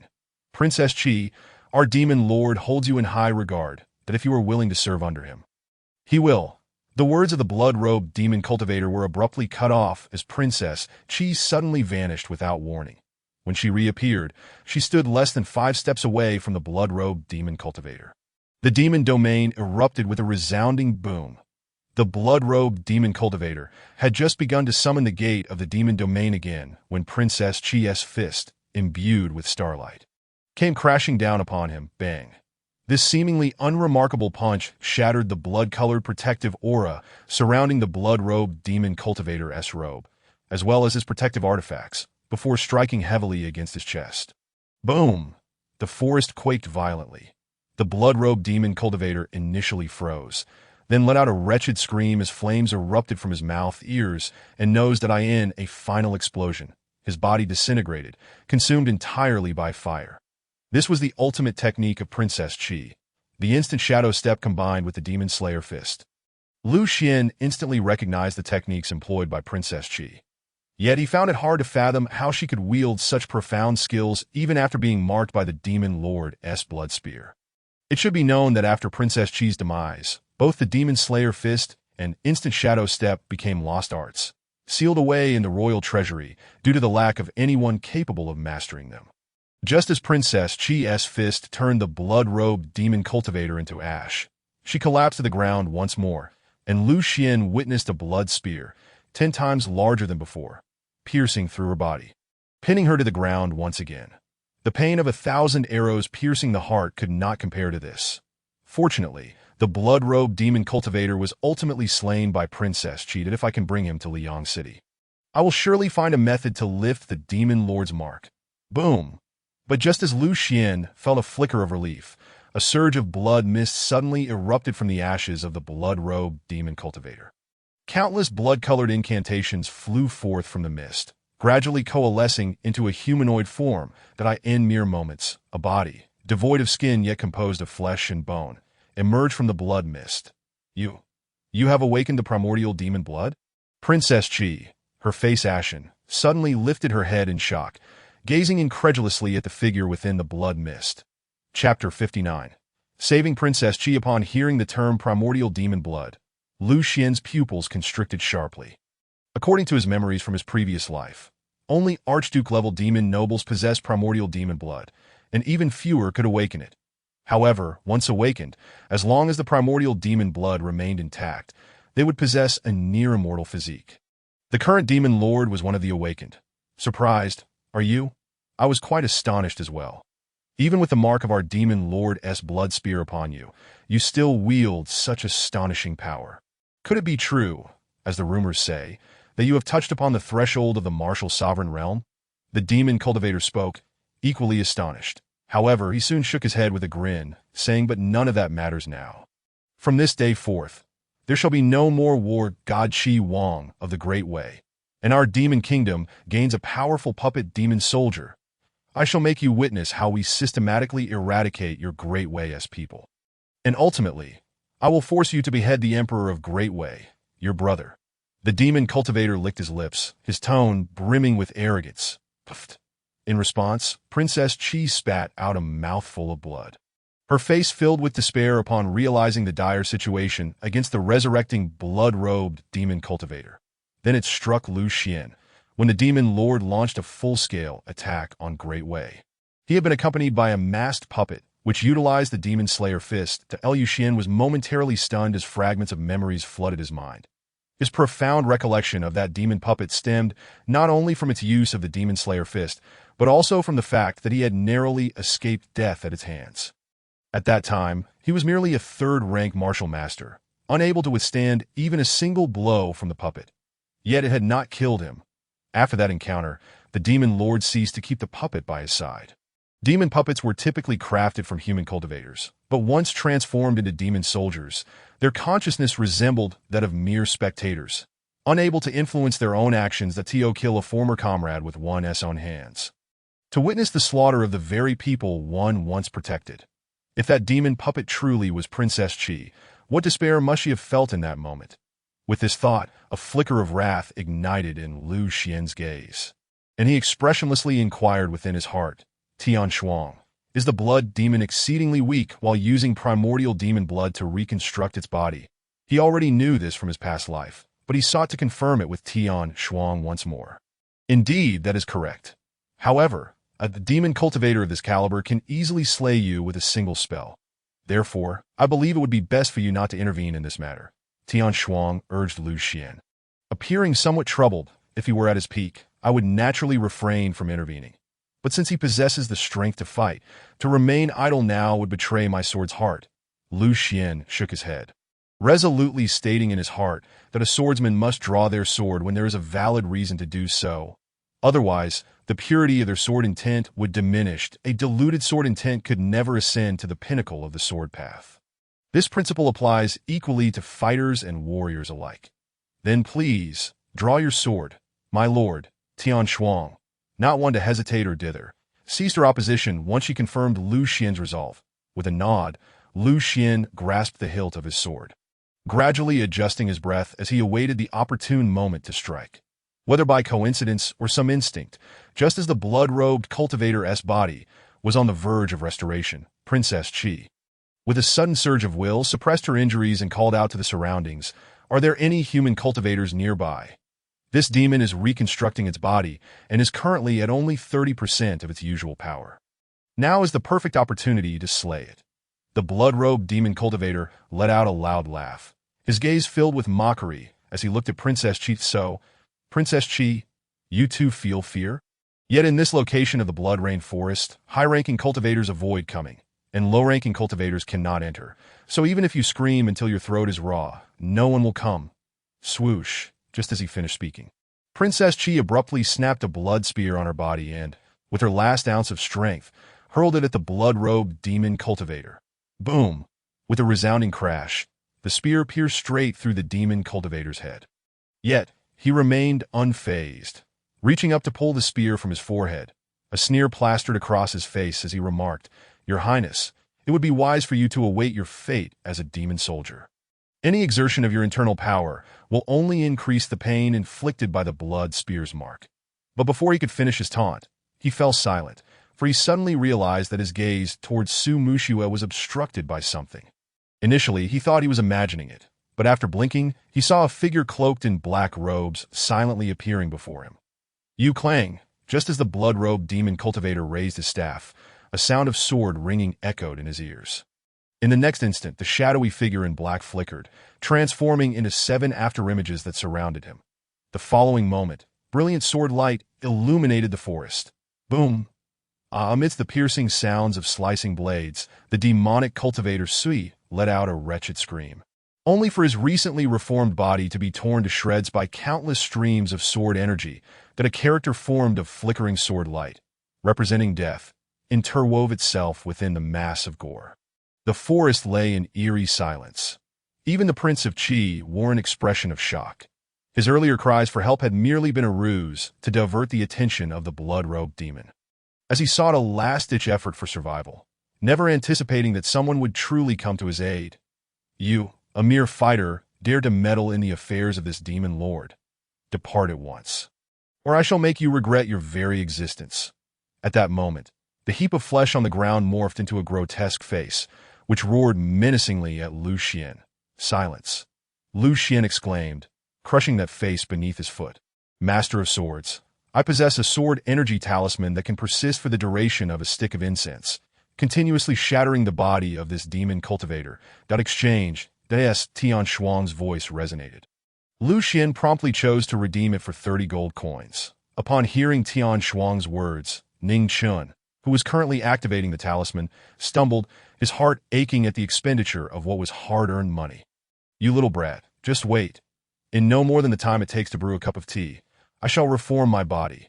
When that time comes, no matter where you hide, I will hunt you down and torment you to your demise." The voice of the demon cultivator Sui echoed once more. With a snap, Lu Xian, already vexed, slammed the talisman on his Sui's face. Chapter 60. Ascend to the second floor. A scream pierced the forest as sword energy erupted from the talisman, once again pulverizing the blood and flesh Sui had painstakingly gathered. After completing this, Lu Xian seized the Prince of Qi's arm and said, "Your Highness, I beg your pardon." After uttering this, he immediately employed the Gale Step, his figure vanishing in the blink of an eye. A moment later, within a secluded cave belonging to the Fire-Boar King. Lu Xian had once sought refuge here after a brief encounter with the Fire-Boar King in his previous life. Thus, he skillfully brought the Prince of Qi along to this hideout. The blood-robed demon cultivator could arrive within the time it takes to burn a stick of incense, and even if he exerted all his spiritual energy to use the Gale Step, he would not be able to escape the blood-rain forest in that time. Therefore, it was wiser to find a place to conceal themselves. "Younger brother, I am grateful for your assistance this time." The Prince of Qi, healing nearby, opened his eyes and regarded Lu Xian with gratitude. After consuming medicinal pills and resting, he had finally subdued the power of the blood spear branding. It was merely a small effort. Lu Xian shook his head. "You are too humble. Younger brother, to dare confront a demon cultivator several times stronger than yourself is no trivial feat." The Prince of Qi laughed heartily, but soon turned serious, gazing intently at Lu Xian. "However, you must leave quickly. That demon cultivator is at least of the demon lord level, and he has awakened his ancestral demon blood. Even without the blood spear branding, engaging him would yield a mere 50-50 chance." As he spoke, he handed Lu Xian a jade token, continuing with a smile, "Once you exit, present this jade token to His Majesty, and he will ensure you a prosperous future." "And you?" Lu Xian did not reach for the jade token. "Though I cannot match the demon cultivator at this moment, after my healing, I can temporarily suppress the effects of the blood spear branding. Should I encounter the blood-robed demon again, even if I cannot defeat him, I will attempt to perish together. Slaying such a powerful being of the demon race would not be in vain." The Prince of Qi responded boldly. Lu Xian frowned. Having successfully led the Prince of Qi to safety, he naturally did not wish for him to perish. Yet, in the current circumstances, should they encounter the blood-robed demon again, Lu Xian feared he would lack even the power to contend. Tian Shuang, do you have any good suggestions? He silently inquired. Master of Swords, Tian Shuang is bound by the rules set by the Sword Ancestor and cannot assist you in repelling your foes. Tian Shuang's tone was tinged with regret. It is no concern. This is not your fault. That Liu Xian subtly shook his head. Just as he pondered whether to make a decision, Tian Shuang suddenly spoke again. Master of Swords, while I cannot assist you in repelling your enemies, there exists a treasure on the second floor of the sword suppressing tower that can help the Prince of Qi suppress the blood spear branding. Upon hearing this, Lu Xian felt a surge of joy, but his brow quickly furrowed. The second floor? Indeed, it is on the second floor. However, Master of Swords, while you still have 2 opportunities to claim any item, you must first complete the initial trial of the second floor to redeem the items within. Tian Shuang's tone grew somewhat despondent. Recalling his previous trial experience on the first floor, which had taken him 5 nights in the outside world and 5 years within the sword-suppressing tower to complete, Lu Xian felt a wave of apprehension. Younger brother, do not hesitate. The MY spirit has sensed that the blood-robed demon cultivator has fully restored his body and will soon come for us. The Prince of Qi urged once more. Lu Xian turned to him. Younger brother, you have done exceedingly well, that at least I am not destined to become a demon soldier, forced to watch my comrades perish at my hands. The Prince of Qi looked at Lu Xian with a smile.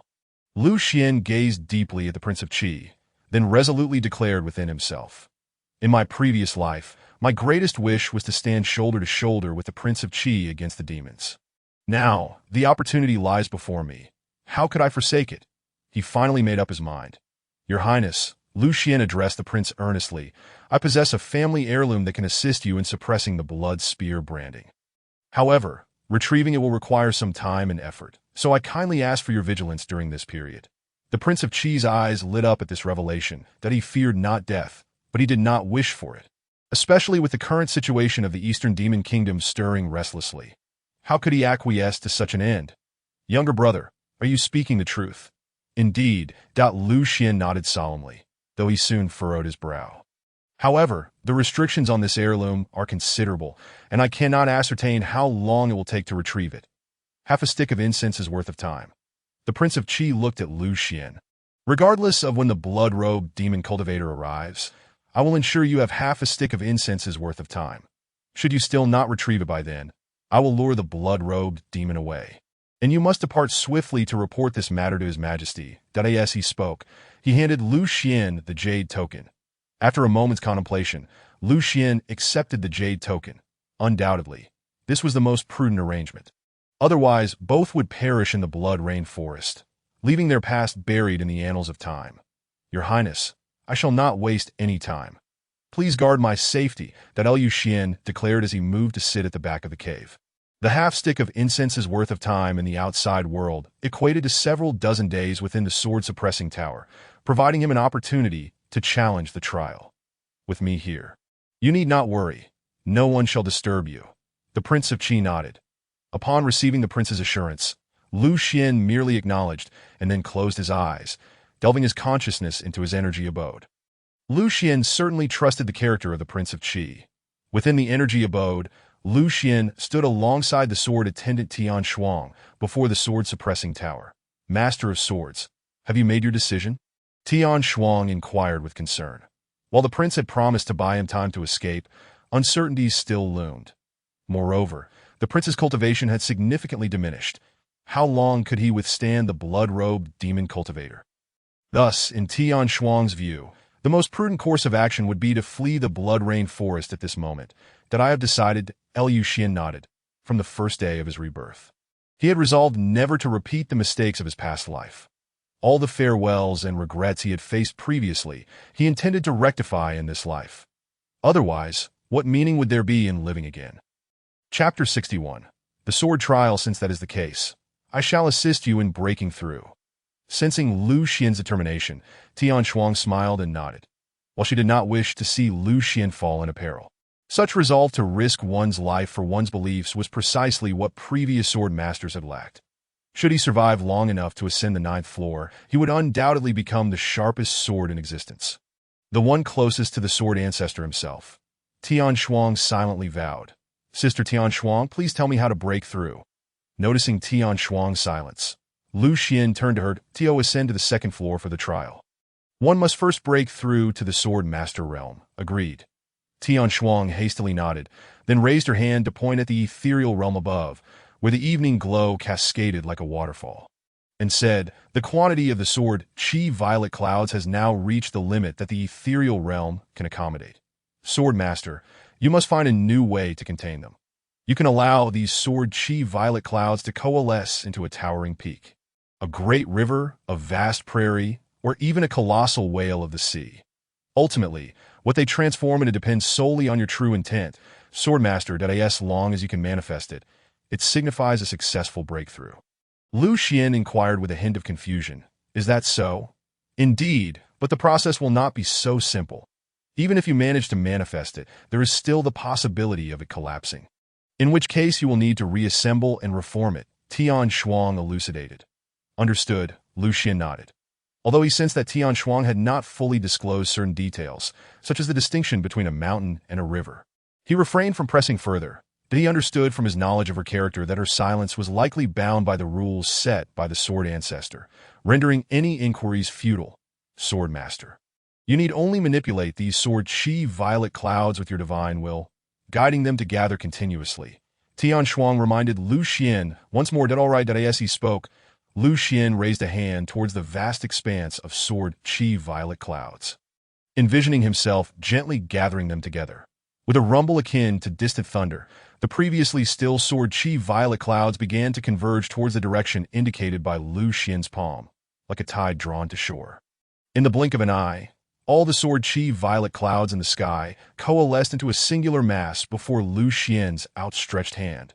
This immense mass of Sword Qi violet clouds seemed to possess a life of its own, writhing and expanding, only to contract once more. Finally, as Lu Xian's thoughts shifted, the outline of a majestic snow-capped mountain began to emerge from the swirling clouds. Witnessing this scene, Tian Shuang's eyes sparkled with evident delight. However, her joy was short-lived as the towering snow mountain suddenly collapsed, transforming into a cascading waterfall, reminiscent of the Milky Way, suspended in the frost-laden sky. This spectacle left Tian Shuang momentarily speechless in her recollection. Any swordsman who had practiced the sword technique of the Sword Suppression Tower would invariably see their Sword Qi violet clouds take form without the risk of disintegration. That a waterfall is not a bad transformation, she thought to herself, dismissing the previous occurrence as mere coincidence.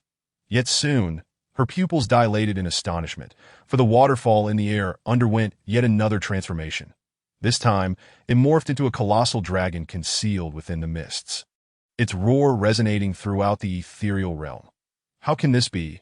Tian Shuang stood dumbfounded. The dragon then transformed once more, first into the moon, and then into the sun. The violet Qi transforms into the sun. Upon witnessing this sun, Tian Shuang could not contain her exclamation, for the Sword Qi violet clouds of the Sword Ancestor had ultimately manifested as a sun. The sun is preferable. I have no fondness for cold, lifeless entities. The sun nurtures all things, allowing them to thrive. Looking at the newborn crimson sun hanging in the sky, Lu Xian nodded in satisfaction. In that instant, warm sunlight spread across his previously snow-laden ethereal realm, causing the once desolate expanse to bloom with visible greenery. Concurrently, Lu Xian felt a surge of vibrant life force beginning to radiate from his ethereal realm throughout his entire being, as the previously withered Sword Qi began to flourish under the sunlight, transforming into fluffy white clouds drifting in the air. The towering mountains can render your Sword Qi as solid as rock, and the rushing rivers can make your Sword Qi surge like waves. But only this crimson sun can ensure that the Sword Qi within your ethereal realm remains inexhaustible, nurturing myriad laws, Tian Shuang remarked, her face alight with excitement as she gazed at Lu Xian. So, the manifested form holds such significance? Lu Xian asked, equally astonished. Indeed, it is crucial, but it cannot be disclosed to the Sword Master prior to manifestation. I can only provide subtle hints, lest it jeopardize the transformation and lead to a failed breakthrough. Tian Shuang explained. I see. Lu Xian nodded. Time is of the essence. Please, Sword Master, follow me to the second floor. Tian Shuang stepped forward to lead the way. Liu Xian cast aside his distractions and followed. The forthcoming breakthrough was secondary. The primary goal was to complete the trials on the second floor and acquire the artifact capable of countering the Blood Spear seal. Upon reaching the second floor of the Sword Suppression Tower, Liu Xian found himself in a stark, empty space. What sort of trial awaits me this time? He murmured to himself, as the second floor bore the same emptiness he encountered upon his initial entry to the first floor. With the usual sword slave conspicuously absent, Sword Master, upon reaching the second floor, the trial transcends mere simplicity. It is a genuine questioning of the sword. This moment marks your first question of the sword on this floor. Upon successful completion, you will ascend to the rank of a first-grade Sword Master, gaining access to the second tier of sword techniques and the opportunity to select a reward of your choosing. Tian Shuang informed Liu Xian that there is second questioning of the sword. Liu Xian asked, curiosity piqued. Yes, however, the second questioning of the sword will require you to engage in external sparring until the sun in your ethereal sea transforms from a crimson sun into a blazing sun. Tian Shuang explained with an Odid. Liu Xian surmised that the distinctions between the crimson sun and the blazing sun were likely analogous to the sword chi violet clouds, representing the depth and purity of his sword chi. And for this first questioning, whom shall I engage? Liu Xian inquired. You will question the master of the second floor of the Sword Suppression Tower, Tian Shuang replied. The master? Liu Xian expressed confusion. The master is one of the 8 strongest individuals within the Sword Suppression Tower. The master of the second floor is named Gu Yushan, one of the mightiest sword cultivators of ancient times in this continent. But rest assured, Sword Master, for this questioning, his realm will be suppressed to that of a Sword Master, and his strikes will be limited, Tian Shuang clarified. After hearing Tian Shuang's explanation, Liu Xian felt not fear, but rather a surge of excitement. Although he was eager to pass the trial, the opportunity to question a genius of ancient swordsmanship was one that could not be sought after lightly. Let it come, Liu Xian declared, not probing further, that he unsheathed the Qianjun sword from his side. According to the rules of the Sword Suppression Tower, all objects possessed by the Sword Master could be utilized within its confines, though items like the Sudden Rain Sphere would shatter after 3 uses. Tian Shuang nodded in acknowledgement and then turned to face the front, respectfully clasping her hands as she proclaimed, Please, Master Gu, grant us your sword. As her voice fell, an exceptionally tall figure materialized out of thin air, gradually walking towards the central space. The man was clad in tattered garments, sporting a scruffy beard, and bore a heavy sword on his back. His sunken eyes devoid of luster, resembling a mere specter. Tian Shuang, I was in the midst of a splendid slumber. Perhaps you should let this lad return another time. The man yawned. Master Gu, the situation is urgent. The Sword Master must swiftly pass the trial, Tian Shuang explained. Huh. The man known as Gu Yushan suddenly burst into laughter upon hearing this. Lad, do you take me, Gu Yushan, for some trifling figure? You think you can simply pass? Gu Yushan cast a displeased glance at Liu Xian. Please, Master Gu, grant us your sword. Liu Xian refrained from elaborating and instead raised his Qianjun sword, assuming the initial stance of the 7 kills sword technique. Very well. Today I shall teach you, on behalf of the Sword Ancestor, a lesson, and we shall see if you dare to be so arrogant in the future. Gu Yushan nodded. With that, he turned away, extending one hand while using the other to point his bamboo sword at Liu Xian, stating, For this questioning of the sword, I shall use only one hand and one strike, that if you can force me to use my right hand and draw a second strike, then you shall be deemed the victor, that I beg your pardon. Liu Xian declared just as he thrust forward with a resounding whoosh, aiming his sword at Gu Yushan's chest. This move was the first kill. Swallow's Return, that he intended to use the Swallow's Return as a test, gauging how Gu Yushan would respond before altering his strategy. However, to Liu Xian's astonishment, even as the blade of his Swallow's Return drew within mere inches of Gu Yushan's chest, the latter remained unmoving. Observing this, Liu Xian dismissed all other considerations and launched the second kill, breaking the clouds, directly targeting Gu Yushan's chest. Yet Gu Yushan seemed to have anticipated every thought in Liu Xian's mind. As soon as Liu Xian executed the breaking the clouds, he deftly sidestepped, his bamboo sword swiftly lunging toward Liu Xian's chest. With a soft thud, Gu Yushan's bamboo sword pierced Liu Xian's chest with effortless precision. There was no flourish, yet it was undeniably lethal. Lad, go home and practice more, Gu Yushan yawned, easily withdrawing the bamboo sword, causing Lu Xian to collapse to the ground. However, with Tian Shuang's assistance, Lu Xian quickly regained his footing. Within the sword suppression tower, as long as Lu Xian's spirit remained intact, he could perish countless times. Once more, Liu Xian once again pointed his sword towards Gu Yushan. At this moment, his gaze was not filled with any trepidation or fear. Rather, it was brimming with exhilaration. Tian Shuang could discern that Lu Xian had completely set aside both the trials and the act of saving others, wholly immersed in the thrill of engaging Gu Yushan in a duel. Tirelessly resolute, he would never falter nor fear failure. This was precisely the impression Tian Shuang had of Lu Xian during their first encounter, and that assessment remained unchanged in her heart. Outside the sword control tower, Lu Xian, seated cross-legged, suddenly spat out a mouthful of blood. Beside him, King Qi was taken aback. Moments ago, when Lu Xian broke through, he was elated, believing that he had stumbled upon some fortuitous opportunity. However, it now appeared that this opportunity was not as easily attained as he had thought.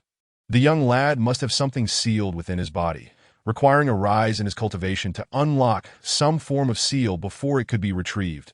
King Qi, with his extensive experience, though unaware of the existence of the sword control tower, had long witnessed similar practices in aristocratic sects, where treasures were sealed within disciples, necessitating a rise in their prowess followed by a special mental trial to obtain them.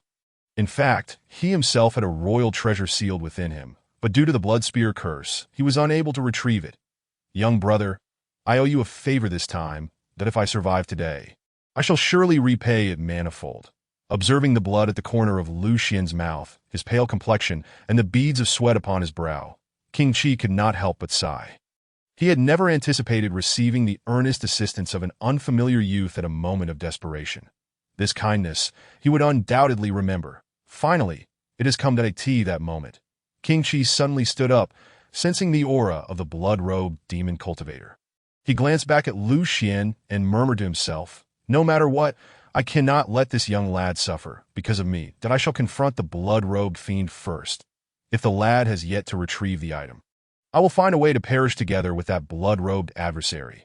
Upon finishing his words, he removed 2 spatial rings from his hands and retrieved 2 transmission jade slips, placing them at Lu Xian's feet. "To have met you, a young knight, before my end, is indeed a great delight."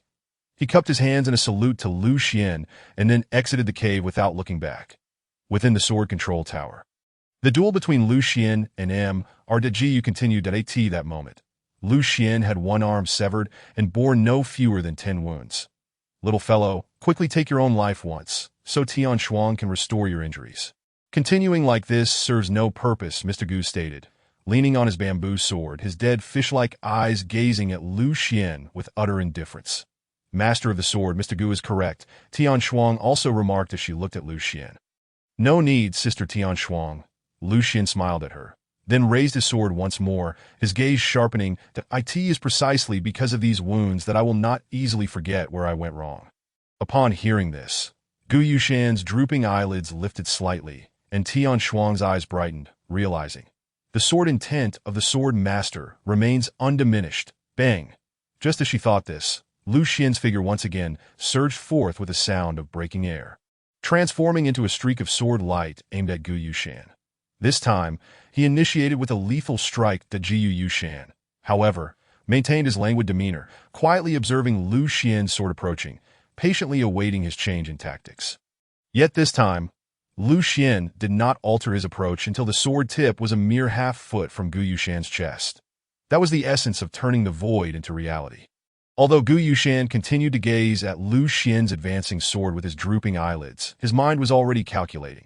Just as the razor-sharp edge of Lu Xian's sword was less than 3 inches from Gu Yushan, he slightly shifted his body to the side, raising his bamboo sword in response. However, at the very moment he prepared to thrust his sword toward Lu Xian, accompanied by a resounding sword cry, Lu Xian's sword tip abruptly changed direction, transforming into a crescent-like arc that sliced past Gu Yushan's side into his blind spot. 6 kills, torrential rain.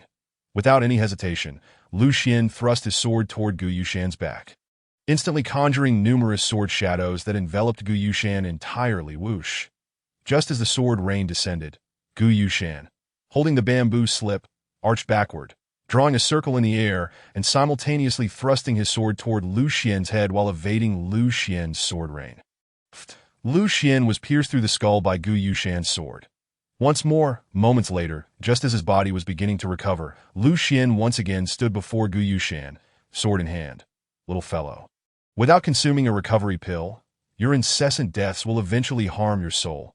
Gu Yushan frowned, his previously drooping eyelids now fully open. That it was evident that he no longer regarded Lu Xian as an ignorant youth, but rather as a worthy contender in their duel. Injured souls can be mended, yet some things, once lost, can never be reclaimed. Without any hesitation, Lu Xian raised his Thousand June sword once more and thrust it toward Gu Yushan.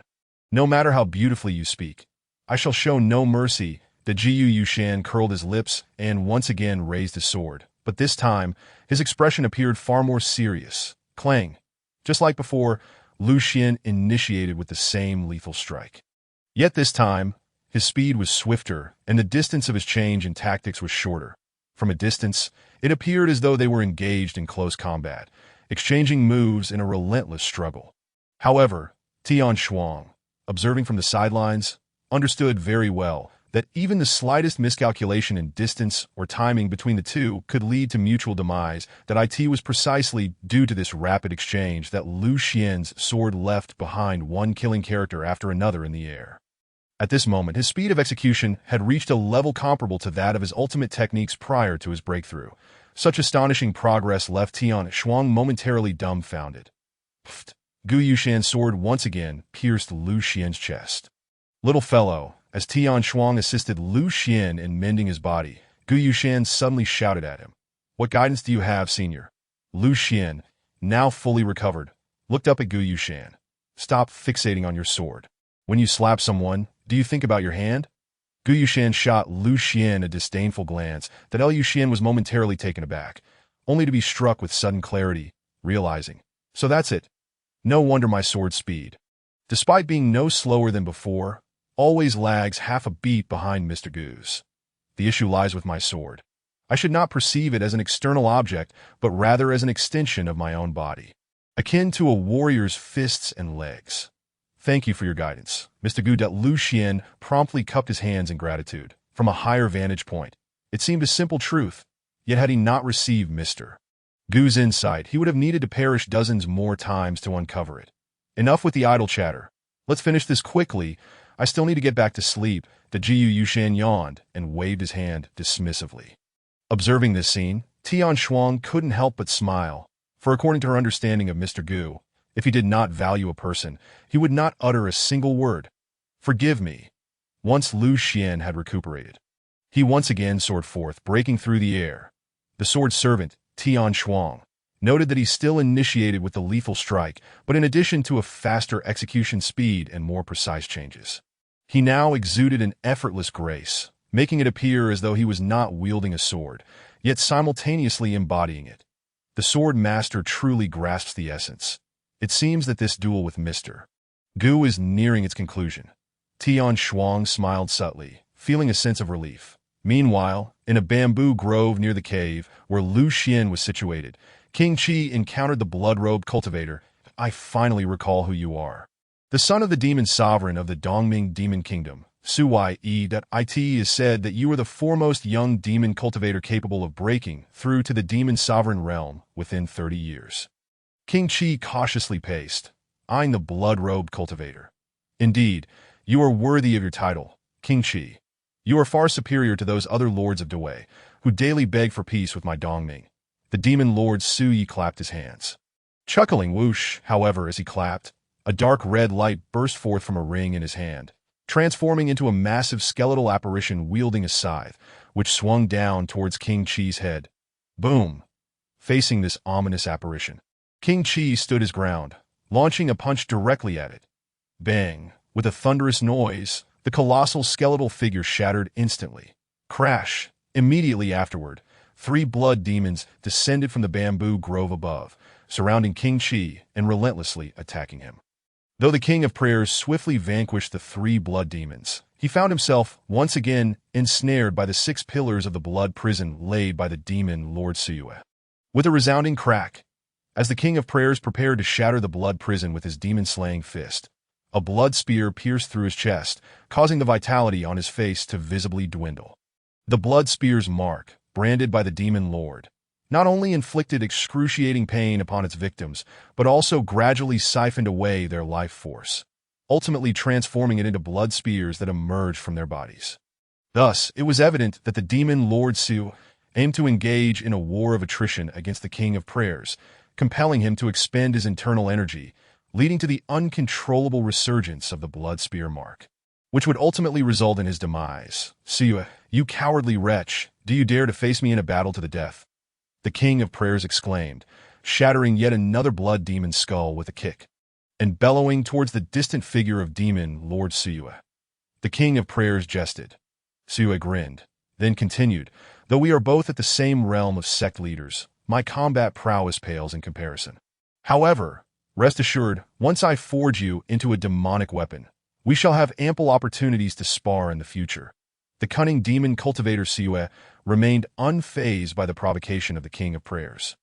Simultaneously, he raised his staff once more, chanting incantations, and witnessed the blood demons, previously crushed by the King of Prayers, rise again from the ground. The King of Prayers furrowed his brow.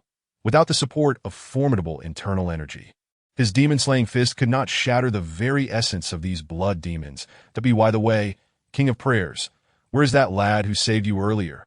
I distinctly sensed his presence nearby, the demon Lord Su remarked, scanning his surroundings. Hearing this, the King of Prayers tightened his brow and replied, to think that while facing me, you still ponder the whereabouts of others.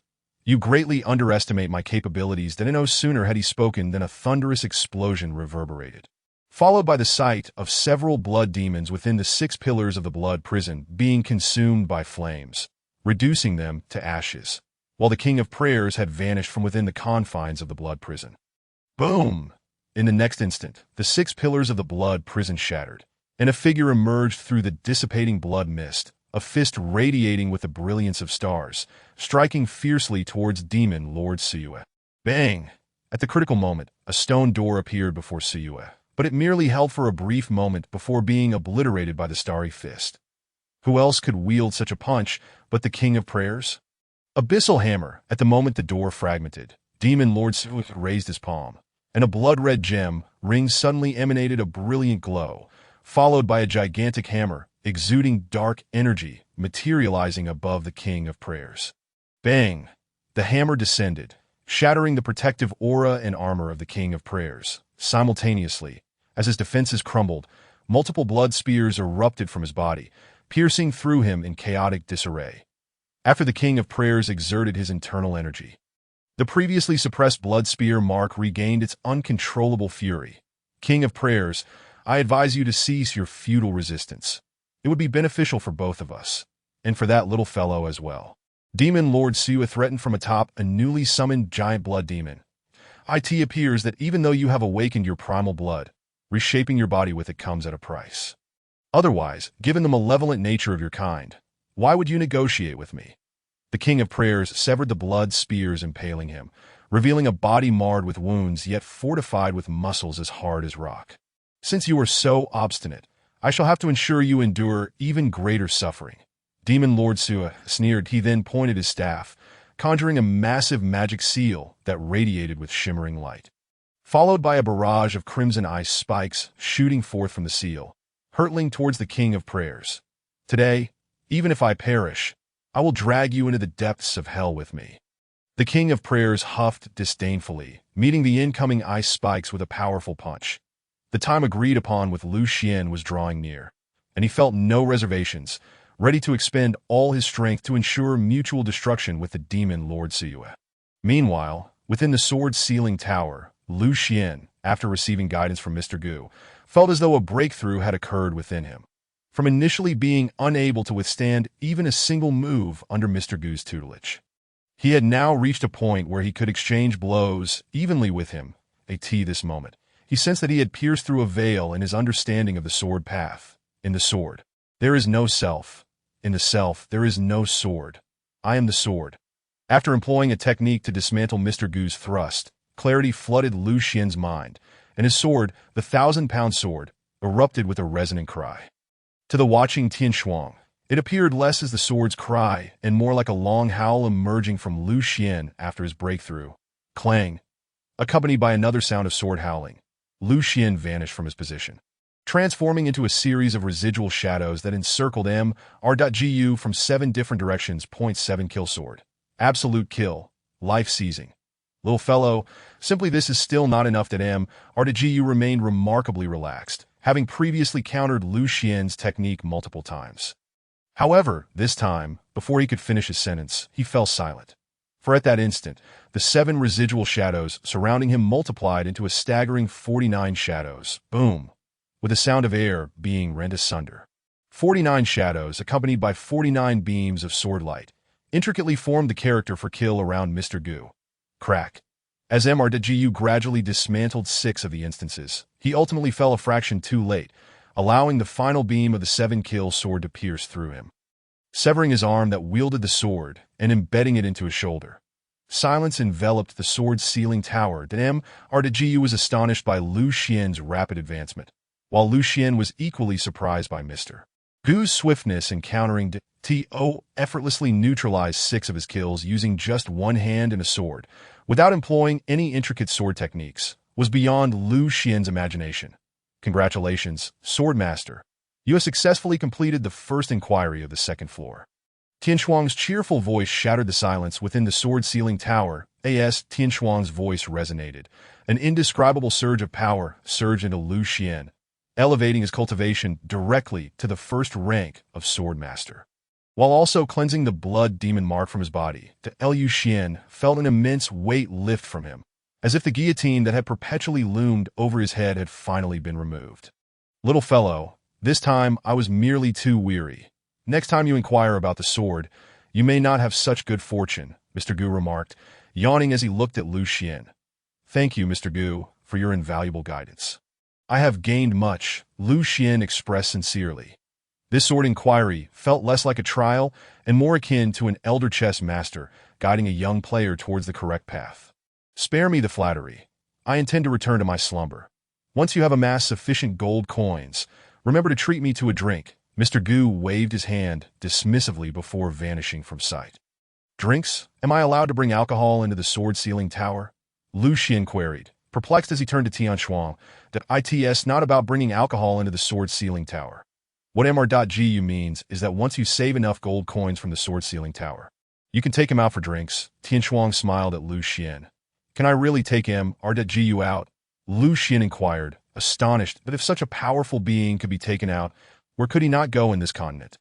Yes, but according to the rules of the Sword Ancestor, Swordmaster, you must pay a lump sum of 10,000 gold coins, and M.R.Gu can only utilize power above your current realm, Tian Shuang said with a grin. Lu Xian was momentarily speechless, and I'll need to consult you later about these matters and the rewards from the trials. For now, I urgently request that you exchange the item capable of sealing the blood spear mark for me, he said anxiously to Tian Shuang. All right, Tian Shuang replied, her expression serious as she nodded. With a wave of her hand, she retrieved a brocade box from the shelf that had just appeared in the sword-sealing tower and handed it to Lu Xian, saying, this box contains a ring embedded with a blazing sunstone, an ancient relic from 100,000 years ago, now extinct in the continent. While it holds no other special properties, it is perfectly suited to counter the primal blood of the demon race. Thank you, Tian Shuang. Please deduct it directly from my rewards that I will discuss other matters later, Lu Xian said as he accepted the brocade box. Upon opening his eyes, he found himself back in the cave. Within the Hall of the King of Prayers, Lu Xian was about to call out for the King of Prayers when he realized he was alone in the cave, devoid of anyone else. Could it be that the King of Prayers went out to confront that blood-robed demon cultivator? Lu Xian felt a sudden tightening in his chest upon discovering 2 storage rings and 2 jade slips left behind by Prince Qi on the ground. A warmth surged within him. The rumors from his previous life in the military proved accurate. Prince Qi was indeed a rare figure within the royal family, known for his loyalty and righteousness. Unlike other princely peers, that Lu Xian picked up the 2 storage rings alongside the jade slips, and couldn't he help but murmur to himself, Sister Tian Shuang, is it now possible for me to bring out the sword servants from the sword tower? As he pulled up the hood of his nightingale cloak, he inquired within his heart. According to Tian Shuang's previous assertion, Once Lu Xian ascended to the second floor, he could indeed release the sword servants he had subdued. "Which sword servant would you like to summon, my lord?" Tian Shuang asked. "The two assassins from the Xianin Hall," Lu Xian replied as he walked towards the cave entrance, based on the ancestral rules. Considering their current cultivation levels, the cost would be 30 gold coins for Yu Si and 70 gold coins for Yu Qi. Tian Shuang's voice resonated once more. "Is gold required as well?" Lu Xian stumbled slightly at her words. "Yes, it is the ancestral rule." Tian Shuang replied with an irrefutable tone. "Then let it be Lu Xian nodded, having never intended to use these sword servants against the blood-robed demon cultivator. He merely sought to attract the demon's attention. Outside the cave, within the bamboo grove, puff. After exerting himself fully with the demon's slaying fist yet again, Prince Qi could no longer suppress the force of the blood spear brand and felt dozens of blood spears erupting from his body. However, this time he did not fall due to the pain, standing tall and resolute, facing the demon Lord Siyue with a defiant attitude. Siyue, as a man, stepped forth from that gilded cage. He bellowed at the demon Lord Siyue, who was currently trapped within a pure golden bird cage. This golden cage was a sacred artifact of the Dongming Demon Kingdom, having withstood 2 full force strikes of the demon-slaying fist. Yet despite this, the cage had developed numerous cracks. Inside the cage, Siyue's robe had been shredded, his right shoulder and arm completely obliterated, leaving him to rely on his unaccustomed left hand to wield his staff. "You lunatic!" Siyue glared at Prince Qi with venomous resentment. Unable to fathom how someone could endure for so long under the Blood Spear brand, that it was known that the Blood Spear brand not only devoured the vitality of its host, but also consumed their soul and will. Even he had to concede that the spirit and resolve of Prince Qi were unparalleled. This man must die. Should he continue to grow stronger, he will undoubtedly pose a threat to our lord, the demon monarch. Siyue's heart suddenly raced with trepidation, and he resolved, despite his injuries, to slay Prince Qi here and now. Crack! With that thought, Siyue crushed a scarlet gem in his hand, raising the shards and proclaiming loudly, "O great demon lord from the frost prison, I am willing to offer 10 drops of my primordial demon blood as a sacrifice. Grant me the power to slay this man." 10 drops of primordial demon blood represented nearly all of his resources. Once sacrificed, his cultivation would stagnate for at least a decade. If not 2, yet Siyue could no longer afford to ponder such matters. Boom! The instant his words fell, an arm, enveloped in frost, materialized from the air before him and plunged into his chest. In an instant, frost-forged armor enveloped Siyue, and he also acquired a massive sword forged from the same icy substance. "Come forth, Prince Qi. Do you not wish to engage in a life-or-death duel with me?" Siyue stepped out from the gilded cage, his expression twisted with excitement, brandishing the frost sword menacingly at Prince Qi. With merely a gesture, the ground beneath him and the surrounding vegetation became encrusted with frost.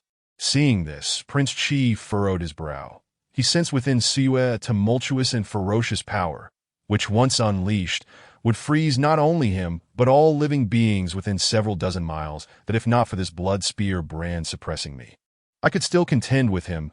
As it stands, my only option is to fight to the bitter end. With this thought, Prince Qi resolved without hesitation, shattering the blood spear brand with his qi, relinquishing the restraint on its power, and allowing his inner strength to surge throughout his body. Thus, when his inner strength was depleted, he would inevitably suffer the backlash of the blood spear brand's force. "I, Prince Qi, have never feared the likes of you, a mere demon," he roared, casting aside all concern for life or death. Boom! With a resounding sonic boom, Prince Qi's towering figure suddenly vanished, reappearing as a radiant fist resembling starlight. Hurtling towards the demon Lord Suveng, a tremendous sound reverberated through the bamboo grove. Although Prince Qi's fist struck Siyue squarely in the chest, the demon lord remained unfazed, standing there unscathed. It turned out that his icy armor had absorbed a significant portion of the impact from Prince Qi's blow.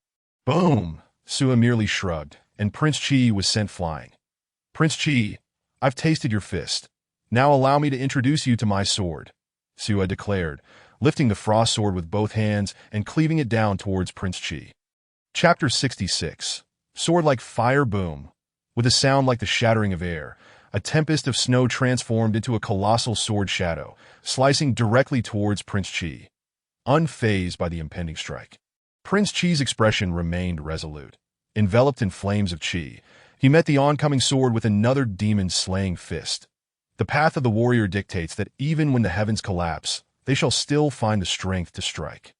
Bang! Another collision echoed. Prince Chi's demon-slaying fist shattered the icy sword shadow, but failed to stave off the overwhelming chill that engulfed him, freezing the entire bamboo grove, including himself. Crack! He exerted all his might to shatter the ice encasing his upper body.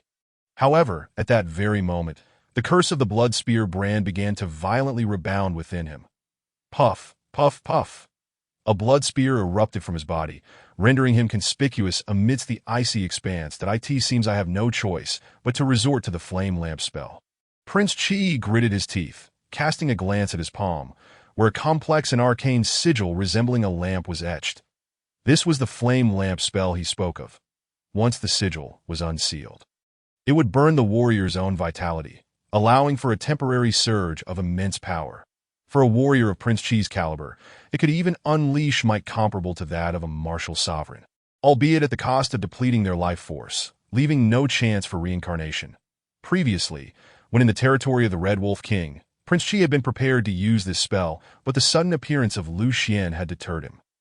Who among them would genuinely wish to resort to such measures unless utterly desperate? Moreover, Prince Chi harbored a deep-seated ambition to reclaim lost territories for the Great Way and expel the demon race. How utterly disheartening that he thought this. Prince Chi stealthily dragged his palm across the nearby ice crystal, allowing his blood to stain the sigil of the flame lamp spell crimson. Boom! Whoosh, whoosh, whoosh, just as Prince Chi prepared to activate the flame blood spell. An explosion erupted from behind the demon Lord Siyue, followed by a cacophony of piercing sounds as countless steel beads, imbued with combat chi, struck Siyue. The power of these combat chi steel beads was formidable, shattering the ice that encased Siyue and forcing him to wield his frost sword in defense. You, a mere assassin from the Shining Hall, dare to ambush this lord. Siyue bellowed in fury, swinging his sword at a cloaked figure behind him. There are actually assassins from the Shining Hall here? Prince Chi was equally taken aback, but before he could grasp the situation, a familiar voice rang in his ear. Prince Chi, it's me, don't look back. I've obtained the item. Raise your hand. Upon hearing this, Prince Chi's heart surged with excitement, and without hesitation, he lifted the hand he had just wounded. Then he saw a ring embedded with a yellow gem, flying from behind him, perfectly slipping onto his middle finger. This ring can actually suppress the blood spear brand. The moment the yellow gem ring encircled his finger, Prince Chi immediately felt the previously agitated force of the blood spear brand within him subside. Tranquil as a resting rabbit. With the power of the blood spear brand suppressed, Prince Chi's own strength surged like a tidal wave throughout his body, and his injuries began to mend at an astonishing pace. Once a warrior reaches the pinnacle of the martial sovereign realm, not only can their internal energy continuously regenerate from their dantian, but their flesh and bones also possess the ability to self-repair and even regenerate, making them exceedingly difficult to destroy. Thank you. The King of Prayer exerted great effort to suppress his tumultuous emotions. King of Prayer, I can still remain hidden for a while. I can assist you from the shadows, spoke Lu Xian, who was crouched behind him. Very well, I have a technique that requires a bit of time. First, I shall shatter his armor with my fist, and then you will help me delay for a few moments. Agreed. After exchanging a few more hushed words, the demon Lord Sui dragged a mutilated body back into the bamboo grove. The minions have been dealt with. Now it is your turn, King of Prayer. I shall ask you one last time.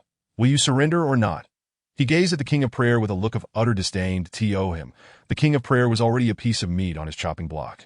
Subduing him was merely a matter of time. That I am quite literate, yet I confess I do not know how to write the word surrender.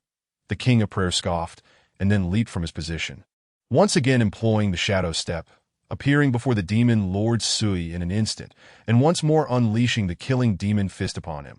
However, this time, the King of Prayer did not exert his full strength, but deliberately held back, allowing himself to appear as if still constrained by the blood spear's imprint. The demon Lord Sui, indeed, underestimated him. With a cold sneer, he did not raise his sword, but merely plunged the frost great sword into the ground before him, forming a massive frost shield. This was not due to overconfidence. Rather, the power he had obtained through sacrifice exacted a tremendous toll on him.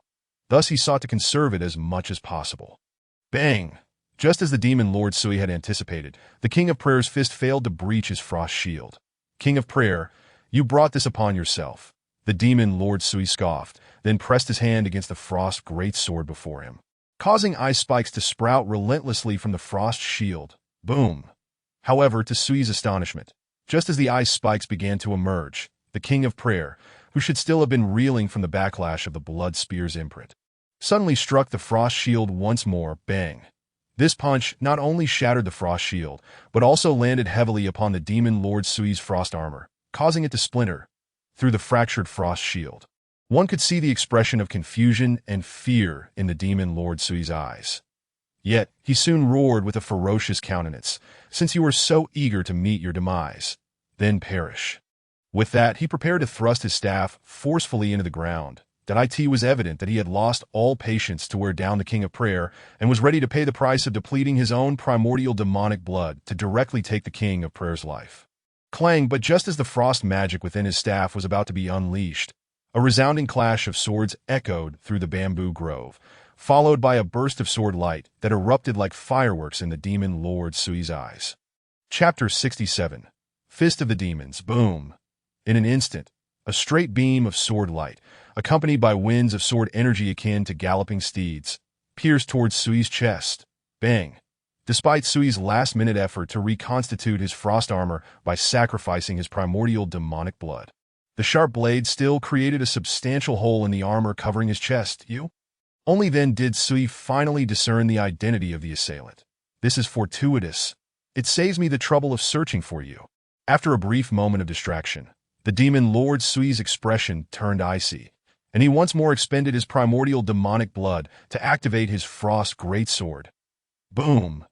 In an instant, a tempest of ice blades surged through the bamboo grove, centered around him. However, Lu Xian, who had already reached the demon Lord Sui's front, showed no sign of retreat. Instead, his sword momentum surged even further, completely disregarding the oncoming ice blades, as he continued to unleash the seven-kill sword, advancing boldly toward the demon Lord Sui. The seven-kill sword, absolute kill 2, pursuing the soul. In the moment the long sword cleaved through the ice blades before him, Lu Xian's figure suddenly split into 7 once more, each of the 7 figures aiming their sword tips at the damaged section of Sui's armor. Whoosh! With a sound that pierced the air, the 7 figures converged just within 3 feet of the demon lord, merging into a single, radiant beam of sword light that thrust toward the crack in Sui's armor. "You think such trivial tricks can breach my frost armor?" The demon lord scoffed, then swung his frost greatsword to meet Lu Xian's sword light. Though it was merely a simple slash, the sword light it generated coalesced into countless frostblade weapons, resembling a multitude of flying swords, all aimed at Lu Xian. Yet, to Sui's astonishment, the sword light before him seemed to bend, circumventing his frost greatsword and once more targeting his chest. Bang! With a tremendous impact, the sword light struck directly at the demon Lord Sui's chest. Despite wearing the armor bestowed by the demon god, he was still sent reeling several steps back by the force of the blow. The armor, which he had just restored with his primordial demonic blood, now bore a new hole, surrounded by a web of cracks. This incident thoroughly enraged the demon lord's a dignified demon lord of Dongming. He was actually forced to retreat by an anonymous individual whose cultivation merely reached the swordmaster level. This was an utter disgrace. "Give it to me!" Clang! Just as the demon Lord Sui prepared to fully channel his strength into the frost demon blade in his hand, he was interrupted by another flash of sword light appearing in his eyes. Bang! Similar to the previous strike, this sword light also seemed to bend, evading his frost greatsword and piercing into the same spot on his chest, enlarging the gaping hole and multiplying the cracks. What truly instilled fear in the demon Lord Sui was that the afterimages of Lu Xian within the bamboo grove had increased from the initial 7 to a staggering 49. These 49 phantoms wielded their swords, continuously dispersing and regrouping to strike, as if they would never cease, launching wave after wave of assaults against the demon Lord Sui. "You seek death." Ultimately, the demon Lord Sui, unwilling to suffer further damage to his armor, poured all of his primordial demonic blood into the frost demon blade in his hand. Boom! accompanied by a violent tremor and a thunderous roar. The once white frost demon blade and frost armor transformed into a blood-red hue, with the hole in the armor visibly mending at an astonishing rate. "Get away from me." The demon Lord Sui raised his frost demon blade and swept it horizontally toward Lu Xian, creating a wall of ice blades that simultaneously slashed toward him. Bang! The accumulated momentum of Lu Xian's 7-kill sword was obliterated by this single strike.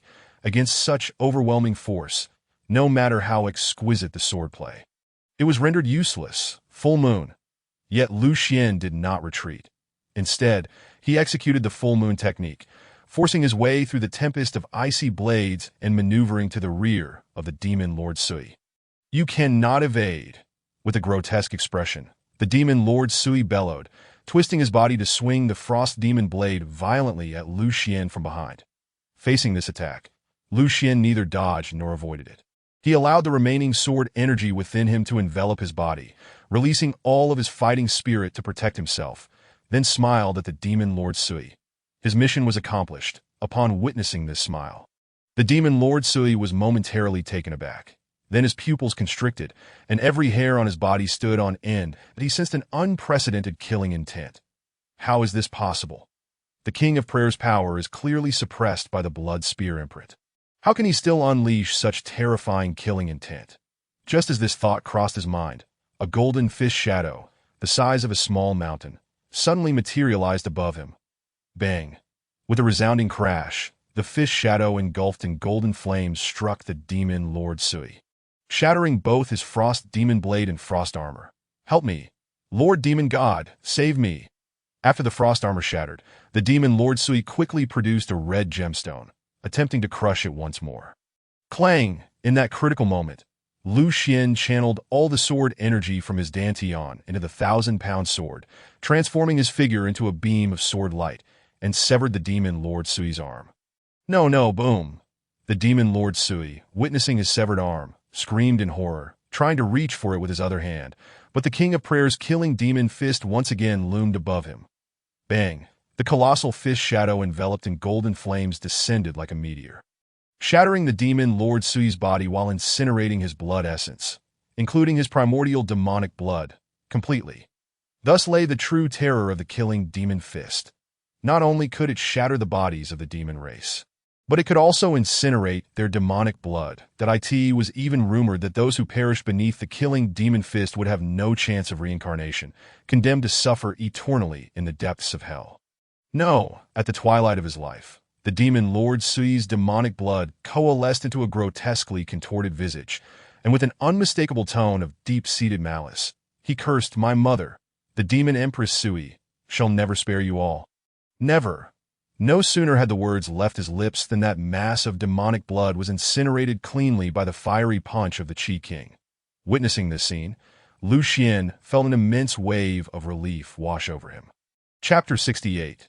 The fire bore the Qi King, appearing somewhat exhausted, leaned heavily on his knees, gasping for breath, and cast a look of admiration towards Lu Xian, saying, "Brother Lu Xian, what audacity you possess, and what exceptional swordsmanship." Leaning on his long sword, Lu Xian smiled in response. "Your punches are truly impressive, Qi King." The two then exchanged hearty laughter. Cough, cough, cough. Perhaps it was the laughter that aggravated his injuries, for suddenly the Qi King erupted into a fit of violent coughing. He ceased speaking, tossed a medicinal pill into his mouth, and began to meditate in a cross-legged position to recuperate. Although he had slain the demon lord with just 2 punches, the injuries he had forcibly suppressed now retaliated due to his exertion. Lu Xian, too, was not in a much better condition. Just as he was about to approach the Qi King, he inadvertently stirred his own wounds, which sent a jolt of excruciating pain through him. Wincing in discomfort, Lu Xian glanced down at his body, only to find several gaping wounds, deep enough to see bone, on his chest, abdomen, and even his arms, had it not been for the protection of the serpent's silver battle armor. He might have sustained lethal injuries, and oh wonder it is said that sword cultivators risk their lives in battle. I was so engrossed that I didn't even notice my own injuries. Thankfully, I had the foresight to request this serpent silver armor from Sister Tianshuang in advance. Lu Xian thought, filled with trepidation. Gazing at the horrifying wounds, beads of cold sweat broke out on Lu Xian's forehead.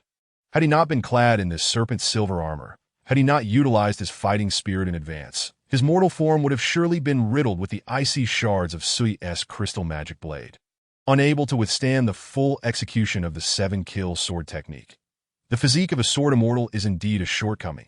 Once I have the opportunity, I must seek out a martial art for body refinement at the sword-preserving tower and acquire a set of armor with even greater defensive capabilities. He resolved inwardly that in addition to the injuries on his body, the sword energy, fighting spirit, and even the water energy within him had been completely depleted, that if one were to assess victory and defeat, he had undoubtedly suffered a total loss in this battle, that I must continue to enhance my strength. Reaching the Sword Master realm is merely a starting point. Only by breaking through to the Sword Sect realm can I claim to possess the foundation necessary to stand firm on this continent. He encouraged himself. Just as Lu Xian was about to consume a small healing elixir and settle down to recuperate, a storage ring suddenly dropped from the melting ice crystals, rolling gently to his feet. How can the demon clan use storage rings? Why would this demon lord Sui possess one? Lu Xian's heart raced with caution, and he refrained from picking up the ring. At that moment, an elderly and weakened voice unexpectedly resonated within his mind. Young man, pick up that storage ring. It concerns the lives and deaths of millions in the Great Way. Startled by the sudden communication, Lu Xian realized that such a mental transmission technique could typically only be performed by a master-level practitioner, requiring specialized secret methods. Lord Sword Master, there is a remnant soul within that ring, but it does not carry the aura of the demon clan. It is of the human race. Just as Lu Xian pondered whether to retrieve it, Tian Shuang's voice echoed in his mind. Can I pick it up? Lu Xian inquired of Tian Shuang, his curiosity piqued by the voice's content. Lord Sword Master, feel free to do so, even if that remnant soul harbors ulterior motives. I can easily subdue it, Tian Shuang replied confidently. It was evident that after Lu Xian ascended to the second floor, Tian Shuang's confidence had significantly increased. All right, Lu Xian mentally acquiesced, extending his hand to employ the dragon breath palm technique, drawing the ring into his palm. That accursed blood demon imprint has finally been sealed by my inner strength. At that moment, a hearty laugh resonated through the bamboo grove.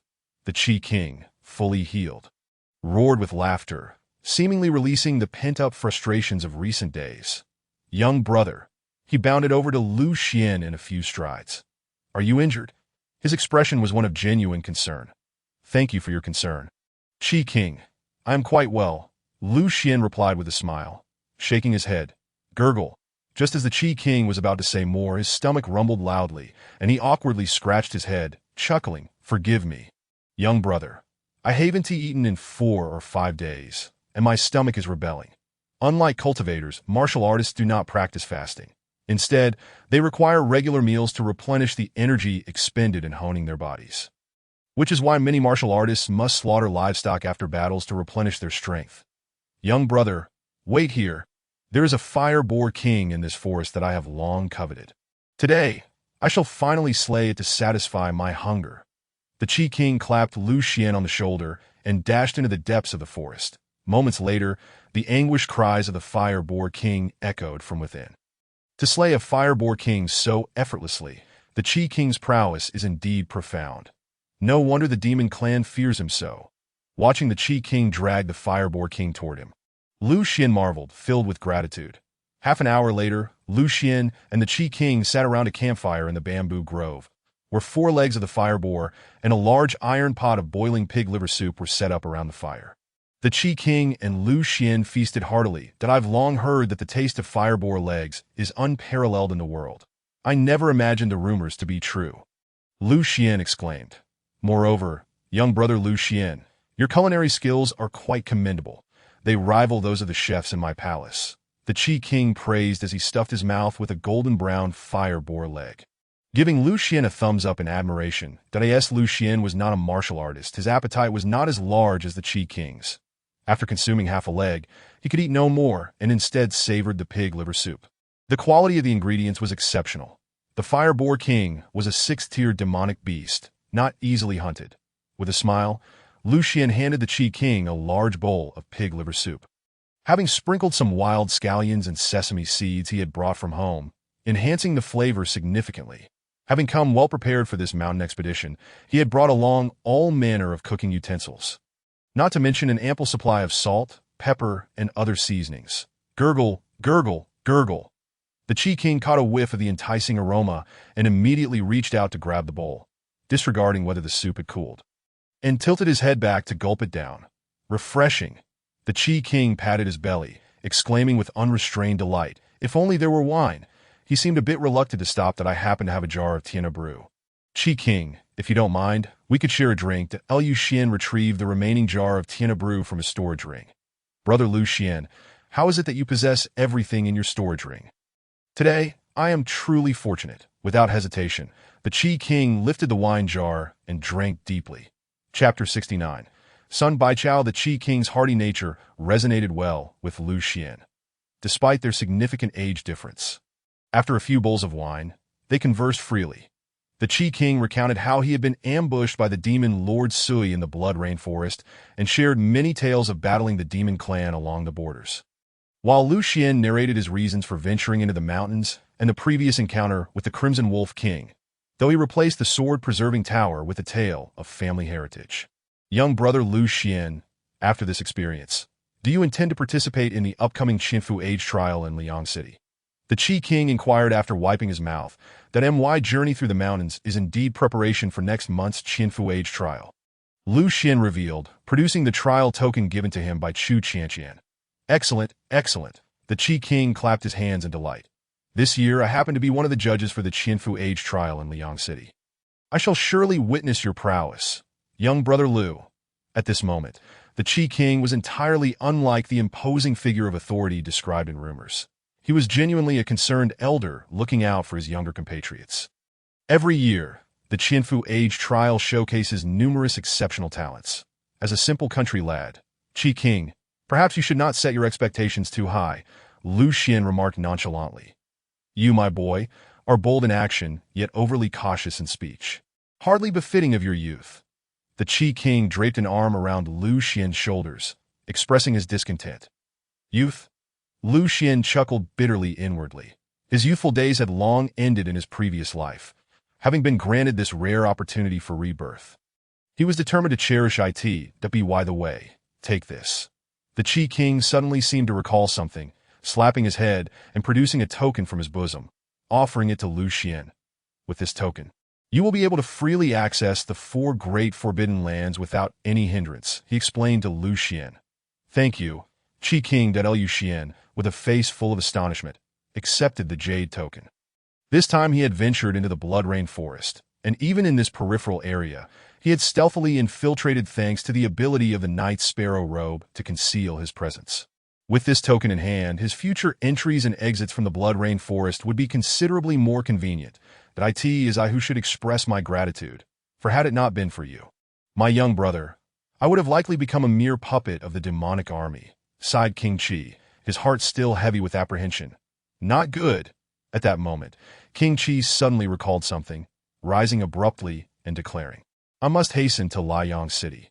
The demon clan may have remnants lurking within the city, and I cannot allow them to endanger my friend, the county governor of Liang City. But, Your Highness, you are still injured. Is it wise to go like this?" Liu Xian inquired with concern. "Fear not, my brother. Even if it were merely an ordinary blood demon, or even another demon lord, I would not be afraid," King Chi replied with a hearty laugh. Though he soon added with a hint of regret, "However, I may need to borrow your flame ring for a time," that he referred to the blazing ring that Liu Xian had lent him. "This ring was a gift I bestowed upon your highness. There is no question of returning it." Liu Xian shook his head. Upon hearing this, King Chi's face lit up with joy, given his status and power. Acquiring treasures was not a challenge. Yet, the flame ring was exceedingly rare, so much so that even within the royal treasury, there was none that could suppress the seal of a demon lord. "My young brother, your generosity is commendable, and I shall not be outdone. The martial arts jade slip and storage ring I left in the cave shall be considered my token of gratitude to you." "That was your killing demon fist," Liu Xian exclaimed, surprised. Just as he was about to decline, he saw King Chi already soaring away, leaving behind a distant call. "Liu Xian, my young brother, you must come to Liang City during the Qianfu annual examination. I shall bestow upon you another great opportunity. Watching King Qi depart, Lu Xian smiled and murmured, King Qi's character is indeed as rumored, fiery and clear-cut in his dealings. If you offer him a measure of rice, he returns you an acre of land. However, Lu Xian had no intention of utilizing King Qi's gifts for the time being. After all, he was of royal lineage and could afford to be magnanimous. But the royal family behind him might not be so forgiving. For instance, that killing demon fist was recorded in the royal genealogy for each generation of heirs. As an outsider, how could Lu Xian dare to learn it? This carefree approach to matters also aligned with the rumors he had heard, and he decided to return it to him after visiting Liang City, that he looked at the jade slip and storage ring in his hand and murmured.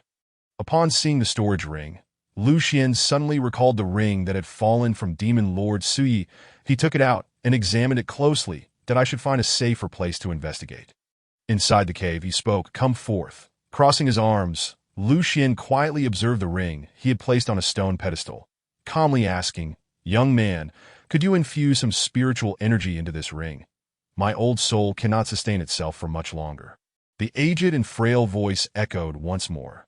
"Tian Shuang, he isn't lying, is he?" Lu Xian inquired within his heart that no, he is indeed very weak at present. "Swordmaster, you can inject some Gui water qi into the ring." Tian Shuang responded. With this assurance, Lu Xian felt relieved that in his previous life, having dealt with demons for many years, he was most wary of such sentient objects, as a moment's carelessness could lead to possession or curses. Consequently, Lu Xian grasped the ring in his hand and began to gather strands of Gui water qi in his palm, that is there truly such pure spiritual energy in this world. Upon sensing the power of the Gui water qi, the aged voice suddenly exclaimed, and Lu Xian then felt the qi he gathered being voraciously consumed by the ring. After devouring a substantial portion of the Gui water qi from Lu Xian's dantian, the once dull ring suddenly radiated with brilliant light, illuminating the previously dim cave. Soon after, the light gradually coalesced into an ancient figure standing before Lu Xian. "Thank you, young hero, for bestowing such pure spiritual energy. Otherwise, I would not have lasted much longer." The aged figure sincerely bowed to Lu Xian. "There is no need for such formality." Lu Xian waved his hand and asked directly, "Can you tell me your origins and what you meant by that statement concerning the lives of countless citizens of Dawei?" "Do not rush, young hero. Allow me to explain everything in detail." The ancient figure smiled at Lu Xian before pausing to gather his thoughts. "I am the former lord of Yaowang Valley, known as the Herbal Immortal." Sun Baisao, this revelation, Lu Xian couldn't help but be taken aback. Herbal Immortal Sun Baichao. He regarded the figure before him in astonishment. This name had often surfaced in various tales during his previous life. Much like the title of King Qi. "Were you not said to have perished 11 years ago?" Lu Xian asked, puzzled. According to his memories, the Herbal Immortal Sun Baichao had indeed met his end 11 years prior. And it was during a herb-gathering expedition that this event had caused a significant stir, leaving no room for error in his recollection, that I did not perish. Rather, I was betrayed by my disciple, Lu Anren, who conspired with the demon Lord Su Gu to imprison me. She sought to compel me to concoct the heavenly demon pill, and when I refused, she subjected me to daily torment. It was only 6 months ago that I found the opportunity to self-destruct my body, thus achieving liberation. However, before my demise, I sealed a fragment of my soul within this ring, hoping that future generations might discover it. First, to preserve the legacy of Yaowang Valley, and second, to reveal the demon schemes to the world. Sun Baichao spoke with a tone filled with melancholy. "Wait a moment." Lu Xian gestured for Sun Baichao to pause. The secrets encompassed within this narrative were far too numerous. He needed time to digest it all. "Are you implying that your disciple, the current head of Yaowang sect, Lu Anren, colluded with demon lord Su Gu to betray you, and that you left behind a fragment of your soul within this ring after your death, which ultimately found its way into my possession through the hands of demon lord Su Ji's son?" Lu Xian summarized Sun Baichao's intentions. "Precisely," Sun Baichao nodded. "The demon clan cannot utilize storage rings. Demon Lord Su Yi, in his desire to obtain the legacy of Yaowang Valley sealed within the ring, stole it from Su Gu, intending to find a human to unlock it and monopolize the teachings. Although he had someone open the ring, he discovered nothing because the true legacy lies within this fragment of my soul," he explained with a smile. Upon hearing this, Lu Xian began to comprehend the situation. Sun Laozu, what do you mean by exposing the demon schemes? He inquired, more interested in this than the legacy of Yaowang Valley. That my disciple Lu Anren has already defected to the demon clan. She is currently using my name to control Yaowang Valley. And during the impending war between Dawei and the demon clan, she will utilize pills to ensnare our military leaders. Sun Baichao revealed urgently that in addition, during my years of imprisonment, I inadvertently discovered that the county governor of Liang City, Su Songtao, has allied with the demon clan. Every year, he colludes with them to lure participants of the Qianfu annual examination into the manor, only to feed them to the demonic creatures within. When the war breaks out, these creatures will serve as insiders for the demons, thereby breaching Liang City. The demon clan has been planning this for years. Within 3 to 5 years, they will undoubtedly launch an attack on Dawei. By then, with their inside connections, Dawei will be in grave peril. As he concluded, Sun Baitsao's tone became exceedingly urgent. Hearing this, Lu Xian felt a tightness in his chest. He recalled that the disappearance of the head of Yaowang's sect, Sun Shang, would not be discovered until 2 or 3 decades later in his previous life. But the matter of Lu Anren defecting to the demon clan seemed to have remained undetected until his own death. As for the war between the Dongming Demon Kingdom and Dawei, it indeed occurred 3 years later, during which time Dawei experienced a series of incidents involving demons attacking civilians. As the vital gateway to the capital, Liang City faced an exceptionally powerful demon, which even martial experts struggled to combat, necessitating the deployment of numerous high-level practitioners to subdue the demon and protect the imperial city. Consequently, the eastern border forces were significantly weakened, and when the demon clan finally launched their attack, it was a catastrophic rout, nearly allowing the demons to reach the capital. That was precisely due to that battle that Dawei lost 1/3 of its territory, forcing the imperial capital to be relocated from Shangjing to the southern Luo River, from which it never fully recovered. Could it be that the demon causing chaos in Liang City was indeed the one raised by Su Songtao, as mentioned by Sun Baichao?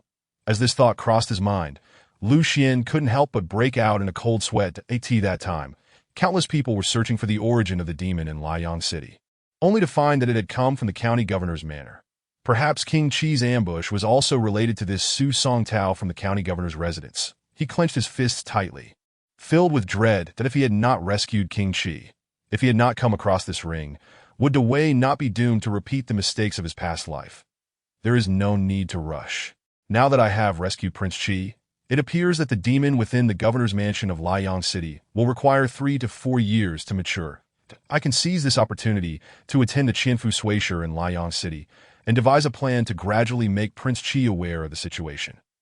Lu Xian murmured to himself, "Why did you not inform Prince Qi earlier? He is undoubtedly more suited to know about this matter than I am." Suddenly, Lu Xian realized a pressing issue and lifted his gaze towards the ethereal figure of Sun Baichao, asking, "Is it because he bears the blood demon seal of the demon lord?" Sun sighed and explained, "You may not fully understand. The blood spear seal of the demon lord not only conceals the powers of human cultivators, but also allows the marked individual to sense certain matters. Once I meet Prince Qi, the demon lord will inevitably detect my presence and alter prior arrangements." That Lu Xian was taken aback by this revelation. "Does that mean the demon lord is already aware of my existence?" He murmured, "Young hero, you are overthinking. With your current cultivation, the demon lord will not pay attention to you. Moreover, the blood spear seal does not monitor everything continuously. It only reacts when powerful beings of the martial sovereign realm or above are nearby. However, the demoness may indeed take an interest in you, considering you and Prince Qi jointly slayed Sui." Sun Baichao smiled at Lu Xian. "That is hardly a favorable situation." That Lu Xian forced a bitter smile. With his current cultivation, whether it was the attention of a demon sovereign or the demon lord, the distinction was negligible. "Young hero, though your spiritual power assists me, this remnant soul of mine cannot endure for long. Thus, before it dissipates, I wish to entrust you with a task," Sun Baichao earnestly requested. "Please speak, Elder Sunday. I will certainly assist you if it is within my capabilities." Lu Xian replied with a nod. "Good, good." Sun Baicao's demeanor relaxed immediately upon Lu Xian's affirmation. He gestured towards a ring on the stone table, saying, "After my soul dissipates, a stone box will appear within this storage ring. Inside, There will be a jade slip of transmission, a treasure map, and a jade cauldron. The jade slip was a gift from a dear friend of mine, containing a remarkable set of combat techniques. The treasure map was an unintentional acquisition of mine, said to lead to the dwelling of an ancient immortal. However, due to its location in the far-off Shishu Kingdom, separated by the eastern underworld, I have never had the opportunity to seek it. These two treasures are my reward to you, young hero. Please take them. As for the Jade Cauldron, known as the Medicine King's Cauldron, it is a relic of my Medicine King Valley's heritage, and only those who practice my Valley's Eternal Spring technique may retrieve it. My request of you, young hero, is to deliver this Jade Cauldron to my daughter, Sun Buyu, and inform her of my true cause of death. However, you must emphasize to her that unless she is certain of success, she must not seek vengeance on my behalf. Chapter 71. Flame Thunderfist. After listening to Elder Chu's request, Lu Xian remained silent for a long while before finally asking, Elder Chu, are you not afraid that I might keep these 3 items for myself? Chu Baichao chuckled softly and shook his head, saying, there is no question of keeping them for oneself. Whether you choose to help or not, it is entirely up to you, young hero. After all, had I not encountered you, I would have had no one to share this with. The elder's words were filled with a sense of desolation. Hearing this, Lu Xian felt a pang of melancholy as the circumstances of his previous life mirrored Elder Chu's sentiments. Until the very end, the disappearance of the medicine immortal Chu Baichao remained a mystery, and shortly thereafter his daughter Chu Yining also met with an untimely fate, likely at the hands of Lu Anren. Elder Chu, I will graciously accept these 2 items that Lu Xian donned the storage ring and solemnly continued. As for whether I can meet your daughter and hand her the Jade Cauldron, I can only promise to do my best. After all, the unpredictability of fate may lead to my own demise at the hands of the demon clan. Upon hearing this, Chu Baicao's eyes brightened, and he deeply bowed to Lu Xian, saying, thank you, young hero. Almost simultaneously, Chu Baicao's remnant soul transformed into a myriad of shimmering lights, dissipating within the cave. The once bright cave was suddenly shrouded in darkness. The esteemed medicine immortal had passed away without clarity. A stark reminder of life's unpredictability that Lu Xian let out a deep sigh, filled with reflection. Driven by curiosity, he retrieved the 3 items from the ring, just as the medicine immortal had described: the jade slip of transmission, the animal skin map, and the heritage jade cauldron. The jade cauldron was much smaller than Lu Xian had envisioned, barely fitting in his palm. Evidently sealed by some power, it was no wonder Chu Baichao was untroubled by the prospect of theft. As for the treasure map, Lu Xian merely glanced at it before returning it. The Shishu Kingdom was separated from Dawei by the eastern underworld and a mountain rumored to house 100,000 ferocious beasts. Unless he broke through to the martial sovereign realm, it would be impossible to traverse.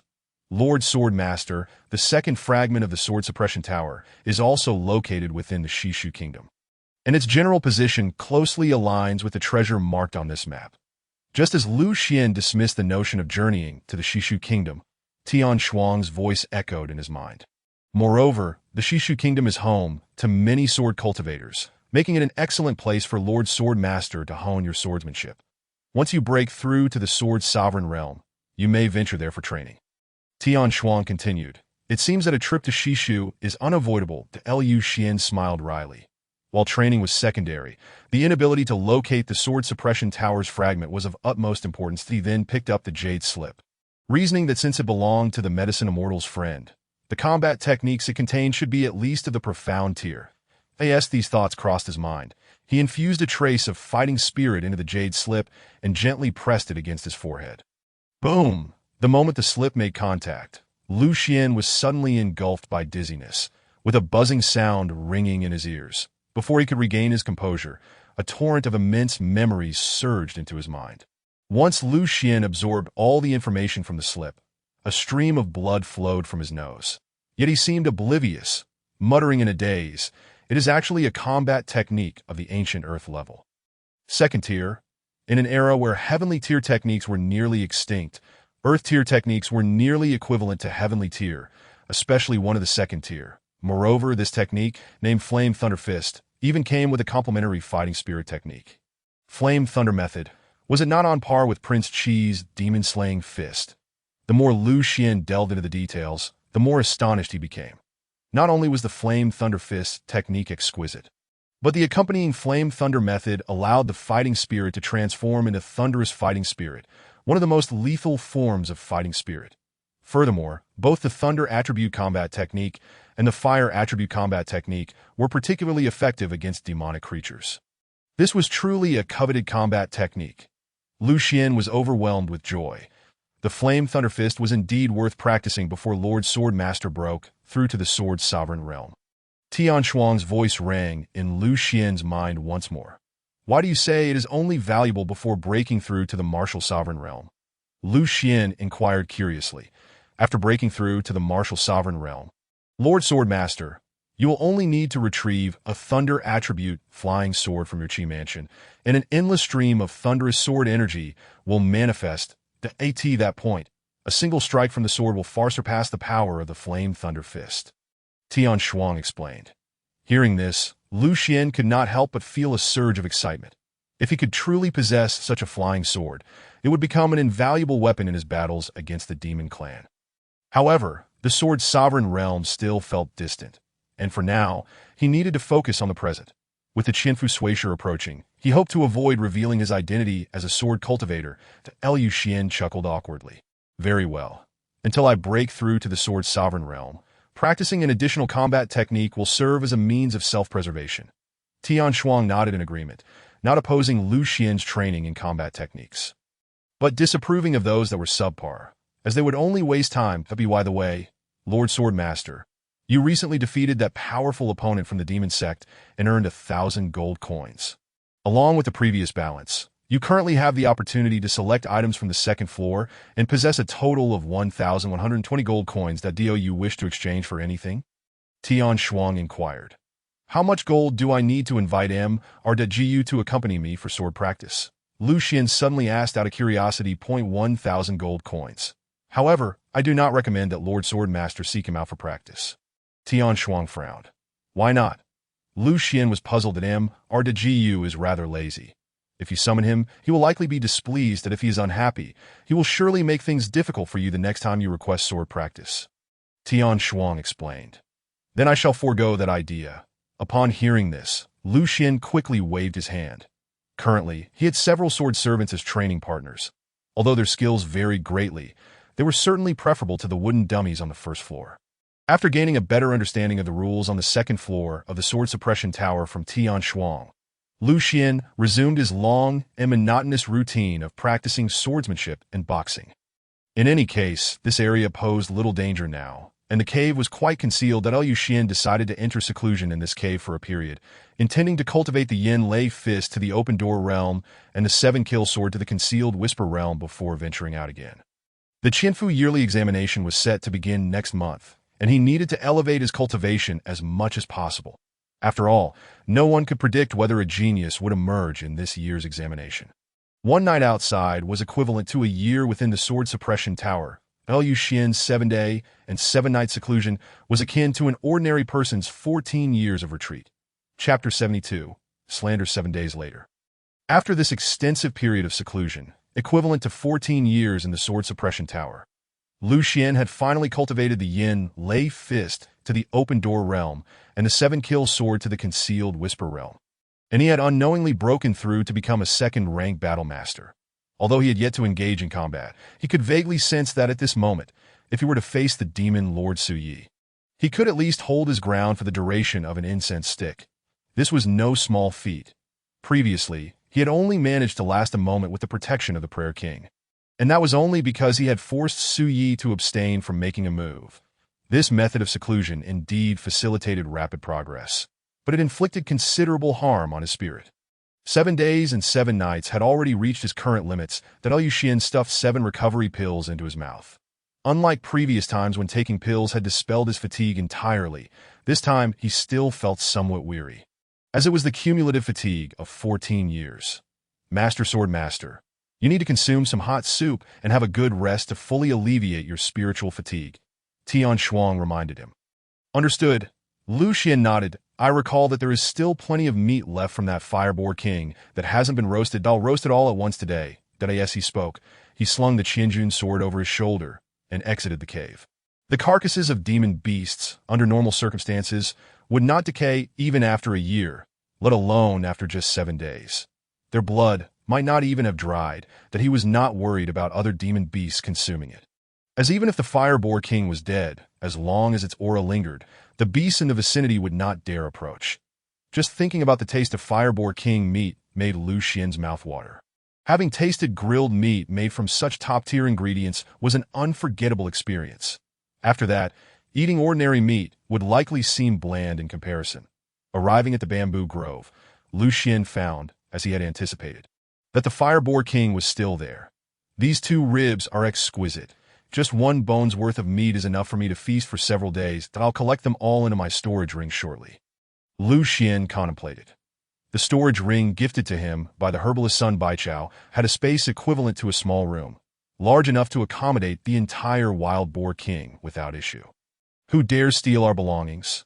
Just as Lu Xian was about to skin and butcher the beast, a furious shout suddenly rang out from behind him, followed by the sound of an arrow slicing through the air. Bang! Instinctively, Lu Xian turned and struck out with his palm, his dense battle energy transforming into a palm shadow several feet high, which shattered the arrow aimed at his back. It was only then that Lu Xian got a clear look at the assailant. The individual was a boy of around 15 or 16, clad in exquisite leather armor, wielding a sturdy bow and a long knife at his waist. His appearance was ordinary, but there was a trace of arrogance in his demeanor, with eyes filled with anger and contempt as they met Lu Xian's gaze. This Fire Boar King was hunted by one of my seniors 7 days ago. How can it belong to you? Lu Xian sheathed his hunting knife and met the boy's gaze without condescension or submission.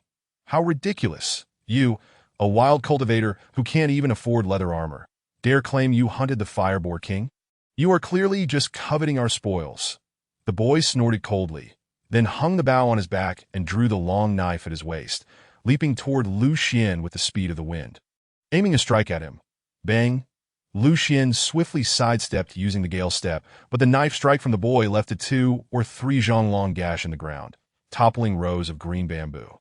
From this single strike, Lu Xian could ascertain that the boy possessed at least first-rank battlemaster strength, and the knife he wielded was made of blue-gold copper, radiating a chilling gleam while exuding a faint silvery glow, indicating it was at least a mystic-grade battle weapon. Battle weapons differ from mystic weapons. Battle weapons are predominantly forged from bronze, amplifying the power of battle energy, while mystic weapons, used by cultivators and warriors, are primarily made from iron, enhancing internal and spiritual force. Thus, from these 2 observations, Lu Xian could surmise that the boy hailed from a powerful family or sect that I'll see how you evade. At this moment, the boy knocked an arrow and unleashed a flurry of 6 arrows, each imbued with vigorous battle energy and seemingly curving in flight, encircling Lu Xian from various angles. Such astonishing archery was indicative of a higher-level battle technique. Lu Xian was slightly surprised but remained composed. He raised a palm, and robust golden battle energy immediately coalesced into a protective palm shadow around him. Bang, bang, bang. No matter how impressive the boy's swordsmanship was, he ultimately failed to break through Lu Xian's red cloud palm's battle energy shield. All the arrows shattered, their energy dissipating. Setting aside his identity as a swordsman, Lu Xian's battle energy cultivation had already reached the 2nd-rank battlemaster stage. And with the Gui water energy in his dantian continuously replenishing his battle energy, even employing the red cloud palm, a 9th-tier battle technique, he could unleash power beyond that of an ordinary 2nd-rank battlemaster. Moreover, during these 14 years in the Sword Suppression Tower, his proficiency with the Red Cloud Palm had also improved, transcending the ordinary open door realm. Thus, his current strength was more than sufficient to contend with a first-rank battlemaster youth. Break for me. Seeing his prized battle energy arrows fail to harm Lu Xian, the boy became enraged and summoned all his battle energy into his treasured knife. His body and the long knife melded into one, transforming into a knife-shaped whirlwind that surged toward Lu Xian. That a first-rank battlemaster could wield such might. This must be a 5th or perhaps even 4th-tier battle technique, Lu Xian thought. Somewhat astonished that in Tiana City, such techniques would be regarded as family heirlooms. Though surprised, Lu Xian remained unperturbed after witnessing the battle between the Prayer King and the Demon Lord Su Wai as the boy's knife approached. His heart remained as calm as a placid lake, Devoid of even the slightest ripple, demerged, Lu Xian's expression remained tranquil as he gazed at the oncoming blade, uttering a single word before naturally bringing his palms together. Boom! In the instant his palms met, two enormous golden battle energy palm shadows, towering over Zhang in height, emerged as if they were real hands, crushing the boy along with his long knife in between, obliterating the whirlwind of battle energy surrounding him. Although this was also the Red Cloud Palm, it was not the original technique, but rather an improved version that Lu Xian had developed during sparring with several sword servants in the Sword Suppression Tower. Chapter 73. Did you kill? The original 9th-tier Red Cloud Palm only had simple offensive and defensive maneuvers, making it challenging for practitioners to manipulate the battle energy palm shadows freely. They could only alter the size and quantity of the palm shadows based on the strength of their battle energy. However, through his modifications, Lu Xian could not yet achieve the fluidity of movement akin to a real hand, but actions such as clapping, fanning, lifting, and supporting had become relatively effortless. Thus, he felt that his current Red Cloud Palm could no longer be classified as merely Open Door Realm, but should be considered Concealed Whisper Realm. Pooh! The boy spat out blood, a look of agony etched on his face. Nevertheless, even in his pain, he did not show a hint of retreat, still glaring at Lu Xian with fury. Did I guess it merely that your battle energy is a bit more robust? The youth suddenly let out a cold laugh, and while enveloping himself in battle energy, he yanked a string of green stone bracelets from his wrist. Boom! The moment the bracelet snapped, a surge of dense battle energy erupted like golden threads, shattering Lu Xian's palm shadow. Following this eruption of formidable battle energy, the green beads suddenly transformed into a storm of battle energy arrows, raining down upon Lu Xian with a deafening whoosh. Such is the privilege of the affluent. Not only do they cultivate high-tier battle techniques, but they also possess high-tier battle energy talismans for protection, unlike us humble folk who only have our bare hands. Watching the barrage of battle energy arrows soaring toward him, Lu Xian couldn't help but express a hint of sarcasm as he gathered his immense battle energy, preparing to counter the oncoming storm. Clearly, the broken bracelet was a battle energy talisman in the form of a bracelet. Unlike the magical artifacts and talismans of cultivators, battle energy talismans were mostly single-use, merely serving as containers for stored power. The potency of its power is contingent upon the quality of the vessel and the strength of the individual infusing it with fighting spirit. Take, for instance, the fighting spirit talisman before us. Its might is at least commensurate with the full-force strike of a third-tier fighter, suggesting that its creator possesses at least the proficiency of a dozong level. This implies that the young man's family or sect boasts at least one formidable dozong expert. Boom! At the moment Lu Xian's palm struck, a towering shadow of a fighting spirit hand, over 4 feet high, cascaded out and rose from before his palm, ultimately colliding with the torrential rain of fire. Bang! The clash resulted in the simultaneous vanishing of both the fighting spirit hand shadow and the fiery arrows. How is this possible? That is a 6th-grade fighting spirit talisman. The young man gazed at the falling fragments of gemstones in disbelief. No matter how powerful a fighting spirit talisman is, if the user lacks adaptability and timing, what difference is there from a mere child's firecracker? As Lu Xian articulated this, he executed a swift movement, suddenly vanishing from his original position and reappearing above the young man's head. You wish to kill me. I cannot allow you to remain. That he huffed coldly, then delivered a palm strike down upon the young man's head. The colossal shadow of his golden fighting spirit hand descended like a mountain upon the youth. Clang! Just as Lu Xian's hand shadow was about to land, several crisscrossing shadows of fighting spirit blades howled in, shredding Lu Xian's palm shadow to pieces. Boom! Following that, a blade shadow over 10 feet long emerged from the bamboo grove ahead, slicing towards Lu Xian, a peak do master. Lu Xian furrowed his brow slightly, then executed his swift movement, retreating while leaving only an afterimage in his wake. Bang! The domineering fighting spirit blade shadow landed where he had stood, carving a deep gash in the earth and obliterating all bamboo within a 10-foot radius. Then, Lu Xian observed a slender, beautiful woman gracefully descend before the young man, wielding a long knife. Despite her delicate appearance, her gaze and demeanor radiated an overwhelming aura of lethal intent. Sister Huayu, upon seeing the woman, the young man first expressed joy, then turned to Lu Xian with a face full of anger, pointing at him and declaring, Sister Huayu, help me kill him. The previously subdued arrogance and dominance that had stemmed from fear resurfaced in the young man. The woman did not glance at Lu Xian, but instead reached out to caress the young man's face, then gazed tenderly at the shallow wounds inflicted by the fighting spirit, asking, "Does it hurt?" "Sister, it doesn't hurt." The young man impatiently pushed away her hand and glared at Lu Xian, gritting his teeth, saying, "Hurry up and help me kill him." The woman, upon hearing this, finally turned her gaze to Lu Xian. "Young man, you are indeed ruthless. Had I arrived a moment later, I fear I would not have seen my brother again." She regarded Lu Xian with a cold stare, "And no matter how ruthless, he cannot compare to your brother, who first accused me of stealing your possessions without hearing my explanation, shooting arrows at my vital points and striking at my life. Now that he cannot match me, he resorts to slandering me for being vicious." Lu Xian crossed his arms, maintaining an expression of calm indifference as he looked at the woman. Upon hearing this, the woman turned to glance at the young man beside her. "So what if it is so? That Fire Pig King was slain by me. On what grounds do you claim it?" The young man displayed no hint of remorse or guilt, his expression remaining haughty. "You killed it." Lu Xian chuckled, then turned to the woman, saying, "My dear lady, if you intend to seize it by force, you may do so now. However, if you are willing to engage in reason, I happen to have some leisure today and can discuss matters with you." He was not one to resort to violence at the slightest provocation. Otherwise, he would have used his sword against the young man earlier instead of his palm. It seemed unreasonable to engage in a fierce conflict over the carcass of a Fire Pig King. He felt it would be unworthy, and should he recount this matter to Qi Wang, he might become the subject of ridicule, though we are not unreasonable people. "If you can prove that the Fire Pig King is your quarry, we shall not pursue further," the woman stated coldly. Upon hearing this, Lu Xian turned his gaze to the young man.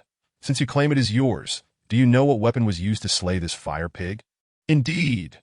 Under Lu Xian's questioning, the young man momentarily faltered. Then his gaze fell upon the neck of the Fire Pig King, and his eyes brightened as he declared, "Naturally, it was slain by my knife." "Look, there are wounds on its neck." Lu Xian snickered at this. "Are you certain?" he inquired. "That I am absolutely certain," the young man asserted with overwhelming confidence. Without further ado, Lu Xian leaped to the abdomen of the Fire Pig King and flipped it over. Chapter 74. The Rise of Killing Intent. Then, the siblings beheld that on the other half of the Fire Pig King's body lay a series of fist marks bearing signs of scorching. "It was my esteemed predecessor who pounded it to death with his fist," that Lu Xian said, quietly observing the pair. "Both of you are skilled in blade and arrow techniques. You likely lack the ability to inflict such wounds upon the fire pig's tough flesh. Wouldn't you?" he added. "Even if I did not slay it, you cannot prove that it was you who did. At best, you merely discovered it before me." The young man continued to argue obstinately. Aliang. At this moment, the woman halted her somewhat agitated brother and then bowed respectfully to Lu Xian, saying, "This matter lies with my foolish brother. As his elder sister, I apologize to you." Young Man. Lu Xian was somewhat surprised by the sister's willingness to apologize. He had not wished to entangle himself further with the siblings and had intended to take the 2 pieces of pork ribs and depart. No need. I cannot accept such a gesture. As long as you two do not disturb my cooking, I shall be satisfied. Lu Xian waved his hand, that he still planned to remain in the Blood Rain Forest for a few more days. Should he continue to engage with these siblings, his training plans would be thwarted. Hearing the young man's accent, "You hail from Tiana County?" the woman did not leave. Instead, she took a few steps closer. Her curiosity evident. No comment that Lu Xian would not divulge his identity to a stranger.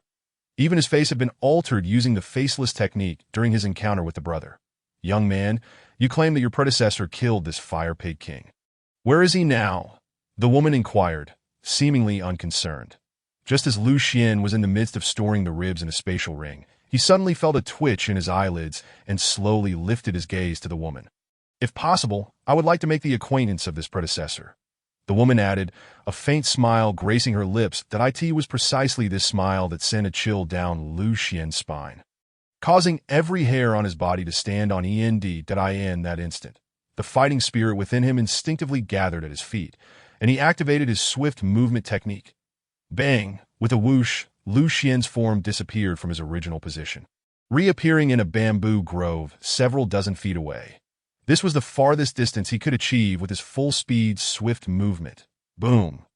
Just as Lu Xian evaded, sharp ice spikes erupted from where he once stood, and the body of the Fire Pig King was pierced into a sieve by these ice spikes. Clang! Just as Lu Xian regained his footing and attempted to comprehend the source of the woman's sudden murderous intent, a formidable shadow of a fighting spirit blade was already cleaving towards him. Boom! Lu Xian once more executed his swift movement, dodging that terrifying blade shadow while simultaneously launching a palm strike toward the woman. The shadow of the red cloud palm shattered countless bamboo stalks as it surged toward her. Bang! To Lu Xian's astonishment, the woman did not evade. She withstood his palm strike head-on, and he immediately felt a sharp sensation at his back. Whoosh! Without a moment's hesitation, Lu Xian leaped from his position. Just as he did, he caught a glimpse out of the corner of his eye. Ice spikes were emerging from the bamboo around where he had stood. Is this an ice element ground-level fighting technique? Lu Xian's heart raced. Swish! Just as his feet touched the ground, a sound of slicing air erupted in his ears, and by the time he realized it, it was already too late. A dart, enveloped in a metallic sheen of fighting spirit, shot forth from the woman's hand like lightning, aimed directly at his chest. Boom! Lu Xian ultimately managed to react. He pressed his palms together, unleashing layers of fighting spirit palm prints that radiated from within him. Bang! The golden dart pierced through layer after layer of palm shadows, but was ultimately halted, although the red cloud palm's defensive capability was weak. Lu Xian's abundant fighting spirit allowed him to condense not merely 5 or 6 layers like others, but he produced 16 layers at the outset. However, before Lu Xiansong could catch his breath, a chain of condensed fighting spirit suddenly emerged from the tail of the golden dart, binding Lu Xian from head to toe, along with his entire fighting spirit. Lu Xian felt as though his fighting spirit had turned to stone after being ensnared by that chain. No matter how he urged it, he found it utterly impossible to mobilize. Was this truly a treasure capable of sealing fighting spirit? In his heart, Lu Xian could not help but reassess the pair of siblings before him. In his recollection, only prestigious families and top sects could wield such high-level fighting devices. You are quite clever, quick to react, and your fighting spirit is far more profound than that of an ordinary cultivator. Yet ultimately, you hail from a small place. Lacking even a decent fighting device, the woman coldly approached Lu Xian. Could you explain the reason behind your sudden intent to kill me? Lu Xian quietly regarded the woman before him. You do not seem like the type who revels in slaughter. He added that as the heir to the Duga family in Liang City, my brother cannot bear any blemish, including lies. Thus, if I eliminate you, the clansmen participating in this mountain trial will remain oblivious to the fact that my brother has lied. The woman spoke with an icy tone, her demeanor suggesting that this was a matter of course. Duga family? No wonder you can produce such a plethora of advanced fighting techniques and devices.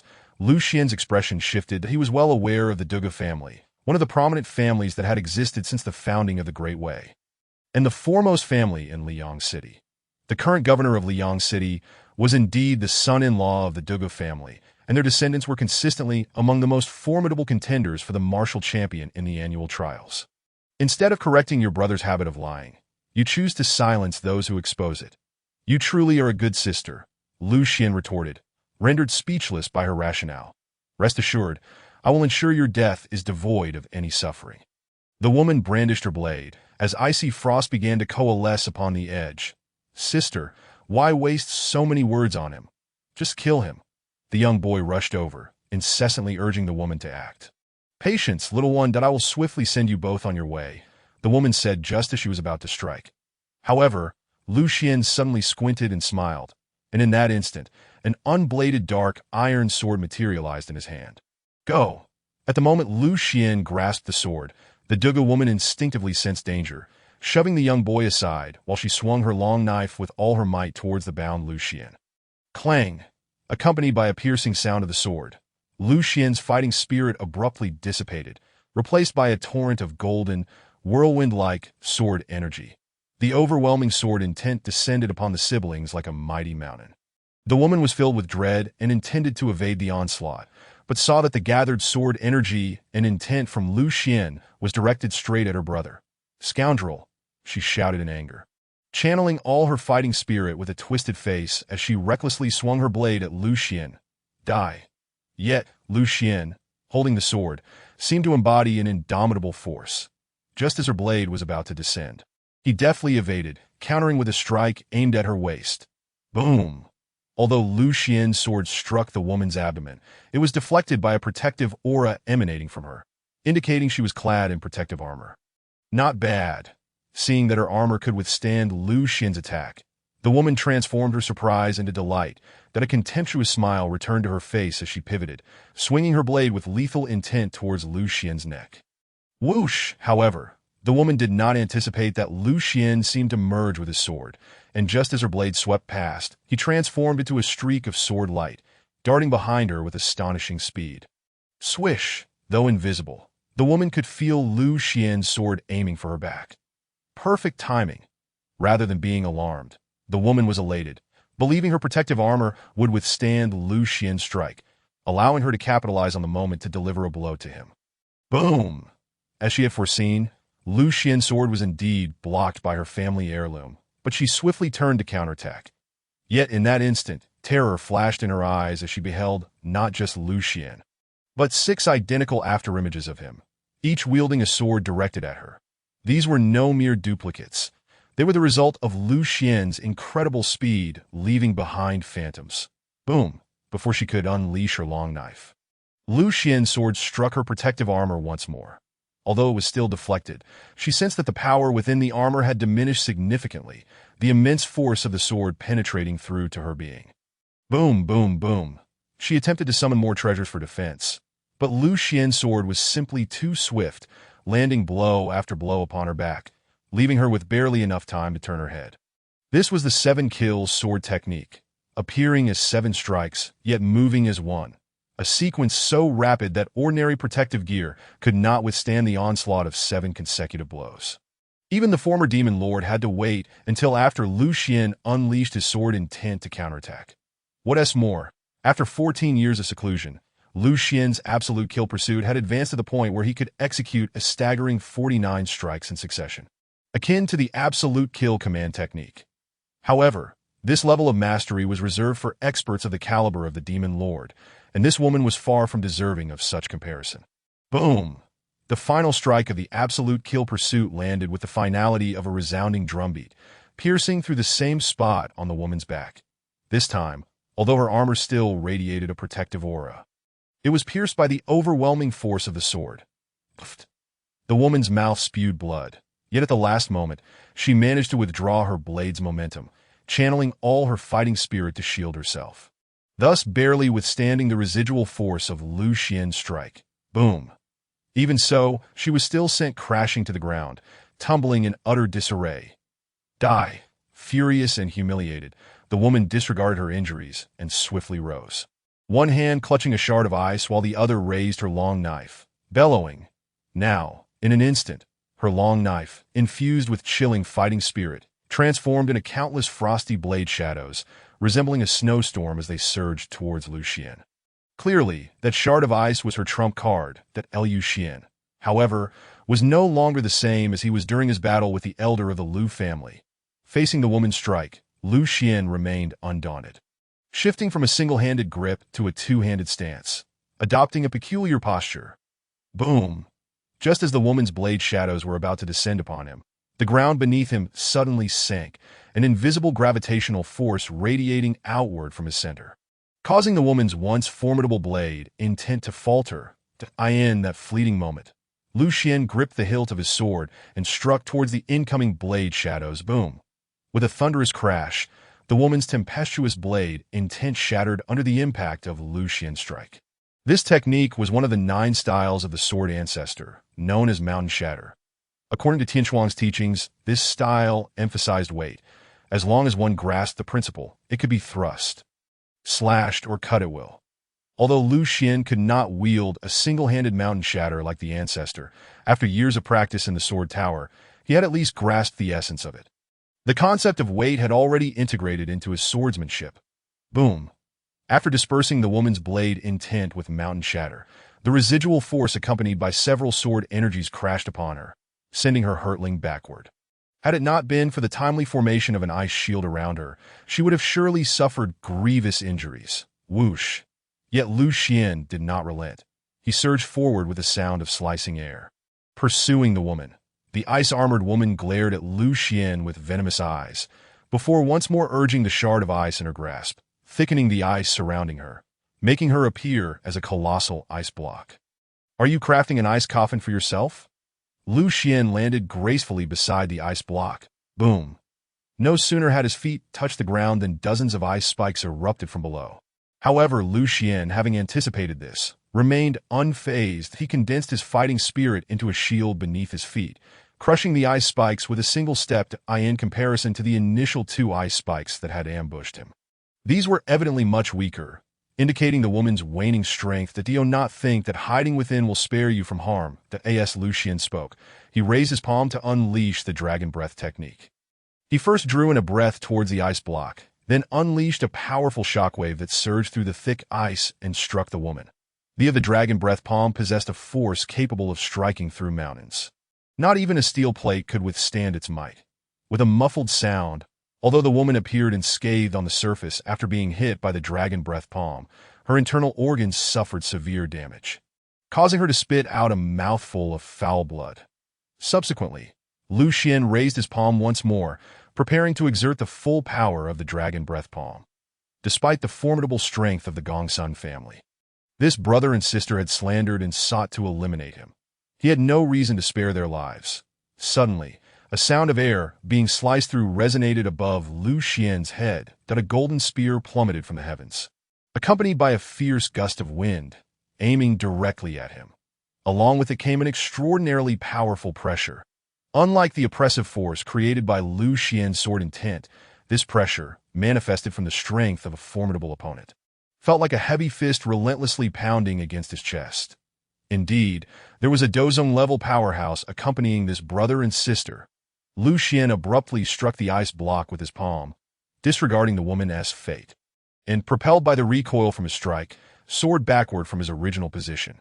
Though the aura he sensed was not nearly as terrifying as that of the Qi King or the demon Lord Su Yi. Facing a Dozong-level expert was still quite daunting for Lu Xian at this moment. As he took flight, the golden spear descended upon him. With a thunderous crash, the area where Lu Xian had stood was transformed into a deep pit by the spear. Entwined in battle energy. Who dares to harm a descendant of the Duga family? A thunderous voice echoed from the sky, resonating like rolling thunder. The novel can be downloaded through the open source, free Xingxin downloader developed by Xingyu. If you obtain the novel file through a proxy download and the merchant did not provide the software source code or open source address, please request a refund immediately and report the merchant. Author's email, xingyvoutlook.com. Author's QQ, 201-759-3710. Official QQ group, 149050832. Official TG group, https t.me/fqtool chapter 76. Do Huiyun, as Lu Xian fled desperately. He caught a glimpse over his shoulder and saw a burly figure with disheveled crimson hair and a bushy beard descending from the sky into the forest. Duga Huiyun, it's actually this old man. Lu Xian had some recollection of this clan elder. During the Great War against the Demon Clan, this Huiyun Dozong had brought a contingent of Duga disciples to assist. However, their so-called assistance was merely an opportunity for the clan's disciples to gain military merit while honing their skills on the battlefield, avoiding the life-and-death struggles of true combat. Thus, Lu Xian held a very poor impression of this Huiyun Dozong. What a twist of fate. In a previous life, he had caused considerable harm to my subordinates, and now in this life, his clan has slandered and hunted me down. Very well, I shall entertain myself with you in this blood-drenched forest. Lu Xian cast a cold glance at Elder Huiyun, then infused his knight's sparrow robe with the qi of water, fully activating the Gale Step, allowing him to vanish into the depths of the mountains. When dealing with such a Dozong-level expert, especially in a situation where he was outnumbered, Lu Xian naturally could not afford to confront him head-on.